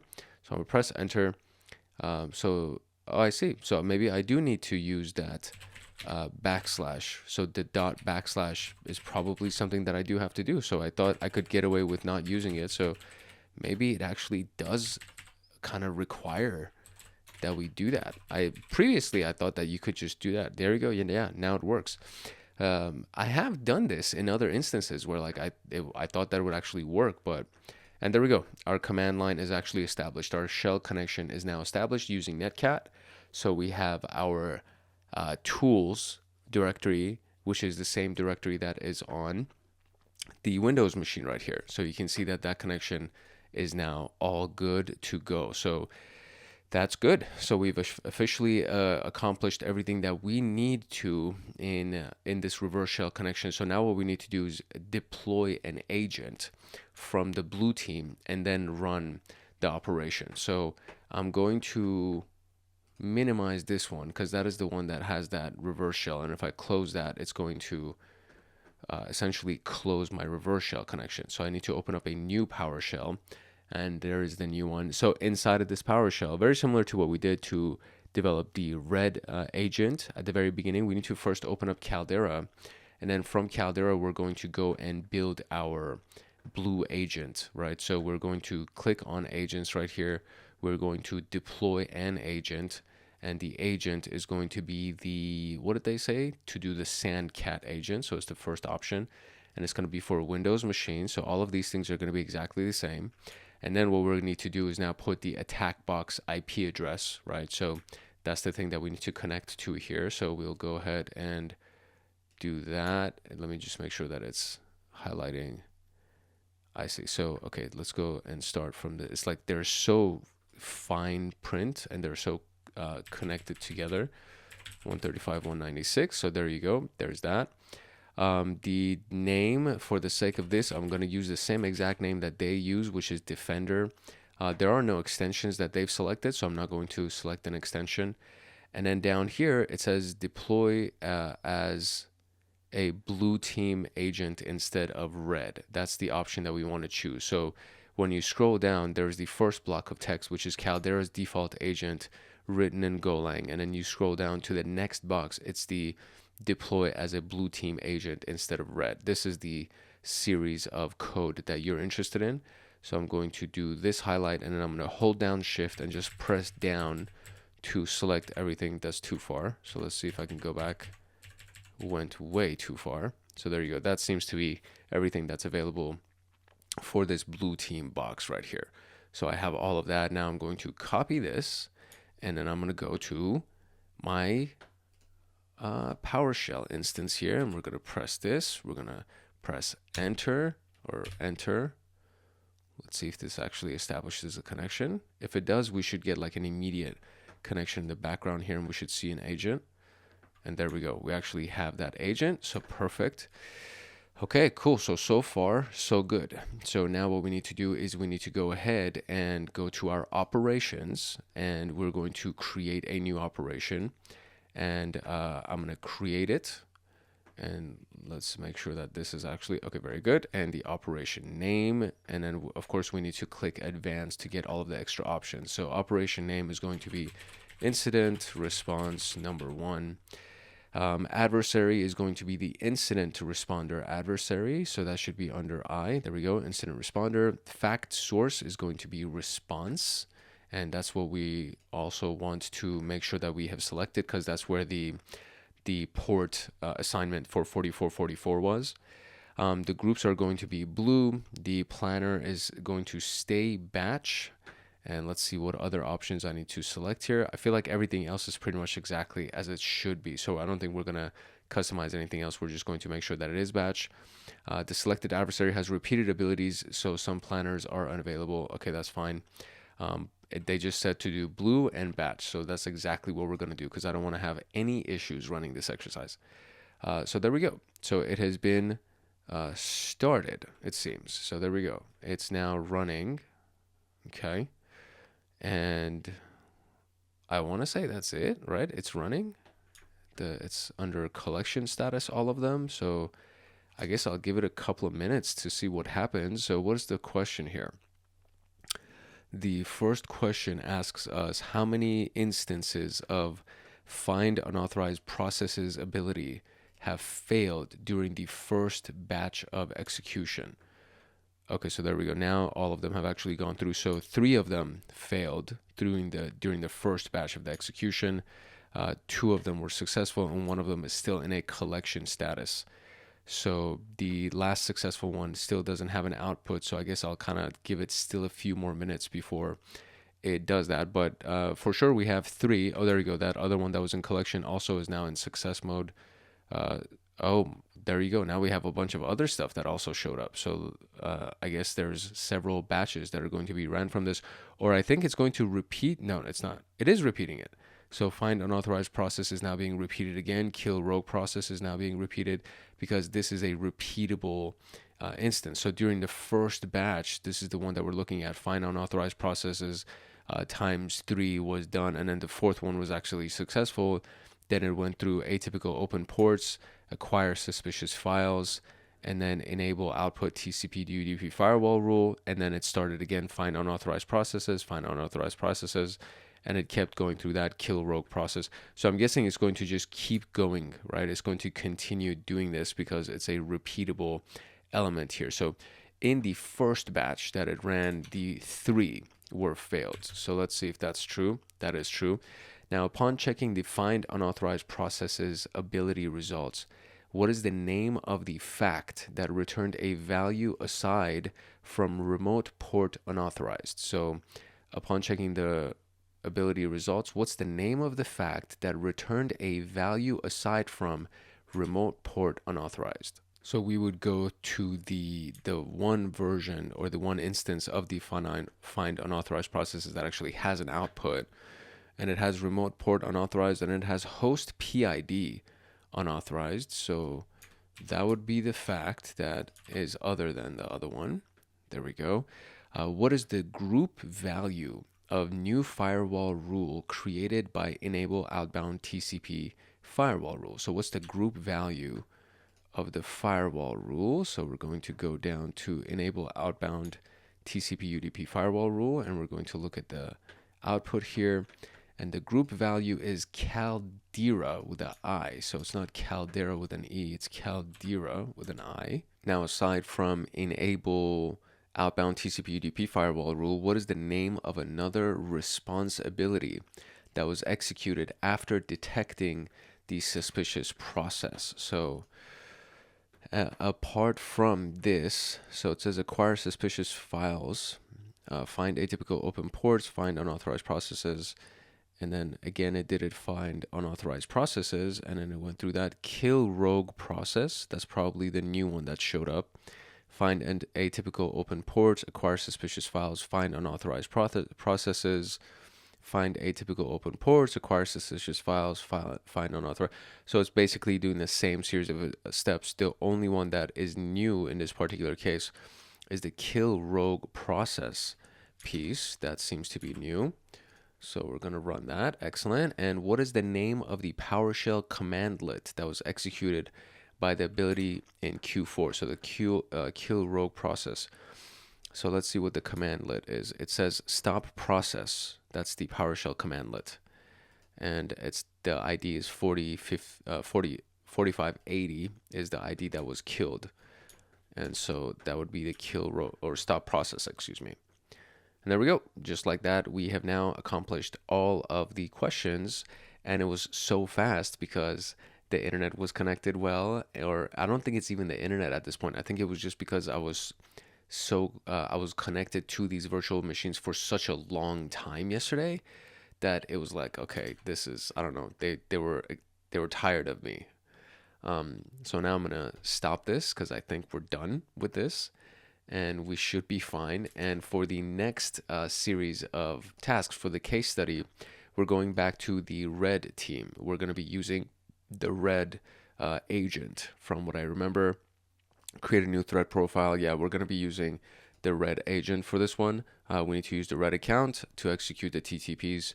So we're going to essentially be running everything that we ran over the emulation. The in through out. We're going to be rerunning everything from the in through out, but now we're just using it for an actual case study, and we're just going to use everything that we learned throughout this room so far. So it should be pretty exciting. So we're just going to scroll all the way down here. We're going to log out of the blue agent, and then we're going to go and log back into the red agent. And then from here, we're going to start from scratch. And I'm just going to close this PowerShell instance because that's irrelevant at this point. And I guess I don't even need this anymore because the reverse shell is also irrelevant at this point. And I can even close this terminal because, well, it already closed my connection to that shell from the Windows machine. So we could just close that terminal as well. So now we are good with this. We are just going to leave our Windows connection, and we're going to leave the Caldera instance up and running.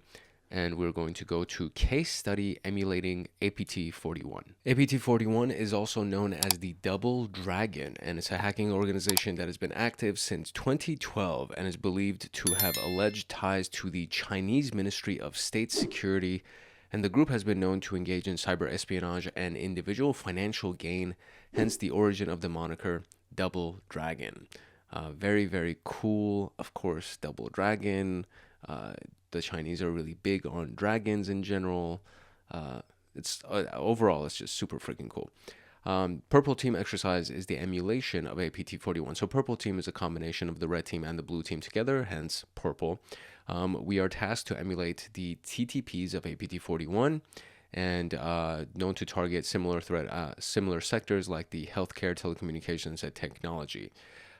These are the tactics and techniques and their ability names associated with it inside of the red team version of Caldera. So I really hope that this is already available to us and we don't have to modify any of these things, because if we do have to modify them, they don't give us any instructions for it. They essentially just kind of give you the guidelines for what you're supposed to do, and then from there you're just running the test. If I have to modify them, then that would be considered a hard exercise for me, and I would have to go through MITRE and do a bunch of research to try to find out exactly what we need to do to modify these elements. But apart from that, everything else should be fine.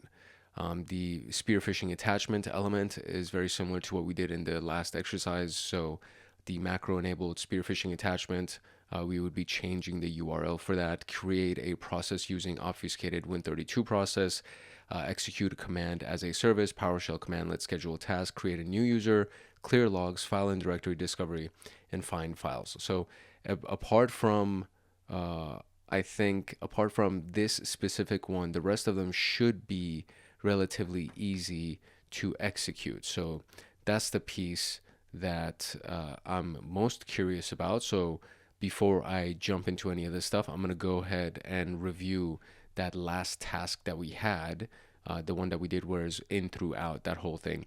I'm going to review that to see which ones we actually modified and if any of them fall into this specific list as well. And if they don't, then we're good, and we're basically just kind of going through the thing. But I feel like at the very least there is going to be something that will need to be modified for sure.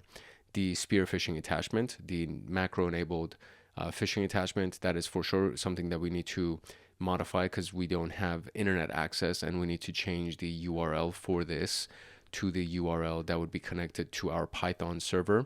So if you remember that piece, we're going to redo that piece to make sure that we have that Python server, and then the phishing attachment will be launched to that. And then there is nothing that we have to do for zipping a folder and compressing any of that stuff. So that should be fine. And we don't need to create a custom ability either, I don't think, because exfiltrating hex encoded data chunks is also not available here either. So the only thing that we have to modify, from what I understand, is going to be just this piece right here. So I'm literally comparing the two against I have a secondary monitor, so I have the earlier task, the in through out portion. It's already open in my second monitor, and I'm looking at it, and from this, I can pretty much tell that there's nothing else that we need to modify with the exception of this very first one, the spear phishing attachment. So what I'm going to do is first I'm going to create my agent. So that's the first piece that we need to do, is we need to create that agent so that we can establish that red team connection back with our Windows machine. And then once we have that agent running, then I'll go ahead and run the second portion of exercises. So as a review, right? So we need to open up CALDERA here, and we need to go ahead and find the agent that, or create the agent that we want to do. So deploying the agent would again just be over here inside of the agents tab. We're going to deploy an agent. The agent that we want to choose in this case is Manx, which is the reverse shell. We're going to click on Windows, and then this is what is going to be the general information that we have to update. So first I need to assign the IP address of my attack box. And I'm just going to see if I can copy and paste this, because I have to do it multiple times. So I'll do copy there, and we'll come here and we'll paste that there, and then we'll come here and we'll paste that there. And then for the hell of the exercise, I'm just going to turn the agent's implant name into Chrome. Literally, I'm going to duplicate everything as it was the last time. And so now we should actually have exactly the same series of code as we had before. So we will now go through this. Boom, boom, boom. And it should be highlighting everything. Perfect. So we'll now copy this, and we're going to go into the Windows instance, which is what's over here. And we're going to open up PowerShell, and we're going to paste that, press enter, and we should have the agent. I saw the agent pop up. So perfect. So now we have the agent.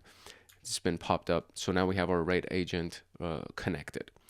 So that's it. That's the very basics of what we need to do right here. So the next thing that we need to do now is we need to actually create our profile for the adversary. And for the adversary profile, essentially what we're going to be doing is creating it from scratch, and then just adding the elements to it that we would need to add, right? So I'm going to do new profile. The new profile is going to be Twin Dragon, and the profile description is going to be APT41, right? Is that what it was? It's APT41. APT41, tactics, techniques, and procedures. That's it. So that's the name of my profile, is Twin Dragon APT41. Now, what I have to do is I have to start adding abilities to this thing, and it's basically going to be this list of abilities.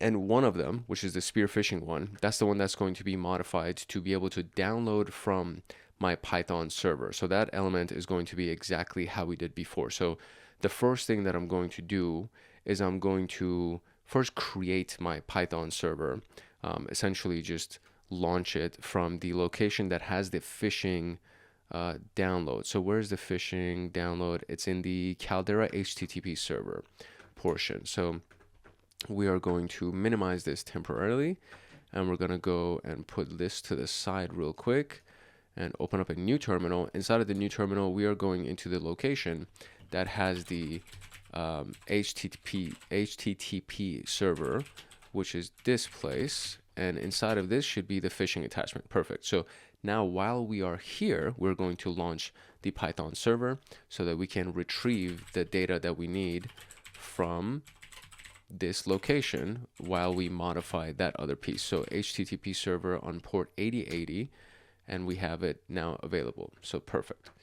So that's basically all you need to do in order for this first element to work properly. You need to create that HTTP server so that when you want to download something, the phishing attachment, essentially when you want to download that phishing attachment, that's the piece that's most important. So when we go to attach that here now, right? So it's the exfiltrating, or no, I'm sorry, download macro enabled phishing attachment is the first one, right? So let me, the first one is download macro enabled phishing attachment. That's the first ability.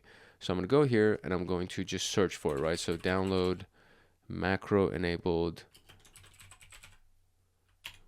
macro enabled phishing attachment. There you go.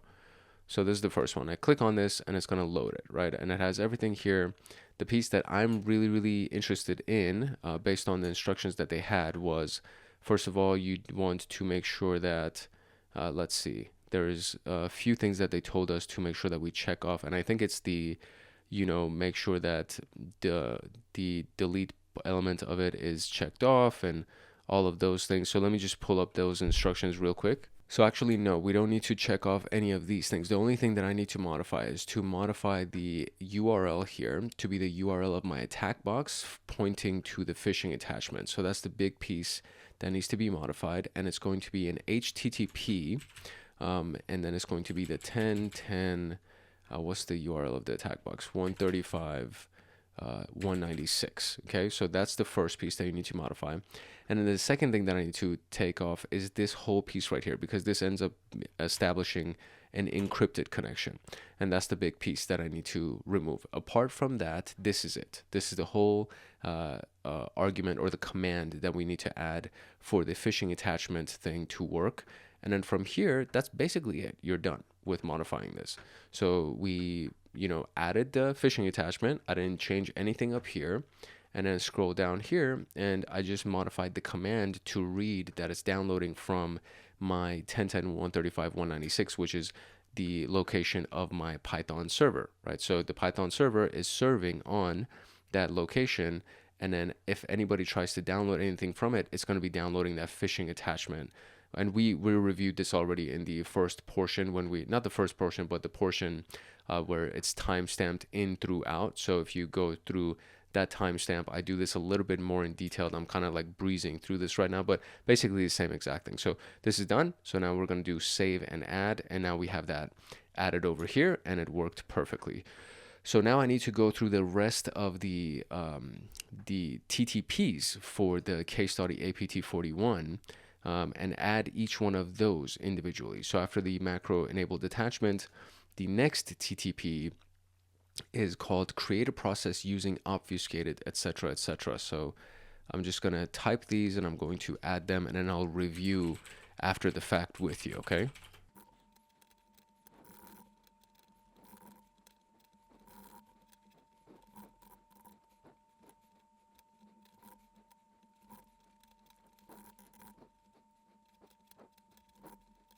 Okay, so here's our full list of abilities that we've added. The first one you saw me add, and we modified it together. The second one, according to the lineup of these things, right? So create a process using obfuscated Win32, execute a command as a service, PowerShell commandlet, schedule a task, create a new user in command prompt. All of these things were very easy to navigate. And then you can always confirm based on the IDs that they have that they are indeed what they are supposed to be. So when I click on any of them, we can actually see that the ID is T1047, and we go here T1047. The next one would be the command piece right here, execute a command as a service, and it's T156902, T156902, right? So all of those were good. The only one that kind of was a little bit confusing was the clear logs using webUtil. And so when I went to search for it, it didn't say clear logs using webUtil. It just said clear logs, and that's the name of it, right? And then so the thing that you need to confirm is this piece right here, the 1070.001, which is that element that, and in the command it says webUtil. So if I come here, it actually says 1070.001, and then it's using webUtil. So that's the piece that is of most importance to us, right? So, and then apart from that, everything else was pretty straightforward. The names were matching it identically, and then we have ended up with 8 items here, and we should have 1 2 3 4 5 6 7 8. So we have 8 items over here as well, and that's pretty much it. So we can go over here and we can save the profile, and now the profile is ready to go, and we can go and start running the operation. Now, as the operation is running, the few things that they said that we need to have is you need to use the red account again, and in addition, ensure that the HTTP listener, which is the Python server that we created on port 8080, is also still running, and that is still running. Operation guidelines needs to be all modified. Oh, you know what? This is what I did not do right here, which is going to definitely give me an issue. So That's the piece that I forgot to add for this, and I apologize for that. So downloading the macro enabled phishing attachment, this needs to actually be colon 8080. Otherwise, that will not work. So hopefully you didn't just skip through all of this entire instructions over here and you were able to get that piece modified and adjusted as well. So apart from that, that's pretty much everything else that we were supposed to do. And now we have it ready to go. So the guidelines are to create a new threat profile, selecting all of these things, which we just did. Establish a connection to the target machine via an agent, which we also just did. Start emulating the threat profile and observe the execution of each technique, and then document and review the results, and then answer the questions below from this task. Caldera operations page may show that some abilities fail to execute. Review the execution via the logs generated by each ability. So that's the other piece that we need to also do, is that we're going to, I guess we're going to run it one at a time to be able to review the logs that were generated by each one of these abilities. So if you remember, there's a way that we can actually do that. Instead of running it automatically, we would just run it one piece at a time. So now we're going to go to operations here. And then inside of operations, we're going to create an operation, and we will name it Twin Dragon 1. And then the adversary profile is going to be the Twin Dragon profile that we just created, which is right there. And fact source will be basic. Under advanced, I need to do a few things. Number one is going to be red is the group that I want to run against. And number two is going to be pause on start, so that we can do one step at a time, so that we can actually analyze the logs piece by piece. So before I click, I technically can click start because it would technically pause on start and it wouldn't run anything for me. But in order to make life a little bit easier, what I'm going to do is I'm going to first go ahead and clear my logs for the Windows logs. Let's see if anything is referring to the match string or any of those things. Because if it is, then we need to go to the Aurora agent. So how many times did the find files ability execute? What command is used by the find file and directory discovery PowerShell during the execution? What is the name of the Sigma rule that flagged the execution of the clear logs?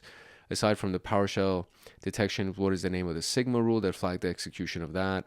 Aside from the PS1, what's the name of the file created by the execution of PowerShell commandlet?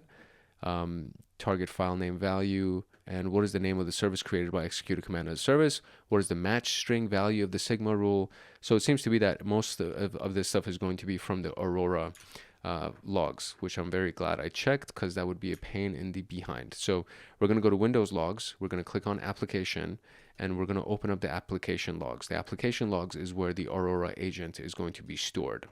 And we need to just organize this a little bit and then make sure that there we go, Aurora agent over here, timestamp is available, all of that stuff is good, and event IDs are also associated and categories also associated. Although the category, sometimes it is helpful, like sometimes it gives you a little bit of information, but in most other times, like logging, recovery, things like that.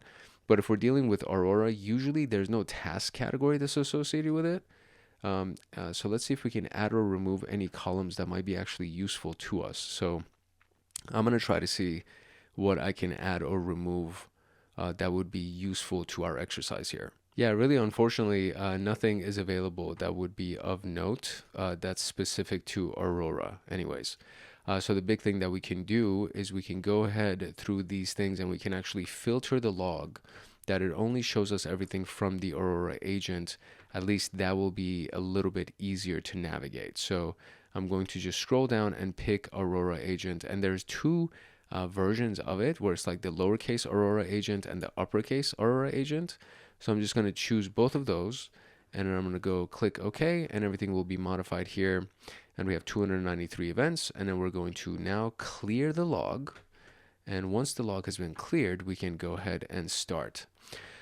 So the thing that is good to know is that when you clear a log, that becomes one of the first alerts on Aurora. So we're going to ignore that. And then from there, we're just going to run forward to the operations element. And for whatever reason, it says click on the button on the right to add this. I created the operation, so I don't know why my operation is not here. So let's see here. Oh, there we go. Okay. All right. Run link 1. The first one is complete. So that was the downloading of the phishing attachment, and it did connect to our server, and it was able to download the phishing attachment, and it's been completed. So aside from the PS1 file, what's the name of the file? Created by the execution of download macro enabled phishing attachment, provide the target file name value. So aside from that, what's the name of the thing that's been attached? So let's look at the command here itself. And the out file would be the phishing attachment XLSM. So I guess we're not looking at anything here because the output is empty, which is always odd to me. So we now do have new events inside of this. So let's go ahead and refresh this and see what we can find. So there are 15 events that have been associated with this. The very first one is event logs that have been cleared. The next one would be potentially suspicious extension. Then we have suspicious electron application child process, PowerShell parent process, use of web request commands and commandlets, change PowerShell policies, invoke web request, which is the download probably most likely, and PowerShell web download. So let's see, PowerShell web download, target file name potentially might be interesting here if we actually do have it. Okay, so it's really this, and this was actually not inside of the Aurora log. It was inside of the sysmon log, which is for the Windows event viewer. So, you go through this whole piece right here. If you remember, we went through application service logs, Microsoft, then Windows, and then you just scroll all the way down to find sysmon, and then you go inside of the sysmon operational logs. And then I cleared the sysmon operational logs and ran the whole thing. And this is actually running without my permission because it's supposed to be doing everything piece by piece. So it's not doing it. I stopped it and I reran it and I cleared the logs because I wanted to find that specific target file name. And this is the one that they're looking for. So that would be the actual answer that we're looking for here. But I need to create a new operation and I'll call it Twin Dragon 2. And we'll run that again because I thought that it was going to run on my my individual connection, and it's now doing all of these things in the background, and it's not supposed to be doing that. It's supposed to be doing step by step. So that's my bad. So it'll be Twin Dragon 2, which we're going to run again, and we're going to go through this whole thing one more time to just make sure that everything's all good, and we want it to be done piece by piece. So we're going to do pause on start. So that's going to be the element that we're going to do, and I will not make the same mistake again. So what I'm going to do is I'm going to clear all of the event logs, okay? And then I'm going to also clear all of the sysmon. So let me see if there's a way that I can actually like star this so I don't have to scroll back and forth to be able to find these things. Because it would be very, very useful if we could just kind of, no. I guess there's no way that I can make it a favorite or something like that, but that would have been very, very useful if I could do that. So we're going to clear all of the application logs. We're also going to clear all of the sysmon logs as you just saw me do, and then we'll start fresh again, and we'll go past that first step, which is this piece right here. So once the first step is completed, it says what's the mass string value of the Sigma rule that flagged the execution of create a process using obfuscated event 32. So I'm going to run it again, and then it's going to run that first step. So Twin Dragon 2, there we go. It should be starting from, there we go. So run link 1, and it's going to run everything. And then in the background, we'll see that it's going to re-download that phishing attachment one more time. So this was the first one. This was the second one that I ran after I went to the Windows event log. Now I should be downloading it again the third time. And then that'll be the next run of this. And then this is going to run. And I'm going to go ahead and clear the logs again, because after this is completed, the next step in our lineup of tactics is the create a process using obfuscated. So this has been completed, so we're all good. So we're going to refresh the log. We're going to get all of the sysmon events. We're going to clear the sysmon events. These are the Aurora events. And then we're going to go down to sysmon, and then we're going to clear the sysmon events so that we can make sure that no events are here to make it a little bit easier. Okay, so now that we have this, we are going to, let me go back to Aurora, because it's asking for, the question is asking for the match string value, and that's something that is native to Aurora. So when we go to Aurora, we'll see that, you know, we had a couple of events. So event logs that were cleared, event logs that were cleared. So these are all important notes for Aurora. So we're going to clear this again to just make sure that nothing is there. And then we're going to go ahead and run the next step, which is the step of the create a process using obfuscated Win32 process. So now that's going to run. And then once that is finished, we're going to go review the logs. Okay, so this one came back failed. The creating of the obfuscated has come back failed. So we're going to refresh this, and we have several events here. The first one is going to be event log has been cleared, potentially suspicious execution from a parent process. And so what's the question? It says, what's the value of the Sigma rule that flagged the execution of a create a process? So the Sigma rule, potentially suspicious execution from parent process in public folder, could that be the name? The match string value of this. So let's go and review it. Although I don't know, maybe it is. So this one is suspicious electron application child process, suspicious PowerShell parent process, change PowerShell policy, and spawned a process. So let's look at this one, the one that spawned a process. And let's see what the match string value on this one is. This is the one, I think. So this is actually the most recent event. So this was the last event, technically, the most recent one. It's the top event when we look at all of these things. It's this one that says WMI PRVSE spawned a process. I want to say that that's the actual value that they're looking for match string, and it is. Okay, great. What's the name of the service that was created by execute a command as a service? So that is going to be the one next in line, right? So execute a command as a service. So we are now going to, again, clear these logs. This is kind of like the process here, just to make it easy for us to find the information that we need. So we cleared those logs, and we're going to come down and we're going to clear the sysmon operational logs as well. And now we're going to have two events inside of the Aurora agent for clearing logs. So we're going to make sure that we ignore those first two events, and then we're going to run this now. So this should run the very next one, which is going to be execute a command as a service. And it says, what is the name of the service that was created by execute a command as a service? So this is what we have here. And so let's look at the command here. It says create art service.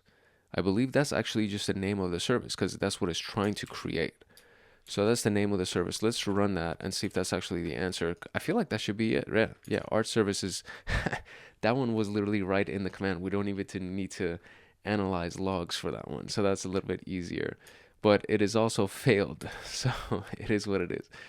Aside from the PS1 file, what is the name of the file created by the execution of PowerShell commandlet scheduled task, which is going to be the very next one?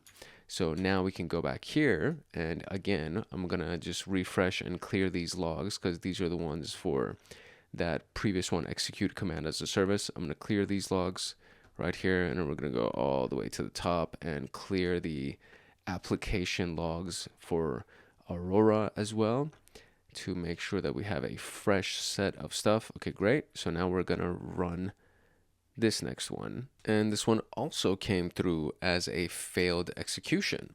So the question again is asking, aside from the PS1 file, what's the name of the file that was created by this?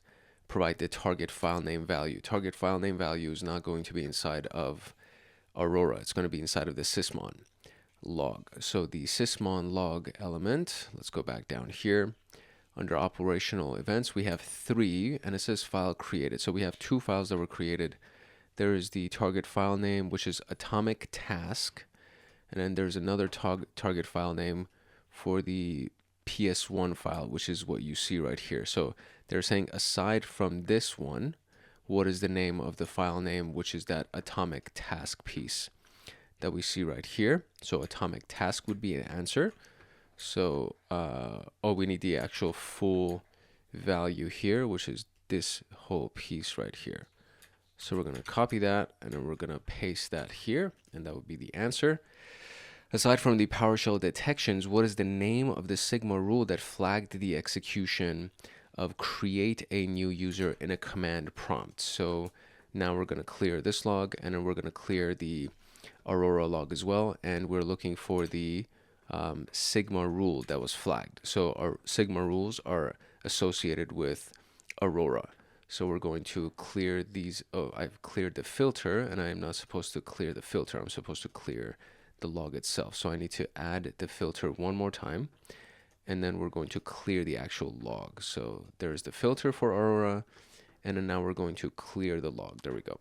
So clearing the log, and now we're going to run the next step of this, which is going to be the create a new user, right? So PowerShell commandlet schedule task. Now it says create a new user in command prompt. So let's see if this one actually is successful. Everything so far has been failed. So let's see what comes up next. Okay, so this one failed too. Very good. So far it seems to be a pretty bad exercise, or not a, I guess not a bad exercise, but the security seems to be a good one here. So what's the rule, right? So that's the question here. It says, what's the name of the Sigma rule? Aside from the PowerShell detections, what's the name of the Sigma rule that flagged the execution of a create a new user? So we're going to look at everything that has to do with PowerShell detection. So the very first one right here should be event log cleared, potentially suspicious parent process and folder. Let's zoom in so you can kind of see it. Suspicious Electron application, child process, PowerShell parent process, PowerShell new user created via net exe. So that is probably the name of the thing that we're talking about here. Excellent. Cool. What is the name of the Sigma rule that flagged the execution of clear logs? And clear logs is actually something that's separate from me manually clearing logs. So it's the next step basically that we have right after this, right? To create a new user, and then we have clear logs.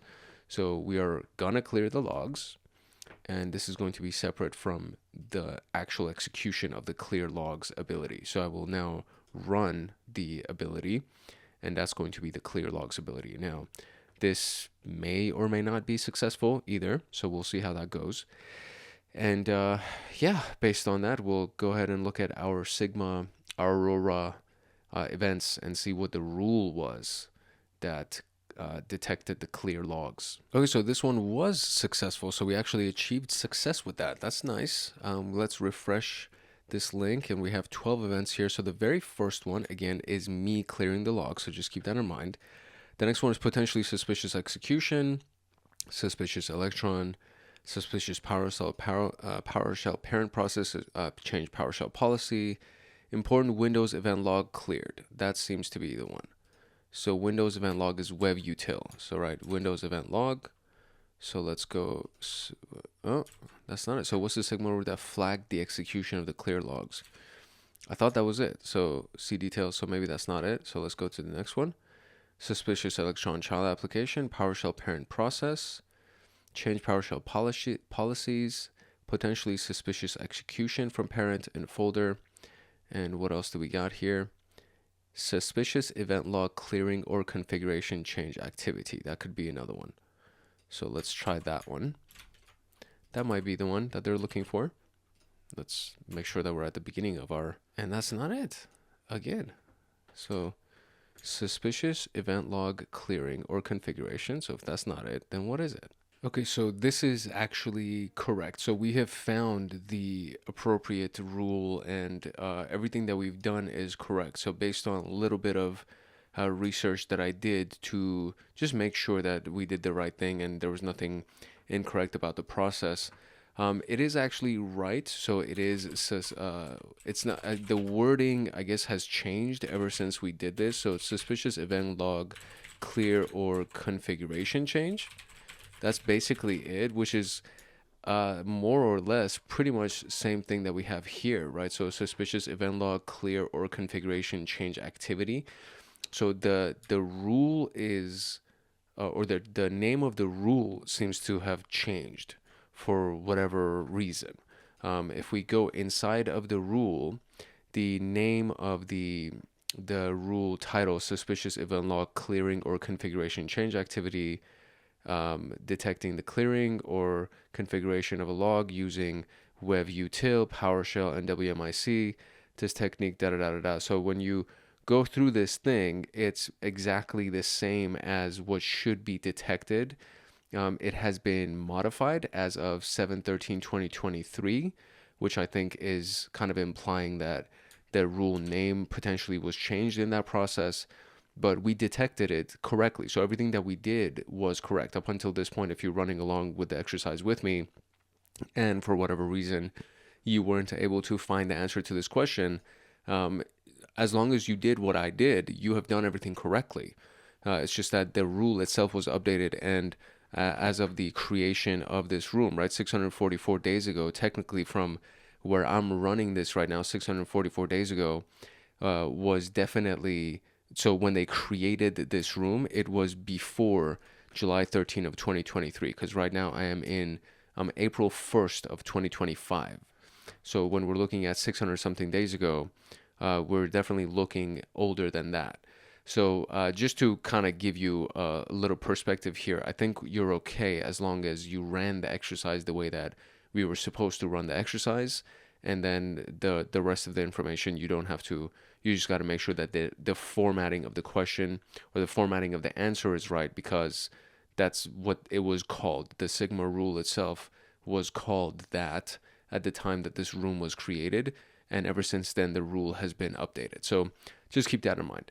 What command is used by file and directory discovery for PowerShell during the execution, which is now going to be the next thing. So after clear logs, it's going to be this thing. So we are now again going to go clear our logs here.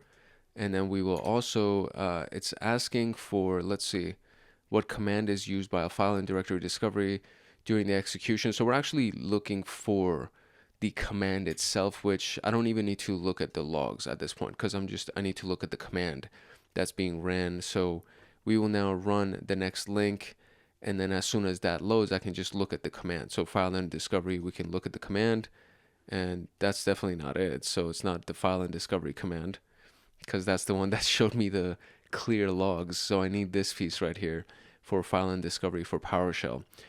So we need this command to upload. There we go. So ls recurse da da da da. I believe that should be the command that we're looking for here. So let's go here and run that. Excellent. And how many times did the find files ability execute? So that's the final piece that we need to look at here. And of course, that came back failed as well. And then we just need this one final answer. So we're going to I'm just going to run the rest of it, because it would be the find files ability that we need to be concerned with. I will go ahead and clear the log one last time just in case it would be relevant to what we're potentially looking for. But I think we just need to see how many times the find files ability executes. So I'm going to clear all of my logs just in case. But what I'm going to do, because that is indeed the last step that we have here, the find files is the last step that we have. So I'm just going to click on run. Instead of doing click run one link, I'm just going to click on run. And then from here, it should just run the rest of its abilities as many times as necessary. So we'll see how many times this find files ability runs. Okay, so I only have 3 executions of this, and after this it didn't even try to make any more attempts. It does still say that it's running, but just based on the experience that I've had with this thing, usually if it is running, at the very least you'll see something that's in collection mode with the orange circle, and we don't have that here. So 3 attempts would be the last version of this. So I'm going to make a try here. I'm going to try to see if it is actually 3. And if it is, we are officially done with this exercise. So let's see. And we are done with the exercise. So congratulations on completing the Caldera room with me. So I'll tell you this much. This was supposed to be a difficulty rating, and I feel like I have come a long way personally. If you've been with me throughout this journey of cybersecurity and going through all of the various rooms in TryHackMe, especially towards the beginning, because at the beginning I did not know what the hell I was doing, and I was reading every piece of instruction and going back and forth, and I'm like, man, like it's I feel bad. Like I felt insecure about my skill set, and going through a room that has been flagged as hard, as especially like I've gone through some rooms that were flagged as like intermediate, and I had a harder time. So I don't know. There was just something about this where I'm like, man, this was not that hard. Like I just went through all the instructions that they provided, and we were able to accomplish everything step by step, with the exception of the speed of the connection to the virtual machines, and that one last question where the formatting of the title had changed ever since they created this room, and the rule itself has changed. But everything else was done perfectly fine. I mean, I genuinely feel very confident after going through this exercise, and I hope you do too. I hope as you went through this with me, you had a chance to see your own development in this room. I know that there are a handful of students that I'm in communication with regularly because we DM back and forth for the Hackaholics Anonymous Discord, and like we actually really get a chance to communicate about these things. And I know for a fact that there are several people that go through all of these rooms, and I know their skills have also developed as the beginning of this channel, which was January of 2024 is when I started this channel. And ever since then, I've gone through a massive learning curve. And I know that other people have also gone through that learning curve. It's just, this is like a long-winded version of saying I'm so happy that this was accomplished. I was able to complete this room, even though it's flagged as a hard room. And it was a very pleasant experience because Caldera is a very useful tool. The ability to connect a server to an agent is a really, really key skill. And we did that multiple times here. We did it 3 times. We did twice for the pen testing element of it, the red team element of it, and then we did once for the incident responder red team, the blue team element of it. So the ability to connect a server to an agent is a very big skill in cybersecurity, because that's one of the big things that you have to do when you configure endpoints, the endpoint detection and response piece. That's one of the big things that you have to do, is to connect the endpoint, which is the computer, to the main server that is going to be capturing all of the data from that endpoint. So we did that, and that was fairly easy to do. Caldera makes it very easy to connect endpoints to the server. And again, this was just really, really excellent. I cannot sing enough praises about the instructions of the room creator, the person that actually did this. Very, very powerful set of instructions. It was very, very easy to follow. I enjoyed it immensely. And this is one of those experiences. So whoever this person is, this R33ZY, whoever this person is, very, very happy that this person created this room and they did this for us. So I'm super excited about it, and I genuinely hope that you actually got some value out of it as well. If you did get value out of this video and from this room, I would highly encourage you to like, subscribe, and turn on the notification bell so that you get notified the next time that a video comes out on this channel about SOC Level 2, about the CompTIA Pentest Plus playlist that has already been started. We have videos that are going to be coming out weekly, and of course everything else that's going to be coming out from this channel, because I personally am not planning on stopping this. And it's a very enjoyable process for me to actually learn these skills and go through this, and most importantly, share these skills with you. And I genuinely hope that you're having fun through this process as well. So if you have any comments or any questions about what we went through today, make sure you drop them in the comment section below.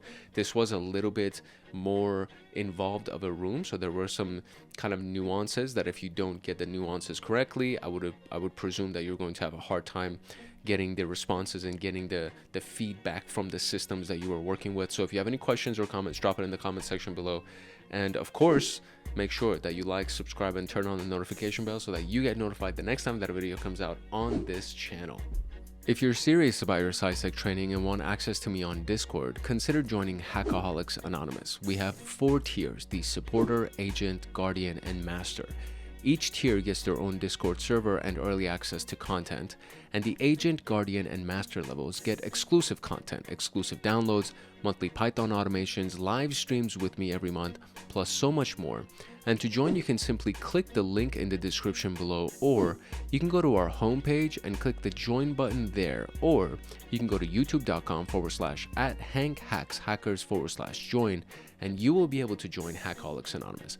I hope I see you in the Discord chats. If not, I hope I see you in the comment section. And that is it for today. It's your boy Hank Hackerson at Hank Hacks Hackers, your favorite network and system attacker / protector. If no one else loves you, Hank loves you.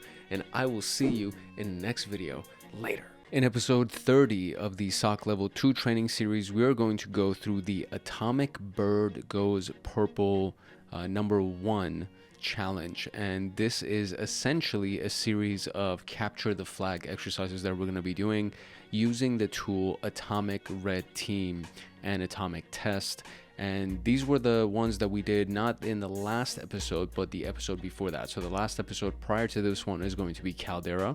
And right before that, we were working with Atomic Red Team and then using Atomic Test to run a series of threat emulation exercises. And this is all a part of the threat emulation module inside of the SOC Level 2 pathway of TryHackMe.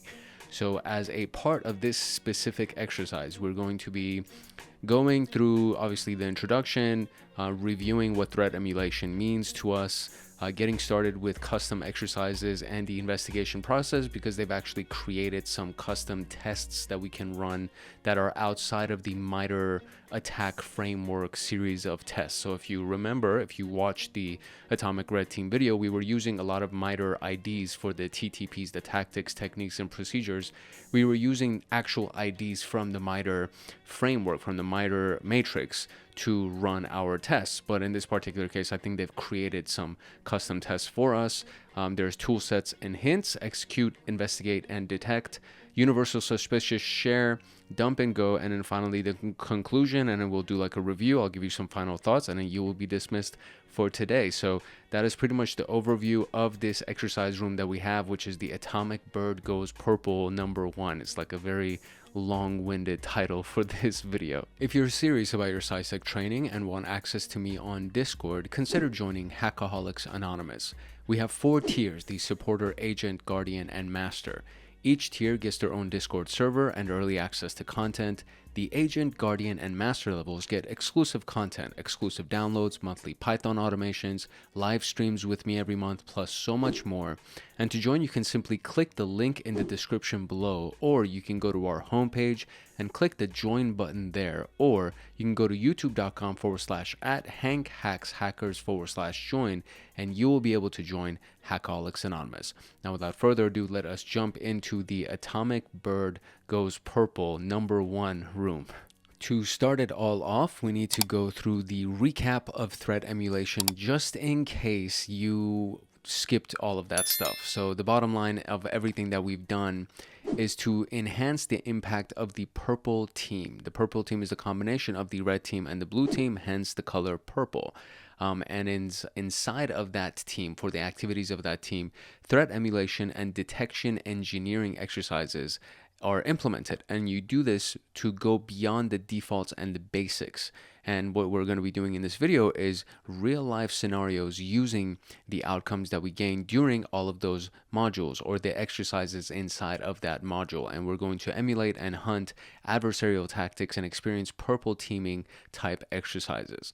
The objective is to gain hands-on threat emulation experience, familiarize ourselves with the artifacts created by adversary tactics and techniques, experience emulation and detection to improve the overall security defenses. And some of the prerequisites would be to understand Windows event logs, to understand Sigma rules, SysMon, Aurora, EDR, the endpoint detection and response tool, hacking with PowerShell, which is a very basic room about just PowerShell scripting and just understanding how PowerShell works, and Windows fundamentals. And every single one of these actually already exist on this channel. So if you've never gone through any of these, or if you don't know what Sigma is or how it works, or if you don't know what SysMon is, I would recommend you go through those prerequisites, because for the most part, I'm not going to be explaining the finer details, the foundations of these things. We're going to be using them to try to capture the flags and try to find the answers to the questions. But if you don't know what we're doing and you don't understand the fundamentals, you're probably going to have a hard time wrapping your head around everything that we're going to do today. So before processing to this task, I'm going to start a virtual machine, which I've already done. And this is what we see right here. We have a Windows machine that has been assigned to us that comes pre-installed with everything that we would need to get the exercises done for today. And that's pretty much it. So that's it for the introduction. Now let's talk about getting started with custom exercises and investigation processes. Threat emulation, if you don't remember or if you don't already know, is essentially the idea or the concept of emulating a threat or an attack that has happened against a company or a country. And this is done through simulating and replicating those specific tactics, techniques, and procedures. And as I mentioned at the beginning of this whole video, previously in the previous videos, we were using the MITRE IDs, the MITRE attack IDs, to retrieve all of these things. So I've been doing this a lot lately. It's literally my #1 search in my browser here. When you go to the MITRE attack framework, which is this right here, the attack matrix we have right here, and you go over any of these things. If you go over any of them, you'll see that there's this, when you hover over it, there's an ID that pops up, TA0004. And then if we go under it, we have T1548. And then if I open this, there will be T1548001, 002, etc. So these are the IDs, right? Previously, in the previous video that we ran for Atomic Red Team, we were actually using actual IDs from the MITRE attacks. Now, in this particular case, what we're doing is most likely, I believe, we're going to be using it seems like we're actually using the same types of techniques, it seems like, because we have, base tactics is TA002 for execution. So if I go to execution here, it is actually TA0002, although they have 2 zeros. So TA002 is what they have. In MITRE, it's actually TA0002, and then the reference techniques that would be underneath them, so on and so forth. So it seems like we're actually still using the MITRE attack techniques, and that's what it seems like. I'm not sure yet. We'll find out in a little bit. The whole purpose of this entire concept of threat emulation is to recreate all of these attacks so that the blue team will learn from these attack emulations, and then if there are any gaps or weaknesses that are revealed, they will go ahead and patch them and make sure that we harden our security posture to have a better security posture as a whole. And so it contains a customized version of these atomic tests. So I knew it.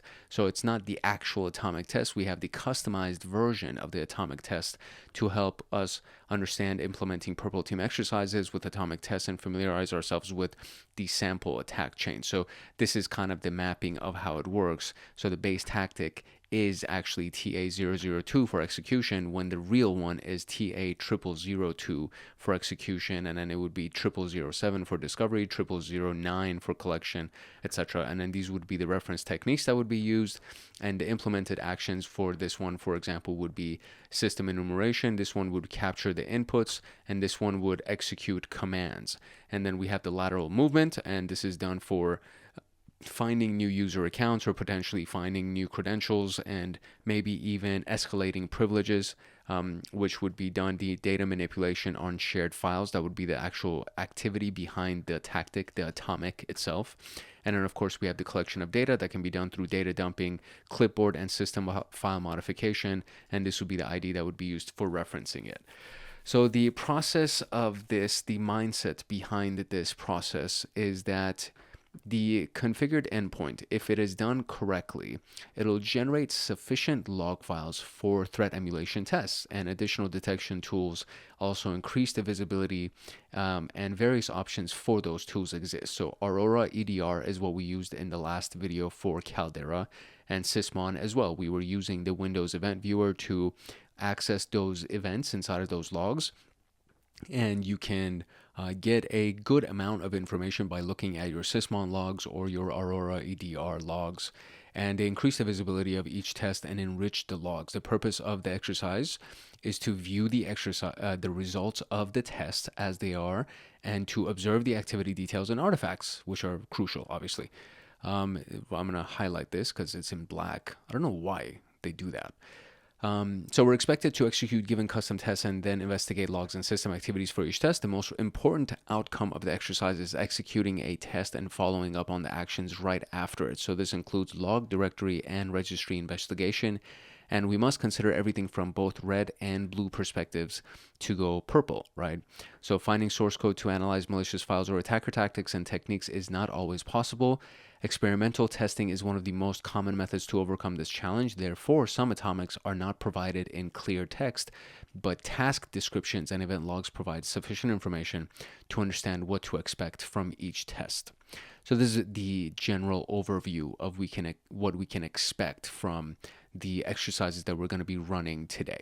So let's go ahead and look at the tool sets that are provided to us and the hints that we can use. The tool sets themselves are Windows Event Viewer, Registry Editor, Custom Atomic Red Team module, THM Utils PowerShell module, which is like customized commandlets essentially that are designed inside of the PowerShell of this machine.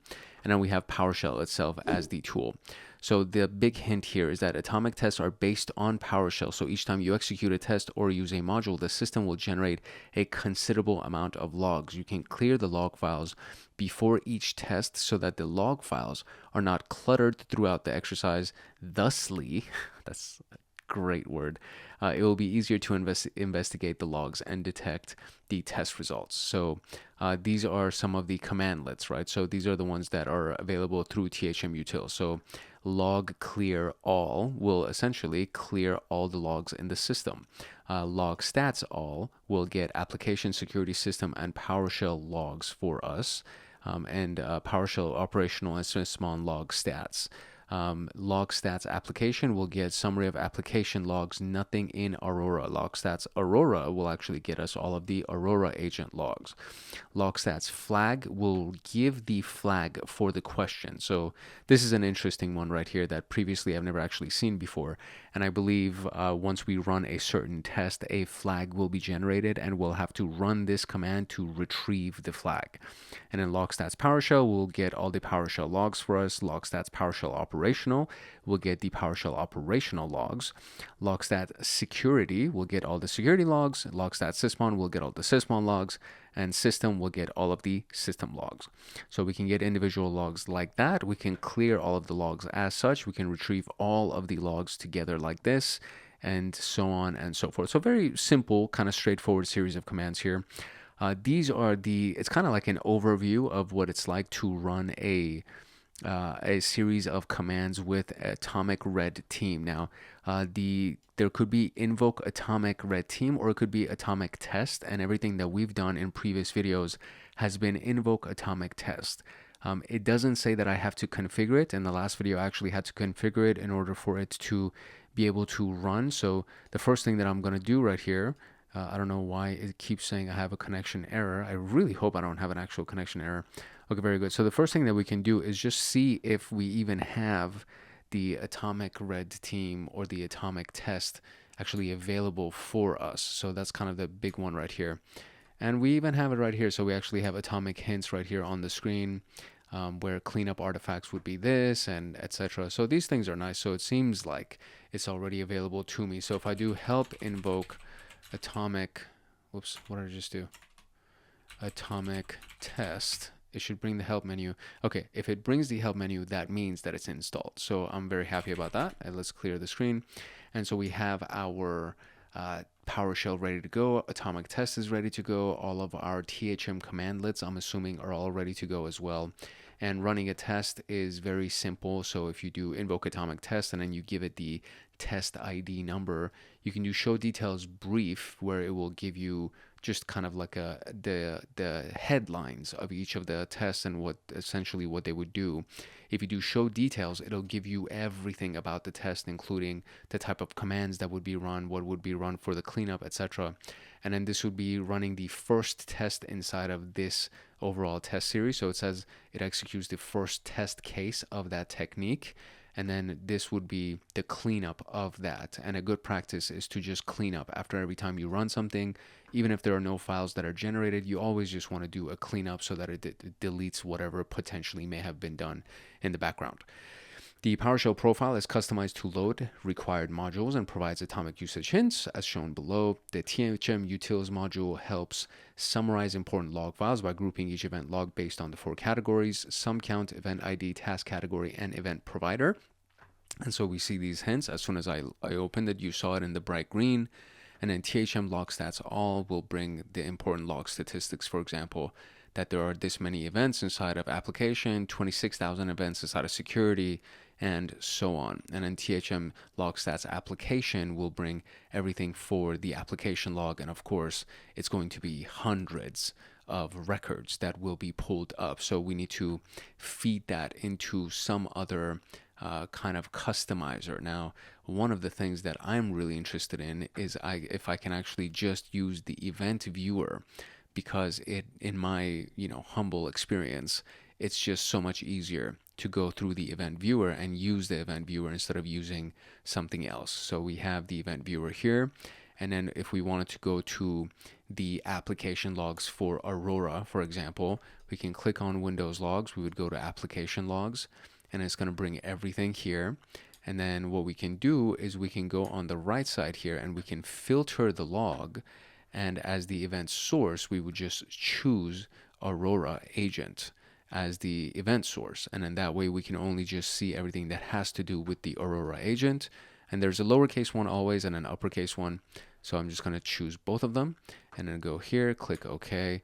And there we go. Now we only see all of the events that actually have to do with the Aurora agent. So that's one way of doing it, which in my opinion is the preferred method of doing it. And another one is to go to application service logs, go to Microsoft, and then go to Windows. And then inside of this long list of services that pops up, we want to go to S and get to the Sysmon series of logs. And then inside of that, we have the operational logs. And inside of this, we get to see a bunch of different events as well. And things like the target file path and all of that information is available here. We won't be able to get a target file path from the Aurora logs. From the Aurora logs, we'll be able to see, a match string value of what triggered that event to pop up, right? And we'll be able to find some decent information from those logs, but the real details, like the really, really nitty-gritty details, is always typically available inside of the Sysmon logs, including all of the Sysmon log IDs, which are very, very important. And these are the official IDs for creating a new process or a file that was created and going through these things. Registry values was set, etc. So those are very, very important details to kind of think about as we go through all of the tools that are available to us. So what do we have here? We have to use the required PowerShell command to retrieve the flag. What is the flag? So I haven't been told to run any tests so far. So if we're not running any tests, technically, all I would need to do is just run that one command. It was the THM retrieve flag, and really see what it is. So it's the THM log stats flag. So let's actually go into PowerShell real quick, and let's see if we can actually get a flag here. So it's THM dash log stats like that, and then do flag and run that. And so THM emulation is fun, but needs focus and exploration. So there it is. And then you do that. And then I just do Control C to be able to copy these things, because when you do right click on it, for whatever reason, it doesn't really work. So there you go. That's the first flag that we got. And what is the required command to clear all generated artifacts and restore the affected files from test T0123-4? So it's invoke atomic test, okay? And then you do T0123-4, and then you do dash clean up, and then you do that, and there we go. We got that, and that's all good. Ready to jump into the actual investigation here. So the first case that we got. For this case, our reference techniques are the T108.2 system information discovery and T1056002 for input capture through the graphic user interface. And I mean, the storyline, in case you're curious, is that the purple team aims to simulate system discovery, GUI prompts, and command execution. As a team member, your task is to discover the clear text credentials, create accounts with given custom atomics, and evaluate the generated artifacts. The objective is experiencing the impacts and artifacts of system discovery, user prompts, and command execution. The planned tests for this case are this one right here. So 0041, 0042, and then 43. So those are our tests. And I guess that's basically it. And then we have just like these questions for this. So it says execute test 0041 and open the document created on the desktop. What's the OS build info? And then 0042 has the flag. And then 43 is examine the logs. What is the failed command? So I don't need to look at logs. It seems to be for these ones right here. I just need to get the artifacts. And then for this one, what I'm going to do is before I run this test, I'm just going to clear all of the logs to only show the stuff that happens when we run this test. So that way it's a little bit easier to navigate through all of those logs. So the very first thing is to execute test 0041. So as like a good practice, what you can do is when you go into PowerShell, right, you can always just kind of get the information about anything by simply doing invoke atomic test and then do T0004-1, and then you can do this, right, show details. And then I'm not going to do brief because I actually want the full details. So this is it. This is all the details for this test. So we have 004, and this is initial enumeration. Then the test number 1 is the basic Windows enumeration. The executor is going to be PowerShell. Elevation is not required. And this is the command that's essentially going to be run when we run this test here.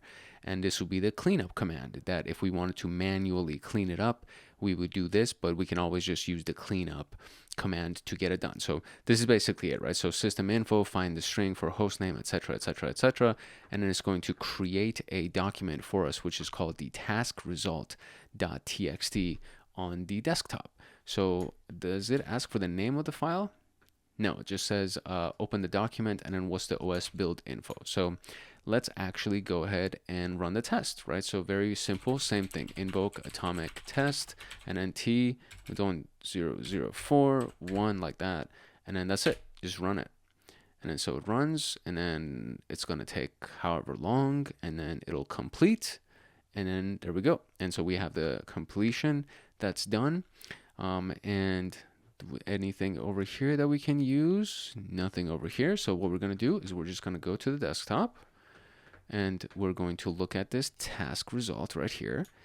And it says the build info, right? That's what they want, is the OS build info, so OS version, etc., etc. I would assume it's this whole thing right here. So 10.0, yada, yada, yada. So we're going to copy that, go over here, and we're going to paste it. Boom. That's the first answer. Cool. Now we can run the next one, 10.004-2. So I'm going to close this, and I'm just going to delete this file because I don't like extra file. I think I have like a minor case of OCD because certain things I'm like, dude, it needs, just get it back to normal. I don't want it to look the way that it was. Okay, so invoke atomic test T and then 0004-2. And then I'm just going to do this every time just so we can get some kind of idea here. So atomic can be used to prompt messages and forms to fill out. PowerShell command is basically this PowerShell script that's inside of the atomics location of the atomic red team, yada, yada, yada. So let's do this. Invoke atomic test T 1, 2, 3, 4, and then 2, boom, and it's going to run. And, ooh, interesting. This is anomalous. THM emulation room username and password. So what does it say? It says what's the flag? So THM_emulation_room. That would be it. So THM and then squiggly THM_emulation_room squiggly. Boom. There's the flag. Nice. Okay, cool. Now for this one, we need to actually examine the logs. So what I'm going to do over here is I'm just going to close this thing because I really don't need that.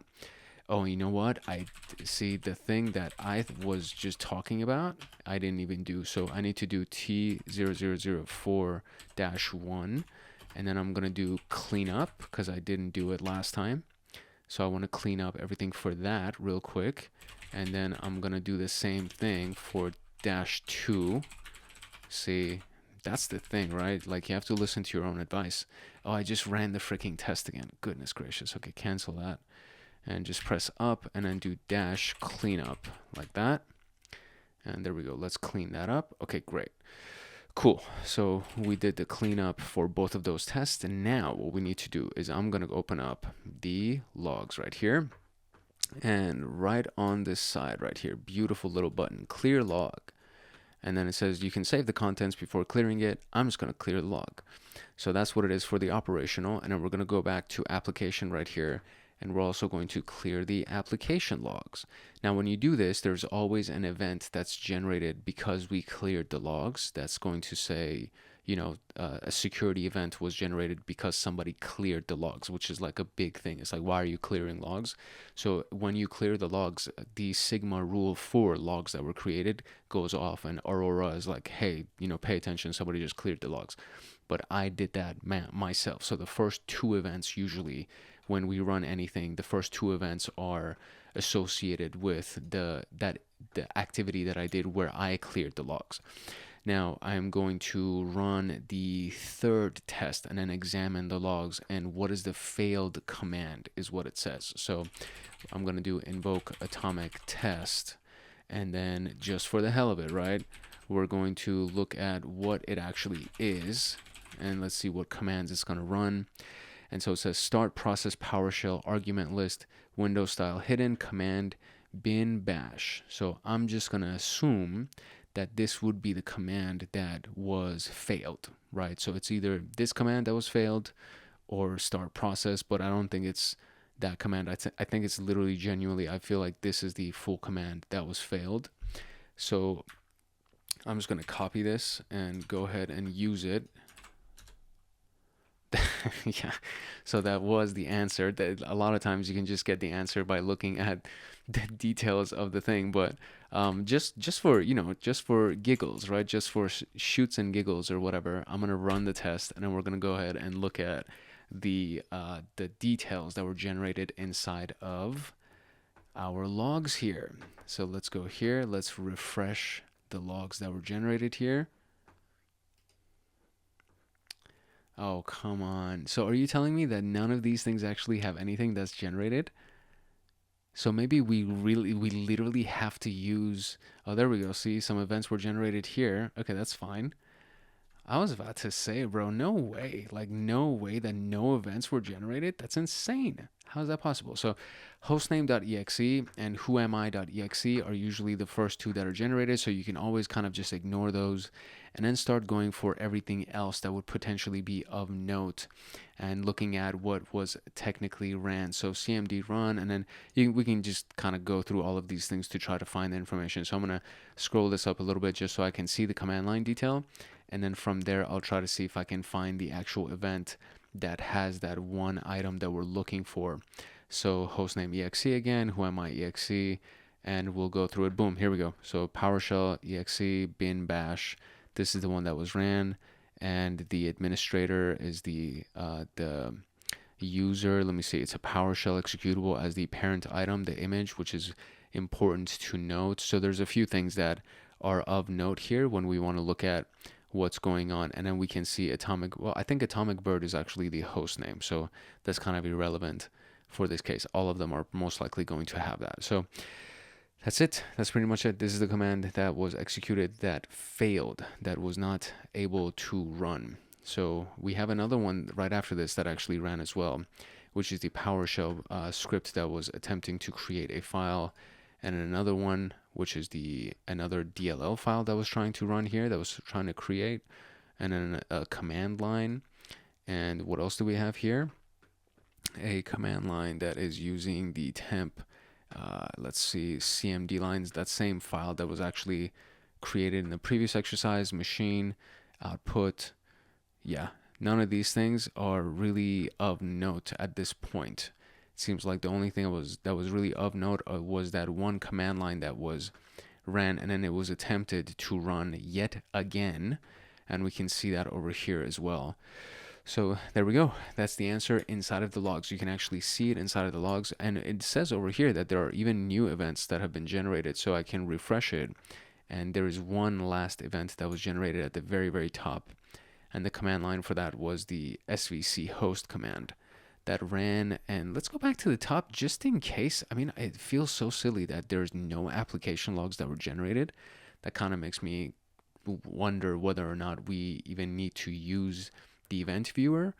But I mean, we got the answer by looking at the details of the test. So that part's kind of silly. But I'm going to go back over here and I'm going to press up on my keyboard to bring up the last command. And I'm just going to do dash cleanup to make sure that we actually clean that up. And now we are ready to go to the next one. So we will clear the screen and then let's go to the universal suspicious share. The reference technique for this one is T1091, replication through removable media. And the storyline is that the purple team wants to simulate file manipulation actions on shared drives or files. As a team member, your task is to manipulate the shared files with given custom atomics and evaluate the generated artifacts. And the objective is to experience the potential impact of file manipulation, becoming comfortable with executing commands and analyzing the results. The test that's been designed for us is 0005-1 for universal suspicious share, and we can revert the system modification and file change activities by using the cleanup command of the executed technique, which we will do because we are professionals here and we know exactly what to do. Okay, so navigate the disk and drives and open the shared folder. What is the SHA-256 value of the txt document in the shared folder? What's the hint here? So suppose you simulated the attack before obtaining the hash value of the document. In that case, you can revert the document to its original state by doing the cleanup function of the test. Okay, that's fine. Execute the test 001 and then recalculate the SHA of the document. I see. So we're first trying to find the shared folder, and then from there we're going to look at the SHA-256 value of the text document inside of the shared folder. Then we're going to run the test, and it's going to modify that text document, I'm assuming, and then we're going to recalculate the SHA-256 value of that document and see what the new hash value is going to be. So let's go and find the shared folder real quick. Okay, so I'm assuming that's it. It says share for all. It's so obvious. So this is it. This is the file right here, donation call. So if I do right click here, can I open up a new terminal inside of this location? I can't open up a new terminal here, but okay, so we're looking at the share for all inside of this PC, and the text document is inside that. So we're going to do this. Let me zoom in so you can see what I'm doing here. So this PC is technically the C drive that we see right there. So I can just do that and I'll be inside of this, and then I can do ls because I'm inside of PowerShell. If I was just inside of the command line cmd.exe, you would have to do dir, but inside of PowerShell both of them work. And then so inside of this we see users, atomic red team, etc., etc., etc. So this location is this PC. So let's see what the full location of this is let's see, desktop. Can I see the full path? Let me see. It's the S, I see. So it's actually not even C. It's the S drive. So it's not local C. So what we're going to do is we're going to CD into the S drive like that. There we go. So that works. So now we're inside of the S drive, and then we're going to do dir, and then we can see that inside of this we actually have the donation call. So now we need to run the command for getting the, what is it, SHA-256, right? That's what they asked for. So I know that usually I wonder if it works here too. So if I do SHA-256 sum, this is available in all Linux and Unix operating systems. I really wonder if it actually works inside of this, because that would be really cool if it did, and it would make our lives very easy. And no, that does not exist. So now I need to find the PowerShell version of getting the SHA-256 hash value of that. Oh, you know what? It's actually not that complicated of a command. I really was thinking that it was going to be a much more complicated command. So the commandlet is called the get file hash commandlet. And I think you do want this capitalization to be very specific. The path is going to be the path to our file. So I should be able to do it like this, where the dot represents our current location, and then the backslash represents the, just getting into this. You could technically also just do this too. If you really want to be like, sure, we could do S colon, and then we do backslash, and then we will do donation underscore call.txt, and then close that quotation right there. And then we're going to do algorithm, and then we're going to say SHA 256 like that, and then press enter, and boom, there it is. So there's the SHA 256 value. So I'm going to copy this like that, Control C, go out and paste it right here, and there's the value. So now we're going to execute the test and then recalculate that hash value. So I really don't even need to leave this location, but I'm just going to leave the location and just go back to the C drive for, I don't know, just because I feel like doing it. Invoke atomic test, and then it's going to be the what was it? T005, right? T0005-1. Yeah, that's what it is. So let's zoom in for you. T000, what? No, what just happened? Oh, connection error? Why? Why is there a connection error? I have done nothing to make you do a connection error. Okay, here we go. Let's zoom back in here. T123. Why is it not typing? I swear if this crashes, I'm going to get... Okay, there we go. 1. And then I just want to see what it is, right? So show details of this. And it's going to perform a suspicious file action. And the command is just restore PS1. Or that's the cleanup command, actually. So this is going to be the command for this universal suspicious share. So we don't really even get to see what the command is, because it's basically just executing a PowerShell script. So that's all it's doing. So, okay, fine. We're going to do that. And we're just going to go over here. And then I'm going to press enter on this. And then it's going to run. And it's going to do what it's going to do. And so then what we're going to do is we're going to do get file hash, very similar to what we did before. And the path is going to be the S location where it had the, what was it? It was the donation, right? Like donation something. What was it called? Donation call.txt. There it is. Donation call.txt is the name of the file. So let's do that. Donation underscore call.txt. And there's that. And then the algorithm is going to be SHA-256, and run that. And look at that. It's a different hash value. That means the text document has been modified, ladies and gentlemen. So we're going to paste that, and that should be the new hash value. Excellent. Okay, so here's the thing, right? Because they even told us to make sure that we do it. So we're going to go up, and then go up one more. And for this one, we need to do cleanup and make sure that we actually clean up after ourselves. And just for kind of the hell of it, I want to see if the SHA, does it go back to the original? I think it does, doesn't it? 3CA9. And it does. It actually goes back to the original 3CA9. That's cool. So after we do the cleanup, the hash value even reverts back to its original. Very, very cool. Okay, so here we go. Dump and go. This exercise has been inspired by the T1115 clipboard data technique. And the storyline is that the purple team aims to simulate storing command line history and hijacking system files for multiple aims, including man-in-the-middle, exfiltration, and trick security product overflow. As a team member, your task is to dump command line history, hijack system files, and hijack system files with given custom atomics, and evaluate the generated artifacts. Experiencing the potential impacts of command line history dumps and system file jacks is the objective here. We have 2 tests, the history dump and the system file modification. And the questions here go, or what's the note? You can revert the system. Okay, we know that already. The first one is find the malicious history dump file. What is the flag? So we're going to run this piece right here, and there should be some kind of a dump file. And inside of the dump file, I'm guessing sysmon and security logs can help. Okay, so great.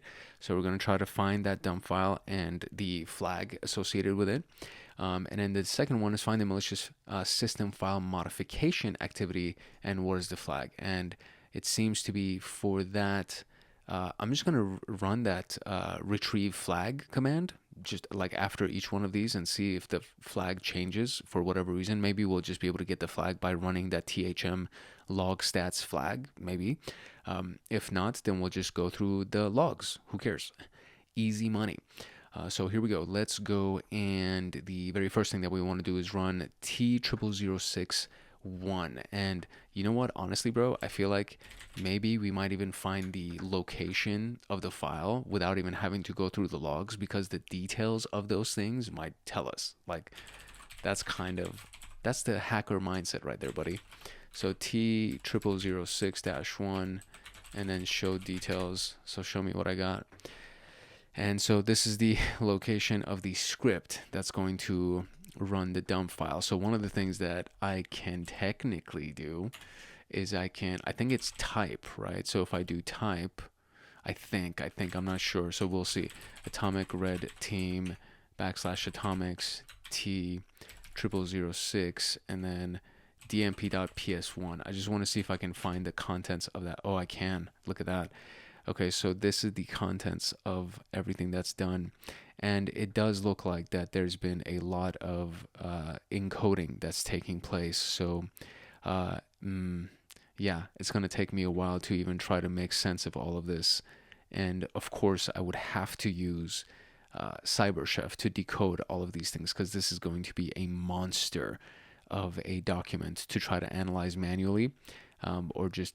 Obviously, I can't decode any of this without using a tool like CyberChef, but there are some things that are over here that are interesting. The variables are all jargon, so you can't even make sense of what the variables represent in this particular case. And then everything has been converted into base 64 encoding, so you can't see anything in plain text.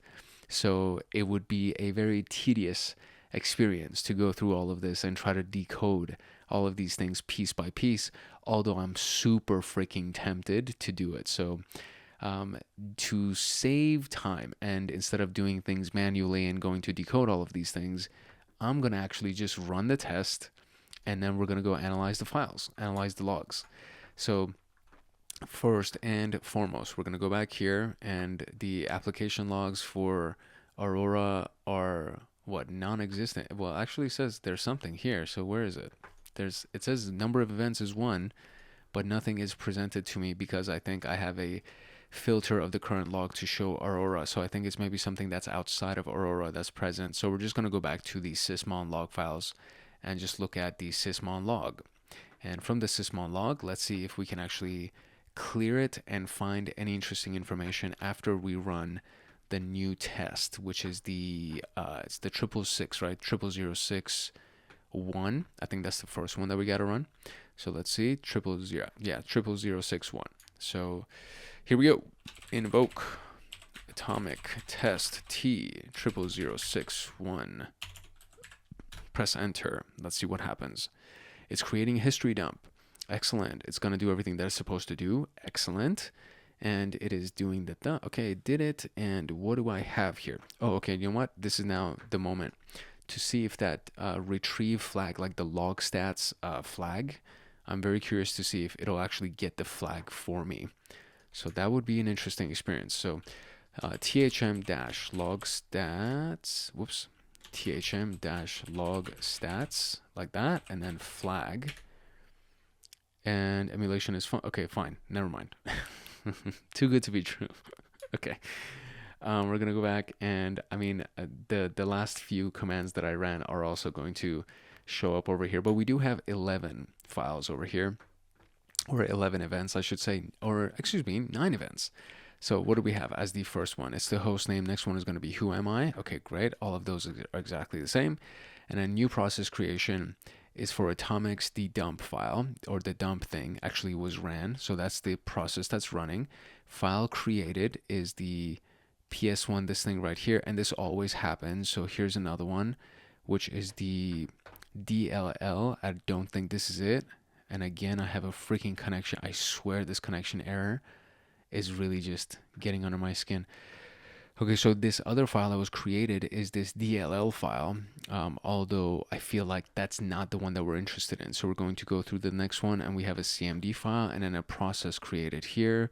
and then another process created, and then another file created, which is again the DLL file. So I'm very curious. And then there's a new event that also even came up while we were going at 26 other events. Holy shoot. Okay, so let's scroll all the way down. We have this file created right here. Okay, so let me see. Maybe there's something else that's going on. So let's see. Let's see if I can find something juicy. Let's see if I can find something good. Okay, so I cleared all of the security logs. So this is where it is, under Windows logs, where application was, and we were looking at Aurora. Right under that, there's security logs right here. So I cleared all of the security logs. I cleaned up the test that we just ran, the 061, and then I reran the test 061 one more time. And then I came back to the security logs. The security logs had like a massive amount of events. And then so we see that there are several elements here. Obviously, the log clear also shows up in the security logs. The last three right here are the file system. And then when we click through them, one of them right here, this one right here, the object name is analytics.txt. And then the next one is again also analytics.txt. And then we have also analytics.txt. So this is like the one file that came pretty consistently through every single location, and it's the same exact path, and it's a text file. It is not a DMP file. Typically, when you think about a dump file, you think about the extension of dmp.dmp, and that's usually what I also think about as well, and that's kind of what I was looking for. And you know, I was, if I had hair, I would be pulling my hair out essentially. But so in this particular case, it's actually a txt file. So what I'm going to do is I'm basically just going to type, meaning so I want to print everything onto the screen, and we're going to look at the contents of that file. So the administrator app data spc tmp, and then analytics.txt, and let's see what we get. And look at that, these are actually log files. Yes. So this is the keystrokes have been captured, right? So these are all of the stuff that I've been entering. This is literally everything that I've been entering that has been captured and created and put inside of this dump file. These are all of my commands, literally piece by piece. All of my commands are here. So the very last one, there it is. This is the last one right here, which happens to be the flag that we're looking for, THM, etc. So let's do that. Put that right there. Excellent. Very nice. Very exciting. I'm super happy that that was found right there. And then so we can now go back up here and do this, and then do clean up. And that's going to clean that up. And then let's go to the next question. It says, find the malicious system file modification activity. What is the flag? So T00062. Okay, so same thing, right? We're going to go back here. We're going to clear these logs right here because I want to make sure that I can generate new events. Of course, the log clear shows up as one of the first events over there. And then we're going to go under operational over here, and we're also going to clear all of the sysmon logs as well. And then we're going to go over here and run the test for 062. So we will do invoke atomic test T0006-2. Let's do show details real quick. I might have to wipe the logs one more time, but here we go. Show details. We have, what do we have? The command is atomic. Again, it's just another script that's going to run. So whatever, we're just going to do this real quick and run the test. There it is. System file modification for exfiltration. And we're going to go to our events here. So let's refresh sysmon. There are 11 events here. The file itself, the most recent one file created is this DLL file right here. We have another file created for command line. These are very similar to the previous set of commands that happened when we did the last one. So, okay, that is not of interest to me. So let's go to the security logs over here, and we have some file system stuff that's been created. So object name, etc hosts, that's the configuration file that was modified. Etc host was modified. Process creation, target object. Let's see the command here, the process name, and this is the full command that has been run over here. So the question is malicious system file modification activity. What is the flag? So file system, it seems to be the file that was modified was that etc hosts file, right? So let's see if we can do some investigation on that. So we're just basically going to do the same exact thing. We're going to pull up PowerShell. We're going to go look at the contents of that etc hosts file and see what's inside of it. So we will do type and we'll do C. We're going to go into Windows, System, 32, Drivers, etc, hosts. And let's see what's in here. Boo, boo, boo, boo, boo. What do we have? Ooh, look at that. THM 1010 John, THM right here. That looks like a flag to me, buddy. So there we go. So the local hostname resolution is handled with DNS itself. Everything else looks fairly normal, right? Except this just one thing right here that is very much the kind of the format of all of the flags inside of TryHackMe, and they do it so that it's obvious to us, like it stands out, and we're like, oh, that's the flag, that's what we're looking for. And it also gives us the final clue that we were actually on the right path. So we found the appropriate event for a file that was created or modified, I should say. The etc host file was modified, and the host file is essentially what resolves IP addresses to domain names. And so there was this IP address, or seemingly this IP address, because that doesn't really look like an IP address. It just has the .10.10. That kind of looks like an IP address, but that was resolved to this flag value right here. So that is the flag that we have here. And there we go. We are officially done with all of our flag captures. So let's just make sure that we do a cleanup of this as well. And we will be done with these exercises. That was, I mean, that honestly was pretty painless. I hope that you were able to run all of these exercises with me and you were able to capture all of those flags with me. And of course, if you have any questions on this, please don't hesitate to drop your comment in the comment section below. But that is pretty much it, my dear friend. We are officially done with the capture the flag exercises for the first atomic bird goes purple exercise. There's another one that comes after this, which is number 2, which I'm just gonna guess that it's gonna be a little bit more difficult than this one. But for the most part, this was pretty fun. It was a nice little exercise to run, and we got a chance to reuse Atomic Red Team and invoke Atomic Test. And there it is. That's it. Officially finished the Atomic Purple Bird test that we just went through. So let me just make sure I terminate this virtual machine as well.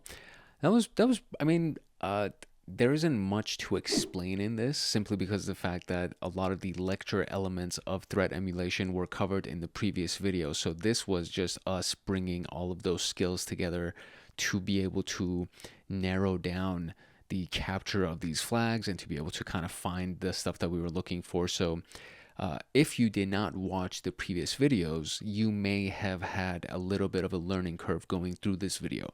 But if you've seen the last few videos, so the very one right before this one was CALDERA, which was also, it's like a graphical interface for running these types of tests, but it's very similar to this overall concept. And then before CALDERA, we had the Atomic Red Team, where we were running invoke atomic test in a bunch of different case scenarios, and we were able to capture a bunch of different data and do a lot of things looking at logs and things like that. So if you did go through that video with me, then all of this is just review, and none of it should have been any difficult at all, and you should have had no problem going through this. So hopefully you did go through that. If not, this might have been challenging, but honestly, I feel like even if you didn't go through that, this should have still been fairly easy. I was kind of like running through the commands pretty quickly because we've done so many of them before, but you saw the pattern, right? So we just looked at the details of it. One of the questions was literally the detail was in, or the answer to the question was in the detail for that failed command.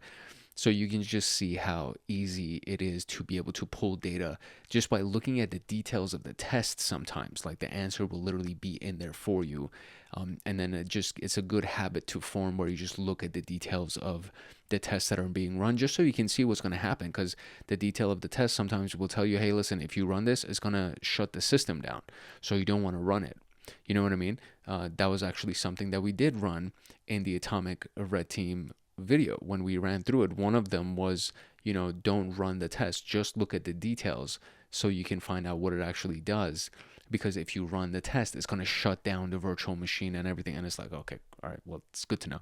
So yeah, that's kind of the gist of how these whole things work. And this was a pleasure to go through. I think after all of the pauses and everything is edited out, I feel like this video is going to be right around an hour or maybe less than an hour. So it was just fun. I hope you had a good time. I hope you got a chance to get all of the flags and all of the answers yourself.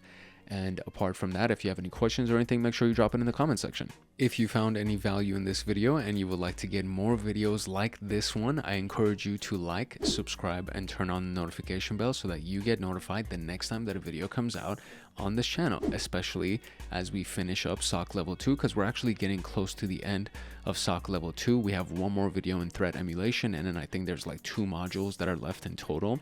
So we're getting pretty close to the end of SOC level 2, and there's other videos that are coming out. I already started the CompTIA Pentest Plus playlist, which is just around the guidelines and the outline from CompTIA directly.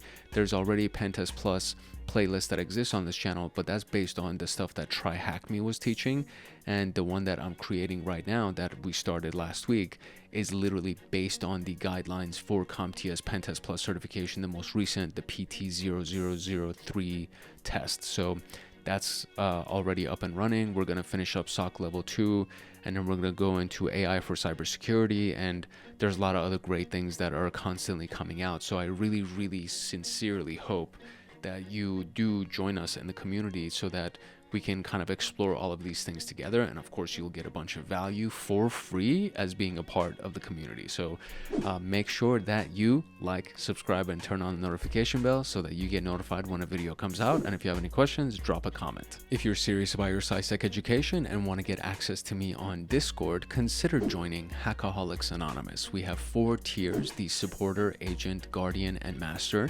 Each tier gets their own Discord server and early access to content. The agent, guardian, and master levels get exclusive content, exclusive downloads, monthly Python automations, live streams with me every month, plus so much more.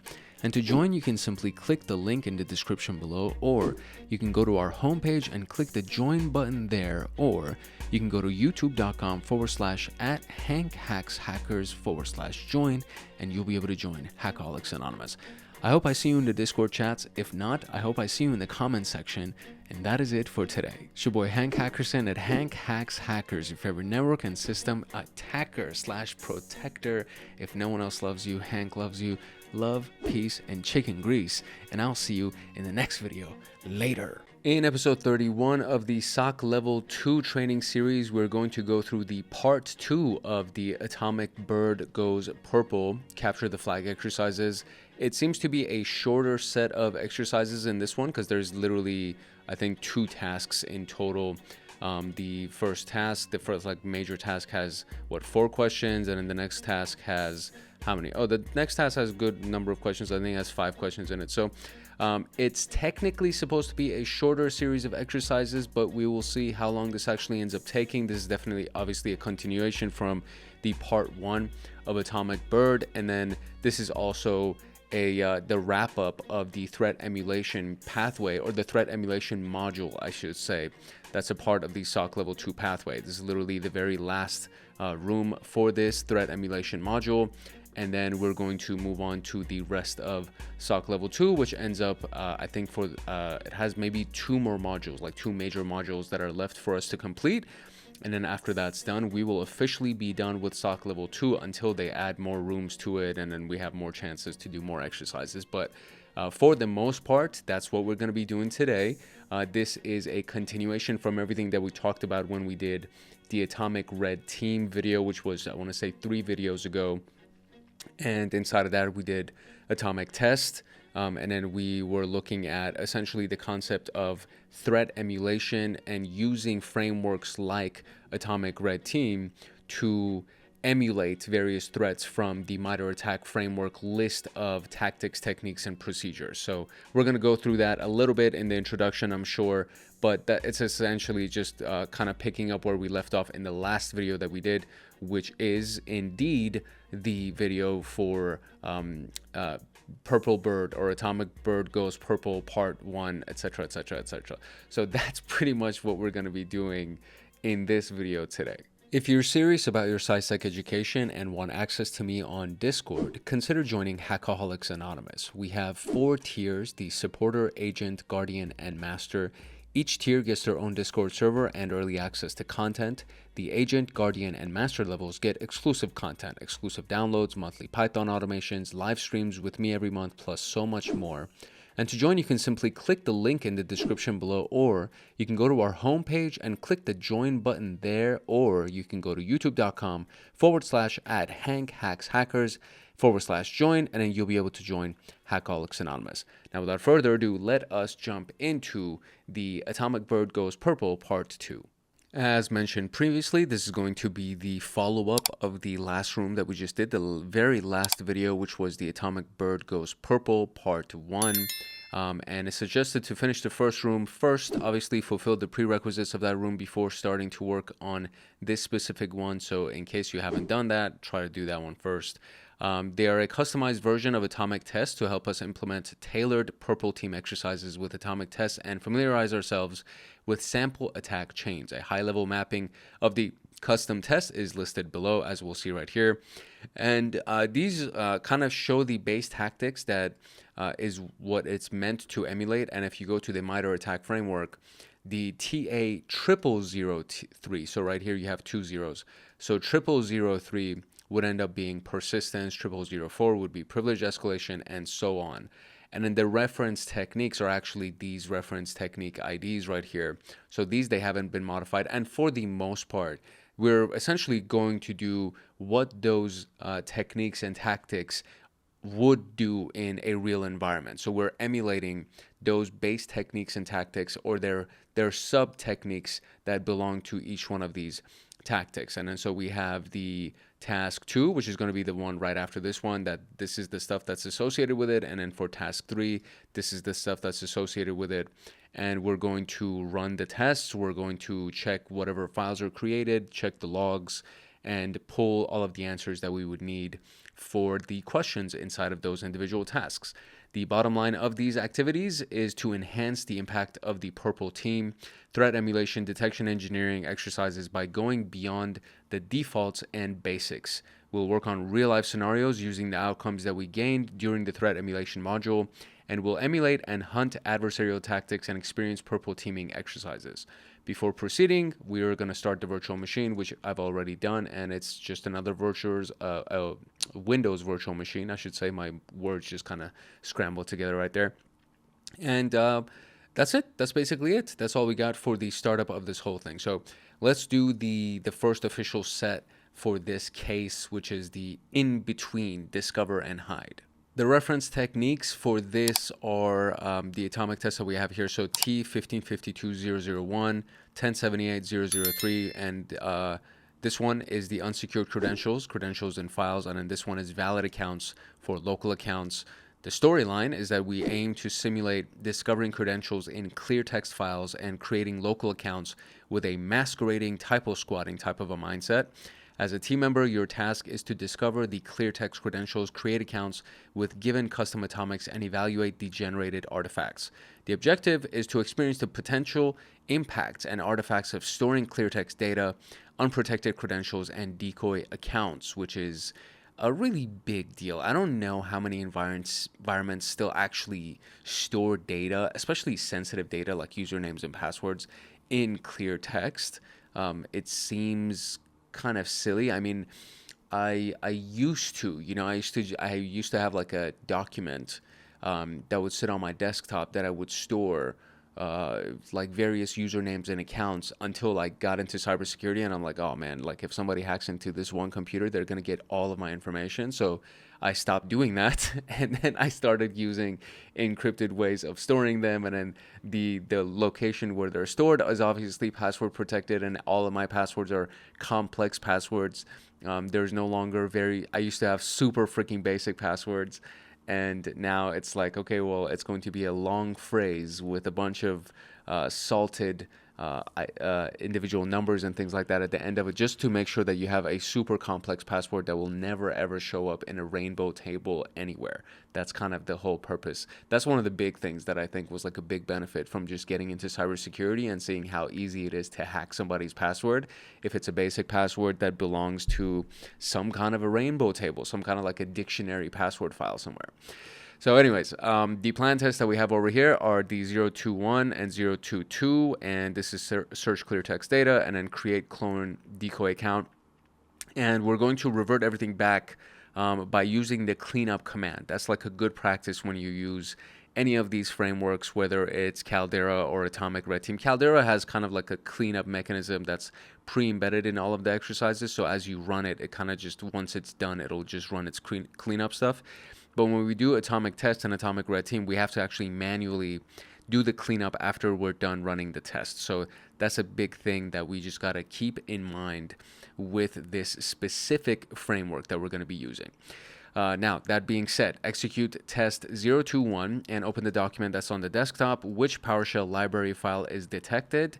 Now go to the Atomic's path and update the executed script to include all BAK files.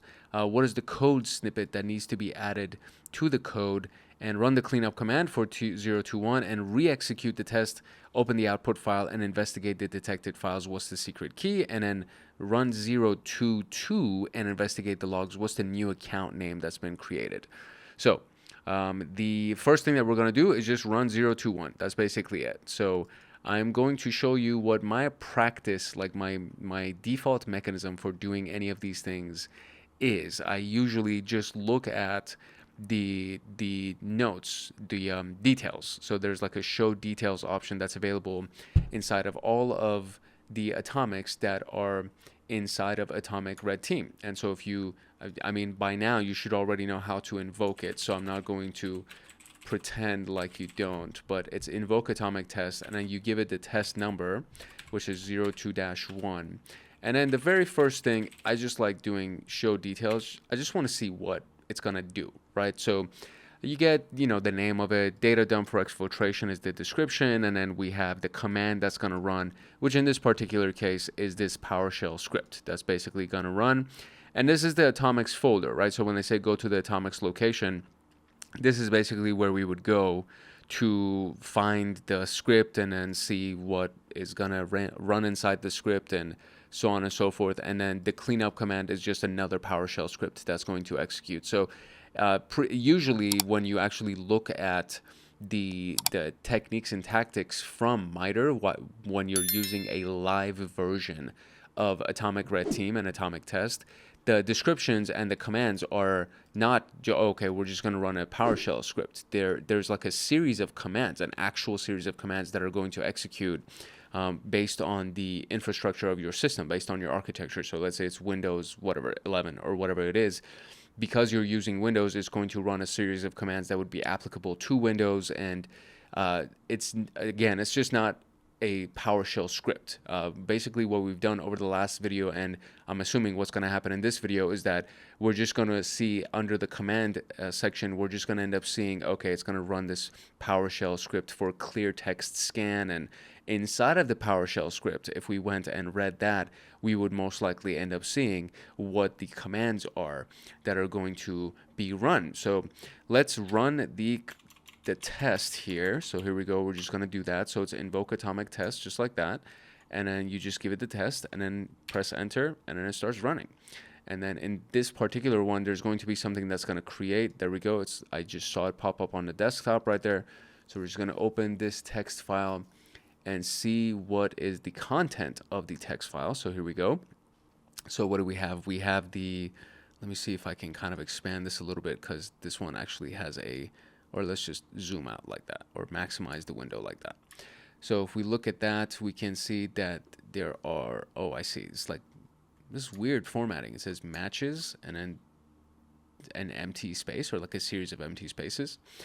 So administrator document, PowerShell modules, PowerShell YAML, and then the library YAML.net .xml, YAML.net.xml, same thing over here. And then we have the sysmon configuration file. So what is it saying over here? It says which PowerShell library file is detected. And the library files we can see right here. So it says PowerShell modules, and then the lib is basically the library element of this. So it would be YAML.NET.XML is the library file. So there we go. And now we're going to go to the Atomics path and update the executed script to include all of the BAK files. What is the code snippet that needs to be added to the code to execute all of the BAK files? So I'm just going to close this out, and we're going to also delete this text document, because just in case or whenever I do run it again, I want to make sure that I have a new file. And then it says run the cleanup command for this anyways and re-execute the test. So for this, I'm going to actually, you know what? If I run the cleanup command, it should probably just delete that file for me. So if I run cleanup, and that's basically how you run cleanup. You literally just do the invoking of the test, and then we just do -cleanup at the very end. And then it'll say, there we go. Okay, it deleted the file for me, so I don't need to worry about that. Okay, so now what I need to do is I need to actually go to the location of this freaking Atomics right there, and then look at that script, that PS1 file, and see what we can do. So let me see if I can. I think I have to open up the Windows search to be able to open up another PowerShell, because it just minimizes the other one. So we want a fresh PowerShell window, and in this window we're going to look at the path for that previous one that we had open right there, the Atomics location. So we can basically just do a CD to the Atomics folder. So let's do CD, and then it's C/atomic red team, and then Atomics, and then T0002. And there we go. We are now here. And inside of this location, we should have the clear text scan. There we go. And then we have the YAML file as well. And so inside of this script is what they're interested in. So I'm going to see what's inside of this clear text scan.ps1. Let's see what's inside of it.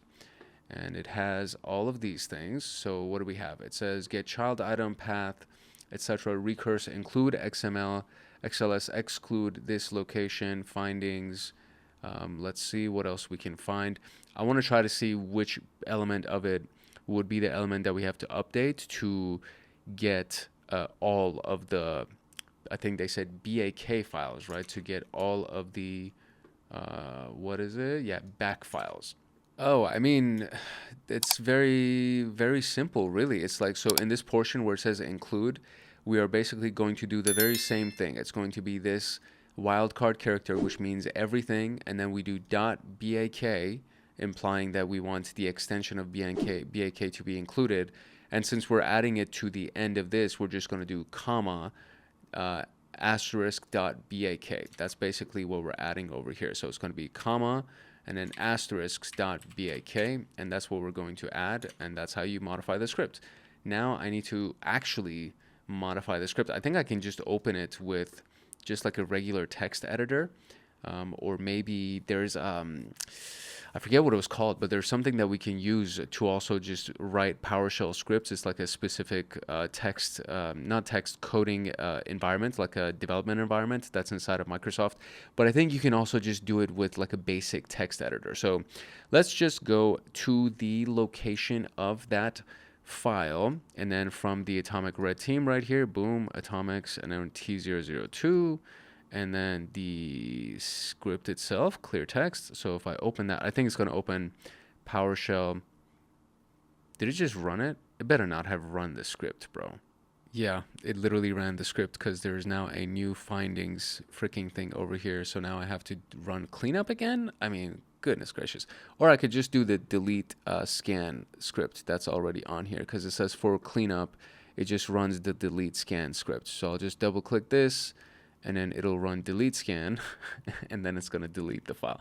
Okay, so I need to be able to open this with a notepad, let's say. We're just going to open it up with notepad and then edit it real quick and then save, and then we're going to rerun it. And so this is where we just go to include portion, and we're going to do comma, We're going to do asterisk BAK, or excuse me, asterisk dot BAK. And then I'm going to do file, save, which is Control S, and close that thing out. Come on, buddy. It's kind of lagging on me a little bit. And then that's going to be closed out as well. And now we're going to run the test one more time, except this time there's going to be a new file that will be detected because we included .bak. So the backup file is basically what we're looking for inside of our findings document. And what does it want? It just wants the, oh, I see. It's just the content of the backup file, I guess, that we're looking for, which is that inf.bak. So here's what I'm going to do. I'm just going to take this. It's either inf.bak or old.bak. It would be one of those two files, I would say.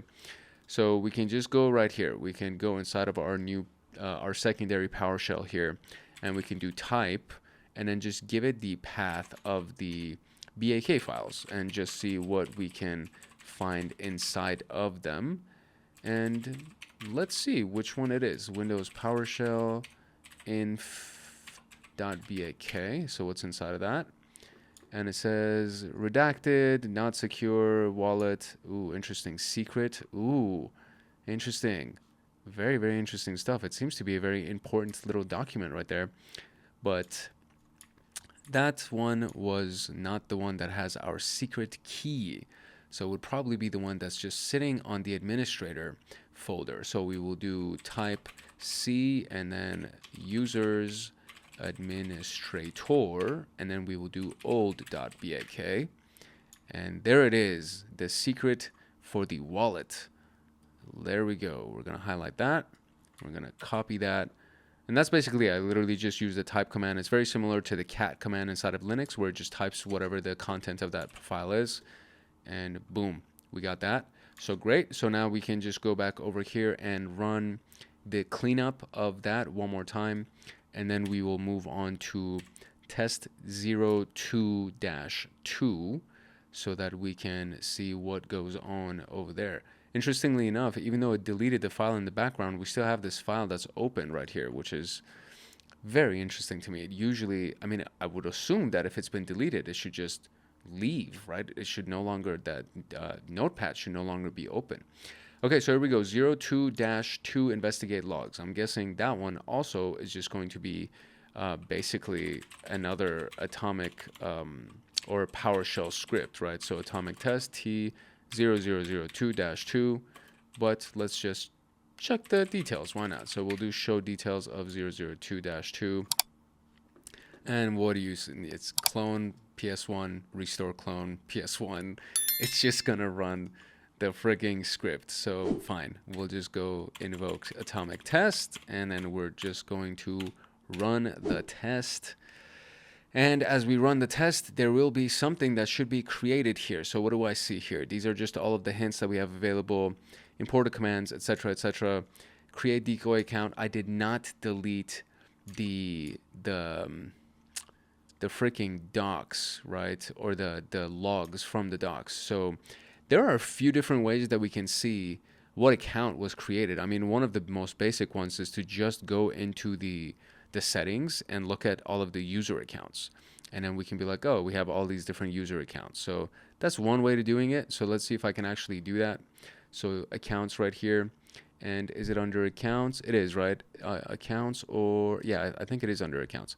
So if we go under accounts, we have your info, we have other users, and it says add some other users to these. Okay, so I guess it is not here. So that would not be the answer here.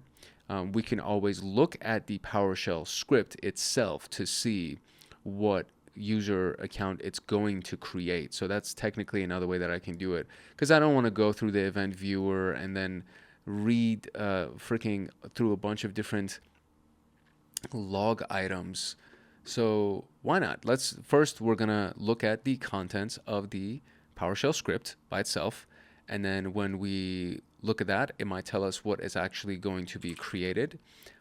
If not, we'll just go look at the log files. Who cares? So atomic red team, and then it will be atomics, and then T0002, and then \clone.ps1. So let's see what's inside of this. Oh, buddy. See, they knew what they were doing because they knew that somebody like me is going to be like, oh, let me just read the script and see what it's going to be. But it's all base64 encoded. So obviously, I'm not going to be able to see what the user account was that was created. So, all right, we got to open up the freaking event viewer. Golly. All right. I'm going to open up the event viewer. It's going to take a few minutes because I'm currently at a hotel and the Wi-Fi is not super fast, or it could be that the virtual machine is not responding very well. It's one of those two things. But in either case, we're going to look at the event viewer and see what the user account was that was created. Okay, so there's a lot of user account management events that have popped up, and most of them show an audit success. And to be quite honest with you, I really don't want to sit here and go through every single one of them.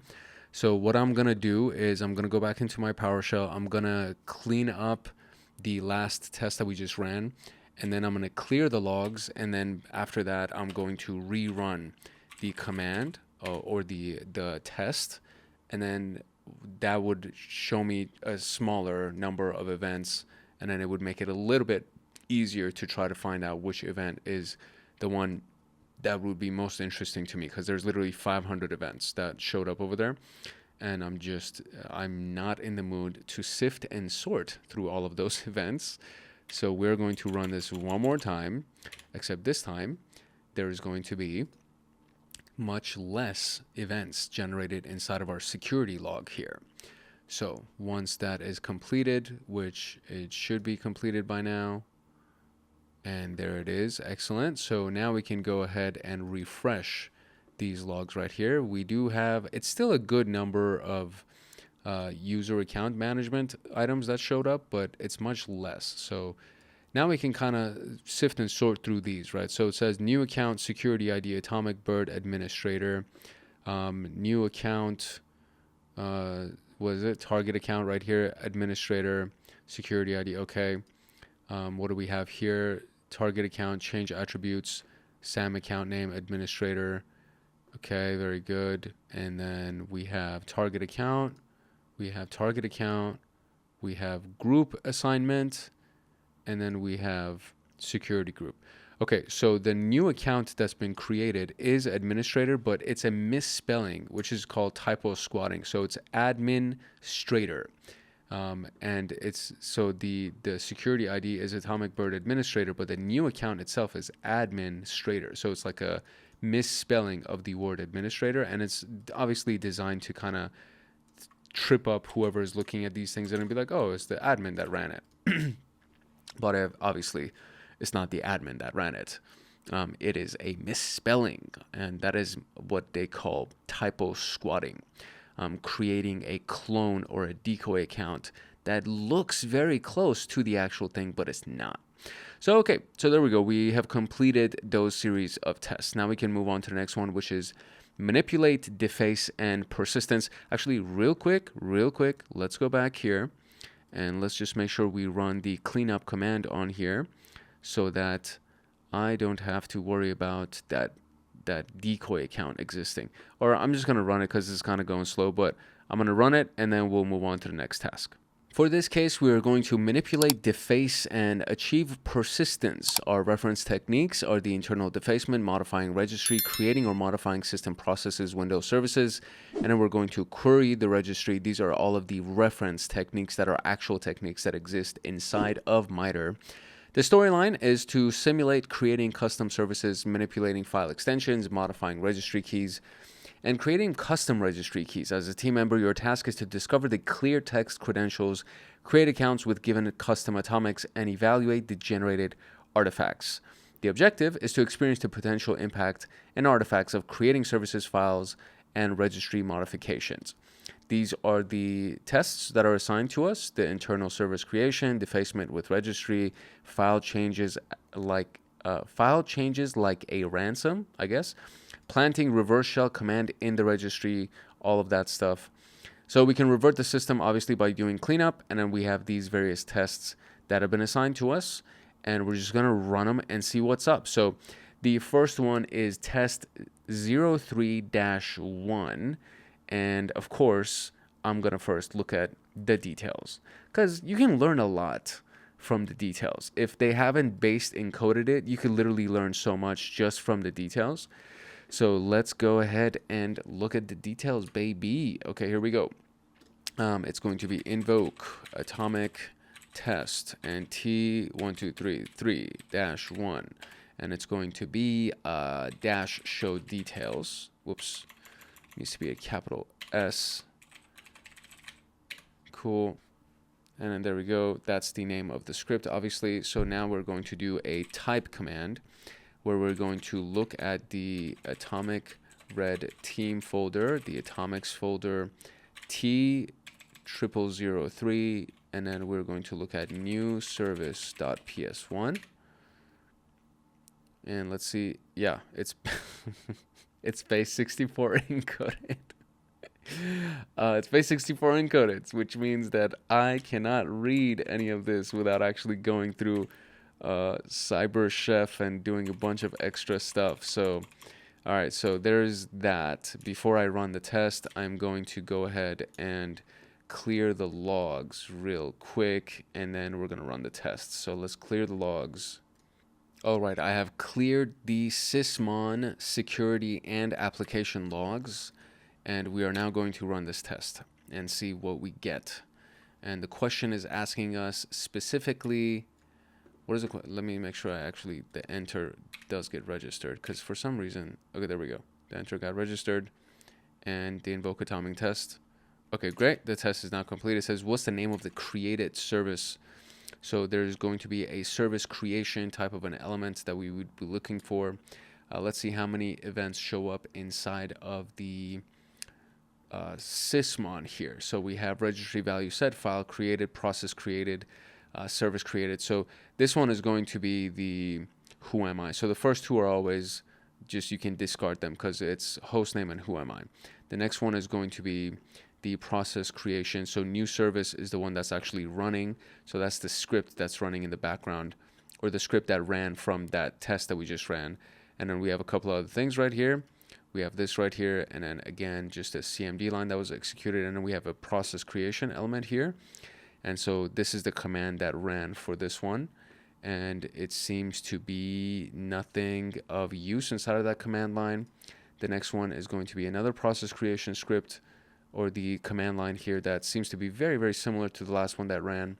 Then we have file created, which is the DLL file. We have registry value that was set, and THM register services, target object, current control set services, THM register service start. And then we have THM register service image path, defacement PS1.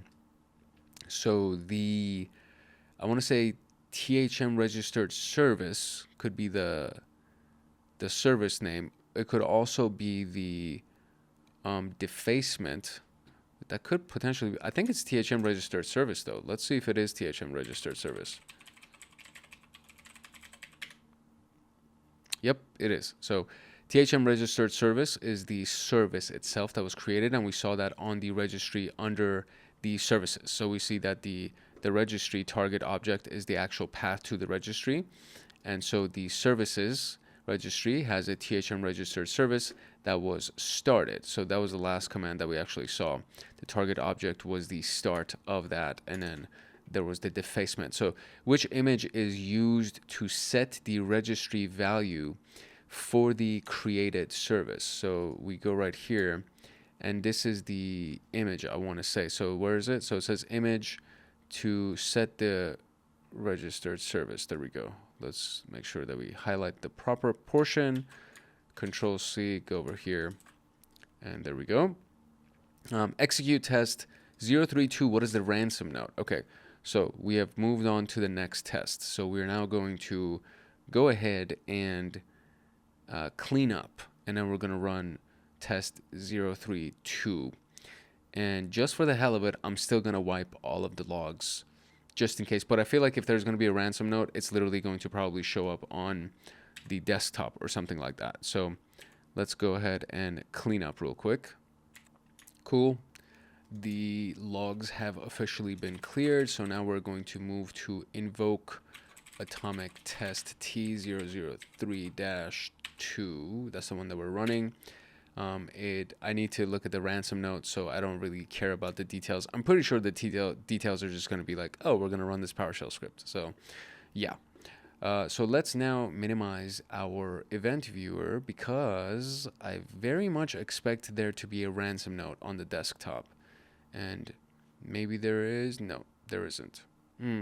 I see. So maybe it is inside the event viewer that we'll have to find it and see what the command was that was ran that would give us the path to that ransom note.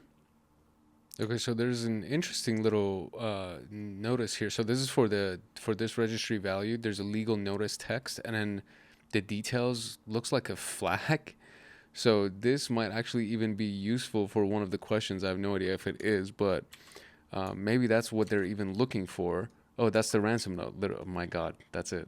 Wow. Okay, so there it is. That's the legal notice text. I looked at the sysmon logs, and it's the very last item here.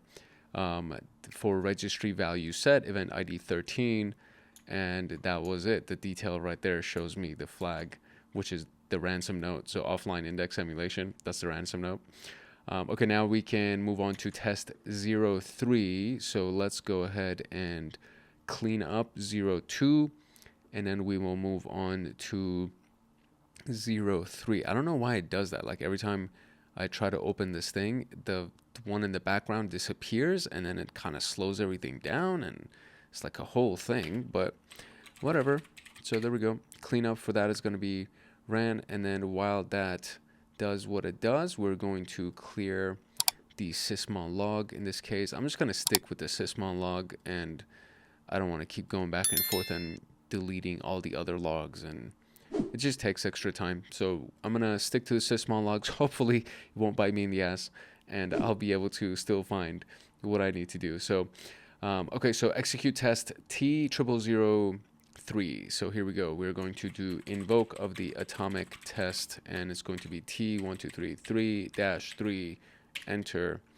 And the question is, what is the updated file extension? So that's I guess the element that we're supposed to be looking for here. So let's now look at these new logs. So file created. Right here we have the target file name is the DLL right here. Process creation would have to do with these processes happen pretty much every single time that we run these tests. And then we have a file created, which is CMD line. So that could be it. The extension of this is PLKUGG, whatever .cmd line. So that could be the extension of it. And then DLL extension, and then PS1 extension. So the only thing that seems even relevant to what we're doing would be the CMD line. So let's go over here and do .cmd line, and that is not it. Okay, so what's the updated file extension? Let's see. Okay, so here's what I have found so far. All of the files that have been updated, because there are file system references that I can see inside of this security log, and all of these things, like when you go through them inside of the object name portion right here, as you kind of cycle through them, you see that inside of the S drive right here, we can see that there's, these different files. There's like all these different files names. There's the sales tracker, that previous PDF that I just saw, another PDF file, and then we go through it again, invoice with finance, charge with an Excel file, and everything is inside of the S drive. Now, there's nothing inside of this S drive that I can see that has an extension for the file that's like of note to me. So really the only thing that I can think of is going potentially inside of that location, the S drive, and then just seeing what's over there.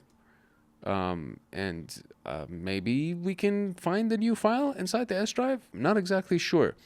But there should be something of note, right? There should be something that's like, you can literally see it. There it is.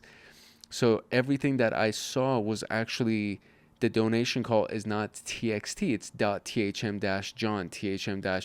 So that's where it is. It's actually thm-jhn is basically the extension. Okay, so thm-jhn That's the extension. Excellent. Okay, cool. So, all right, that makes sense. So now we can go and run the cleanup for that, because the next one is saying go to test 4. So that makes so much sense. Like, I went through all of those log items and I was like, dude, none of these look like they've changed in any way. But then you literally have to look at the files themselves, because for whatever, I feel like it should have actually showed me the changed file name, but whatever, we figured it out. So there it is. I was able to find it by actually looking at the share folder where it actually exists. And then now when we look at the share folder one more time, we can see that they've been reverted back to docx, txt, excel, so on and so forth after running the cleanup. So great. So now we're good, and we can move on to the last one, 034. What's the assigned value of the malicious registry value? So let's go ahead and just run the test 03-4, and we'll just do it like that. And it's going to run. And I completely forgot to clean up the logs, so this is going to be fun to run through all of these updated items. So there's 43 events, and the timestamp on the last one is 144:32. So we'll just keep that in mind. Everything after that is going to be 179 freaking events. Oh my god. All right, so 142. Oh, because it also includes the cleanup of the file system, dude. Crap. Okay, so what I'm interested in is registry.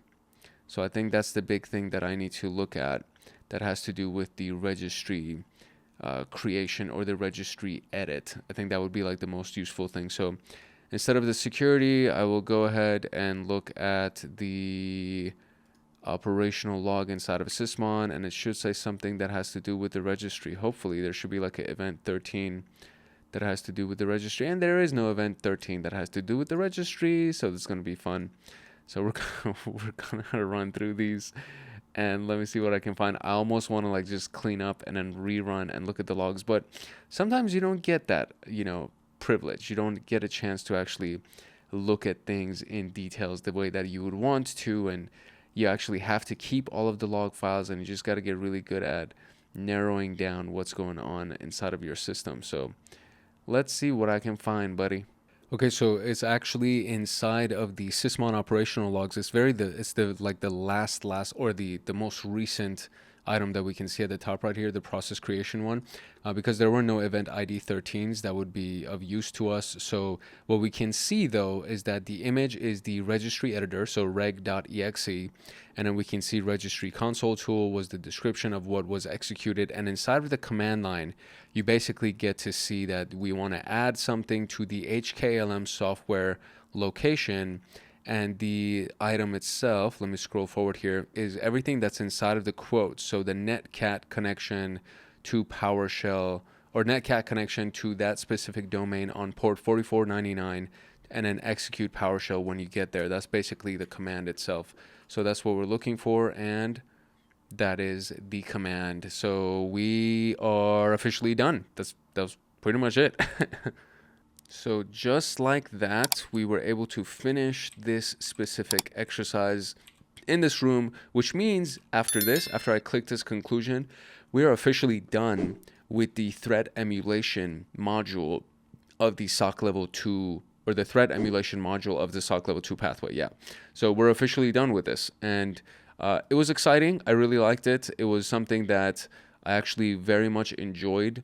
And now I have a new badge for changing hats, because I have moved on into the skill set for purple teaming, where you kind of do threat emulation with the purpose of blue teaming. So it's like it's a nice little mixture. I like it a lot. I'm happy that there's this new skill set that's been developed, and now I get a chance to actually share that badge with the rest of the world, which is an exciting experience as well. So I'm going to terminate the virtual machine that was assigned to me with 9 minutes left too. I have less than 9 minutes that was available for me to finish those exercises, and we got a chance to finish them. So I'm really excited. We're officially done with the threat emulation module in SOC level 2. If you got any value out of this video and out of this room and out of this channel, then I highly encourage you to like, subscribe, and turn on the notification bell so that you get notified the next time that a video comes out on this channel. We are going to finish up SOC level 2 before anything else major. So I'm doing 1 week or 1 video per week for the CompTIA Pentest Plus that's coming up. And I actually updated the name of the previous penetration testing playlist as well, so there's no confusion.